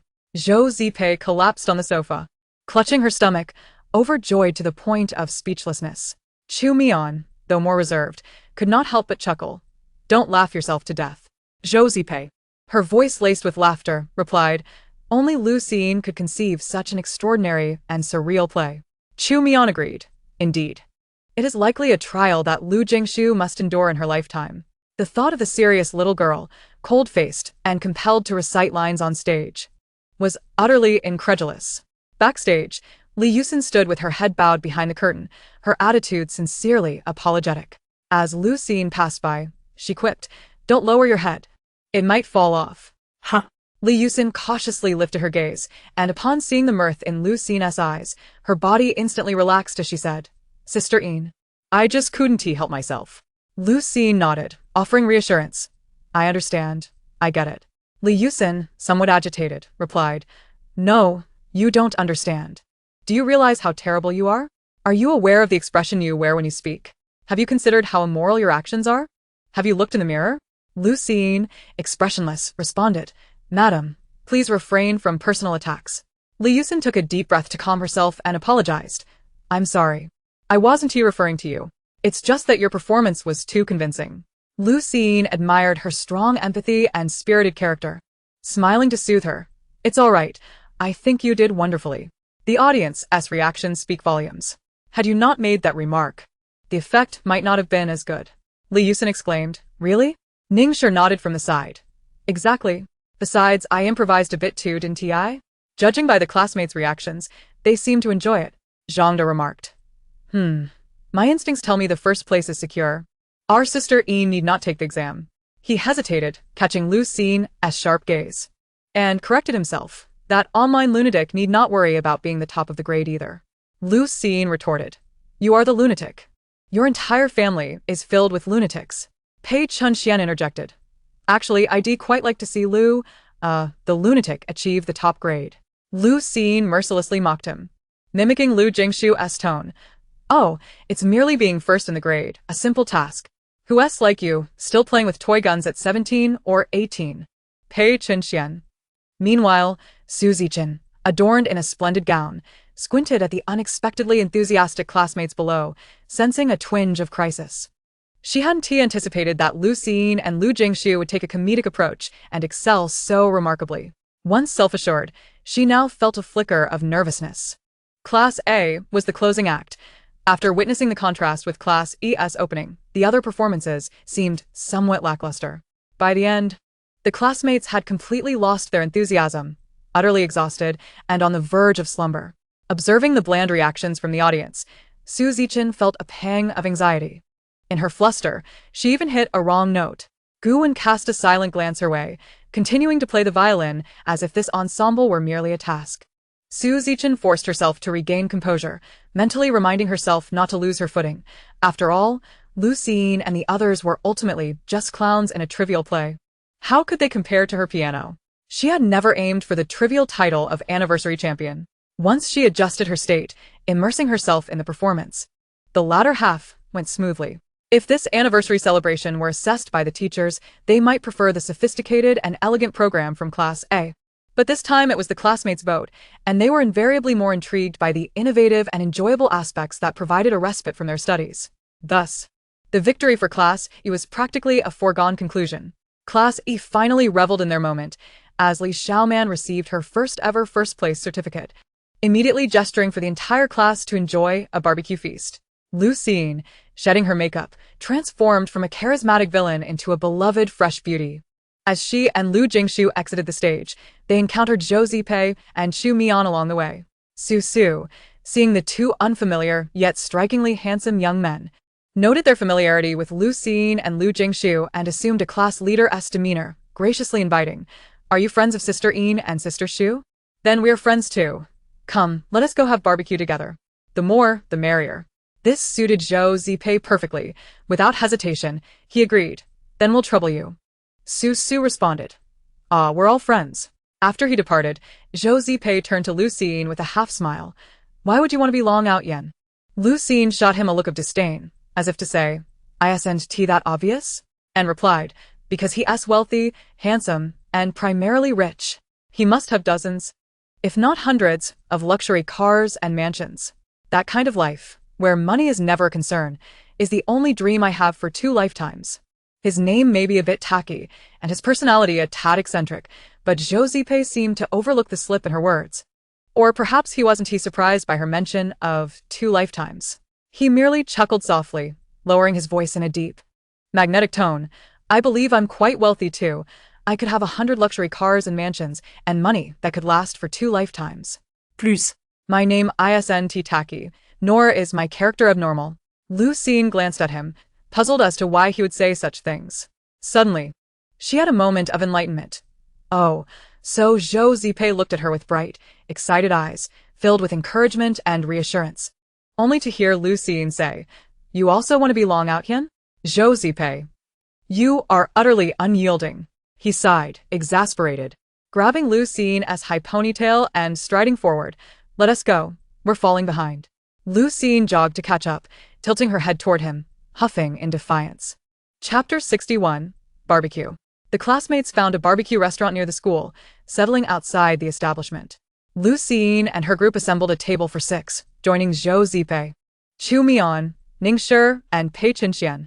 Zhou Zipei and Chu Mian, new to such an establishment, felt a wave of novelty as they sat down and surveyed their surroundings. It was evident that this restaurant was thriving, starkly contrasting with their shabby store. The area was bustling with people, students, teachers, parents, workers, creating a lively atmosphere, showcasing the myriad facets of life in this corner of the street. Zhou Zipei felt no aversion. Instead, she relaxed both physically and mentally, embracing the local customs and adapting well. Can you handle spicy food? Lu Jingyu inquired of Zhou Zipei. Zhou Zipei, who seldom indulged in strong flavors, didn't he think he couldn't eat spicy food, and casually replied, "Sure." She glanced once more at Chu Mian, observing her nodding in agreement. And then Lu Jingyu released her grip and added a generous amount of chili. While they awaited the skewers, Chu Mian settled beside Lu Jingshu, noticing her distant and indifferent demeanor, still unable to believe that the person on stage moments ago was indeed her. A smile played at the corners of his lips as he leaned slightly closer, suddenly struck by the whim to tease her, whispering softly, "You performed quite well." The moment the words left his mouth, he distinctly felt the temperature around him plummet, as if even the air had turned to stone. Chu Mian raised his brows in surprise, finding her reaction utterly adorable rather than unexpected. Lu Jingshu slammed her phone down onto the table, lifting her gaze to meet his, her dark eyes capturing Chu Mian in an intense glare, her delicate brows furrowing with a frosty demeanor as she slowly spoke with audacity. "Do you wish to fight?" Before Chu Mian could react, a gust of wind seemed to rush towards him, exuding a palpable sense of force. Sensing the imminent danger, his body instinctively leaned back, narrowly evading a punch that could have broken his nose. The others around them were left astonished, none daring to utter a word, fearful that any additional comment might draw Lu Jingshu's ire. Just moments ago, everything was perfectly fine. How had it escalated to a brawl so swiftly? Chu Mian, in a flurry, stood up and found himself directly facing Lu Jingshu's rapid-fire punches, nearly invisible to the naked eye. The corners of his eyes began to redden, excitement gleaming in the depths of his gaze. Observing Lu Jingshu's fierce and defiant expression, his smile remained as warm as a spring breeze. Lu Jingshu narrowed her eyes, perceiving this as a blatant provocation. Feeling the undeniable force wrapped around her fist, she shot Chu Mian a startled glance, preparing to break free and teach the oblivious man a lesson. Lu Jingyu, worried they might demolish the barbecue shop, stood up as a peacemaker, smiling as she urged, "Ladies, let us remain calm. Is there nothing that can be discussed without resorting to violence? We live in a civilized society, and fighting leaves a negative impact." As she played the mediator in this couple's quarrel, she sighed inwardly, knowing that without her, chaos would ensue. Turning to Lu Jingshu, she concealed a hint of anger and said, "Sister, perhaps you could cool your temper? I know it's certainly not your fault. It must be Chu Mian who has done something utterly outrageous to provoke you. But would you heed my advice? The last time I fought with a taekwondo practitioner, he leaped off a wall and soared over 3 meters, spinning in the air before landing a triple kick. You know what happened? He fell and broke his leg. And I didn't even lift a finger. I ended up compensating him 30 to 40,000. A chuckle escaped Pei Qinxian, who nudged Ningshi and whispered, "Did that really happen?" Poor Lu Jingyu. Ningshi responded softly, "I don't know. I've never seen Siyin fight." Pei Qinxian murmured, "Tsk, how boring. I thought I'd have a chance to mock her for a while." Lu Jingyu retorted, "Shut it. You're less than a meter away from me. Do you think lowering your voice will make me deaf?" Zhou Zipei cleared her throat and leaned in to whisper, "In a civilized society, we must consider the consequences." Sticking to her original sentiment, Lu Jingyu couldn't ruin her own evening, so she quickly added, "Don't you dare push your luck. It's a path to self-destruction." Pei Qinxian was left speechless. Zhou Zipei remarked, "I must say, Your insults sound both adorable and unique. Lu Jingshu, momentarily sidetracked from the main issue, quickly noticed the two were about to clash again and urged, "Sister, please listen to me. Lives can be mended, but we must avoid financial loss at all costs." As she spoke, she fervently blinked at Chu Mian, signaling him to seize the opportunity and apologize. Chu Mian found himself at a loss for words. You truly know how to mediate a dispute. Remarkably, Lu Jingshu seemed to genuinely consider her words, her expression softening slightly. Chu Mian, realizing that he needed to placate her, began to feel the gravity of the situation. He relaxed his grip, smiling gently as he spoke softly to the young lady. "I was in the wrong. Please don't be angry. I promise it won't happen again. Will you forgive me?" Lu Jingshu snorted lightly and sat back down, signaling her intention to cool off. As the two resumed their seats, the abrupt change in atmosphere was palpable, akin to witnessing two nations in conflict, with an envoy facilitating peace and reconciliation. As for why no one had directed their wrath towards Lu Jingshu throughout this ordeal, perhaps it was due to the unwritten rule that one does not harm the envoy in times of war. Before long, plates of skewers arrived at their table, and Zhou Zipei, observing the thick layer of red chili on top, felt a flicker of apprehension. Lu Jingshu eagerly seized a skewer, without hesitation, bringing it to her lips and swallowing it whole, her expression remaining unfazed. She squinted her eyes in delight, exclaiming, "This is absolutely delicious, unbelievably tasty." Noticing Zhou Zipei staring, Lu Jingshu promptly handed him a skewer, insisting, "Eat, enjoy the larger portion." Zhou Zipei glanced at the chili coating the skewer, then back at Lu Jingshu's eager eyes. He pondered, could it truly be that delectable? It was just a skewer of lamb, after all. With eager anticipation, he opened his mouth, his stomach seemingly responding with a slight tremor, yet he remained skeptical. How spicy could it really be? Just seconds later, a thunderous coughing fit erupted from him, as if he were about to expel his lungs. His face turned crimson, resembling a boiled lobster, tears streaming from his eyes. Zhou Zipei likely had never felt so utterly humiliated in his life. Lu Jingshu, startled, scrambled to find him water, hastily grabbing a bottle and, without glancing, handed it to him, apologizing profusely. "I'm so sorry.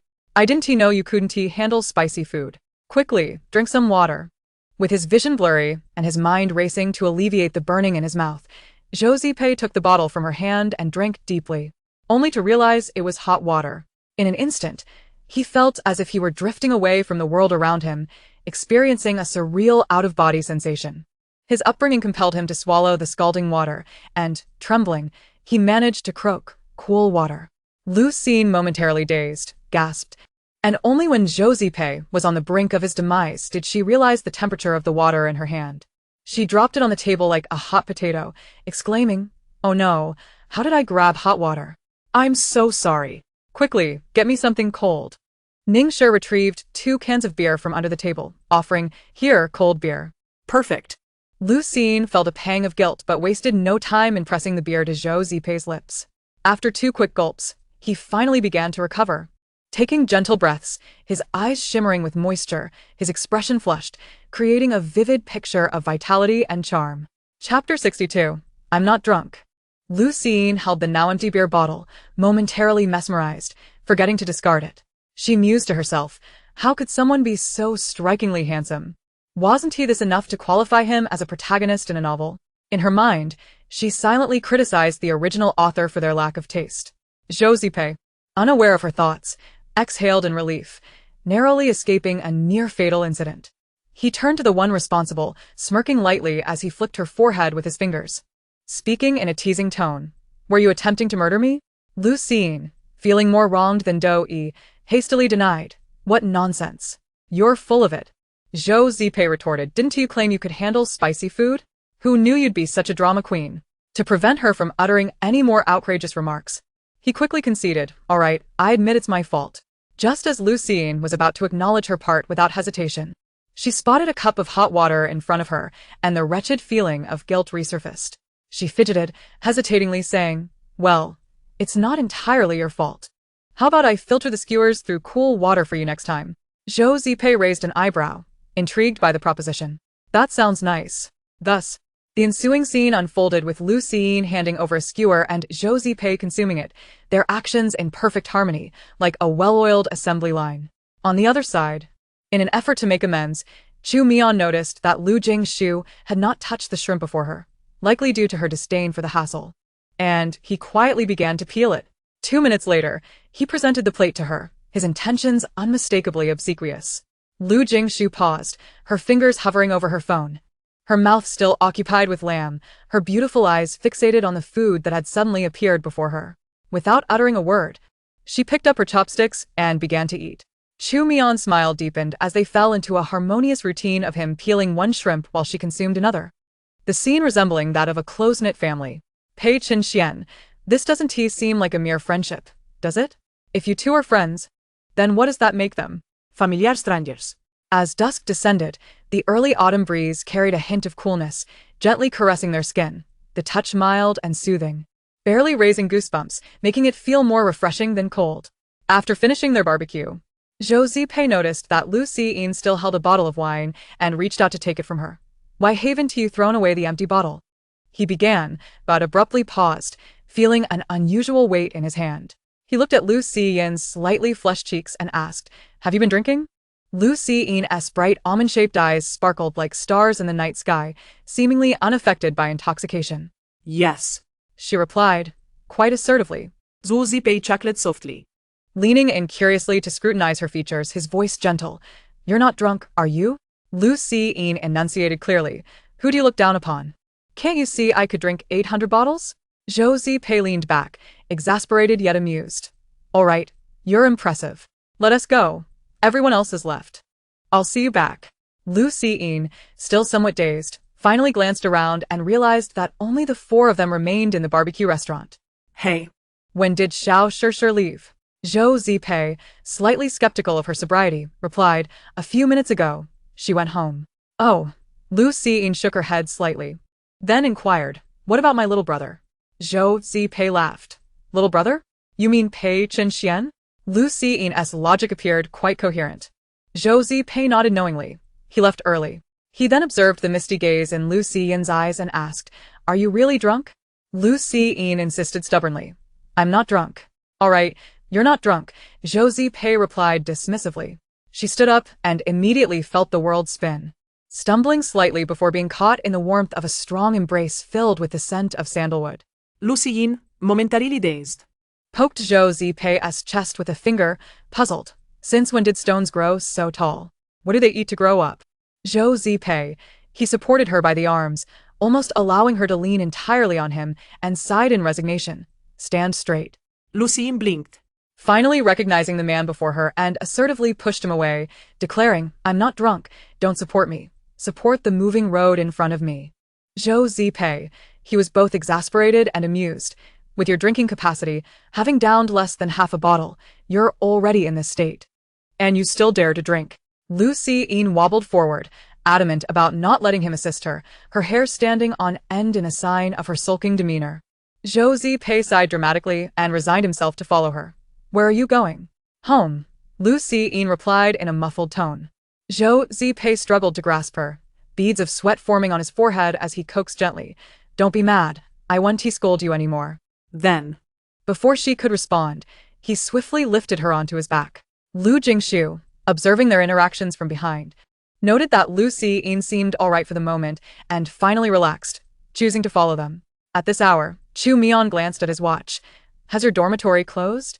Lu Jingshu raised her hand to check, frowning slightly in response. Chu Mian tentatively suggested, "Shall we go to Xinghe Tianfu?" That seemed the only option. 20 minutes later, they arrived at Xinghe Tianfu once again. Fortunately, Lu Siyin's mind was somewhat clouded, otherwise, she would have to relive the embarrassing events of their last visit. Zhou Zipei carried her upstairs, and as soon as she touched the bed, she rolled over and fell into a deep sleep. "So heartless," Zhou Zipei murmured, watching her retreating figure. Despite his words, he patiently tucked Lu Siyin in before heading downstairs. Downstairs, Lu Jingshu lounged casually on a soft sofa, her long hair splayed out, her top rising with the motion of her arm, revealing a slender, pale waist. Chu Mian sat nearby, glancing over and feeling an unexpected heaviness in his heart. He cleared his throat and squeezed his phone to respond to a message. "Lin San. Master Mian." The head of the 602 Division, Shun Yao, has sent a message saying that the meeting time with Jingshu needs to be set by her. Chu Mi-an, understood. Lin San. Also, Chu Mi-an. What? Lin San. Jingshu asked me to tell you. Don't seek trouble without cause. Chu Mi-an. He let out a cold laugh, his tone decidedly unyielding. Meanwhile, Lin San cautiously sent another message. Should we still crack her location? Chu Mi-an. Of course. Lin San. Understood, Master Mi-an. Simultaneously, Lu Jingshu was messaging Shen Yao. Please send me the contact information for the person on the other side. Shen Yao. All right. 2 minutes later, Shen Yao sent her a series of numbers via the internal social network. Lu Jingshu promptly clicked to add the contact. Beside the sofa, Chu Mi-an noticed a notification pop up on his phone and raised an eyebrow. The note simply read, I am Jingshu. Chapter 63. Little Huang. As Chu Mi-an clicked into the message, he was greeted with a straightforward note. Next Saturday at 9 a.m. The meeting time was communicated with such bluntness, a display of poor manners. His mood soured, and he merely replied with a single word. Lu Jingshu observed the curt response and clicked her tongue, having never encountered someone so brazen while soliciting a favor. Chu Mi-an, hearing the sound, smiled. What's wrong? Lu Jingshu, not meeting his gaze, replied calmly. Nothing, I encountered someone who doesn't know their place. Who? Chu Mi-an said, lacking any principles. Shall I avenge you? Lu Jingshu shook her head. No need, it's not important. In the dead of night, Zhou Zipei was asleep when he was suddenly jolted awake by a loud crash from next door. Realizing that Lu Siyin was sleeping there, his mind barely processed the situation before he rushed out. Rubbing his brow to shake off the sleepiness, he knocked on the door. Lu Siyin? There was no response. And he grew anxious. I'm coming in. Gently turning the handle, he pushed the door open and, in the darkness, vaguely spotted a peculiar shape under the bed. While the bed itself was empty.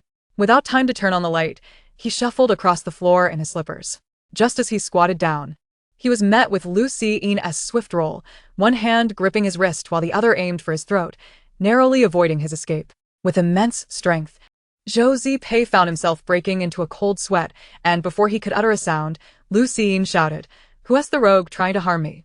Zhou Zipei, at such a critical moment, must she continue to perform? It's me. Hearing the familiar voice, Lu Siyin paused for 2 seconds before loosening her grip. Her head tilted, and she flopped back down. Zhou Zipei was quite impressed. So, the brain can just shut down at will? He rubbed his wrist, having successfully avoided the surprise attack, and gently placed Lu Siyin back onto the bed. In this moment of trust, he felt a surge of happiness. Being vigilant is a good thing. Bending over, Zhou Zipei carefully extracted his hand from under her and, when he looked up, found himself staring into her exceptionally bright eyes. Startled, their gazes locked unexpectedly, and his heart skipped a beat as he whispered, Are you awake? Lu Siyin nodded obediently. Zhou Zipei felt his heart soften, unsure if she was still intoxicated, and continued to ask, Who am I? Lu Siyin enunciated slowly, Yin Yang. Ah? Zhou Zipei was bewildered. Was she insulting him? Before he could delve deeper, he heard Lu Siyin mumble, Wait. That's not right. Zhou Zipei smirked, realizing she wasn't referring to him after all. Then Lu Siyin mumbled something. Zhou Zipei couldn't catch it and leaned closer to inquire, What? Lu Siyin, feeling flustered, raised her voice. You look just like Xiao Huang. Who is Xiao Huang? A dog I have. Zhou Zipei was both amused and annoyed, squinting her eyes and asking, Are you saying I'm a dog? Lu Siyin's eyes widened in terror. I got startled. I saw a dog speaking. The next moment, she closed her eyes and drifted off to sleep, softly snoring. Zhou Zipei thought to herself that she might lose sleep that night. In the darkness, she gazed at Lu Siyin's serene sleeping face, her eyes softened like water. Unable to tear her gaze away. I have finally found you. Unaware, Lu Siyin turned over in her sleep. The next morning, Lu Siyin was awakened by the alarm. Opening her eyes to a ceiling that was both strange and familiar, completely forgetting the events of the previous night. Oh well, what could she possibly do? Being this honest and obedient? With a sudden burst of energy, Lu Siyin sprang out of bed, striking a pose and exclaiming, from head to toe, I'm stunning. She looked up with exuberance, only to find Zhou Zipei standing at the door, looking dazed. We might be late. I knocked, but there was no response. Zhou Zipei explained. Lu Jingshu froze momentarily, forcing a couple of awkward laughs, then waved her arms, kicked her legs, and twisted her waist, pretending nothing was amiss. Greeting her with, "Good morning. The weather is splendid today, perfect for some exercise." Zhou Zipei was still dazed from the pose Lu Jingshu just struck, and she replied absent-mindedly, "Good morning, that was quite a workout." Lu Jingshu chuckled, waving as she distanced herself from the scene, revealing a toothy grin out of Zhou Zipei's sight. She couldn't bear to stay in that place for even a second longer. The first thing she would do once she had money was to flatten that historical eyesore. Zhou Zipei quickly caught up, casually asking, "Inyang brother, who is that?" Lu Jingshu paused, feigning calm while internally screaming, "What the hell? What did he find out?" Which foolish person told him? Upon reflection, it seemed only she knew that title. Lu Jingshu fell silent, cursing that bottle of wine from yesterday. She played dumb. "I don't know, haha, it's quite an interesting name. Looks like I forgot." Zhou Zipei looked at her with a knowing smile. "What do you mean?" Lu Jingshu's mind raced. "It means a powerful brother who can turn the tides, a compliment." "Oh," Zhou Zipei drawled, teasingly, "that's not what you said yesterday." Lu Jingshu was at a loss. She decided to throw caution to the wind and said fiercely, "You better keep both your eyes open while sleeping tonight. I'm afraid I might be tempted to assassinate you." On Friday afternoon, Lu Jingshu and Lu Jingshu were passing time in a thrift store. Suddenly, Lin San rushed in, clutching a laptop with an anxious expression, and without explanation, placed it in front of Lu Jingshu. "Miss Shu, please help," he pleaded. Lu Jingshu finished writing the answer to a math problem before slowly looking up. Lin San was fidgeting anxiously, yet too afraid to urge her. The situation was dire. To track Qingzhu's location, he had exhausted all means, sitting in front of the computer for days and nights. Just when he thought he was on the verge of cracking it, he realized it was a ruse, and he had unwittingly fallen into the trap. If he didn't act fast, he could be infected with an unknown virus, rendering all his efforts futile and causing immeasurable losses. Lu Jingshu slowly pulled the computer closer, and Lin San let out a sigh of relief. But as half an hour passed, Lu Jingshu maintained her posture with an increasingly serious expression, her delicate brows knitted together. Chu Mian and Zhou Zipei gradually recognized the gravity of the situation, if even she couldn't resolve it. Lin San's heart sank again, and cold sweat beaded on his brow. He dared not breathe, fearful of disturbing Lu Jingshu. Her fingers danced swiftly across the keyboard, her focus unwavering. While everyone else felt the tension rise, only Lu Jingshu remained unfazed, leisurely working on her exercise book and occasionally swaying to hum a tune. Zhou re-admired her secretly, giving her a thumbs up. This composure was unmatched. Almost an hour later, Lu Jingshu exhaled deeply and said gravely, "The other party is quite clever. They've set multiple paths and hidden many traps. I can only help you navigate this illusion. Beyond that, I am powerless." Lin San finally managed to smile, expressing gratitude. "Thank you, this is already enough. I'll try the rest bit by bit." Lu Jingshu rubbed her dry eyes and replied with a faint Chu Mian took out a bottle of eye drops, just as she stood up and said to Lu Jingshu, "Let's go." "Oh, all right." Lu Jingshu cheerfully closed the exercise book that she couldn't even bear to look at. "By the way, I won't be coming tomorrow.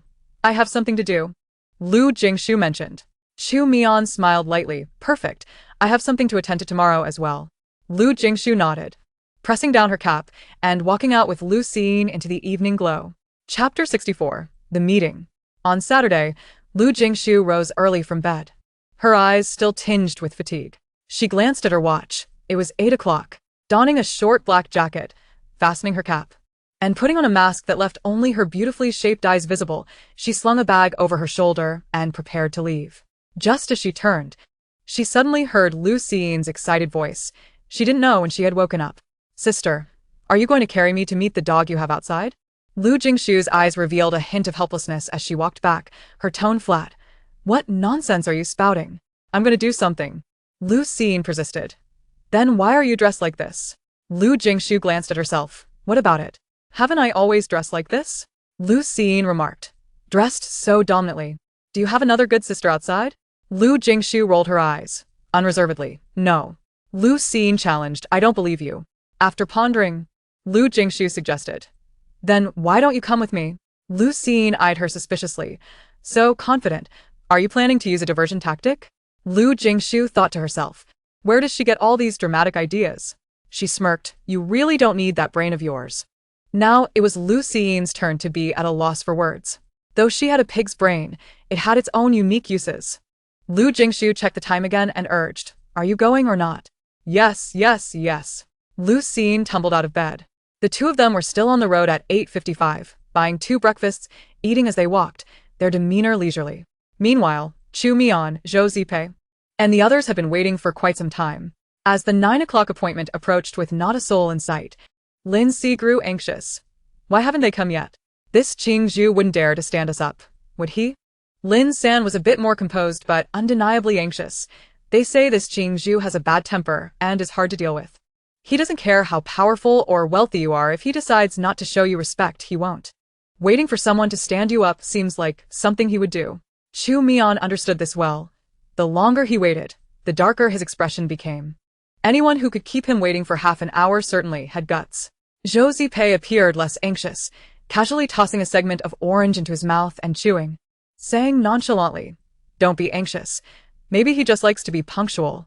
At the exact moment the minute hand struck 9, Chu Mian scoffed coldly, his face darkening as he stood up to leave, clearly unwilling to wait any longer. Lin San and Lin Si also felt a surge of anger, surprised that Qingzhu had no professional integrity, standing them up on the very first day.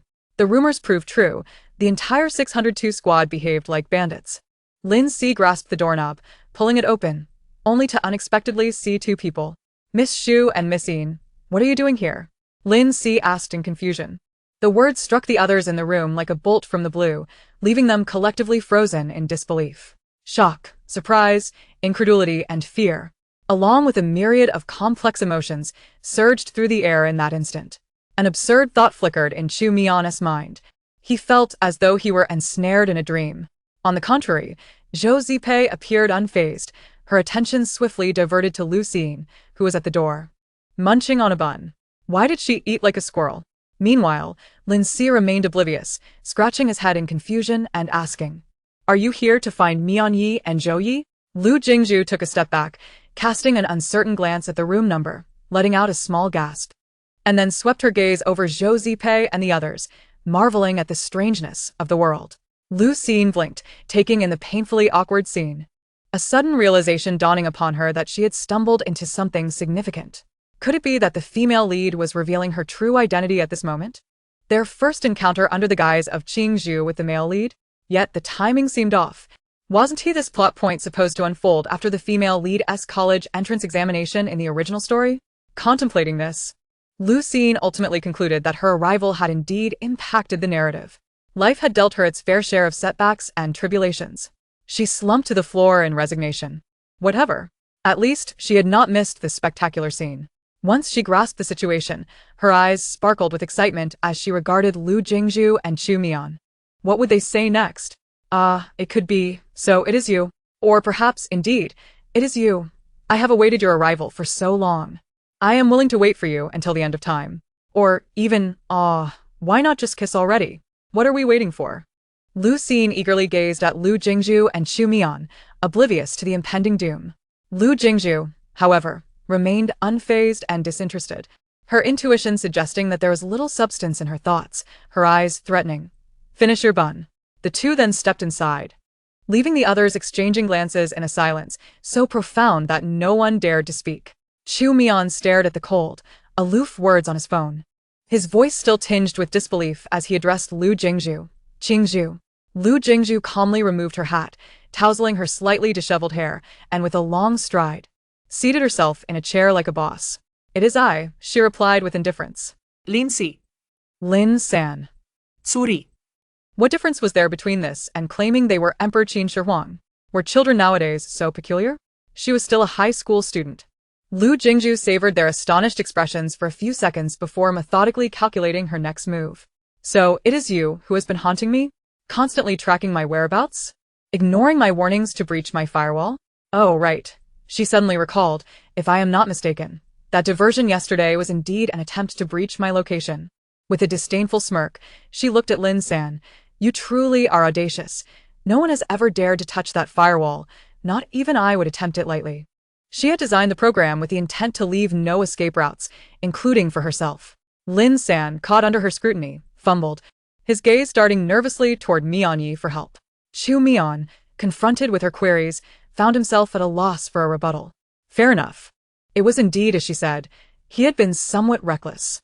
He smiled wryly, his voice unconsciously taking on a soothing tone. Do not be upset. It is my lack of discernment. Lin San and Lin Si were once again alarmed by their boss's submissive tone. No matter how many times this occurred, they still felt a chill in their necks. The two, along with Zhou Ri, who had long been forgotten, promptly made their exit, eager to escape the scene. Lu Jingshu's expression remained unfazed as she fixated on him, her thoughts unreadable. For the first time, Chu Mian experienced the unsettling sensation of anxiety. After a moment, she finally spoke. Your surname is Chu, as in the one from Kyoto? A jolt raced through Chu Mian's heart. Fearing she harbored some hidden grudge against the Chu family, just as he was about to shamefully deny it, Lu Jingshu seemed to have already confirmed her suspicion. Merely stating, then it must be quite easy for you to obtain an admission letter from Kyoto University? Chu Mian had not anticipated this condition. A smile of indulgence graced his lips as he replied, rest assured, even without that letter, I can ensure your entry. Lu Jingshu, unyielding, responded bluntly, no need. Just give me that letter. Although she could obtain it herself, she preferred to seize this opportunity rather than owe any favors. Chu Mian raised an eyebrow.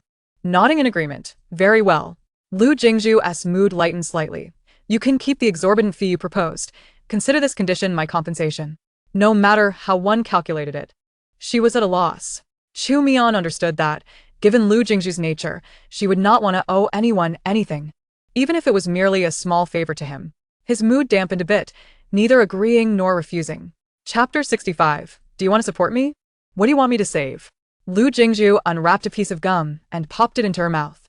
Those who sought her out fell into two categories, one wanting her life, the other needing her to save theirs. My teacher, Chu Mian said, his demeanor serious and solemn.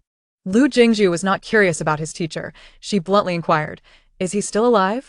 Lu Siyin chimed in. That question is somewhat presumptuous. Chu Mian sighed. Yes. Lu Jingshu did not find her inquiry inappropriate. Then that's fine. I'm not a deity. Chu Mian replied gently. It's all right. Just do your best. Lu Jingshu stood up, seemingly uninterested in prolonging the conversation. When I have time, I will visit Kyoto. Chu Mian urged. Wouldn't he want to understand the condition? Perhaps have lunch here? Lu Jingshu lowered her hat again, coolly stating, no need. Her tone exuded an unshakable confidence and audacity. Chu Mian Zhuge, Zhu Li. You are the miraculous Jingshu. Upon deeper reflection, he realized it was indeed careless of him. The name Jingshu was merely a combination of the characters in her name, Jingshu. As Lu Jingshu strode toward the door, she attempted to tug at Lu Xiyin's collar, but found it unyielding. Furrowing her brow, she pulled harder, yet to no avail.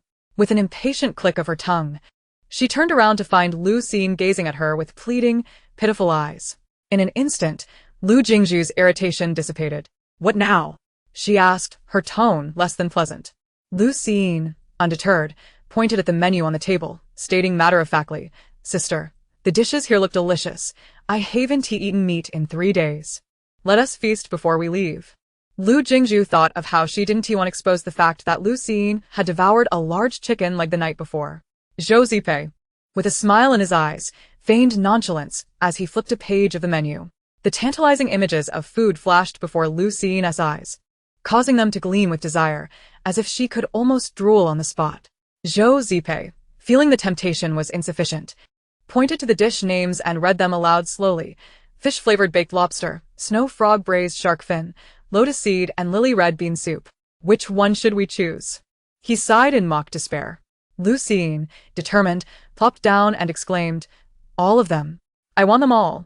All right, Zhou Zipei quickly agreed, grabbing a pen and swiftly marking the order before calling the waiter to take it away. The entire process took less than a minute, sealing Lu Jingshu's fate regarding her decision to stay. Was it too late to abandon this sister? Clearly, it was far too late. She could only return silently. Sitting next to Lu Xiyin with a stony expression, Chu Mian suppressed a laugh. Not leaving anymore? Lu Jingshu pressed her lips together, irritably retorting, you be quiet. Chu Mian, taken aback by her ire, felt no anger. Instead, he appeared quite pleased. If his subordinates were present, they would surely be taken aback. Before long, the dishes began to arrive in succession. It is no exaggeration to say that Lu Xiyin's eyes sparkled like two resplendent gems, her legs swinging playfully at the edge of her chair, an unmistakable excitement radiating from her. Lu Jingshu could hardly bear to look, her lashes drooping as she inquired, "Have I been neglecting your hunger?" Lu Xiyin, with an epiphany, responded without a moment's hesitation, "No, it's just that one should seize the opportunity when it presents itself. To forgo a bargain is to be a fool." Every day, she would deliberate meticulously, pondering whether it was possible to avoid spending her own money, or better yet, to spend someone else's. "The wealth of others is but a mere extension of my own existence," Lu Xiyin declared with conviction. Lu Jingshu and Zhou Zipei exchanged glances, while Chu Mian observed with a bemused expression. Lu Jingshu smirked slightly, conceding, "Fair enough, there's a bit of sense in that."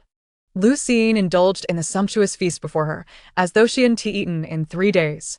Zhou Zipei, having consumed little himself, watched the girl beside him devour her meal with abandon. Reflecting on her earlier twisted logic, he leaned closer and whispered, "Actually, HM?" Lu Xiyin responded absent-mindedly, gnawing on a chicken leg. "My money could be yours to spend." At this, Lu Xiyin froze mid-bite, staring blankly at the man whose implication was unmistakable. Momentarily forgetting to swallow, her eyes gradually filled with a crimson hue, not merely from shyness, but seemingly from anger.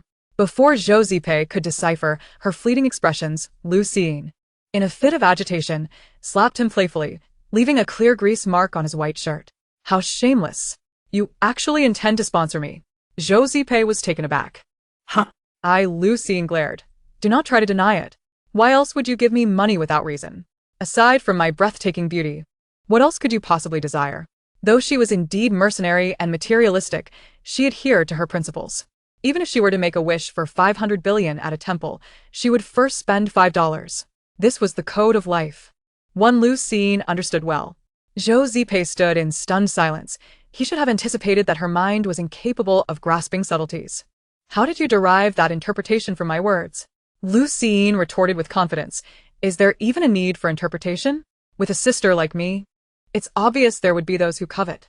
Zhou Zipei sighed, feeling a lump in his throat, wishing he could pry open her mind to see if her thought processes were somehow connected to her feet. "What I meant is, my money is available for you to spend, like right now." Zhou Zipei patiently tried to clarify, attempting to cast aside the chaotic atmosphere and focus directly on the meal at hand. The surrounding area fell into a brief silence, while Lu Jingshu remained unfazed, calmly enjoying her food, grateful for her sister's resilience in facing such awkwardness. Chu Mian, however, reveled in the spectacle, amused by the daily antics of his junior, who flamboyantly preened only to face an unyielding reality, ultimately leaving in disarray. Meanwhile, Lu Xiyin pondered, "Is this truly what you meant?" Though she refrained from passing judgment on the unknown, having witnessed the full picture, she assured herself she was in the right. As she mentally reassured herself, her gaze flickered toward him, only to find his expression laced with sarcasm, his countenance darkened, marred by the handprint on his collar. Suddenly, her confidence waned, guilt washing over her like a tide. He had invited her to dine, yet she had sullied his name. It was indeed somewhat ungracious of her. Moreover, she had clearly misinterpreted his intentions, a grave moral failing on her part. She had also stained his clothing, which was truly inconsiderate. Unbeknownst to her, just moments ago, she had embraced a reckless philosophy, prioritizing a life of mischief, yet now, faced with Zhou Zipei, she found herself elevating her moral standards to that of a model citizen. Zhou Zipei watched her eyes dart around, her expression shifting rapidly, brows furrowed in deep contemplation. Lu Xiyin cast a contrite glance at him, softly admitting her fault. "I'm sorry, it was my mistake. How about I help you clean your shirt?" Zhou Zipei was taken aback by her sincere and remorseful demeanor, his peach blossom eyes subtly curving with amusement. Yet, he felt a tinge of surprise. Had Pugao recently intensified their moral education? What's the point of that? They should instead teach about the psychology of romance. Wasn't he truly angry, merely slightly disappointed. However, seeing Lu Xiyin exhibit such rare self-awareness, he adopted a stern expression, nonchalantly stating, "It's fine, no need to wash it, but I'm still rather upset." Lu Xiyin cautiously stepped into his trap. "So, after you finish your Chinese workbook, you can tackle a math one next." Damn self-reproach. She realized he was merely playing games, and perhaps he was right. He was not easily found on Baidu, only on Sogu. Indeed, The world never deceived her. The man was forever unfortunate. Lu Jingshu gazed at the grinning Zhou Zipei, her face ashen. Do you still remember you are human? Of course. Damn. Chapter 66, The Gambler. Lu Jingshu struggled to maintain her focus as the teacher droned on, her eyelids feeling as though they weighed 1,000 pounds. Who had stepped on her toes? Could someone please make way? She truly could not keep her eyes open. With a deadline looming, she had managed to complete a significant portion of her workbook, yet still had a way to go, resorting to late-night cramming. She never imagined she would exert such effort. Today's toil would yield 8 male models tomorrow. Lu Jingshu often reassured herself with this mantra, with proven efficacy. However, no amount of male models could compete with the teacher's voice, which was more effective than any sleeping pill. Lu Jingshu rested her head on one hand, the other holding a pen, half-heartedly working on problems, clearly disinterested in the lesson. Noticing Lu Jingshu nearly dozing off at her desk, she couldn't help but speak up. Perhaps it's best to avoid late nights in the future. Lu Jingshu, in a daze, mumbled an agreement, as though on autopilot, her brain momentarily malfunctioning before registering Lu Jingshu's words. With drooping eyelids, she spoke earnestly and regretfully, I swear, I will never stay up late again. And if you do? Lu Jingshu contemplated seriously for a moment before replying, then I'll swear again. Quite something, aren't you? This particular class was taught by a male instructor named Zhang Hang, who taught mathematics. It was precisely because of him that the students of Class E had lost all interest in the subject. The reasoning was straightforward. They simply couldn't stand each other. Rumor had it that Zhang Hang and Li Yaru were secretly involved, a relationship tacitly accepted by others. Word had it that at the beginning of the semester, the classes were assigned by lottery, and by sheer coincidence, Li Yaru drew Class E while Zhang Hang ended up in Class A. For Li Yaru, the students of Class E were a group of hopeless cases, and she had no desire to waste her time on futile efforts. Zhang Hang, though reluctant, adhered to the unwritten code of conduct of any devoted admirer, immediately switching classes with Li Yaru. While the truth of such rumors was ambiguous, the general scenario was likely accurate enough, and Lu Jingshu indulged in the gossip for amusement. It was only after she transferred to Class E that she truly encountered this so-called love-struck fool. Zhang Hang appeared somewhat frail, in his 30s yet looking as though he were in his 40s, wearing thin-framed glasses and checkered shirts, his thinning hair giving him an unmistakable appearance of a math teacher. Truly, he was a fitting match for Li Yaru, even their worldviews aligning in a peculiar manner. Zhang Hang had never conducted a proper math class. He either failed to show up, leaving behind a phrase about self-study, or he would arrive only to read from the textbook verbatim, as though they were illiterate. After more than a year of acquaintance, Lu Jingshu had formed only one impression of him. His Mandarin was commendable, and his eye-rolling was exceptionally proficient. One couldn't deny that he and Li Yaru made a rather compatible pair. Although the students struggled academically, they could easily sense the disdain and contempt emanating from Zhang Hang's very core. Thus, both parties regarded each other with mutual disdain. In his class, a plethora of activities transpired. Students engaged in completing assignments for other subjects, playing games, sketching, napping, and even playing chess. Oh, and there was chatting too. Lu Jingshu, stand up. Zhang Hang công man. I am speaking up here, while you are chattering down there. Do you wish to rebel? He adjusted his glasses with a flick of his middle finger, a glimmer of triumph flashing in his eyes.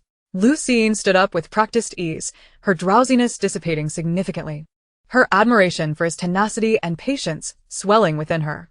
How could he not manage to subdue Li Yaru, this old baby? TSK.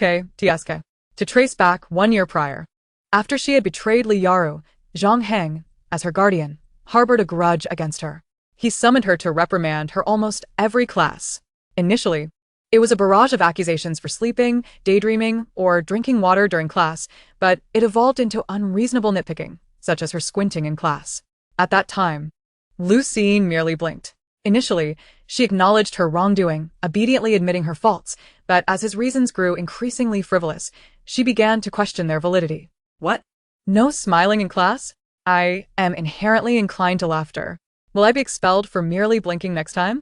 After enduring his early onset of a midlife crisis for over 20 times, Lu Jingshu could no longer bear it. The classmates murmured amongst themselves. Oh.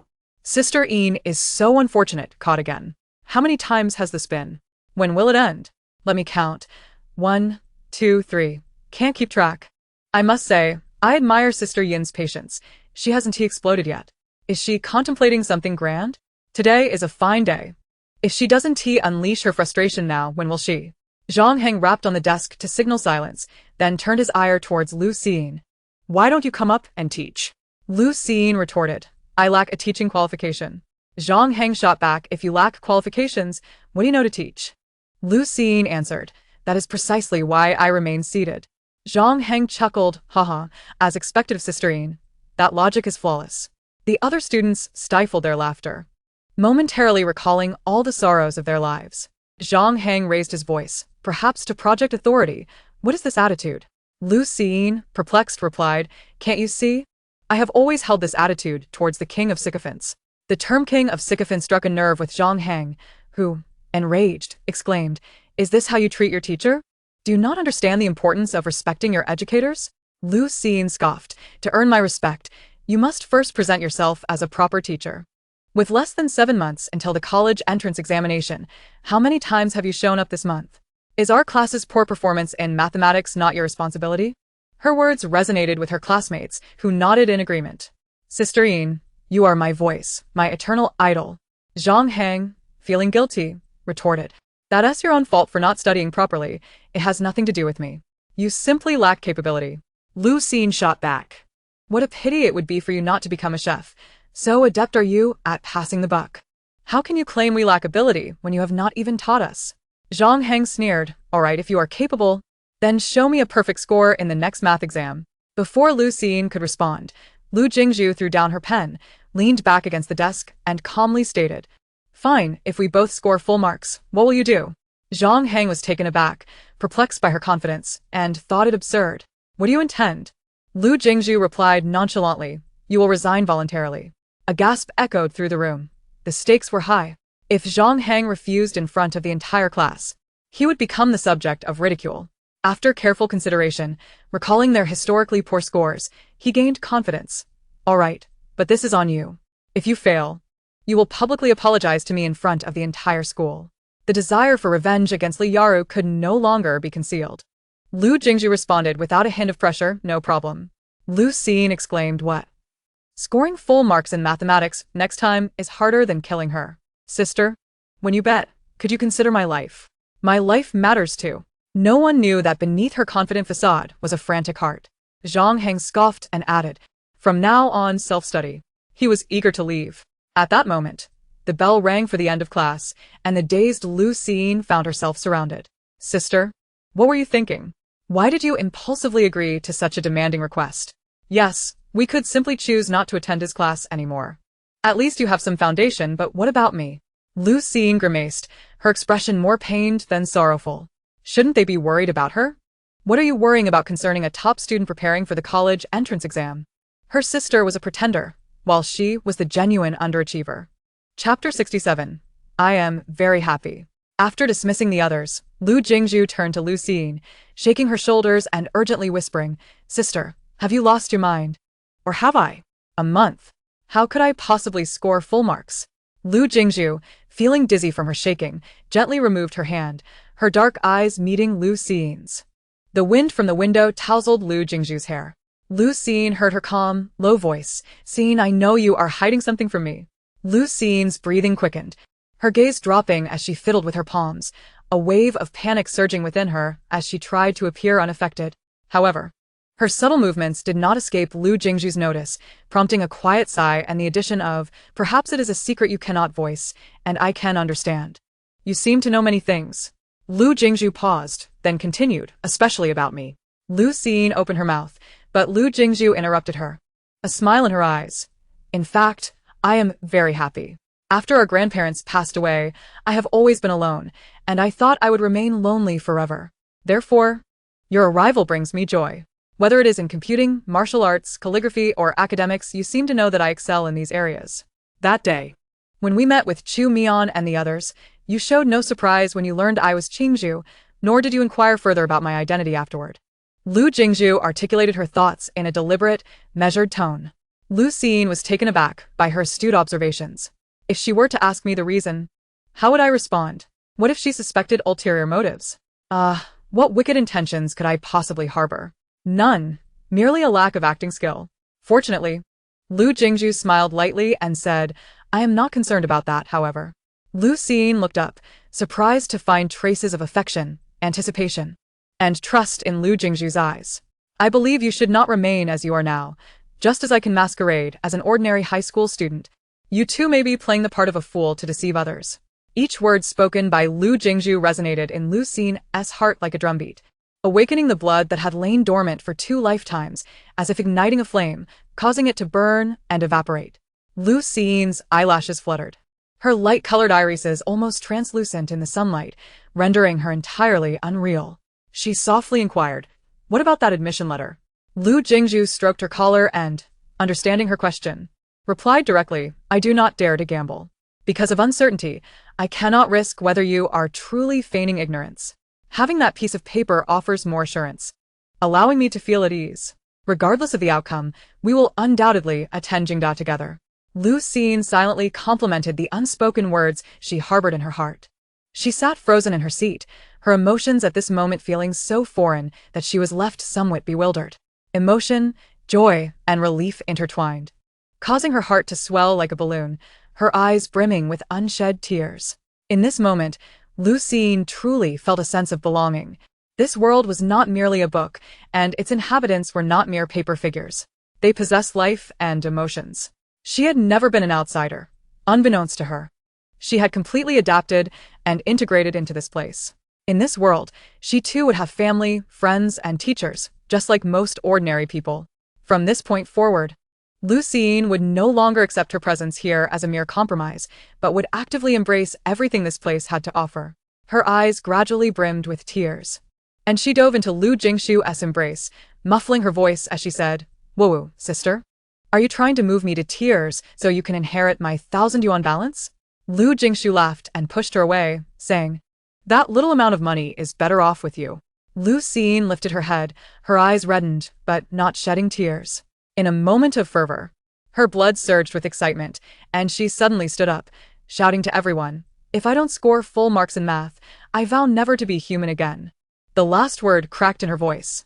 Lu Jingshu, feeling the awkwardness, simply put on a hat, closed her eyes, and leaned against the wall. Thinking one instance of awkwardness was enough for her.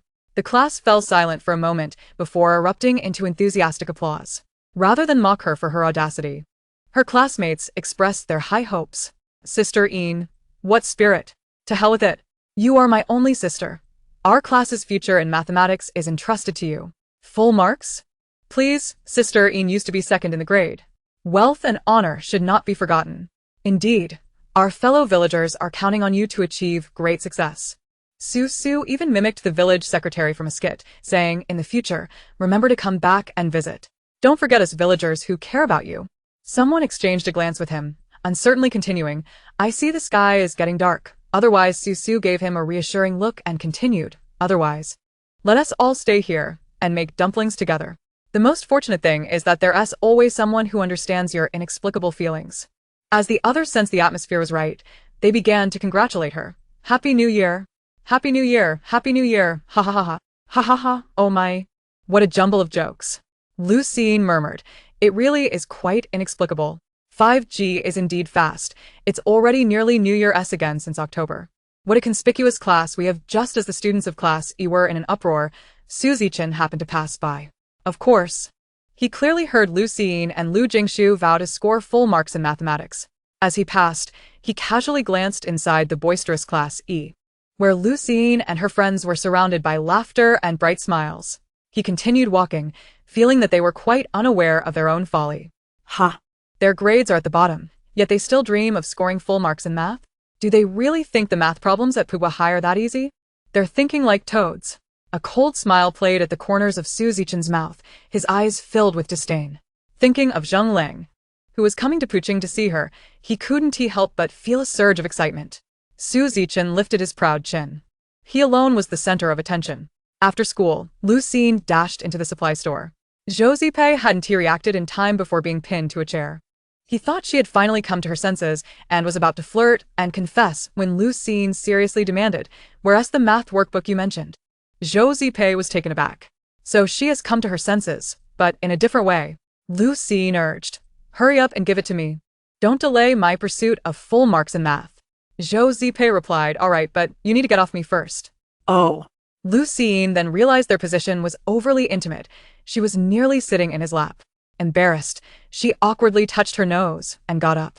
A moment later, Zhou Zipei handed her a book that was 3 fingers thick, asking, why are you so eager today?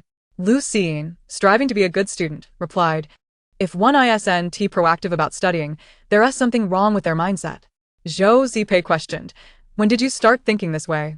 Looking at the book in her hands, which was thicker than her own face, she felt a wave of headache wash over her. Deflated, she recounted the events of the day to him.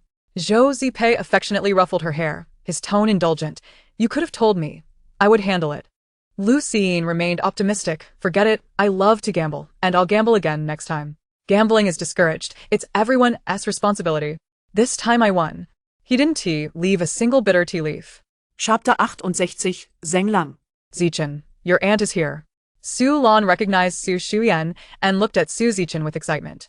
Su Zichen was taken aback. Why would his aunt suddenly come to school? It seems it's not just your aunt. There's also General Chun and the others. What's going on? Why are so many people gathered around the principal's office?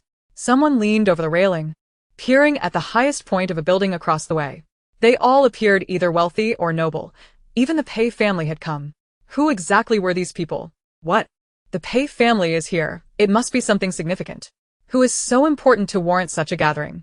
Su Zichen was pulled by Su Lan and Gu Jiai to step outside, standing on tiptoes to look towards the principal's office. He couldn't see Chen Song, who must be inside, but Gu Jiai was the first to spot Gu Ruiliang standing at the door. Unfortunately, it was too far away for her to see clearly. Gu Jiai glanced at Su Zichen beside her, suddenly realizing something, and couldn't help but exclaim, Zichen, could it be that Mr. Zheng Lang is here to take you as a student? Her voice wasn't low, and everyone around heard it, immediately turning their attention to Su Zichen. Even Gu Wen, sitting by the window, couldn't help but look at her twice. Clearly, Su Zichen had thought of this possibility as well, but she still felt it was unlikely. Would Zheng Lang personally come to the school to find her? He hadn't informed her beforehand. Yet it wasn't impossible. Perhaps he decided to visit after seeing the calligraphy piece she had sent him some time ago. Su Zichen hadn't expected that merely copying Lu Jingshu's work would elicit such excitement from Mr. Zheng. She resolved to keep this secret buried within her. Su Zichen's silence and her calm, gentle smile were perceived by everyone as tacit approval. Su Lan quickly flattered her. I didn't expect Zichen to be so impressive. Able to be taken as Mr. Zheng's student. It seems he values you quite highly. Gu Jiai wrapped her arm around Su Zichen's, proudly declaring, of course. Our Zichen has always been outstanding. Su Zichen looked at her bashfully, saying, Jiai, stop it. I'm not that amazing. Gu Jiai teased, all right. I won't say anymore. Everyone knows the truth anyway. She then whispered in her ear, as long as your Ming brother understands, that's all that matters. Su Zichen's ears turned red, and she pretended to be angry, calling out, Jiai. Gu Jiai raised her hands in surrender. Okay, I won't say anymore. Someone is coming. Indeed, someone was approaching, and everyone recognized it as the principal's assistant. Almost everyone assumed he was there to find Su Zichen. The assistant indeed stopped in front of her and calmly stated, Student Su, the principal requests your presence in the office. Oh my, it's true. Is Mr. Zheng really here to see her? Listening to the murmurs around her, Su Zichen nodded and asked, May I ask who is in the office? The assistant, with utmost respect, replied, Mr. Zheng Lang. A look of surprise crossed Su Zichen's face, and then, under the complex gazes of the crowd, she followed the assistant out, heading toward the office. Once they left, the class erupted into lively discussions. Just yesterday, Lu Jingshu and their math teacher Esbet had topped the campus forum as headlines. Today, in less than a minute, the shocking news that Mr. Zheng had personally come to Pugua High to take Su Zichen as his apprentice appeared, instantly occupying the top spot for attention. In no time, this news spread like wildfire. Gu Wen's indifferent gaze fell upon the principal's office, which was surrounded by people, his thoughts already drifting far away. Could it be that the person his grandfather was looking for was her? Class E. Zhang De burst in with his phone in hand, quickly appearing before Lu Jingshu and her companions, urgency evident in his demeanor. Pei Chunxian admonished him. What are you doing? Didn't you see the boss is studying? If this time you don't score full marks in math, it'll all be on you. Zhang De protested. How can that be my fault? Pei Chunxian raised a fist in a threatening manner. If it's not your fault, then whose could it possibly be?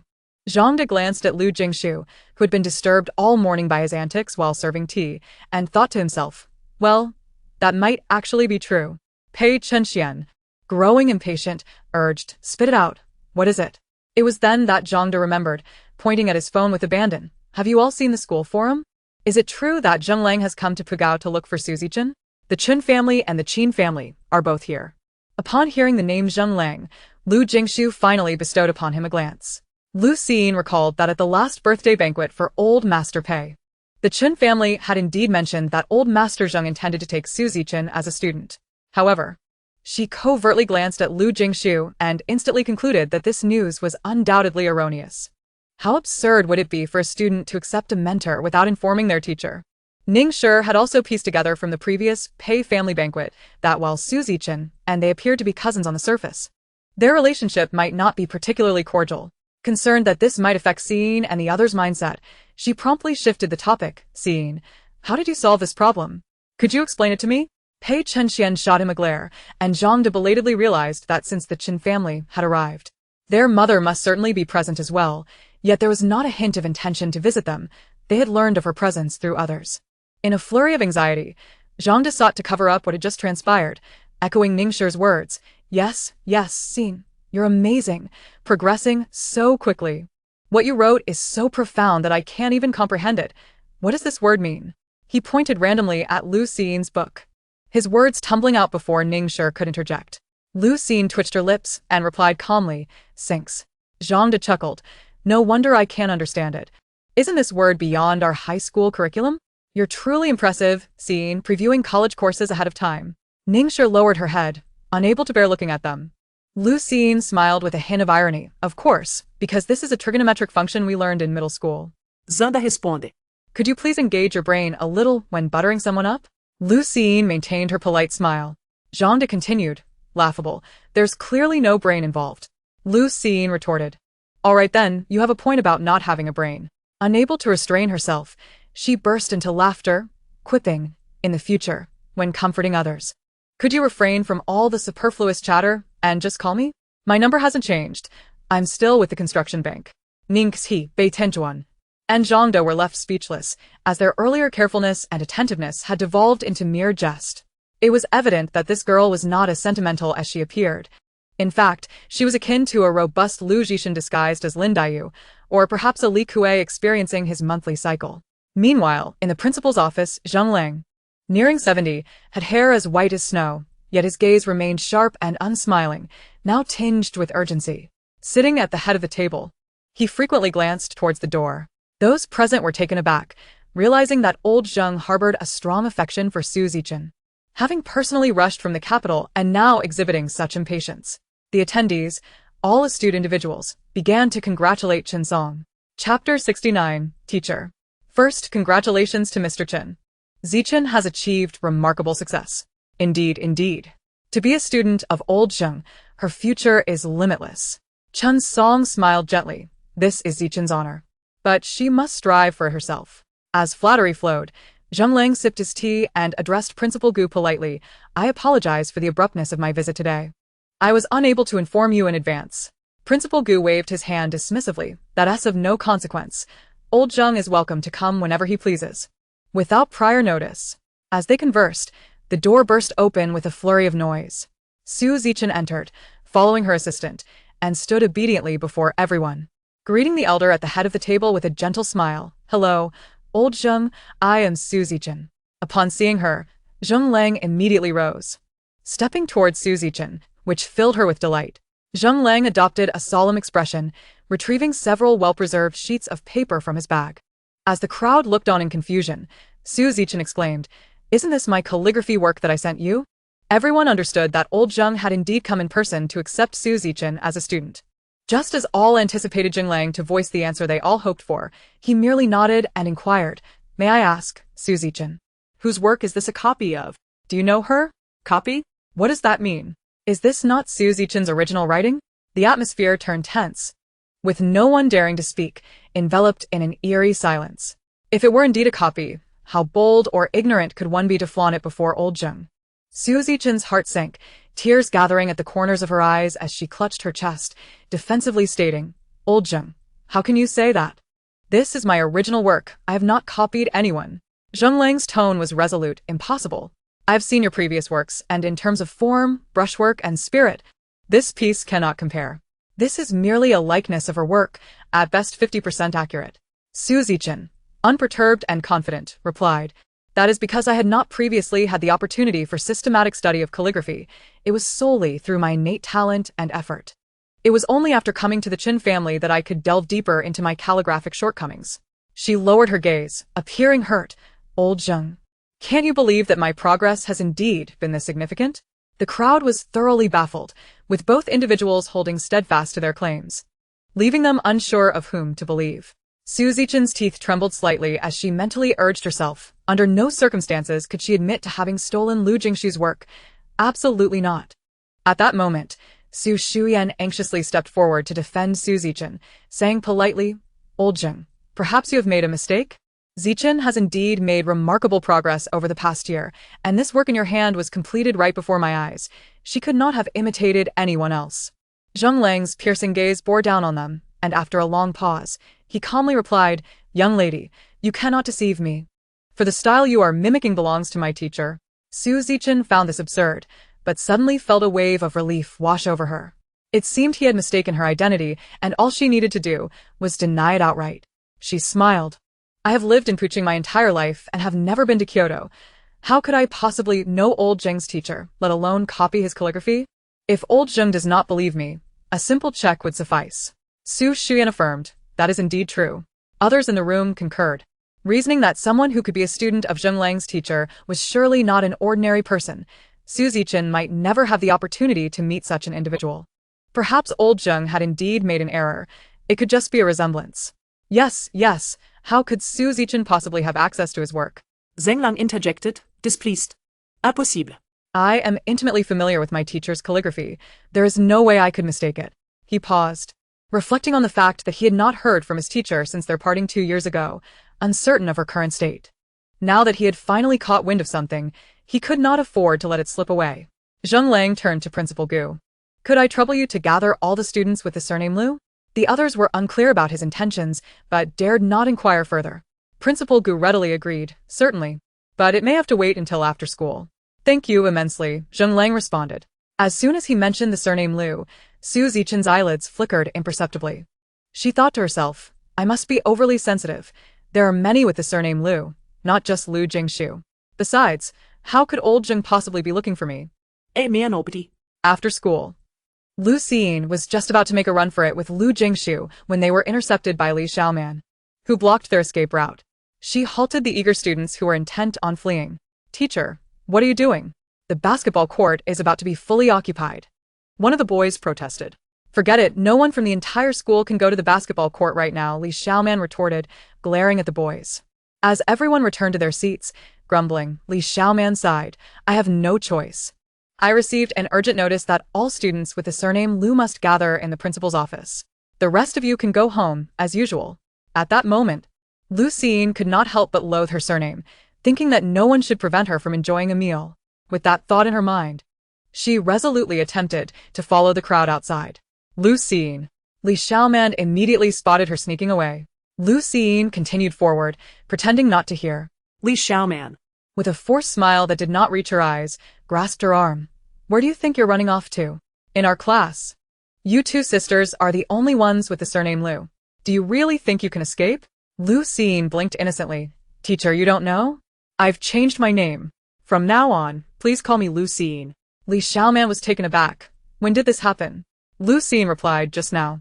Despite all the pleading and reasoning, Lu Siyin and Lu Jingshu were still escorted by Li Xiaoman to the principal's office.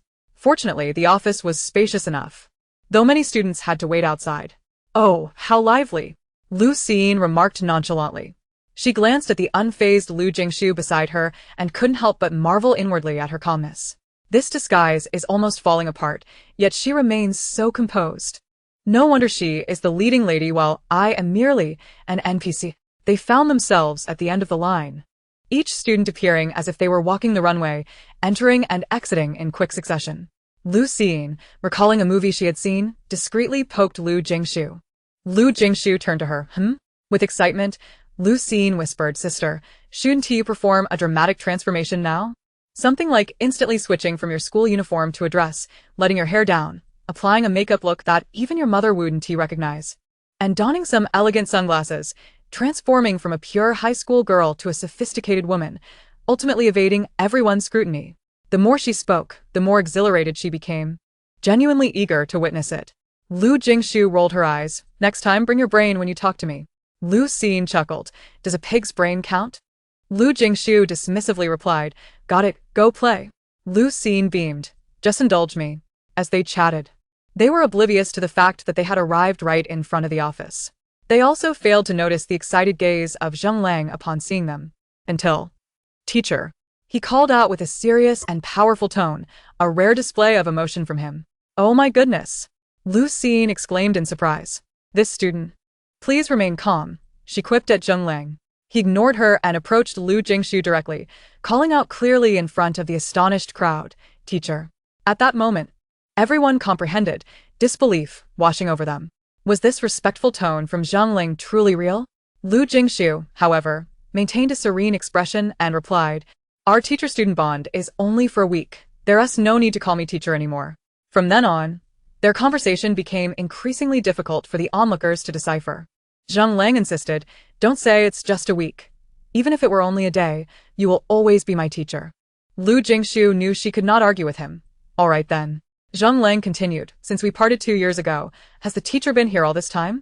He looked at Lu Jingshu in her school uniform, puzzled as to why she had forsaken the olive branch from Peking University to come back and be an obedient high school student here. "Forget it. I can't fathom a teacher's thoughts." Lu Jingshu replied with a nonchalant about that. Zheng Lang shifted his gaze to Lu Jingshu beside her and asked, "And this is?" Lu Jingshu shamelessly responded, "Your martial uncle." Not one to miss an opportunity, she would not let a chance slip by. Lu Jingshu paused for a moment before clarifying, "She's my sister." Zheng Lang's expression softened with friendliness. "Then indeed, that title of martial uncle is warranted." Upon finishing that statement, he was met with a pair of expectant, shameless eyes. Zheng Lang hesitated before finally acknowledging, "Martial uncle." Lu Jingshu, ever compliant, wore a grin wider than the horizon. Lu Jingshu glanced at Su Zichen, who stood frozen, as if caught in a seismic disturbance of the pupils, and casually inquired, "What is going on here?" Zheng Lang finally recalled the matter at hand, taking a high-quality piece of paper from his assistant and pointing to the calligraphy on it. "This writing resembles yours." Lu Jingshu glanced down and immediately recognized it as a piece she had casually written for Old Master Pei the other day. With an ambiguous chuckle, she replied, "That's not mine." Su Zichen looked up at her, only to hear Lu Jingshu nonchalantly declare, "I could never write something so ugly." Su Zichen was momentarily speechless. While Zheng Lang nodded in agreement, "I think so too.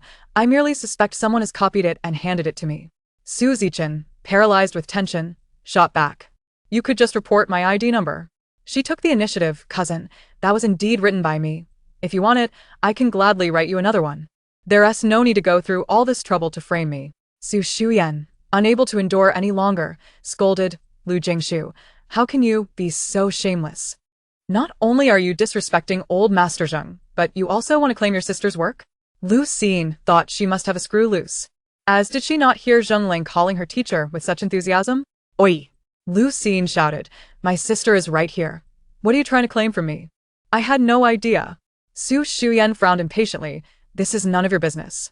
Lu Jingshu retorted, "Oh, did you not hear Zheng Lang call me martial uncle? If it doesn't concern me, does it concern you? So fond of meddling, you'd taste the saltiness if a manure truck passed by. Speaking so rudely. You won't live to see tomorrow." Su Shuyan fired back, "Do you want to hear who is really being rude?" She was mindful of the many people present and could not afford to lose her composure, so she could only glare fiercely at Lu Jingshu, but it seemed utterly ineffective. Zheng Lang's expression soured as he addressed Su Shuyan, "Madam, please refrain from casting baseless accusations before the facts are clear. I know better than anyone whether this writing is a forgery by my teacher. The strokes, the angles, the length and thickness of the lines, they are almost identical. My doubts are not unfounded." He then turned to Lu Jingshu, "Can you find the draft of this writing?" Lu Jingshu remained silent, looking at him. Zheng Lang realized, Allrecht. "I almost forgot. Whenever she feels inspired, she writes without hesitation, and if it doesn't succeed, she never writes it a second time." The moment's feeling and inspiration often vanish in an instant, never to be recovered.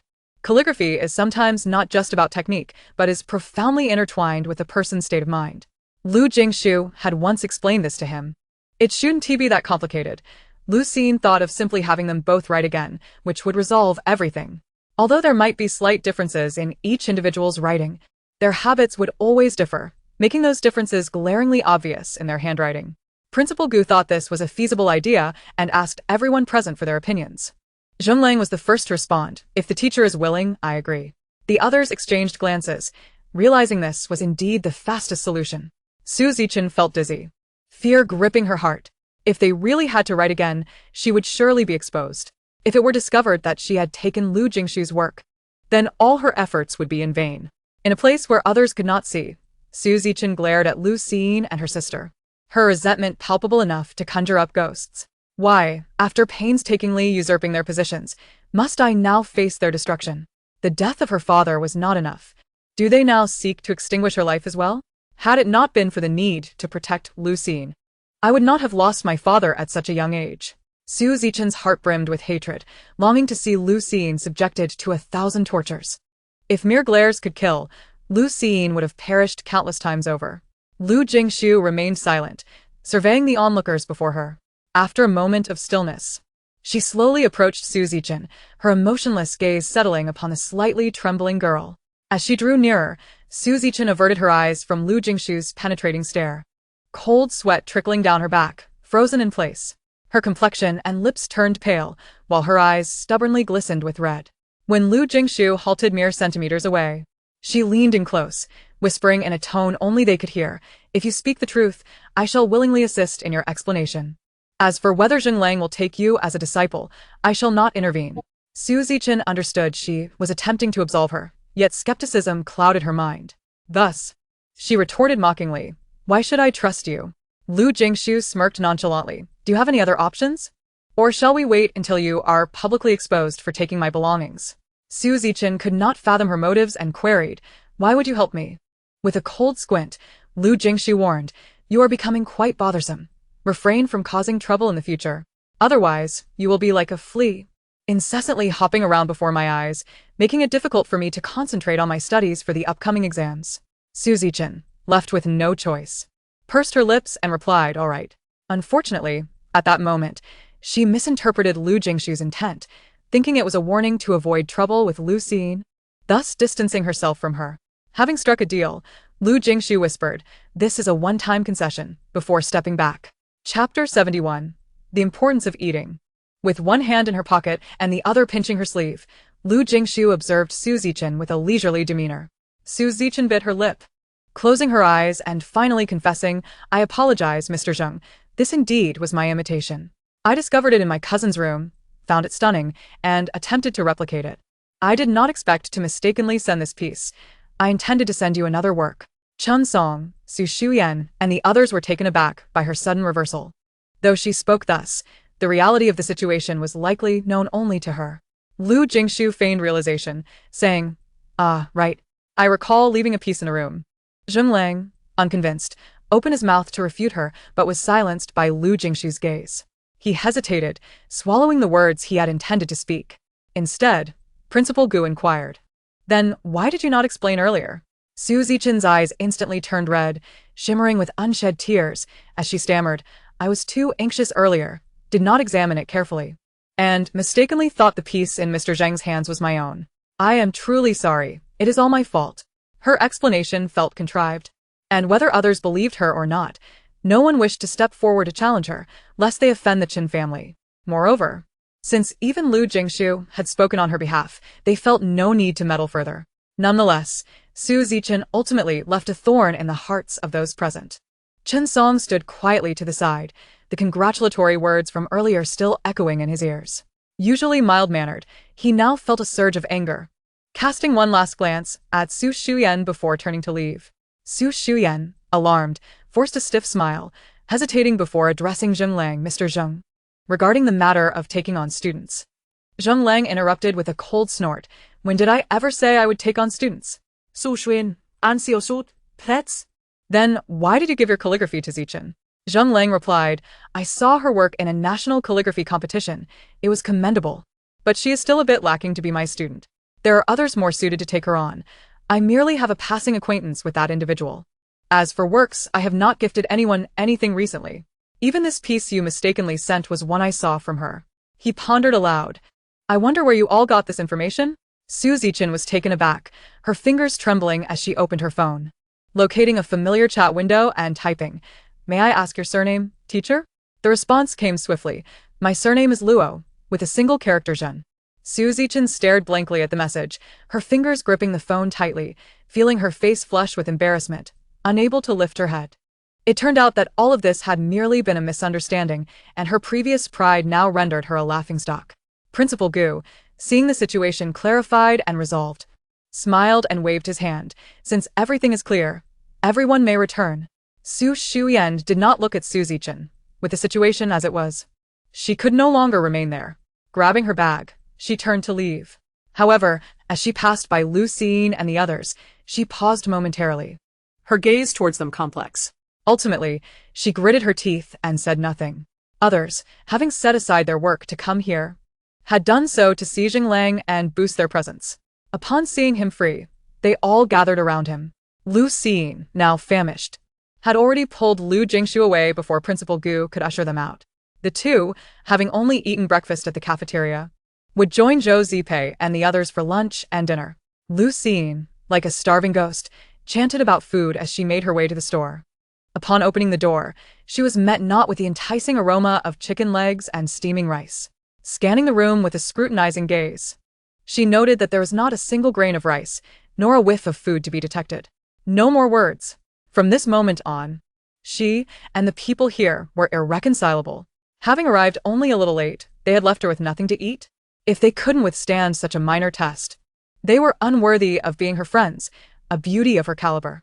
Flowers may wither, but so shall I, Zhou Zipei. Seeing her dawdling at the doorway with a wounded expression, looked as if he were saying, Hug me quickly. I might shatter at any moment. He was baffled, asking, Why aren't you coming in? Lu Siyin, now channeling Lin Daiyu, replied sarcastically, Had I known you would be here, I wouldn't have come. Zhou Zipei. Had he offended her? Lu Siyin crossed her arms, casting a sidelong glance at the establishment as if it were her first time there, finding fault. Your shop lacks authenticity. Zhou Zipei's delicate peach blossom eyes revealed a puzzled expression, his features appearing more profound and three-dimensional in the dim light.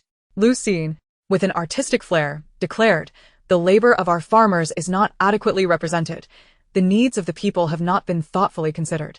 Here, I feel no sense of the most basic material conditions for human existence and development, which are vital for world peace and progress. The ancients spoke of the grand mandate of heaven. We, their descendants, should heed and believe in it. Zhou Zipei patiently listened to her lengthy dissertation, struggling to grasp the main point until the phrase the grand mandate of heaven spun through his mind a couple of times before he finally comprehended. The one who accumulates is the grand mandate of heaven. He chuckled lightly. So, little one, after all this, what you mean to say is simply this. I am hungry. Zhou Zipei, amused, observed the fiery and caustic Lu Siyin and physically pulled her from the doorway, explaining in a coaxing tone. I only put the food away to prevent it from getting cold. I certainly did not intend to leave you without any. Lu Siyin's heart skipped a beat. At that moment, she cared little for food. She was entirely captivated by the warmth and security radiating from the man's grasp. Her previously sluggish and twisted thoughts finally connected in the right way. The gentle, soothing tone of Zhou Zipei whispered in her ears, as if no matter what she did, he would never be angry and would grant her every wish. Lu Siyin suddenly felt a flush of warmth in her face and ears. She fanned herself with her left hand, avoiding eye contact with Zhou Zipei, and nervously remarked, It's rather warm in here, isn't it? Zhou Zipei noticed her fingers curling slightly, becoming somewhat rigid as she gazed meaningfully at the girl's crimson ears. Slowly she inquired, Is it? Lu Siyin awkwardly withdrew her hand, replying, Yes, indeed. Can't you feel it? Before waiting for a response, she hastily changed the subject. Let's eat. I'm starving. Zhou Zipei's eyes curved into a smile, reflecting her delight at the unexpected turn of events. She cast a glance at Chu Mian, who maintained a respectful distance from Lu Jingshu, her expression subtly betraying her disdain. Chu Mian the Mac Brili.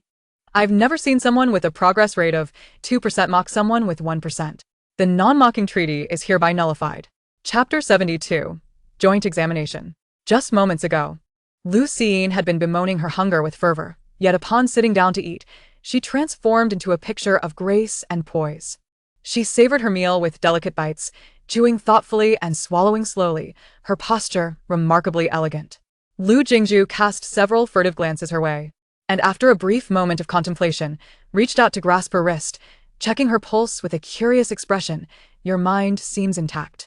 Lu Jingshu responded with a simple, Zhou Zipei observed the exchange, unable to stifle a chuckle. After receiving a glare from Lu Jingshu, he nonchalantly suggested, "If you're hungry, just eat more. Being a pig isn't so bad." Lu Jingshu replied, all right. Her late attempt at image management failed under their teasing, leading Lu Jingshu to abandon her pretense and indulge in her meal. Zhou Zipei discreetly pulled out his phone and, taking advantage of her unawareness, pressed the shutter button. The corners of his eyes sparkled with amusement as he rested his forehead on one hand, a smile perpetually gracing his lips. Where else can one find such delightful food and such an adorable pig? He mused, noticing Zhou Zipei's rapt attention on his phone. Chu Mian recalled a news piece he had encountered earlier that day and remarked, "I heard the chairman of the Xinchi group is retiring. He has no children, so it remains uncertain who will inherit his position." Lu Jingshu paused mid-bite, swallowing her rice before looking up with curiosity. "When is that happening?" This marked her first genuine interest in such matters. Zhou Zipei, both intrigued and eager to share, replied, "The news just broke today. As for the successor, the old chairman has been rather secretive, revealing not a hint of information thus far. The Xinchi Group specializes in gaming and is a prominent player in the creation of original IPs, producing anime, comics, games, and novels, excelling across multiple fields. It has some connections with the Zhou and Chu families, and personnel changes could impact future collaborations." Lu Jingshu, however, became distracted and began fiddling with her phone. Zhou Zipei, noticing her waning interest, continued his discussion with Chu Mian. After a while, he gently tapped the table with his finger, intending to coax her back to her meal. But Lu Jingshu looked up, her eyes filled with a sense of desolation. Zhou Zipei blinked in surprise. "What's wrong? Is the phone absolutely necessary?" Before he could say more, she appeared on the verge of tears. Just look, Zhou Zipei sighed in exasperation, realizing he had misunderstood. Lu Jingshu felt trapped, unable to explain that she had just learned of a burdensome responsibility thrust upon her without her knowledge. She felt as if she were on the brink of tears. "Why is it so difficult to maintain a facade?" she lamented inwardly. After leaving the cluttered store, Zhou Zipei turned his attention back to Lin Si, whose silence had been palpable for hours, his face flushed from holding back words. Since hearing the news, he had been in a state of shock, his voice slightly airy as he began. "Zheng Lao has come to Pugao to find his teacher. That person is." He swallowed hard, delivering the astonishing revelation, "Miss Xu." Chu Mian raised an eyebrow, seeking confirmation of the news's validity. Noticing Lin Si's stunned expression, he exchanged a glance with Zhou Zipei, raising his brows in disbelief. The atmosphere grew tense, as Su Shiyuan sat on one end of the sofa, lost in thought. Chen Song and Chen Xiang were still at the company, yet to return. Su Zichen timidly approached, her eyes rimmed with red, and bowed her head in apology. "Auntie, I'm sorry. it's all my fault. I shouldn't have assumed it was Zheng Lao without clarifying first. I was careless, and now you and Uncle Chen have been embarrassed." Only after this incident did she realize that on the day the competition results were announced, Luo Zhen, for various reasons, had borrowed Zheng Lang's computer to send an email. In her haste, she overlooked the self-introduction part, leading to a cascade of misunderstandings. Su Zichen, sniffling, looked pitiful, evoking sympathy. Su Shiyuan observed her for a moment before letting out a deep sigh. "Zichen, I am indeed quite disappointed." As Su Zichen's expression became increasingly remorseful, Su Shiyuan continued, "However, it is not without its gains. At least a teacher from Kyoto appreciates your talent, although he may not compare to Zheng Lang. Luo Zhen holds a certain prestige in the calligraphy circle. From here on out, you must strive to prove yourself, both for your sake and mine." Su Zichen looked at her with gratitude, nodding earnestly. "Yes, I will. Thank you, Auntie. I will give my all in the upcoming college entrance examination and ensure I get into Kyoto University." Su Shiyuan, satisfied, took her hand. "Good girl." If only Lu Jingshu and Lu Jingshu were half as obedient as Zichen, they wouldn't find themselves in such a predicament. Despite Lu Jingshu believing in Lu Xiyin's potential for a perfect score in mathematics, completing 3 years of high school material within a month posed a significant challenge. Watching Lu Xiyin immersed in her studies, Lu Jingshu felt a twinge of regret. Several times on the verge of speaking, she finally uttered, "How about?" Before she could finish, Lu Xiyin, hearing a sound above her, abruptly looked up, bleary-eyed and still processing, instinctively retorted, I'm studying. Lu Jingshu replied dryly. The last shred of emotion that should not have surfaced in her vanished again. Lu Xiyin rubbed her face to wake herself up, gazing into Lu Jingshu's clear, bright eyes and smiled ingratiatingly. Sister, what were you saying? Oh, it's nothing. Lu Jingshu casually retrieved a bottle of soda from her bag, popping the cap with a crisp sound as the bubbles surged eagerly to the surface. She took a sip, appearing unfazed. Lu Xiyin scrutinized her for a few seconds before confidently asserting, You're worried, aren't you? Lu Jingshu laughed lightly, retorting, What nonsense. Lu Xiyin pretended not to hear her denial, reassuring her, Honestly, there's no need to worry. I learn quickly. I won't need a month for this. Just a week will suffice. I was merely too lazy to engage my brain before. Then, with a playful wink, she leaned closer to Lu Jingshu and whispered, I'll let you in on a secret. My brain isn't quite normal. Lu Jingshu chuckled. I already knew that. She assumed Lu Xiyin was jesting. Lu Xiyin smiled broadly, but fell silent thereafter. In the ensuing month, Class E exhibited an unusual calmness, refraining from loud conversations during breaks and retreating to the rooftop to converse in hushed tones or utilizing nearly inaudible volumes and sign language for communication. By the end of the month, everyone in Class E had transformed into proficient sign language users. After the joint examination, a lengthy week-long winter break awaited them. With such an extended period ahead, they were at a loss as to how to allocate their abundant time. In the lead-up to the exam, Lu Xiyin displayed no signs of tension, breezing through a few challenging problems, exuding confidence enough to forego checking her answers before closing her book and succumbing to sleep. Oh no. Has Sister Siyin finally given up entirely before the exam? They whispered amongst themselves. After so many days of diligent study, she still succumbed to the oppressive weight of her failures in mathematics, which had rarely exceeded a score of 140, let alone achieving a perfect score. Perhaps it was best not to place undue pressure on Sister Siyin and Sister Shu. Indeed, regardless of the outcome of this gamble, let us all remember that they sacrificed themselves for us, Su lamented quietly. Come on, it was just an apology. It won't cost us anything. Worst case, we accompany them. They consoled one another. Although it is an undeniable fact that Sister Siyin may lose, we have all witnessed her relentless efforts during this period, marking a momentous chapter in history. Su Chao lowered his voice and engaged in discussion with them.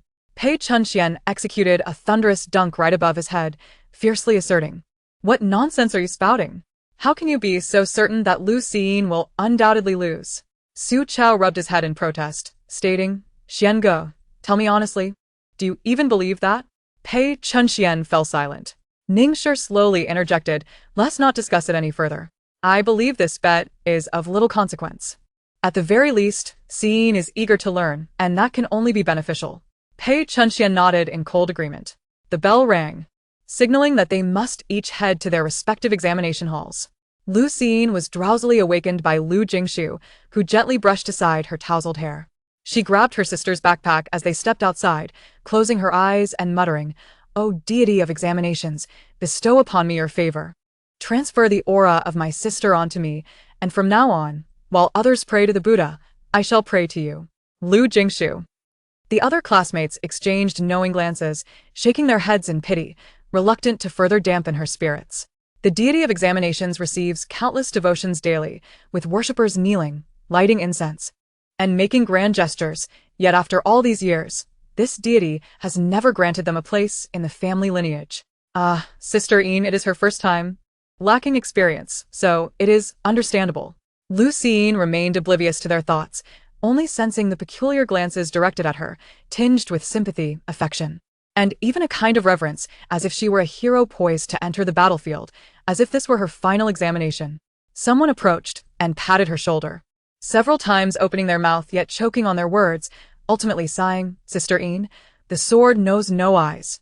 Take care of yourself. Sister, rest assured, we will look after things here, ensuring you have no lingering worries, so that you won't leave with regrets. Class E will forever remember this weighty day. Your name shall be inscribed in the class records for future generations to remember. Sister Yin, sister, everyone echoed, safe travels. Lu Jingshu. Lu Jingshu.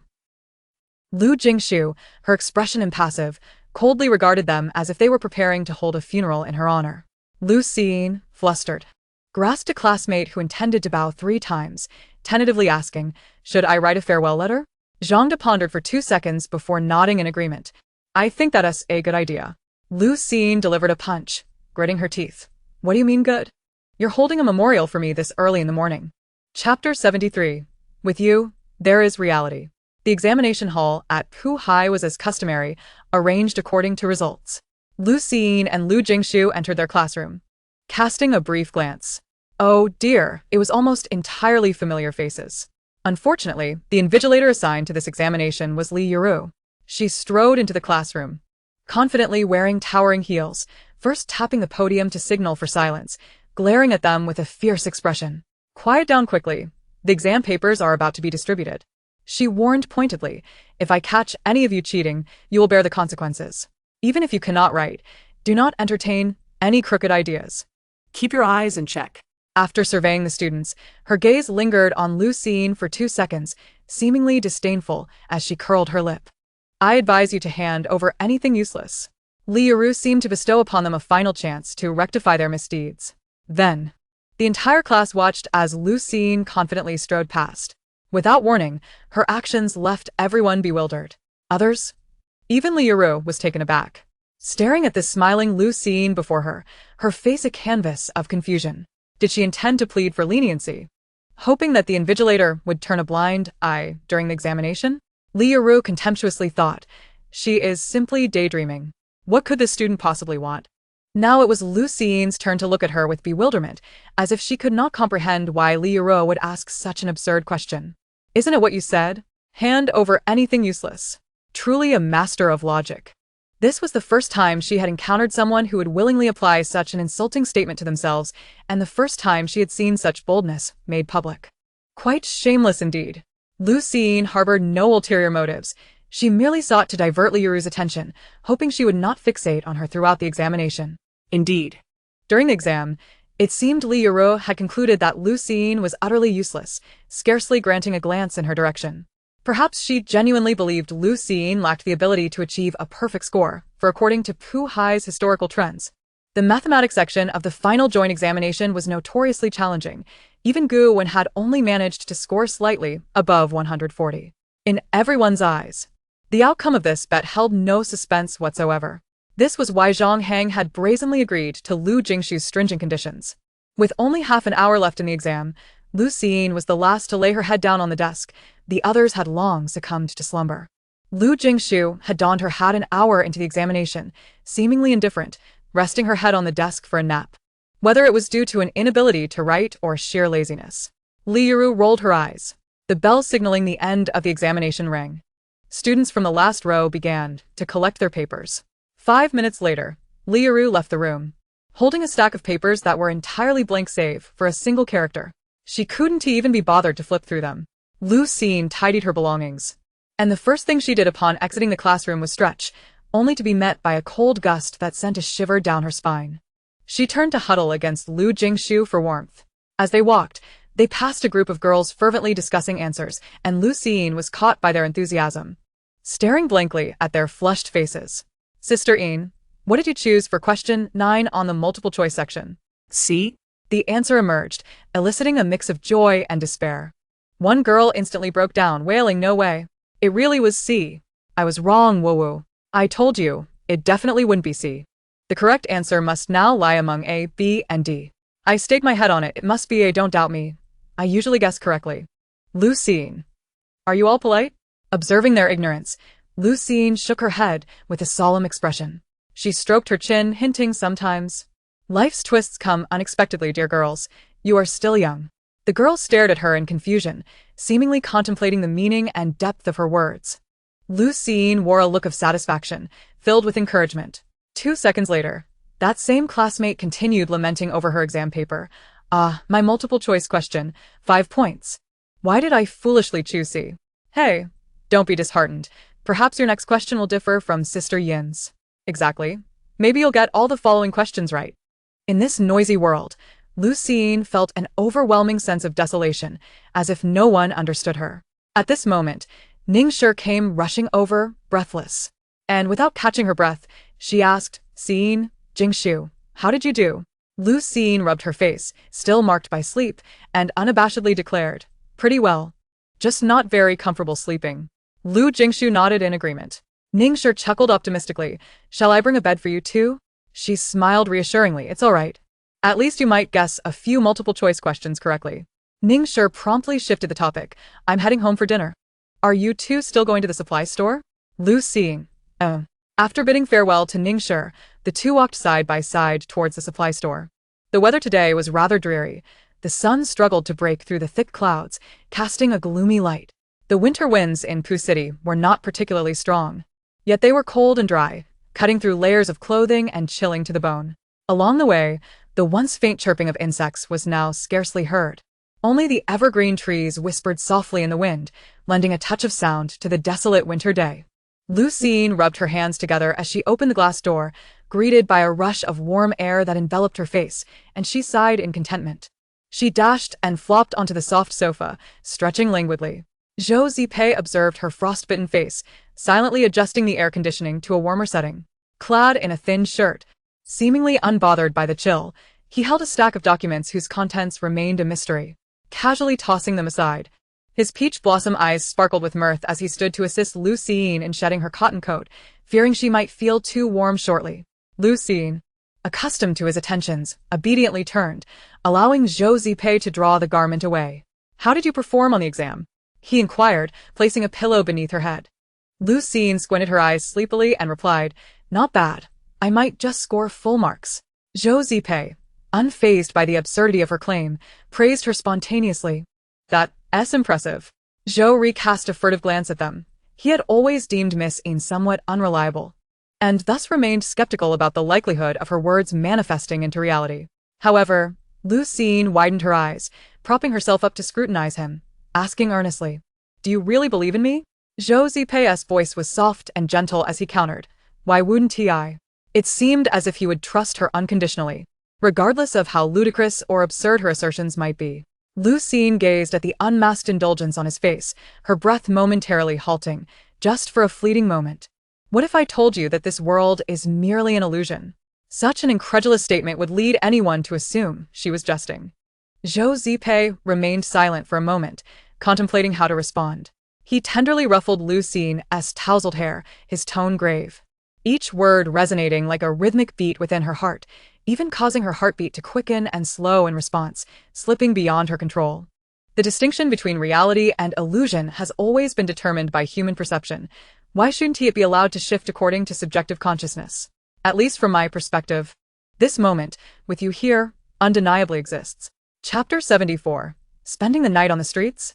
Lu Jingshu pondered Zhou Zipei's words, each syllable igniting a peculiar excitement within her. She found herself entranced by Zhou Zipei's exquisite features, belatedly realizing that his earlier remarks had transcended the boundaries of friendship, cloaked in ambiguity. This time, it wasn't just her cheeks that flushed, her ears and neck were ablaze with warmth. Zhou Zipei, noticing the crimson hue at her ears, instinctively leaned forward, while Lu Jingshu felt a rush of warmth flood her mind, rendering her momentarily dazed, forgetting to retreat. She merely stared at him, a picture of rapt attention. Zhou Zipei's eyes were captivating, akin to a lake brimming with stars. As Lu Jingshu thought this, her gaze drifted down from his prominent nose to his alluringly rosy lips. Their shape was exquisite, the upward curve seeming to ensnare her heart, compelling her focus to linger upon them, appearing both thin and soft. Oblivious to how bold her gaze had become, she remained transfixed. Zhou Zipei's eyes darkened with unspoken emotions, his throat bobbing slightly as he chuckled softly, an interplay of teasing and allure. Startled by the sound, Lu Jingshu abruptly recognized that if she continued her train of thought, it might stray into inappropriate territory. She buried her face in the pillow, revealing only a hint of her flushed neck. Zhou Zipei feigned ignorance, asking, are you feeling hot? Machem, Lu Jingshu mumbled into the pillow, her voice muffled. He elongated his response with an "oh," intensifying her embarrassment, compelling her to wish to vanish into the ground. Surely, this rogue man was enticing her with his charm. Lu Jingshu internally recited the core socialist values to herself. Meanwhile, Chu Mian browsed through his tablet, suddenly announcing, the Shinchi Group has released news of a new CEO candidate. Who? Zhou Zipei replied lazily. Lu Jingshu and Lu Jingshu also looked up in curiosity. I don't know, Chu Mian sighed. Shinchi isn't revealing any details. Just this dry statement. Sounds significant, Zhou Zipei commented appropriately. Lu Jingshu buried her face in her arms, muttering softly, it could just be a rush decision. Lu Jingshu, sitting nearby, tilted her head in inquiry. What? Nothing, Lu Jingshu replied with a slight exclamation. The 2 days passed swiftly due to exam pressures. Accompanied by the announcement of a holiday, Lu Jingshu and Lu Jingshu soon received disheartening news. For the safety of the students, Pugwa would clear the campus on the first day, which meant they wouldn't be able to stay in their dormitory. Siyin, Jingshu, would you like to spend the new year at my house? Ningshi invited before packing her belongings.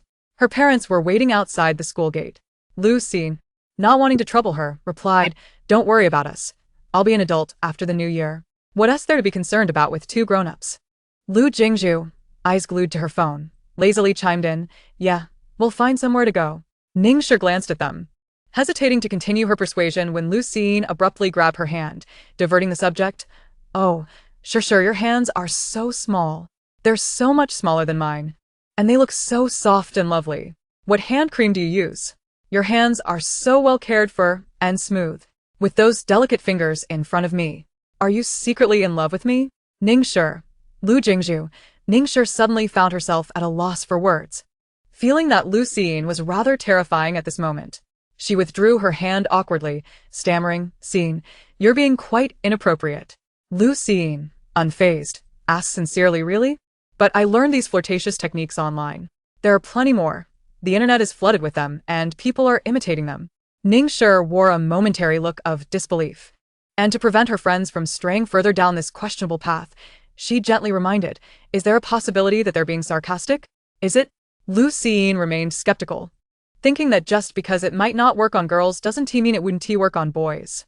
She resolved to find an opportunity to test it. After helping Ningshi pack her things, they saw her off. Only the 2 unfortunate sisters remained in the dormitory. Noticing Lu Jingshu's unwavering focus on her phone, her expression serious, Lu Jingshu curiously sneaked a glance and was instantly taken aback. Sister, Lu Jingshu shouted. Lu Jingshu flicked her wrist, frowning at her, coldly stating, do you want to be hit? What are you looking at that's so inappropriate? Lu Jingshu asked, is this something we should be watching at our age? Even if we have nowhere to go, we shouldn't engage in such morally questionable activities. Huh. We're still students. Lu Jingshu lamented. Lu Jingshu narrowed her eyes at her, calmly responding, speak plainly. Lu Jingshu pointed at her sister's phone screen, unrepentant, it's true. Why are you looking at houses? Can we afford them? The cheapest house prices in Pugwa are over 10,000 per square meter, and you're looking at properties near school. Do you have a misunderstanding about our 1,000 yuan savings? 1,000 yuan wouldn't even entice a stray dog to follow us. Lu Jingshu remained composed. Who said we only have 1,000? Lu Jingshu. Oh right, her sister has assets worth over 1 billion. Forget about school district housing. She could buy a luxury property without batting an eye. Life had once again revealed the harsh realities to her. Indeed, she was the only one who was impoverished. She held a deep respect for the renminbi, having neither stolen nor robbed. With a composed demeanor, she took Lu Jingshu's phone and gently advised, Sister, don't be impulsive, there's no need to waste money. Let us save it for future endeavors, or for rare delicious food. A cunning glint flickered in Lu Jingshu's eyes as she added, someone will eventually take us in. Seeing Lu Jingshu's puzzled expression, Lu Jingshu quietly pulled out her phone, treating it like a treasure, and snapped a photo of her suitcase, applying a black and white filter. Accompanied by the text, on the first day of the holiday, with 4 days until the spring festival, while others joyfully celebrate the new year, I am left to spend the night on the streets, relying solely on my sister. Is this the punishment bestowed upon a little fairy by the heavens? Society is so cruel, life so fragile, and the joys and sorrows of humanity remain disconnected. Little do they know that even fairies must endure such trials. In search and pursuit, amidst a chilling solitude, one finds oneself engulfed in sorrowful lamentations. Tears stream as the heart aches. Upon clicking send, only Zhou Zipei and Chu Mian are privy to this. Lu Jingshu gazes contentedly at her creation and, on Lu Jingshu's phone, alters the term sister to younger sister, dispatching the identical message to her moments later. Lu Jingshu, caught off guard, displays a bewildered expression. Mere seconds later, both phones ring in unison. Lu Jingshu, with a triumphant glance at Lu Jingshu, scurries aside to hold the phone to her ear. "Hello?" she whispers, striving to sound both pitiable and forlorn. Regrettably, the other party seems oblivious, abruptly interjecting, "Did you take a tour of the underworld?" Lu Jingshu, incredulous, replies, "What?" Zhou Zipei, kindly clarifying, remarks, "Given that black and white photo, I thought you had gone on vacation." Lu Jingshu retorts, "Who on earth vacations in the underworld?" "Wait, who can even go to the underworld?" Her teeth grind audibly as she prepares to retort, only to hear a man chuckle, smoothly following up, "No place to go?" Lu Jingshu suppresses her burgeoning ire, responding in a subdued, woeful tone. Was it merely her imagination, or was the other side indeed laughing, exuding an air of merriment? Did he genuinely find joy in her impending homelessness? Before she could voice her inquiry, the man proposes, "Would you like to come to Xinghe Tianfu? It's rather spacious. And I tend to feel lonely during the New Year." Indeed, it seems that only he and Chu Mian reside in Xinghe Tianfu. And feeling lonely on such a universally festive occasion is entirely understandable. With this thought, Lu Jingshu promptly casts aside her burdens, her face lighting up with a smile as she exclaims, "That sounds wonderful." Chapter 75. To Kyoto.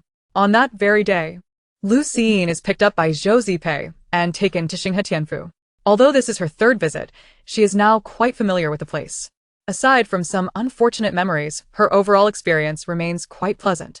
She hasn't brought the suitcase from the black and white photo, merely a few sets of sleepwear tucked into her backpack.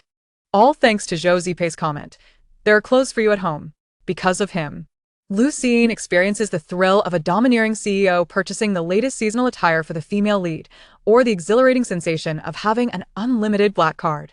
Thus, throughout the day, she maintains an amiable demeanor, readily agreeing to whatever Zhou Zipei suggests. Zhou Zipei advises, "Make sure to sleep early tonight, no late-night gaming." Lu Jingshu replies. Huh. Zhou Zipei warns, "Don't tumble out of bed in the middle of the night." Lu Jingshu assures, "Okay," with a slight raise of her brow. Zhou Zipei pushes further, "After the lights go out, no gaming." Lu Jingshu hesitates for a moment, but ultimately consents, "All right." Seeing her agreeable nature, Zhou Zipei seizes the opportunity to propose a long-cherished condition, "You should live here." Unexpectedly, Lu Jingshu erupts in fury. "What are you scheming? You want me to live here, so that I can embarrass myself daily and leave my fortune to you?" Zhou Zipei, exasperated, playfully flicks her forehead, retorting, "Where's the embarrassment?" Lu Jingshu finds it hard to articulate. Just then, Zhou Zipei casually recalls, "Are you referring to that time you held a concert while bathing? Or when you gave me a nickname?" Lu Jingshu fumed internally, realizing he was indeed correct. He was simply being a nuisance. "I haven't even settled the score with you yet and you're the one getting angry?" Zhou Zipei speaks unhurriedly. Gradually, Lu Jingshu's ire dissipates, and she must concede that the nickname incident was indeed her fault. However, taking a step back, was he truly blameless? Abruptly, Zhou Zipei shifts the conversation, smiling as he remarks, "I actually think that it's not embarrassing at all. Rather, it's quite endearing." Lu Jingshu's face flushes once more. She fears that if this continues, her cheeks might catch fire. Suddenly struck with inspiration, she wonders if this audacious man is attempting to seduce her. Surely, that must be the case. Otherwise, why would he want her to reside here? Calling her cute? Such thoughts are absurd and alarming. Heavens! Could he be harboring a crush on me? With so many places he could be, he chose to come to Puching from the bustling Kyoto. It must have been premeditated, with ulterior motives. Moreover, he is a person, and so am I. Our existence coinciding so fortuitously cannot be mere coincidence. Zhou Zipei must indeed have feelings for me. The more she contemplates, the more plausible it seems, her gaze shifting from confusion to astonishment, then to understanding, finally settling on an expression of realization. Zhou Zipei finds amusement in her ever-changing facial expressions, reminiscent of a chameleon. Lu Jingshu exhales deeply, shaking her head and patting Zhou Zipei's shoulder, declaring, "I understand. I truly do." It's not your fault. There are few like me left in this world, so I can comprehend your inability to control your emotions. Please, feel free to express whatever is on your mind." Zhou Zipei. For the first time, I find myself at a loss for words. perhaps a remnant of her school days. Lu Jingshu wakes before 7, staring at the ceiling as if trying to bore a hole through it. Ultimately resigned, she rouses herself from bed with a clear mind. Upon entering the dining room, Lu Jingshu, upon seeing her, cannot mask her surprise, glancing first at the sun outside to confirm its rightful place in the east. Lu Jingshu immediately discerns her thoughts, weakly stating, "The sun is fine, it's my issue." Lu Jingshu replies, "Understood." Lin Si soon emerges from the kitchen, neatly arranging breakfast on the dining table. Minutes later, Chu Mian and Zhou Zipei descend from upstairs. As the four of them partake in breakfast, Lu Jingshu remains in a state of mental reboot, refraining from conversation, while the other three are not particularly chatty, resulting in a tranquil atmosphere. To be precise, it is a serene existence, devoid of academic pressures, family scheming, the looming fear of existential threats, or tedious corporate obligations. They relish this moment of respite from the mundane. After the meal, Lu Jingshu sprawls on the sofa, digesting her food, while Zhou Zipei sits nearby, perusing documents, yet his peripheral vision remains fixed upon her. Lu Jingshu lounges on a recliner by the window, basking in the sunlight, her heavy eyelids casting shadows with her long, thick lashes. She gazes serenely at the magpies flitting by, lost in thought, her expression shrouded in ambiguity, exuding an air of despondency. It seems this is her state whenever she finds solitude. Chu Mian observes Lu Jingshu from a distance, his heart inexplicably tightening. Suddenly seized by a fierce desire to understand her past. Time drags on, and Lu Jingshu, feeling the sun's glare, pulls on her hat, yet refuses to step away from the light. Chu Mian hears her murmur, "Let us go to Kyoto." He pauses for a few seconds, then asks, "When?" Lu Jingshu turns to him, "Now."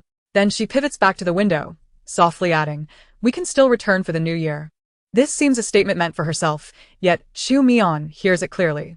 He smiles, "All right, once we see the doctor, we'll come back." It's we, not you. Lu Jingshu freezes for a moment, then stands and heads for the door. Chu Mian instructs Lin Si, "Prepare the car."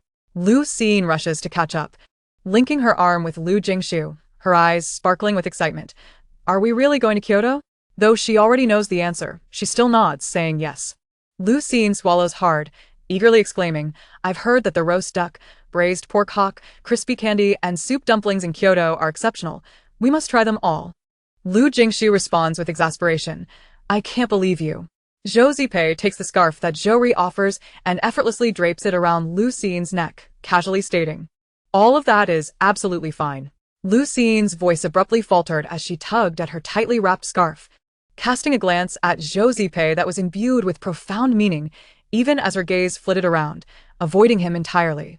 Zhou Zipei paused momentarily, his eyes drawn to the blush that bloomed on her earlobes, involuntarily stealing a few extra glances. Could it be that she felt shy? Contemplating this possibility, he lowered his head and let out a soft chuckle, idly reflecting, "It turns out she is not an unyielding iron tree, but rather a bashful, sensitive plant." Suddenly, he sighed, pondering when this young girl would come of age, for otherwise, he could not shake the disquieting feeling of having an inappropriate inclination towards someone so young. The four of them then resumed their seats in the Wuling Hongguang as Lin Si drove them towards the distant private airport.